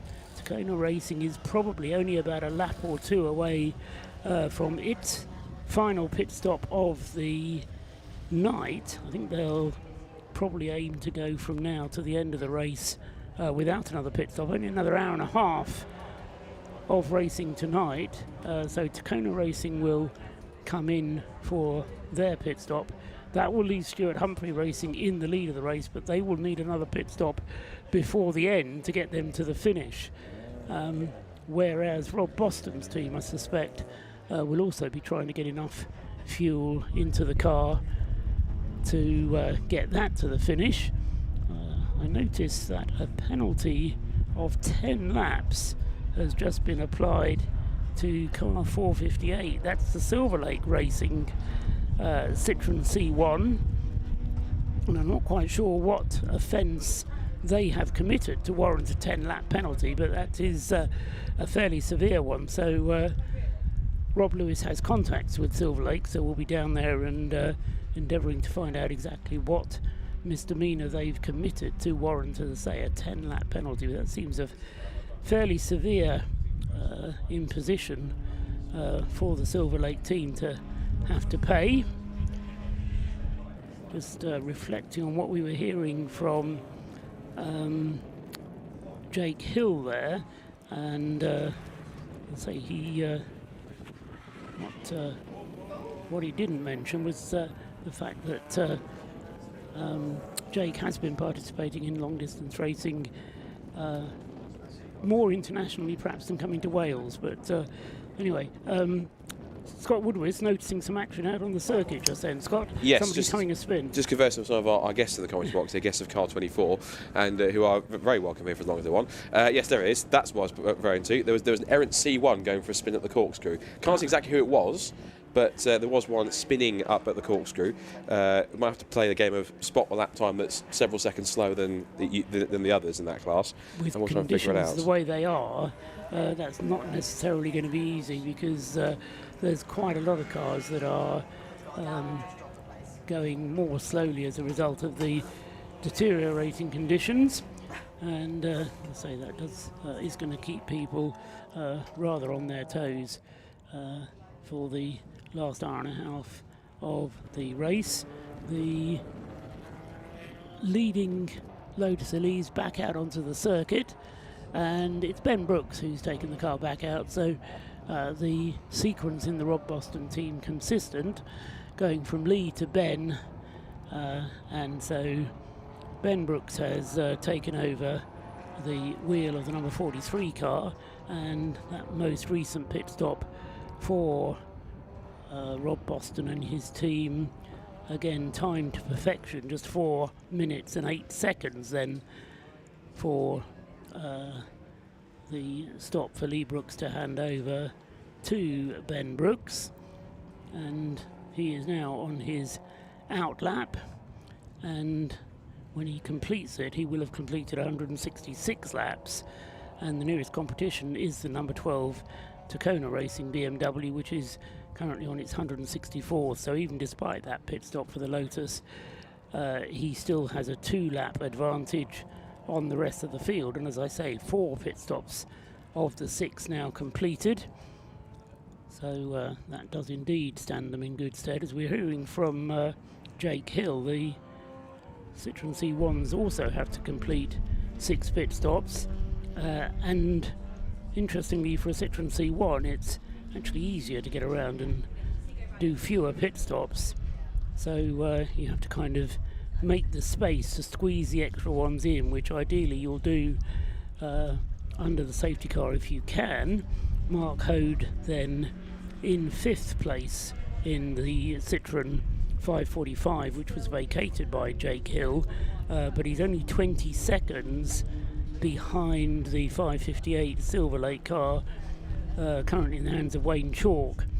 So lapping at the moment more quickly than Wayne. Mark Hode there 2:11 last time around, compares to Wayne Chalk's last lap time of 2 minutes 13, and as I say, they are 4th and 5th in the Citroen C1 class. So whilst Jake Hill can look forward to a podium finish, I think winning the class is going to be a relatively tall order for the Sunbelt Rentals car, although as he rightly says, he's now completed 4 pit stops compared to the only 2 of the WRC Developments team, but the difference in laps completed for the Sunbelt Rentals car compared to WRC, they're 4 laps behind, so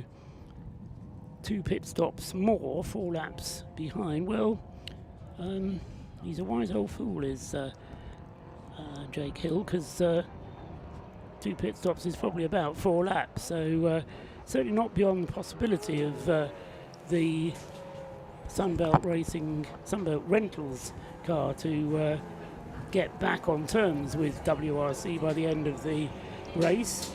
When I spoke to David Drinkwater before the race, he was optimistic, saying, well, they can throw Jake Hill at us if they want, but we know how to win this race, and in his own way he made it clear that was his intention.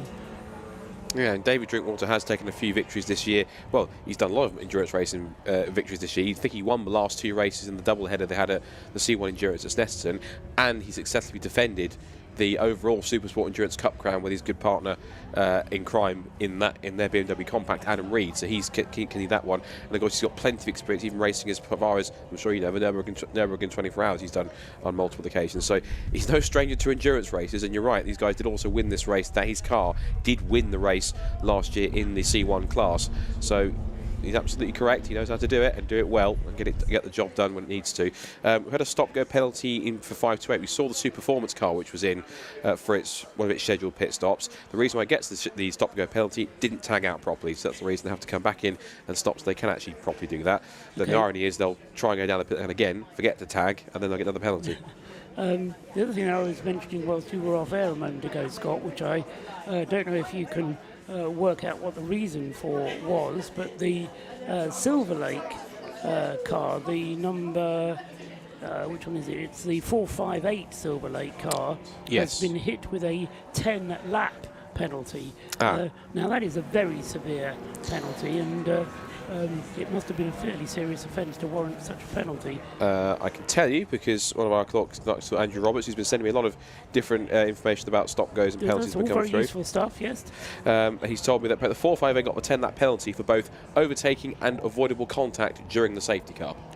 Right. So they've been given that basically it's a double whammy, which has resulted in that 10-lap penalty. So that's currently hanging over them at the moment, and where they would be regularly 49 laps ahead, which means it's only going to make one position difference because they'd be ahead of the Flying Phoenix Racing Squad. It now puts them in 46th currently at the moment, and down in 59 laps. So ultimately, the penalty hasn't really made too much of a difference, albeit just literally dropped them one position in the order compared to where they would currently be, which would be above the position higher overall, and it still puts them with their problems 13th place in the class anyway. There's a piece of me that says that's a shame, because when you commit a serious offence, you have to give a serious penalty. Now, a 10-lap penalty is clearly a serious penalty, but they're just going to shrug their shoulders and say, OK, we've been penalised, we're already at the back, we'll just carry on. And that's no excuse. You don't learn from that kind of a penalty. Yes, I think a driver needs to be spoken to as well as the penalty being applied. I'm sure he will. Yeah. Because Andy Holly I'm sure he has. Yes. Sure he has, rather severely. So, yes, Andy Holly and Experience Clark, of course, who's in charge here at the Race of Remembrance, will no doubt make his opinion felt fairly severely to the driver. As I say, that is a serious offence.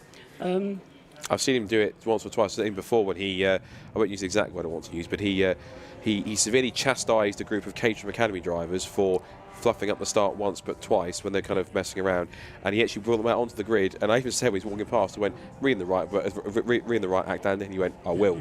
So, and of course he's someone who with a military back on top of that as well, so even on top of that, to add the further one, he's someone as a clerk of the course that you, in a good way, you don't mess with because you want to have him on your side. So the fact that he's as tough but fair as he is just testament to how good a clerk of the course he really is. Absolutely.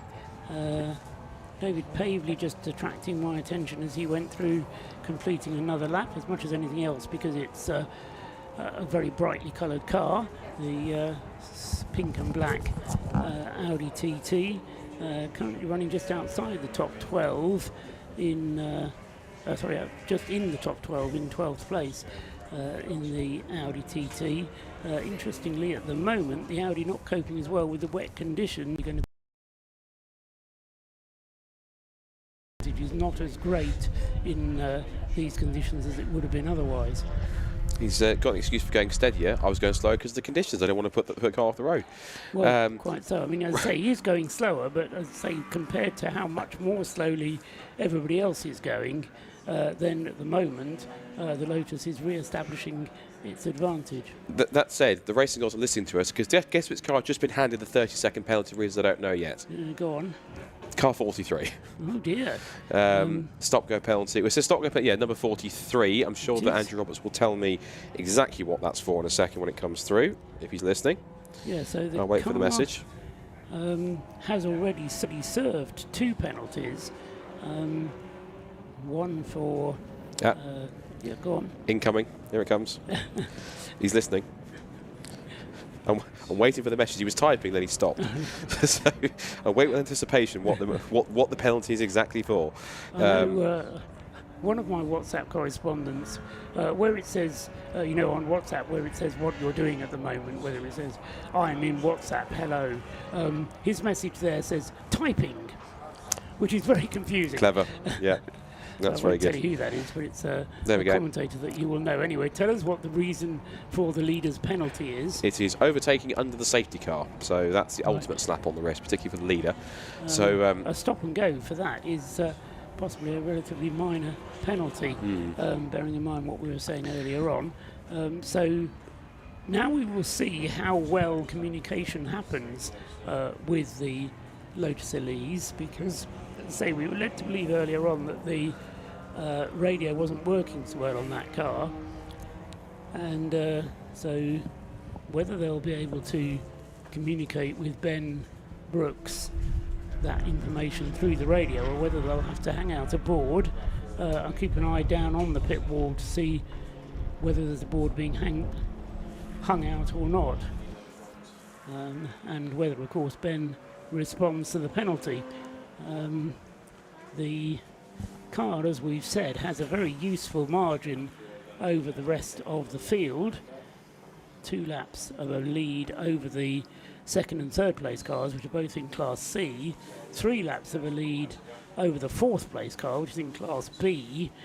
And the lead over the next car in its class is actually down to 4 laps. Remember, that was up to 7 a little while ago. But the DKS Caterham number 99, which is the next car in the same class as the leader, with Tom McEwing at the wheel of it at the moment, as a result of the most recent pit stop for the Rob Boston racing car, that gap has come down to just 4 laps now. And just checking down on the Caterham, the DKS Caterham, that has done how many pit stops? 3 pit stops now. No, 4 pit stops. So they are close on numbers of pit stops. 43 on 5. 1, 2, 3, 4. No, 4 pit stops for the number 43, and 4 pit stops as well now for the 99. So perhaps this is a little bit closer than we maybe thought at first. Certainly it's not beyond the realms of possibility. We've got less than 20 minutes to go. No, an hour and 20 minutes, get it right, to go in this portion of the race. 20 minutes till half distance, that's right. So an hour and 20 minutes remaining in this segment. And the 2 leading Class D cars, as I say, both having done 4 laps. Another incident on the circuit. And it's a second place car, and it's the Class C leader. Oh. It's the Kona race car. It's got back going again. I suspect car. it was just it's the Kona racing car in the Rothmans inspired livery. You're absolutely right. I think it looks like it was just a simple rotation, but I saw it stopped and thought, oh dear. But the thing has got the BMW has got back going again. I think it might just be a consequence of the conditions, I think. Well, yeah, they're certainly not easy out there, and an illustration of how easy it is to make a mistake, and particularly for the faster cars having to thread their way through the slower cars, who interesting if Rob can find out from some of the drivers how we heard from Jake Hill how dark it is out there, but when you've got fast cars coming up behind you, very often, particularly with some of the bright lights, it's difficult to see quite how far behind you a faster car is coming. When you're driving along the motorway, you flip up into the rear view mirror and perhaps see a car with headlights on quite a long way back, and then all of a sudden it's on your tail. Well, you can judge that much better in a road car than you can with a racing car, because they tend to run on full beam all the time when they're out on the circuit. So, as I say, what you tend to see in the rear view mirror is just a blaze of light, and particularly when the conditions become inclement like they are now, then it's more difficult. So mistakes easy to make. Into the pits though comes the Tacoma Racing BMW, so maybe just coming in for a little bit of an inspection is Paul Sweeney. Maybe he was coming in anyway because he'd just completed a stint of 2 hours, so I think Paul Sweeney was probably due in anyway, but he is into the pits immediately. That allows Tom Walpole up into second place with the Stuart Humphrey BMW, the Stuart Humphrey Mazda. The Tacoma Racing BMW then will have its pit stop, and from here will be able to get to the end of this part without having to come in for more fuel. So this will be the final pit stop for the Tacoma Racing BMW. And they will be changing the driver, and that should be changing from Martin Greaves, who's currently driving, to Paul Wooding, who's yet to get in that number 12 car. So Paul Wooding, I would expect, will take the car to the flag from here, and then we'll have to start the car tomorrow morning, because that's what it says in the rules. You can do what you like to the car, but the driver who starts part 2 has to be the same driver that finishes part 1, which in Paul Wooding's case is going to mean a long stint for him, because he'll drive an hour and a half now, and then probably another hour and a half tomorrow morning before the Remembrance service. So just trying to catch up with the BMW and make sure that all is well with the number 12. 2 minutes on the clock so far for that car in the pit lane.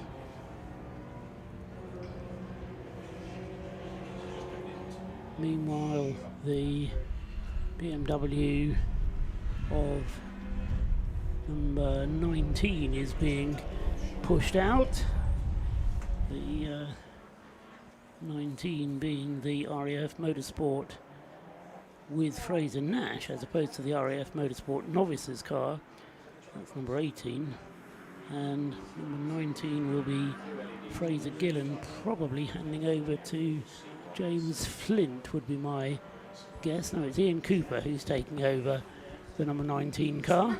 He's back out onto the circuit. The 12 car still in the pits. Another car which has been in the pits for some time, Scott, and I call your attention to it just because you might be able to find out more about it than I can from the information that's at my disposal, is the number 90 car, the Yggdrasil BMW, which is still running. No, sorry, it's the Yggdrasil car that's had more problems, but it's been in the pits for some time.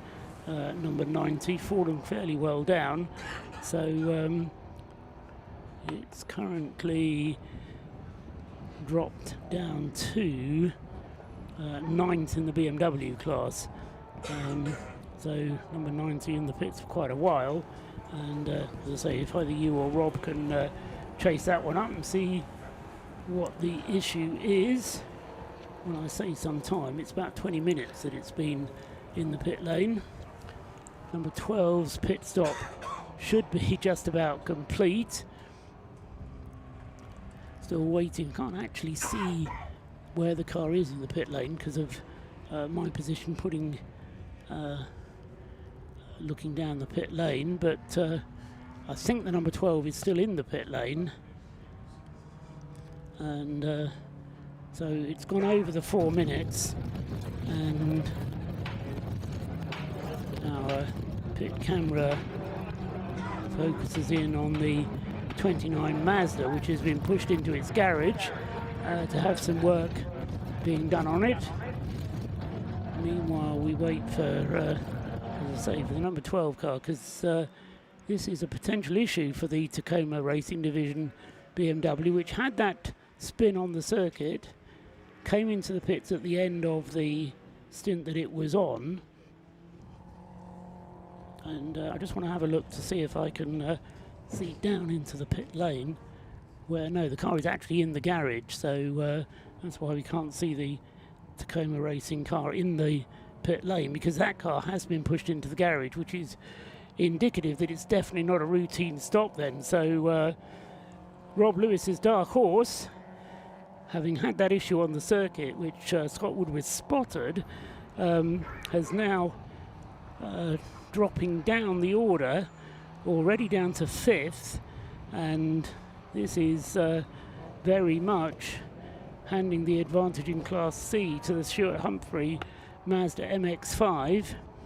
Tom Walpole not hanging around out there, and is making up some good ground.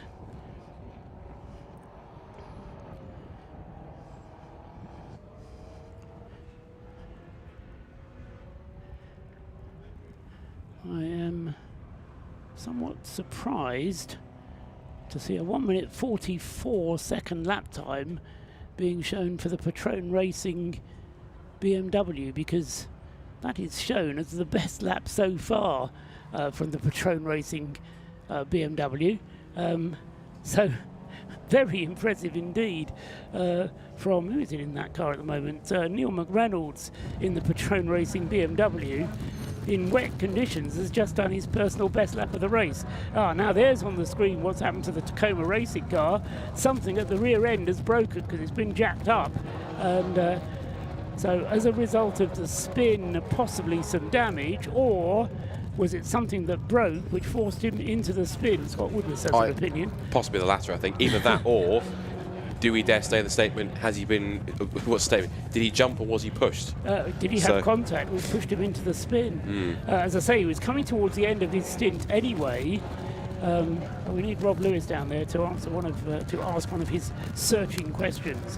I think he's gone for food at the moment, so I might have to quickly run down and ask myself if I can and quickly come back up. But what's also might be telling slightly, it's not the full evidence, but the fact it's damage on the left rear, and he turned and he spun around at Rocket, which the first part of it is a left-hander, which suggests maybe someone was either trying to go up the inside of him, although he's second in overall anyway, so unless it's the leader, which is the Rob Boston Lotus, which is taking it steady, maybe it's a back marker that he thought he'd passed. It's all hypotheticals, yes, but almost trying to look at ways in which that's kind of got to that point. I think it's time you stopped speculating, Scott, and went down into the pit lane and I'll have do a little that. walk around. For once, I'll stop talking and actually go and do something a bit more useful, which is find out what's going on. And what I can say is more useful is the C1 leader is in, Summer 586, with a scheduled fuel stop by the look of it. We've also got the 24 BMW that's been in and out again, so for its 16th, 17th visit to the pits. And we've also got the actual literal number 116 Royal Navy Motorsport BMW is also in as well. Right, I'm going to quickly run down and ask Tacona what is going on and then run back up. Make sure you dress appropriately because it's cold and damp out there. Don't want you catching a cold. So Scott is going to go and find out what's going on down there, and meanwhile we'll possibly get an answer in any case. But yeah, so the Tacoma Racing BMW then losing ground on the field, and as I say, this is playing into the hands of the Stuart Humphrey Mazda, which has thus far stayed out of trouble. They've completed 3 pit stops compared to the 4 of the Rob Boston Lotus. Adam Kindness still going well in the Track Scotland Mini in 3rd place overall, and then the Caterham from DKS Motorsport, Thomas McEwing at the wheel of the 99 car, moves up into 4th place, and is still 4 laps behind the Rob Boston car. But as I say, they have completed the same number of pit stops, same number of 4-minute pit stops. So not necessarily all over just yet, but that's the situation as Ben Brooks goes through completing another lap. As I say, he's revelling in these conditions, has to be said, having taken the penalty that he had a couple of laps ago.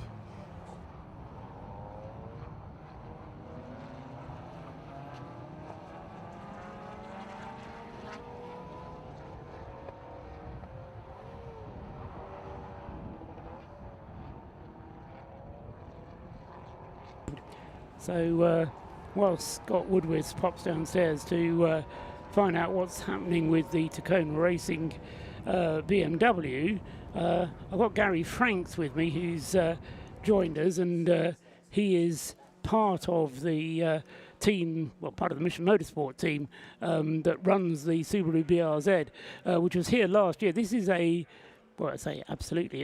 It's a unique car. Running with hand controls and so on, and with a team of drivers, none of whom can use their legs, must be a huge challenge getting that car to run, but obviously very satisfying as well, I would guess, Gary. Yeah, it's a fantastic experience for me. I'm very proud to be part of the team. This year was slightly different, actually. We got 3 guys in wheelchairs, 2 are walking with sticks. We only have 2 guys that can't use their legs, so we have a mix this year. This is the second time we've run this car. Last year we ran it successfully. We have 2 brand new drivers who passed their racing license test a few weeks ago, which is a bit of a challenge. And Linda Noble, who started the race for us, and she's in the car at the moment, has had a break. So it's great to see her back in the car.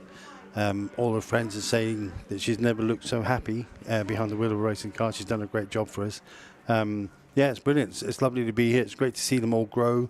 They're bonding as a team. The car has run almost without a hitch, which is fantastic. Yeah, James Cameron was up here earlier on and telling us about Linda Noble and her performance and how she's responded to being in the car. It's great to see her. And as you say, back in the car now in conditions which aren't easy, are they? Not ideal, no, but not unexpected. It is Wales after all. Not quite.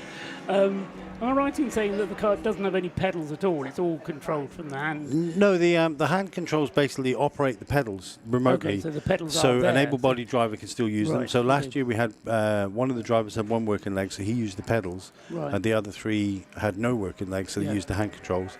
Right. I think James was up earlier talking about the development that we could try and do with the car to bring some more sexy hand controls so they can operate the throttle and the brake with their thumbs or their fingers, Right. which gives them better car control because they've got better balance on the steering. It's been, some testing has happened, some bits and pieces have arrived, but it's not quite ready yet. Hopefully by the time we kick off next year in March or April, we'll have a better handle on where it's going. Yeah, but it's part of the fun of evolving and developing the car.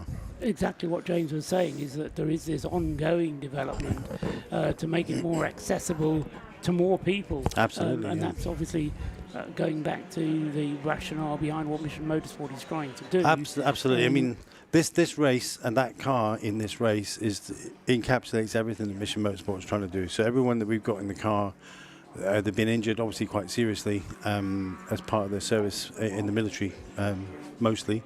And to get them better and happier and driving a racing car, which seems like a bit of a frivolous thing, has given them so much focus. I've done some coaching with a couple of the other guys driving some of the other Mission cars, and they're night and day different from being introverted and closed in last year to being bright-eyed, bushy-tailed, and full of beans for this year. It's just not just in the car that I'm running, but the other cars as well. It's fantastic. And from your point of view, Gary, as well, that must be hugely satisfying. Motivating for yourself that you're doing something worthwhile. Absolutely, absolutely. I mean, I'm doing what I enjoy doing. This is when I'm not doing this here, it's a full-time job. So coaching people is I love it. Particularly poignant here because of my military connections. I've served 12 years in the Royal Signals, and I got away with no injuries. So for me, it feels great to give something back to the guys that weren't as lucky as me, or went to more scary places than me. Yes, it's great for me personally, it's great. Great growth, great development. I'm aware of how much they look at me for a bit of guidance. So staying calm and helping them through their problems is quite an important thing. So yeah, it's great, great personal development as well as what's going on for the guys in the car. And the car itself looks fantastic. Well, it does. I mean, the wing, as James jokes, the wing is probably better there. We should probably put a heated element in it for the marshals when they have to push it off the grass. But it might even be slowing it down. But it's quite important, I think, to have a car that's not too peaky, not too spiky.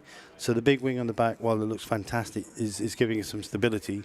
It may be slowing the car down a little bit, but outright pace is not really what we're looking for. We want a car that's stable, forgiving, and it does look. I mean, it's an iconic livery. It's I think it's the best looking car in the pit lane, and being biased doesn't mean that I'm wrong. So we'll see how it goes if there's ever a vote on it. But and Gary, it goes beyond the drivers. I mean, you've spoken about the drivers and how they benefit from being involved, but it goes beyond that as well because you've got guys working in the garage, supporting the car, and as a guest, the car doesn't run itself, does it? Absolutely not. I mean, we've got 4 cars that are running under the Mission umbrella.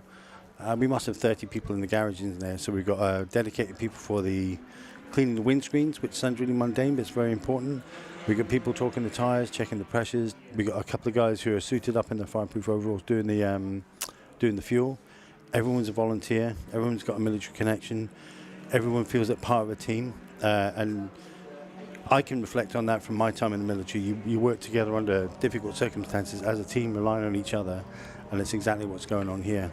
And for people who have suffered the misfortunes that happen in the military, putting them back into that team environment, it's like falling off the horse, I would think. Yeah. Where that's the way to get them back. Absolutely, and we've had. I've not heard the phrase exactly, but it's like coming home for some of them. Certainly for me, I left the military 25 years ago, and it feels just like I'm back. I'm back in Wales. I'm cold. I love it. And the tea's slightly stewed, and but it's fantastic. It really feels like the best of times from before. And I'm aware the guys who maybe got injured on deployment or who are away may have a slight anxiety about being back in that environment because that's where they were when they got hurt. But we all enjoyed that feeling of brotherhood, that being part of a team. So this has given them that familiarity back, I think. And you can really see the joy they're getting out of it and the sense of achievement they get. There's a lot of nervous people when we start, particularly the drivers. And we've got 2 novices who are they don't know what to compare this to. But they've all done really well. We're approaching one more driver change before we go to bed for the night. Yeah. Tomorrow will be easier because it's daytime, but then we have the service at 11 o'clock to deal with, and that's always a bit of a tearjerker as well. I was going to say, particularly for the people that you're working with, going racing again after that must take a bit of a kind of control-alt-reset in your mind to say, okay, we've done the racing, we've got that, now we've done the service, now we go back to racing. Is part of your role to check out on how your whole team is feeling and it is. managing that? What's quite good is we the way the regulations are set up, and we're going to comply with those, obviously, is that the guy who finished before the service, we could make an exception and say we need to change driver, but everyone's encouraged to keep the same driver, which gives you a bit of continuity. So I only have to focus on one person for, that's done now, get your head back in the game and away we go. Last year it went really well, we had no dramas. I'm expecting it to be fine today. I think I've worked out who the driver's going to be. Right. It's part of the thing. You've got to get back on with it. Yeah.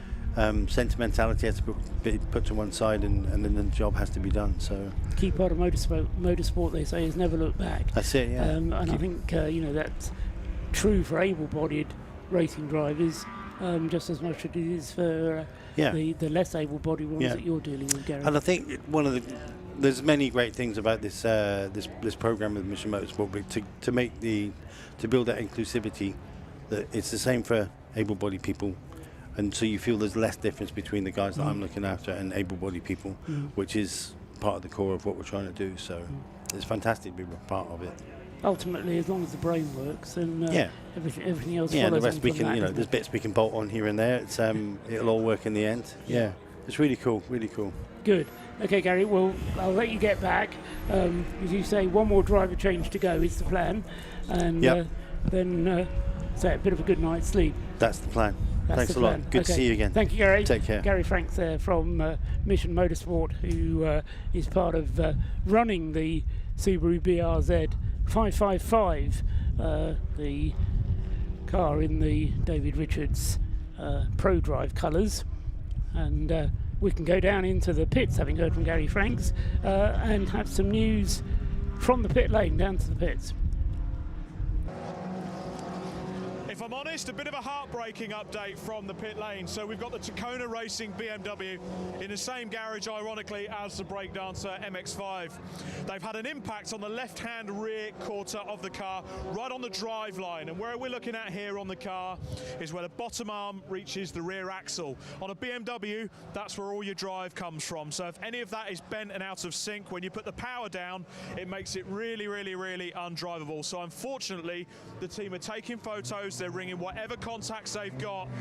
And after what is an outstanding performance so far in this race, it's a race against time to get the parts in to repair the car ready for tomorrow. But for the moment, it looks like Tacona are out for tonight at least. That is a great shame, Rob. Thanks for the update.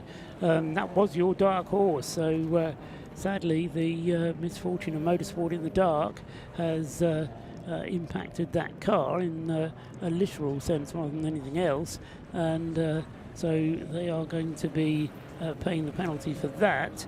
Apropos of penalties, we've also got a penalty for the leading BMW 116 class car. That's Sam Yates in the number 21 Anthony Seddon car. Reminder that the other Anthony Seddon car has gone out of the race with problems that we never quite got to the bottom of. Came out of the pits following a stop and immediately stopped, causing a safety car, and then we haven't seen that car again since the other Anthony Seddon car. But the one that's running, as I say, going well at the moment, but will have to come in for a stop and go penalty, and it currently has a margin on the next car up in its class of 2 laps, so should be able to serve that penalty without losing the class lead.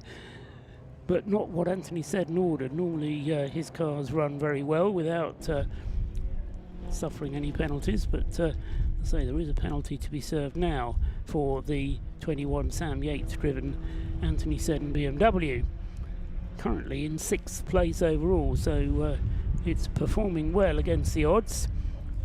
I've said a number of times so far in the race, this is turning into a bit of a race of attrition.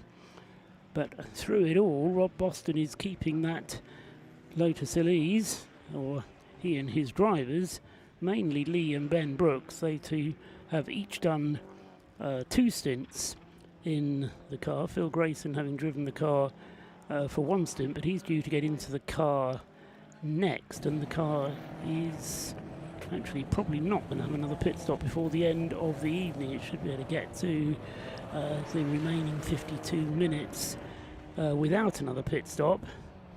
Ben Brooks having been in for his stop and go penalty, and then he'll get to the end of the 7 hours, I suspect, without needing to refuel again, and they will be allowed to refuel overnight, so that will be a refueling stop for free, and they've put 4 pit stops in the bank already, so they'll just have to make 2 stops tomorrow, one of which I would imagine will be just before the Remembrance service, and then they'll do the other one in the final part, but they may need to do 7 pit stops altogether, because they won't be able to get through on 6 otherwise. But the misfortune for the Tacona Racing BMW then is providing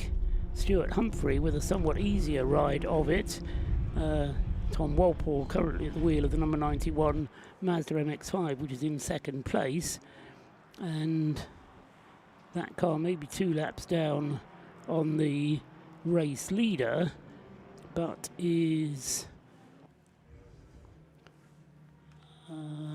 some 10 laps ahead of the nearest other car in Class C. So Tom Walpole, who drove a brilliant stint earlier on, the car was started by Stuart Humphrey, Tom Walpole took it over, then Martin Rich did a stint, Tom Walpole taking it over for this stint, again coping with the conditions very well indeed, and he is in a commanding class lead and a strong 2nd place overall, but I've said it before, there's still a long way to go.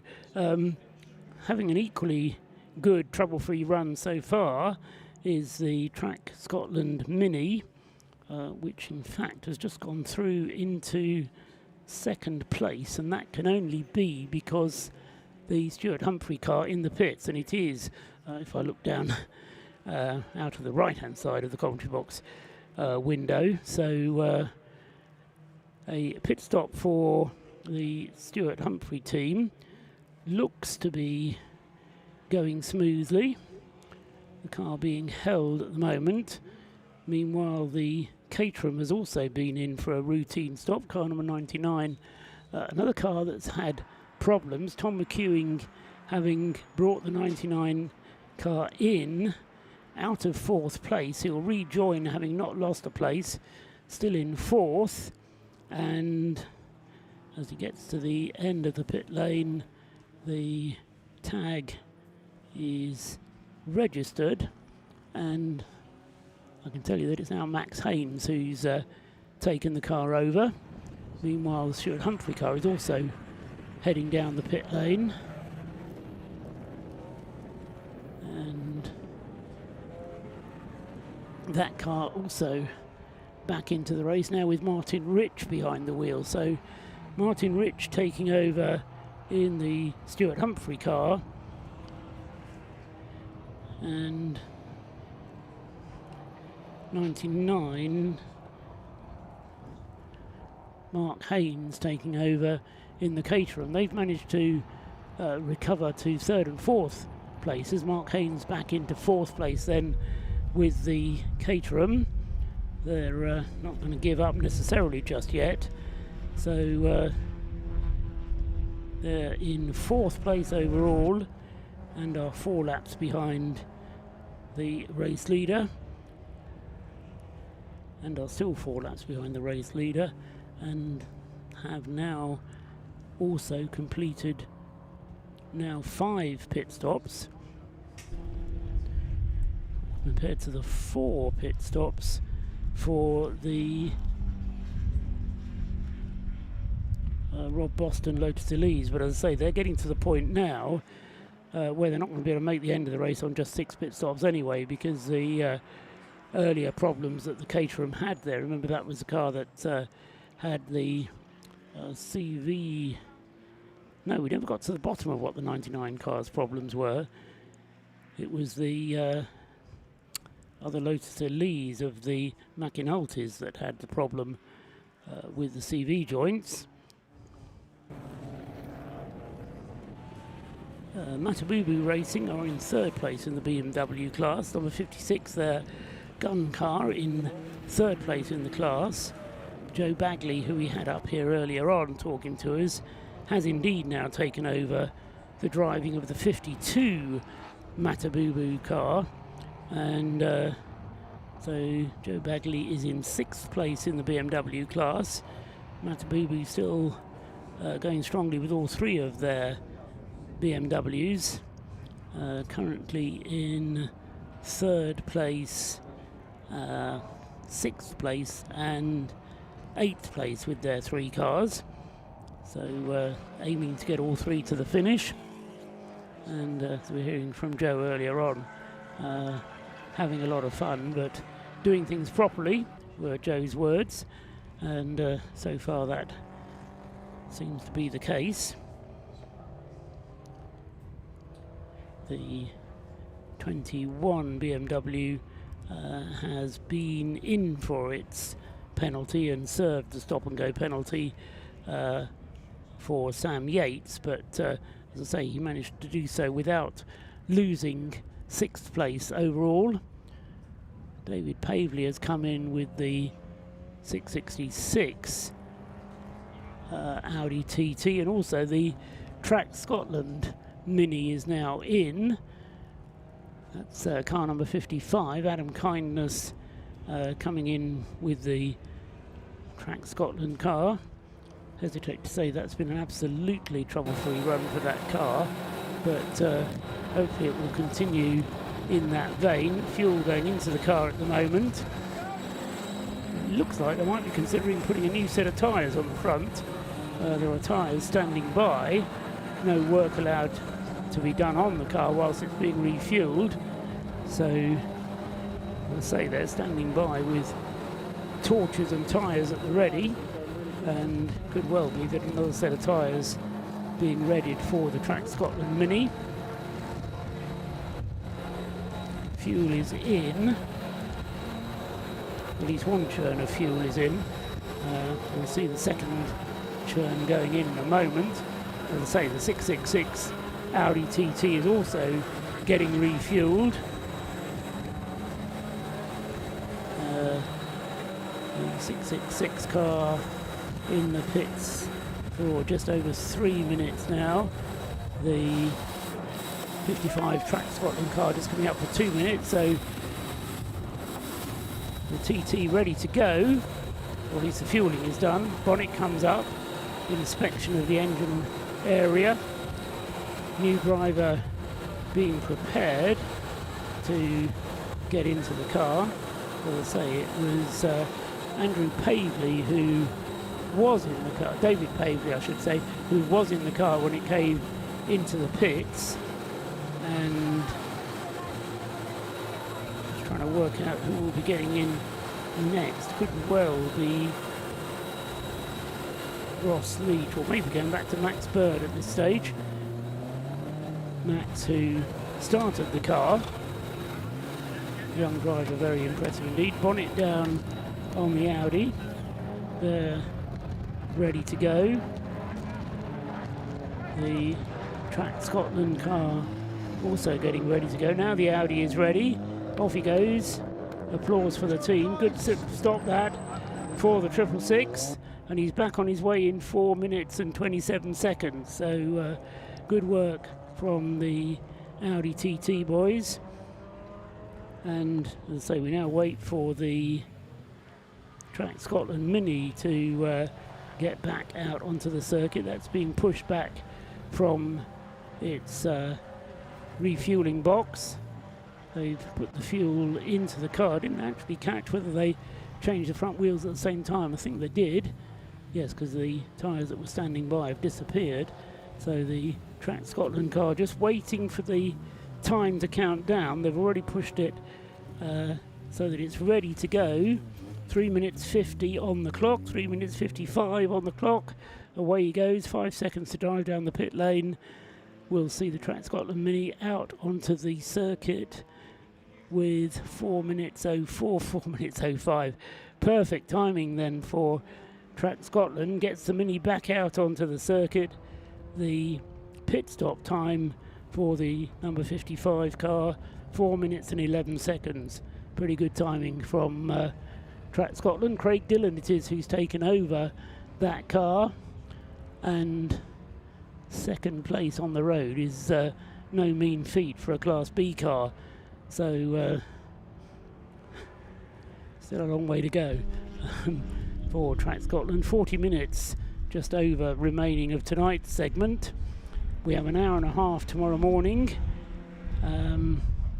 before the Remembrance service, and then the remaining 3.5 hours after the Remembrance service tomorrow will take us to around about 3 o'clock. At least that's the aim. And then we'll throw the checkered flag to end the race, whereas this segment will see a unique ending to a race anywhere, a suspension it should be called, because the red and white checkered flag will be displayed to bring this segment to a close. A red and white checkered flag having been introduced by the Brscc. They got special approval to use the red and white checkered flag to, in effect, officially suspend a race. The way it will be processed is that the safety car will come out with about 10 minutes to go, line the field up, and then, as I say, the safety car will come through to suspend the race. 99 Caterham goes through. Tom McEwing at the wheel. Max Haynes behind the wheel of the 99 car. In 4th place at the moment. Max Haynes having taken the car over from Tom McEwing, but Max then in 4th place, lapping rapidly. Conditions not as bad now as they were, and Max doing a 1 minute 42 that last time around, lapping quicker than the race leader. But as I say, the Caterham having lost 6 laps earlier on. In the pits, having fuel added, is the Breakdancer Racing Mazda. So they had a problem earlier on, but it would seem now to have been resolved on the Mazda RX-8. So the fuel going into that car. A penalty for the 555. Oh, and a penalty for the Stuart Humphrey racing car as well. And it's a 1 lap penalty for the Stuart Humphrey car, which I'm guessing, well, no, I won't speculate because I don't know. So I'll wait until either Rob or Scott comes up with a reason for that Stuart Humphrey racing car's penalty. But they have a 1 lap penalty to be paid, and that will remove them from 3rd place and put them down to certainly 4th, if not 5th place. They'll still be leading Class C because the car has a 7 lap advantage over the next car up in Class C, which is the Tequila Racing Mazda. So Mazda's 1st and 2nd in the Class C, but as I say, that car, number 91, having been taken over by Martin Rich now, who's taken the car from Tom Walpole. Stuart Humphrey having driven the first stint, but I don't think he's been in the car since. So he's contented himself with managing the team. That's his job. And so Martin Rich and Tom Walpole having driven the race while Stuart has been keeping busy looking after the team.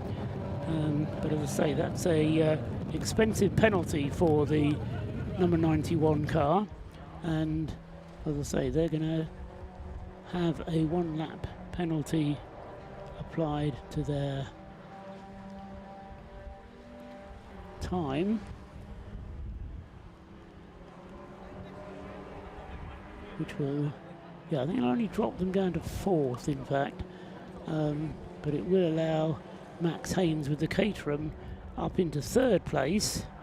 So the Class D cars, which have had problems earlier on, slowly bubbling their way back towards the top positions. Max Haynes with the Caterham is 4th, shortly to become 3rd. Neil McReynolds in the 48 Patron Racing BMW is in 5th place. And then the next car up in the Class D, the fast class, is the Audi TT, which Ross Leach is driving, and he's still down in 9th place. That won't be affected by the penalty to the Stuart Humphrey car. There's the Mazda RX-8, number 8, with the Tequila Racing Mazda just coming in behind it. Chris Fellows, that's been a long stint for Chris Fellows. Seems to have been out for quite a long time in the number 16 car.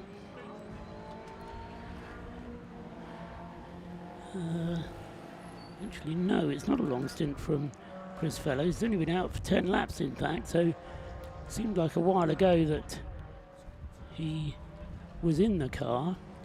That's because it's now being driven not by Chris Fellows. That's where I've gone wrong. It's Chris Knight who started the car, who's now at the wheel of the number 16. And that's a quick stop for Chris Knight in the Tequila Racing car. In fact, he's still in the pit, sorry, that was someone else coming out.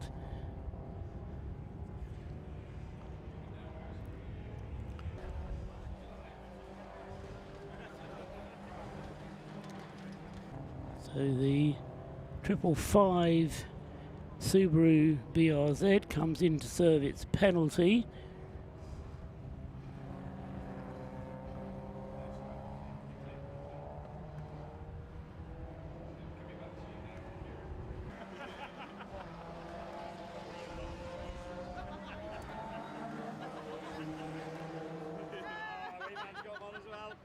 people having fun down in the pit garages there. Needless to say, that's the crew from the Flying Haggis team. Gordon Duncan in 11th place with the Honda Civic. Currently third in Class C. Two Mazda MX-5s leading the way in Class C. Stuart Humphrey, Martin Rich leading with the penalised car number 3. Then second in that class is the Tequila Racing Mazda, which just made that quick stop. Back on his way now with Chris Knight behind the wheel. And then the third place car in Class C is the Flying Haggis Honda Civic Type R. I say Gordon Duncan currently at the wheel of that car. So another team, Flying Haggis, who know how to have fun, but also know how to do things properly. Going well in the top 3 places of the Class C. Flying Haggis just outside the top 10 overall places. 10th is a car we've not said much about, the Mission Motorsport Mazda. David Bernacchi at the wheel of the car at the moment, car 47. They are second in Class B to the Track Scotland Mini, which leads the way. So Mission Motorsport has stayed nicely out of trouble, and even though they are some 11 laps down on the class leader, Track Scotland, they are doing well and staying out of trouble. And then third in Class B, the remarkable Fiat Panda, which Ben Slomas is currently driving. He's in 13th place overall, but as I say, third in Class B. And that's been a good long stint from Vince Lomas. 34 laps completed, but he should have fuel enough to get in to the end of this segment, of which 32 minutes remain. And having had the flurry of safety cars in the middle part of the race, I shouldn't say this, we've now had over an hour of running without a safety car. In fact, it's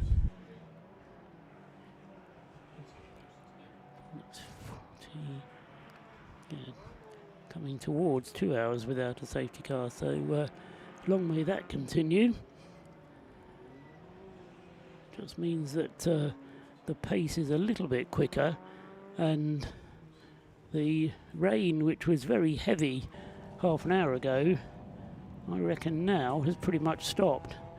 So we'll get confirmation from Scott Woodworth of that, because he's just returned, looking a bit bedraggled, but I think a lot of the rain has stopped now, hasn't it, Scott? No, he says it's still, it's not raining. No, I had a feeling it had dried out a bit, and part of that is evidenced by the fact that times are improving once again, although the Rob Boston Racing Lotus, having been quick when the conditions were at their wettest, is maintaining that advantage.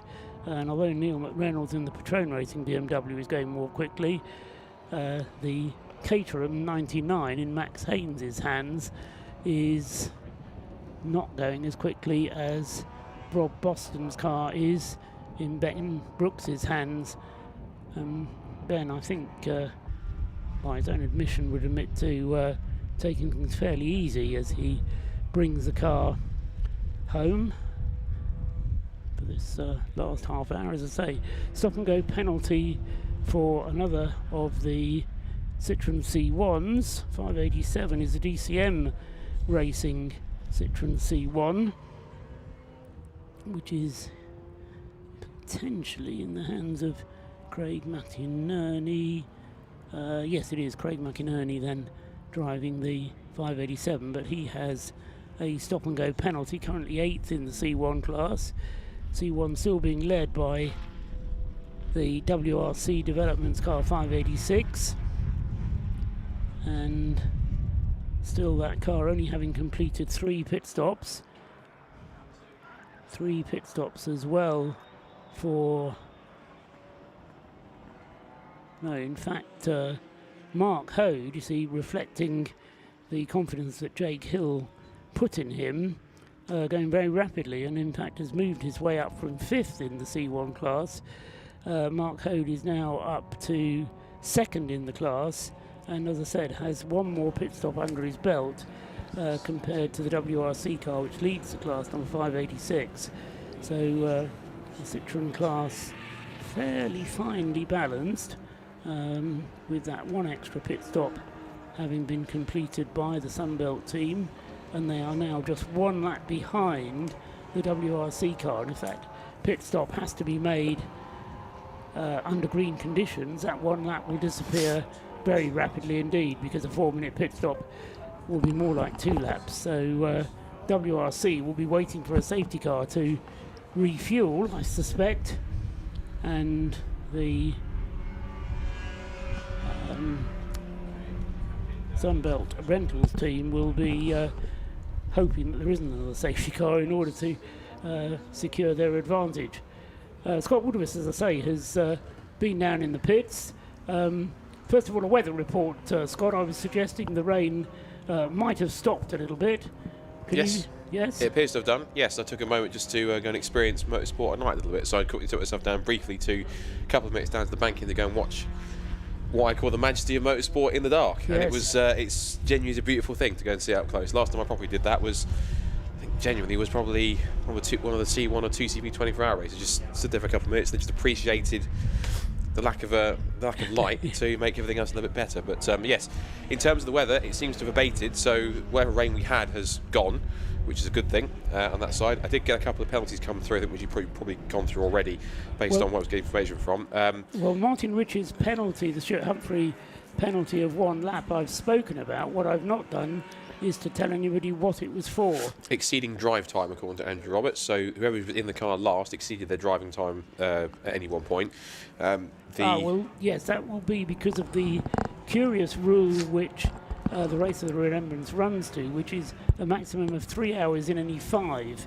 Now, the problem is that in effect means that if you're going to alternate between 2 drivers, then you need to make sure you do 2 hours each. You have a 2-hour rest. It's going to be a problem for Jason and David McAnulty as well, because they've only got 2 drivers on their team. But because Stuart Humphrey has stayed out of the car, so Martin Rich has indeed, I didn't notice at the time because I wasn't particularly looking for it, but I can well believe that they, because Martin Rich got back in the car after Tom Walpole had done 1 hour and 24 minutes of racing. So obviously Martin Rich very easily then overran the 3 hours. In fact, it was the other way around, wasn't it? It was Tom Walpole who took over again from Martin Rich, and Martin Rich's stint was 1 hour and 24 minutes. So an oversight, one can only assume, from Stuart Humphrey Racing. And as I say, the problem caused because of the way that drive time limits is a maximum of 3 hours in any 5. Of course, tomorrow it shouldn't be a problem because we won't actually have a 5-hour segment tomorrow. We'll have 1 1.5-hour segment and 1 3.5-hour segment. So it's only today on which it's possible to exceed the limits. And well, I suppose you could still exceed it tomorrow, but it's more difficult to do so. Easier to do that in this segment of the race. So slap on the wrist for the 91 car. To say that will drop it a position or 2, but it won't affect its class position. There was also a 30-second stop-go penalty with a 587 C1 car, that was the C1 class car. I must have the name of that one. DCM Racing. That's got Craig McInerney at the wheel. Just in terms of knowing which car that is in terms of livery, I recognise it's Craig McInerney's car, because if you remember in Fiesta Juniors, his son Dara McInerney runs in a Fiesta Junior, has done this year, in exactly the same orange and blue livery. But anyway, the point being is that he got a 36 stocker penalty, overtaking the safety car. Right, okay. So, speaking of C1s, or actually, is that the 99 that's going slowly? It is. 99 Caterham is going slowly on the run in towards the pit lane. Yeah, so problems. Now, I remember they were having some problems, I think, with the jack. I went down there briefly. You probably caught it on the stream. I was just about in that area. I think last caught it on one of the TVs in the garage, and I saw that there was some problems towards the rear of the car they were trying to sort out, but there might have been a separate issue. But the 99 Caterham coasting in very slowly, and it is making its way into pit lane. This is the car, for those who need context, 4th overall, 2nd in Class D. It's only a lap ahead of the Patrone Racing BMW E46, number 48. It's not expected either. No. There's somebody coming out. Either it's had some damage at the front right, or it's just lost a headlight, because they're well short of light at the front there. So I'm sure I did see it running around when I was stood down there for a couple of minutes. They didn't have that right front headlight on, so maybe that's an aftermath, but unfortunately that's never a good sign, because not only is it in the pit lanes, they've been pushed straight into the garage. So 99 has gone straight into the box. Well, 99 is anyway serviced behind the pit garages. Well, yes, anyway, you're right. So it goes to the area behind to have service done. But having said that, you're not allowed to refuel the car in the garage. So if they're just doing a simple driver change or a refueling change, then the car would be serviced in front of the garage and would be able to see it. The fact is that, as you say, it's been pushed back, which means further problems for the car which started this race, remember, on pole position and was battling for the lead in the early stages, but has been one of our troubled cars. It had a pit stop of some 13 minutes 3 hours ago, which we never really got to the bottom of why it had that extra long pit stop. That was what dropped it down the order, but I'm afraid another long pit stop looks as though it might be in order for the 99 Max Haynes DKS Motorsport Caterham 7. And hopefully we'll get some news coming through to us to establish exactly the why and the wherefore.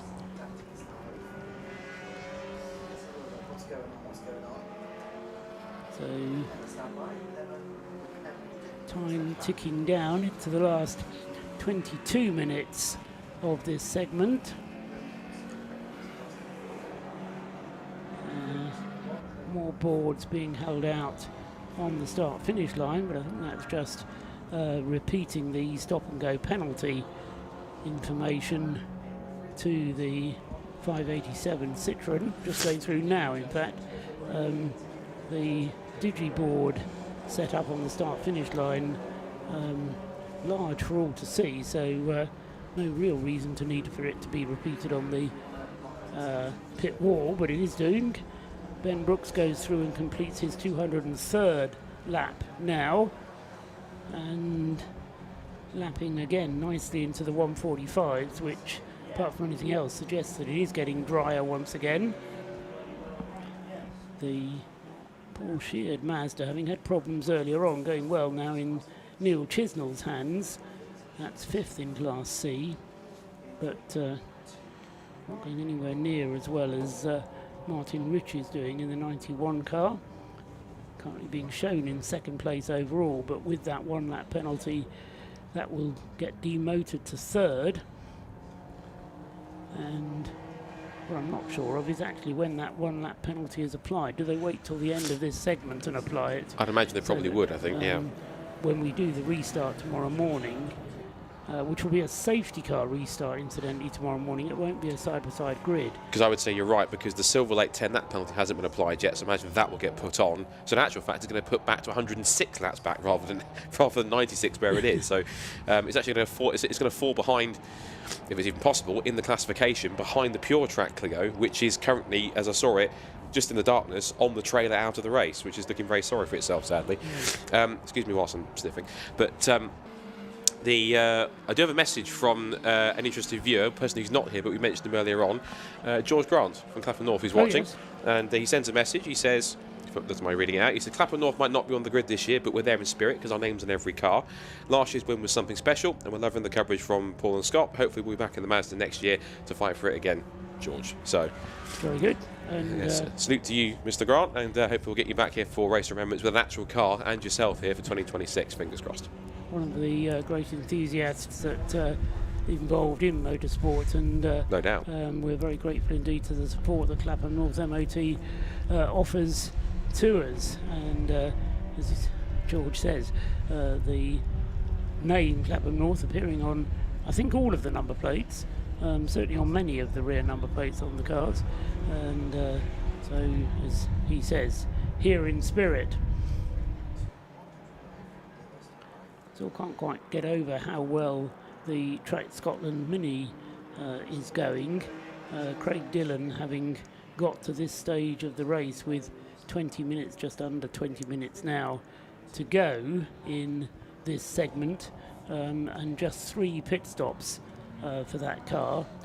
Glimmery, as we said, having started the car.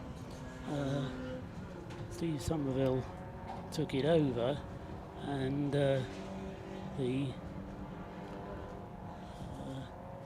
third driver was then Adam Kindness, and now the number 55 car in the hands of Craig Dillon.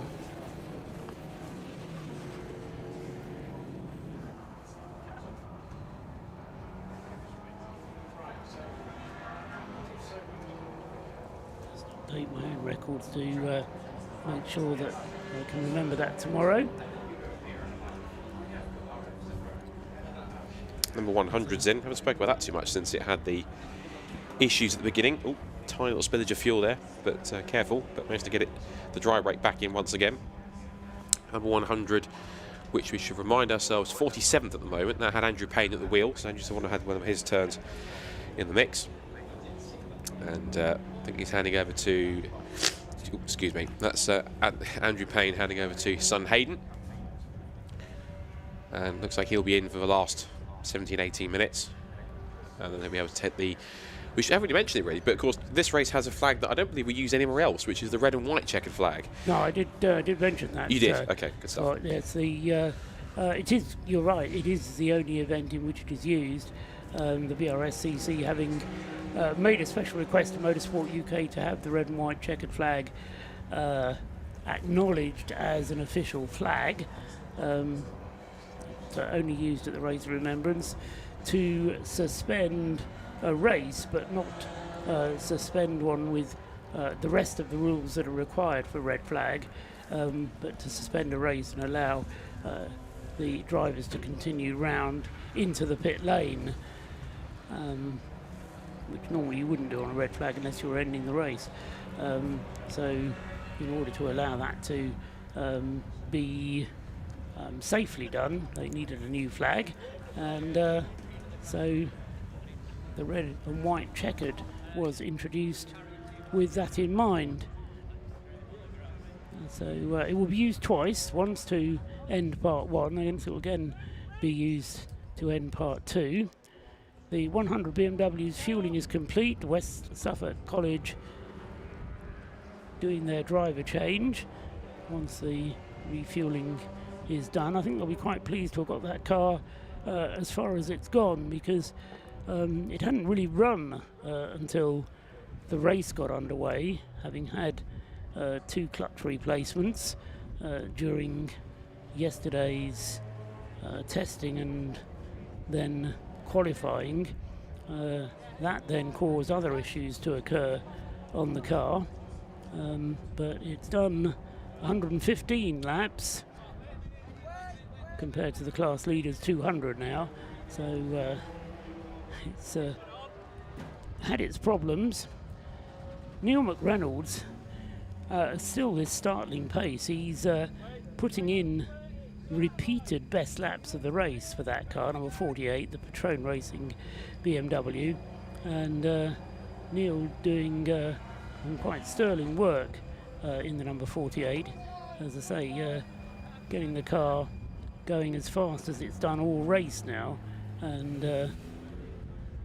having the car having been started by Via Aldridge, Mike Nash doing the second stint, then Lee Brown taking it over, and Neil McReynolds now at the wheel, but he is by far the fastest driver on the team, and even when we had the damp conditions, Neil McReynolds able to get that Patrone racing car to go quicker than it's been thus far. So it's moved up to 4th place with the, we hope, temporary demise of the Caterham, which is back out on the track following its last pit stop. So whatever befell the Caterham, it took just under 10 minutes, 9.25 minutes in the pits. The Caterham back out again then, and heading just through our screenshot there. The rear of the Caterham very distinctive and easy to pick out. So now heading through the left hand around the rocket sequence of quarters into Peel, and another penalty is notified for us on the screen, and that being another serious penalty in terms of a number of laps being applied to the number 77 Ford car. Bradley Performance, number 77, the Ford car has done something fairly serious, either in the hands of Charles Clark or whoever was driving the car before him. He's got was it a 6-lap penalty, Scott? 6-lap penalty. Not to make light of the situation, I think it's one thing you take comfort in. He's still going to win the class, so he's the only one in it. So that's all that's going to matter to him. But he's going to be one of those penalties where he'll just take it and he'll go, okay, well, it's not going to affect anything too much, so I'll just carry on. Well, yeah. Do you know what it was for? Have you got the message through? Hopefully that will be coming through. I shall ask Mr. Andrew Robertson, ask him to give me the answer unless he's listening. Yes, quite. So that will be useful to have, because again, a 6-lap penalty may not affect its class position, but possibly might earn a number of points on a licence. Possibly, at the very least, will earn a talking to from Andy Holly, clerk of the course. The 99 Caterham, having had that pit stop, continuing to go quickly. It's been taken over by Max Haynes, hasn't it? Yeah, so Max Haynes now at the wheel of the 99 he's on his first flying lap now, actually, following the pit stop. So we picked it up pretty quickly, having come back out onto the circuit. So waiting for Max Haynes to come through just to see quite what his lap time might be.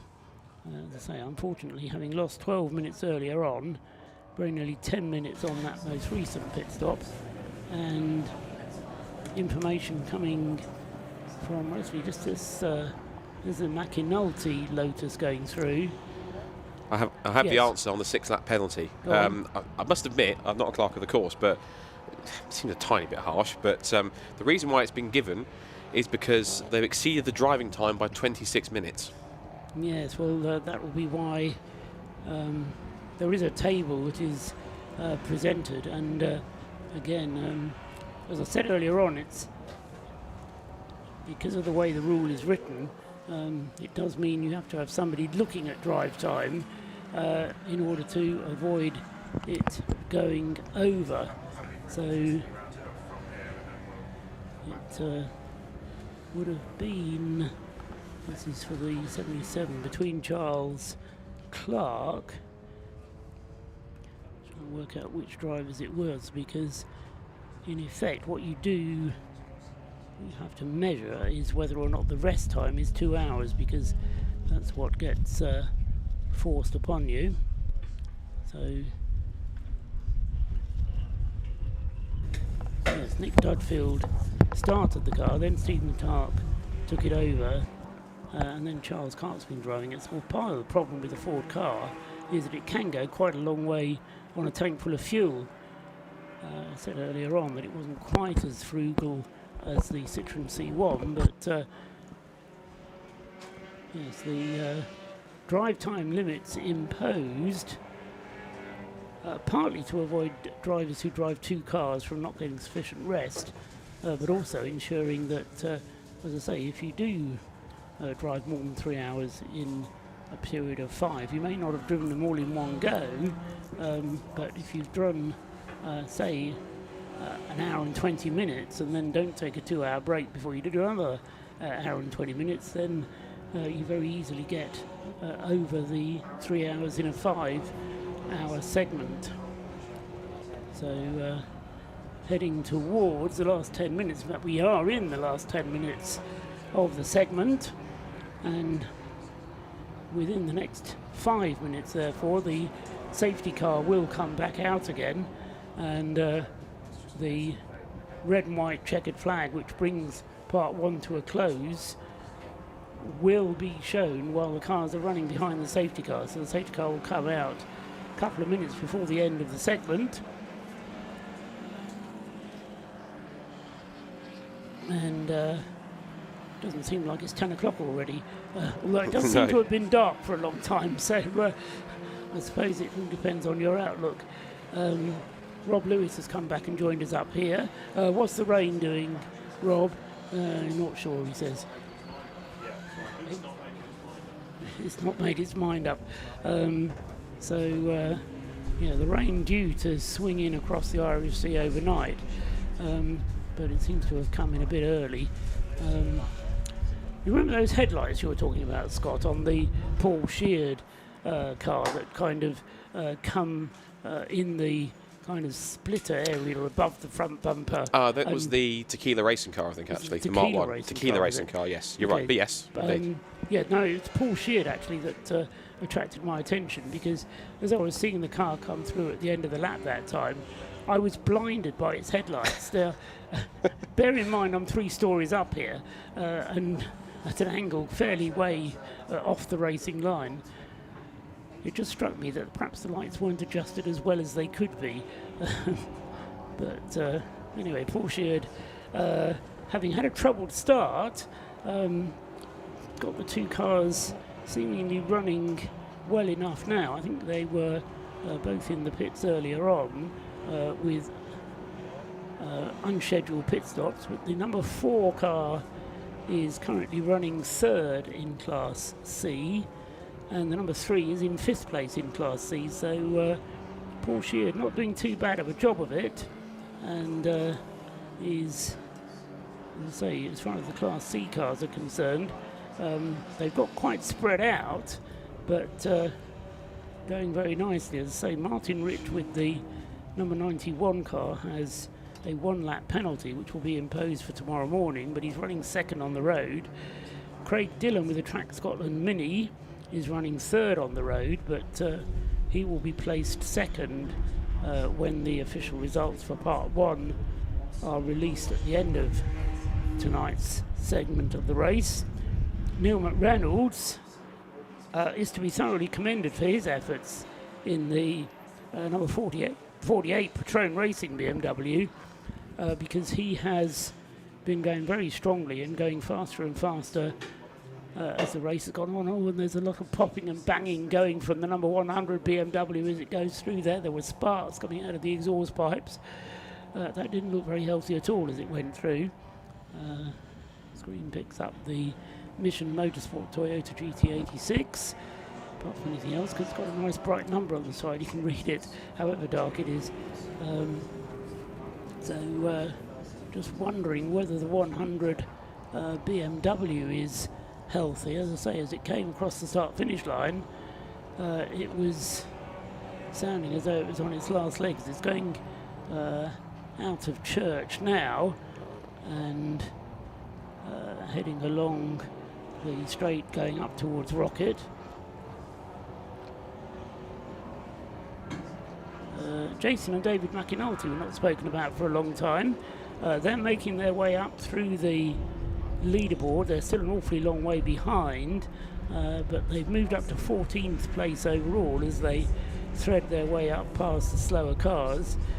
Still, though, 20 laps behind following that 1 hour pit stop whilst they replace the CV joint on the McAnulty's able car Lotus, and that is something that they're not going to be able to recover from easily, I don't think.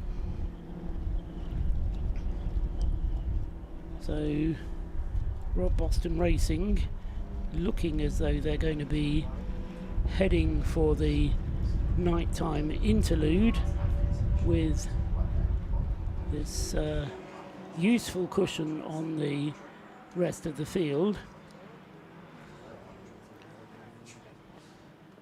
Just adjusting my screen to make it easier to read. So a lead for Rob Boston of some 6 laps now on the second place car, which is in Class C, so not necessarily something that the Rob Boston team are going to be worried about. The third place car being the Class B Track Scotland Mini, and the next class car, it's still the Retrain Racing BMW, which is, as I say, been chasing in 4th place and is still, however, 9 laps behind the Rob Boston Lotus, which is going very tidily. Going through there, he goes Ben Brooks, completing 213 laps now, and a lap of 1:45.9 pretty much makes him the quickest car on the circuit. So he may be taking things easy, but it is going well for him, and he's looking well in control of the situation. In the pits there, we just caught a view of the 48 Retrain Racing BMW, of which I was just speaking, having to make a pit stop just before the end of the race, which is not really what you want to be doing, because you're allowed to refuel the car anyway overnight. To have to come in and make a pit stop with just 3 minutes remaining is not something you would do unless you have to. Just looking down to the pit wall, I can see a marshal unfurling the red and white checkered flag. As I say, we expect the safety car to come out to bring the field under control with just 2 minutes remaining. And I'm not trying to organise this, honestly, but yes, the safety car is now coming out. So with 3 minutes on the clock, this will be the opportunity to bunch the field up, although to be fair, there are a few cars that are on the same lap as the leader, or the same cars that are on the same lap as each other. I suppose the exception to that would be the second and third place cars, but Martin Rich is going to have to suffer a 1 lap penalty anyway, so he goes through completing his 207th lap. Then we wait for the Track Scotland Mini to come through and complete its 207th lap. But as I say, there'll be a penalty of a lap for Stuart Humphrey's car, number 91. That'll take it back to 206. Next one up will be Neil McReynolds' Retrain Racing BMW, which will come through and complete 204 laps at the end of this one. The Caterham number 99 is on its 202nd lap, and then the next one up is Sam Yates in the leading BMW, and a comment on that car is just how well the Anthony Seddon car has done. While Rob is there, did we ever establish what happened to the other Anthony Seddon car? Hang on, you're going to have to tell me. Tell Scott and then Scott can tell us, because the Anthony Seddon car, which was comfortably leading the BMW class, had a routine pit stop, came out of the pits following what seemed to me to be a routine pit stop, immediately stopped, hardly got around target, and we never saw it again. And just checking down to see whether it's been out again since then. I don't think it has, but let me just check down the lists. No, it is still circulating, so they have got that 34 BMW back out again, but as I say, it lost quite a lot of time being towed back, and Scott Woodwith can now tell us the reason why. Scott.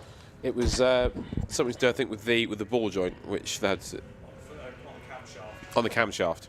So they're having to try and fix that. And Rob's going to do a proper feature on it actually tomorrow when he's working through the parts. He's got it in front of him in his hand. The ball joint on the camshaft. No, I misheard it. I misheard it. I was going to say, you can try and baffle me with science, but okay. So an internal engine problem is one quick way to express the problem. But they've clearly managed to fix it because the car is out again. So good work from Anthony Seddon, but a bit of a disaster for them. Although the other Anthony Seddon car still going strongly. That's in 6th place overall, as I say.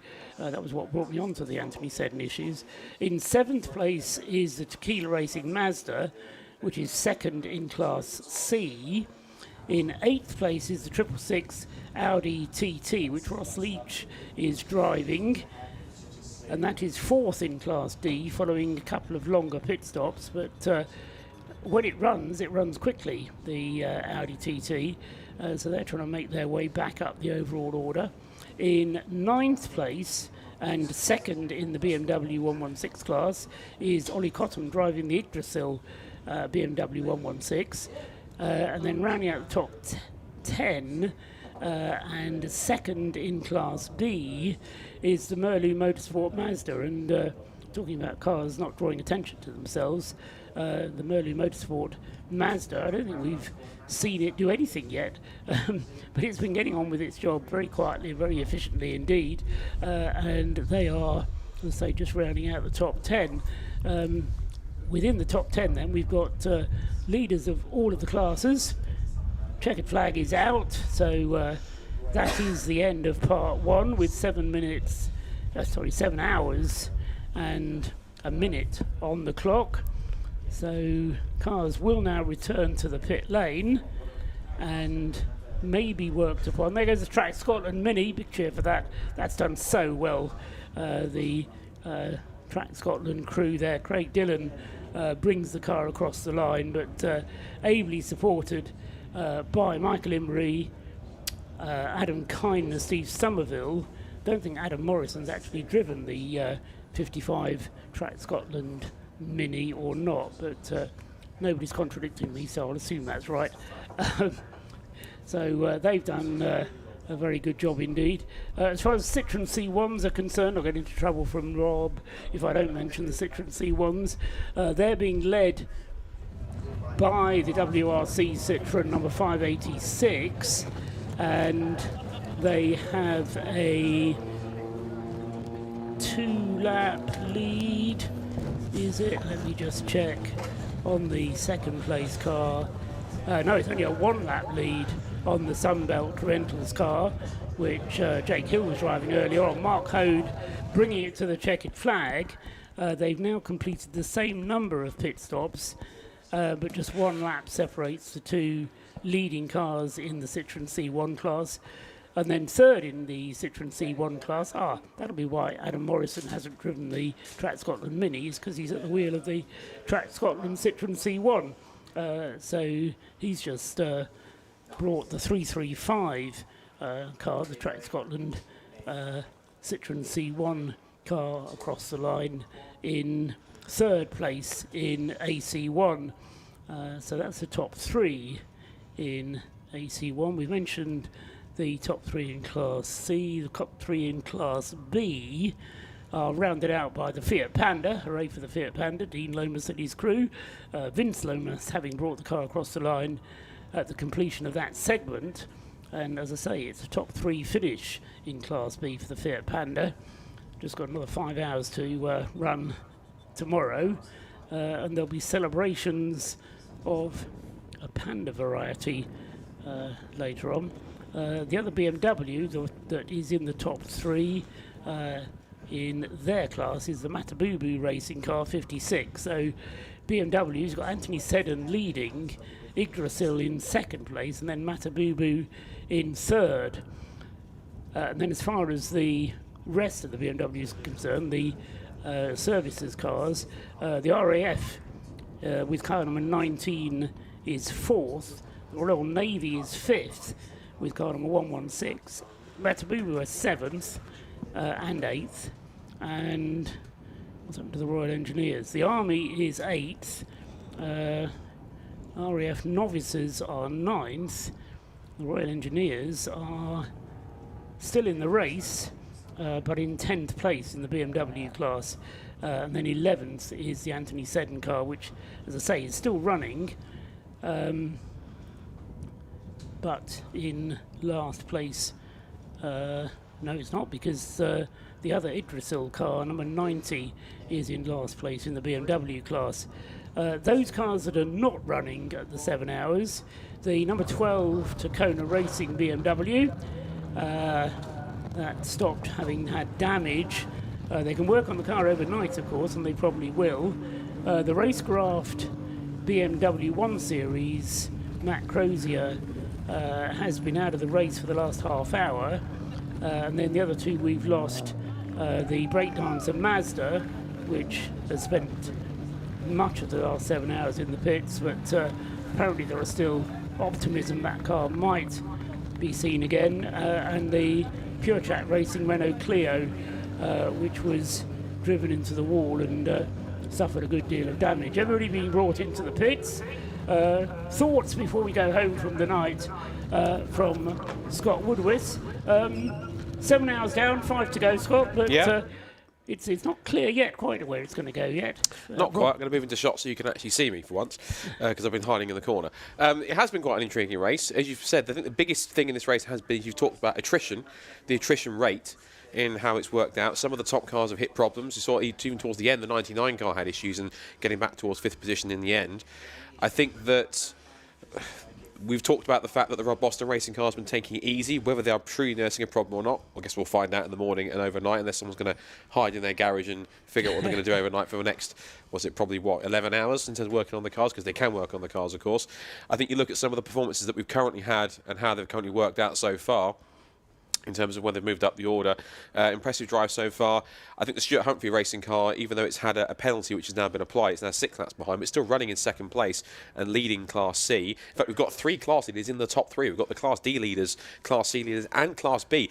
We have to give a massive shout out to Track Scotland. I've done that. Yeah. You've done that. Well, I'll give another one. Your shout out. I'll give another one, because credit where credit's due. And it's one of those performances where, and I say it politely, it hasn't been spectacular. They haven't been at the forefront everywhere. They've done what some teams do best, which is just get on with what they're doing, quietly get the laps in and survive and keep on track whilst others have had their problems. It's the whole thing of keep your head whilst others lose theirs. They've had their problems, they've slipped off the road, and they've been able to hold on and do pretty well. Petrone Racing have had quite a silent run up the order too, up in 4th position in Class D, so it's looking pretty strong for them. The Caterham squad have got some work to do to get back on the mix. They're 12 laps off the lead. Of course, all these stay as aggregates, which means that when we get back to racing, Ben Brooks will still have that 6-lap lead in the Rock Boston Racing Lotus. You look at the other teams that are down here are also running pretty well in the other classes. Like, for example, WRC Developments currently at the moment 2 laps in the lead and on course to hopefully get themselves another C1 class victory in the end. And as for the BMWs, well, that's been up and down. Anthony Seddon Racing lead the way, and they've got a gap of roughly around about 3 laps on the 2nd place car, which is the Yggdrasil car, number 9. And they've had a mixed race. And we've had something we don't normally see, which is an Anthony Seddon Racing car having even an imperfect pit stop or problems, and that's a rarity in this race. There's a rarity for them full stops. That's been quite interesting. So there's been a few anomalies in this race. There's been a few different things we haven't quite expected, but some things, as the saying goes, the more things change, the more things stay the same, and one thing has stayed the same in many cases. There's a Rob Boston Racing on top of the standings. We've seen that before, and given the fact they have a 6-lap lead, nothing is guaranteed, but there's every chance here with a 6-lap lead that could happen again. Okay, thanks for that, Scott. Just a quick word from Rob Lewis, who spent most of his time down in the pit lane, but we'll have a word from you up here as well, Rob. Scott just described everything that did happen and how they finished part 1 of the race, still 5 hours to go tomorrow. But I think what's been very noticeable is how much trouble people have had this weekend. It's quite remarkable, especially with the lower power cars, your C1s, your BMW 116s. There's been a lot of contact between the higher power cars and with those in class. having this discussion with a few of the few members of the teams down the pit lane, the C1s corner a bit differently. They like to take a nice wide line around the corners and then cut in to get their speed out of the cars. So if you dive down the inside of a C1, you can catch them out as well. The BMWs as well, they're fighting in their own battle packs. So while they're fighting amongst themselves and you've got the quicker cars coming through, you can almost get a snag point on a lot of corners on this circuit, in particular up into Rocket.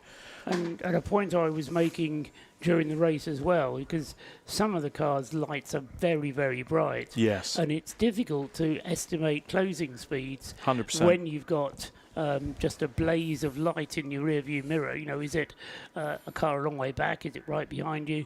That can be difficult, and I think that's led to some of the contact issues that we've seen. Absolutely, Paul. And at the end of the day, the slower cars or whoever is being lapped by the faster car, they've still got to take their corner. They've still got to take their racing line at some point. Particularly with the C1s where momentum is everything. Absolutely. And, you know, we won't see that tomorrow, but we're going to see a different version of that. It's not going to be night time, but we could have quite inclement conditions. If the weather does come in as forecast, it's a bit changeable the last time I checked, but if the weather front does come in and you get the wet weather, the spray, you could get similar problems, but in a different way. So we'll see what tomorrow brings before the Remembrance service, of course, at 11 o'clock. But should the rain come, it could mix things up even more. But very impressed by Rob Boston Racing. They've had their fair share of problems, but they're still on top.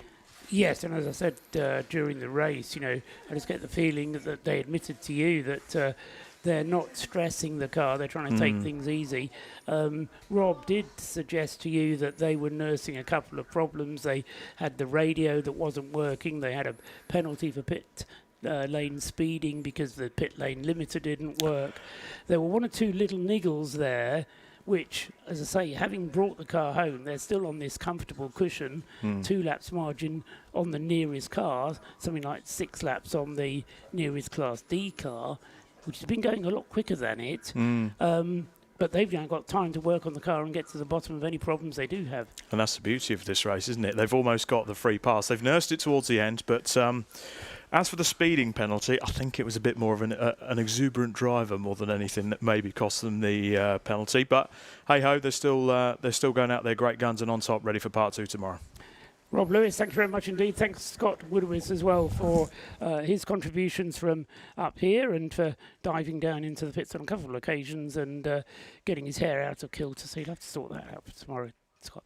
Anyway, thank you to everybody who's been listening and watching in some cases. Tomorrow morning we get things underway again at 9 o'clock, and that is the race will get underway at 9 o'clock. So there will be cars forming up on the grid. There'll be nose to tail formation. It'll be a safety car start for the first hour and a half, which will be starting, as I say, at 9 o'clock.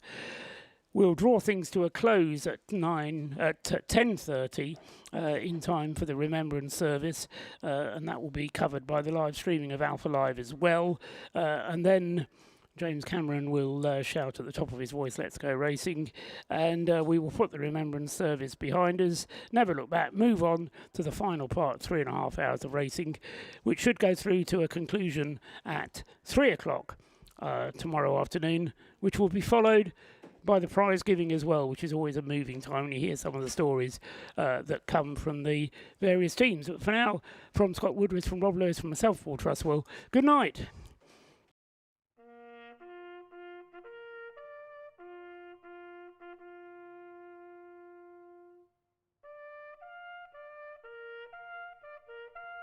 They shall grow not old, as we that are left grow old. Age shall not weary them, nor the years condemn.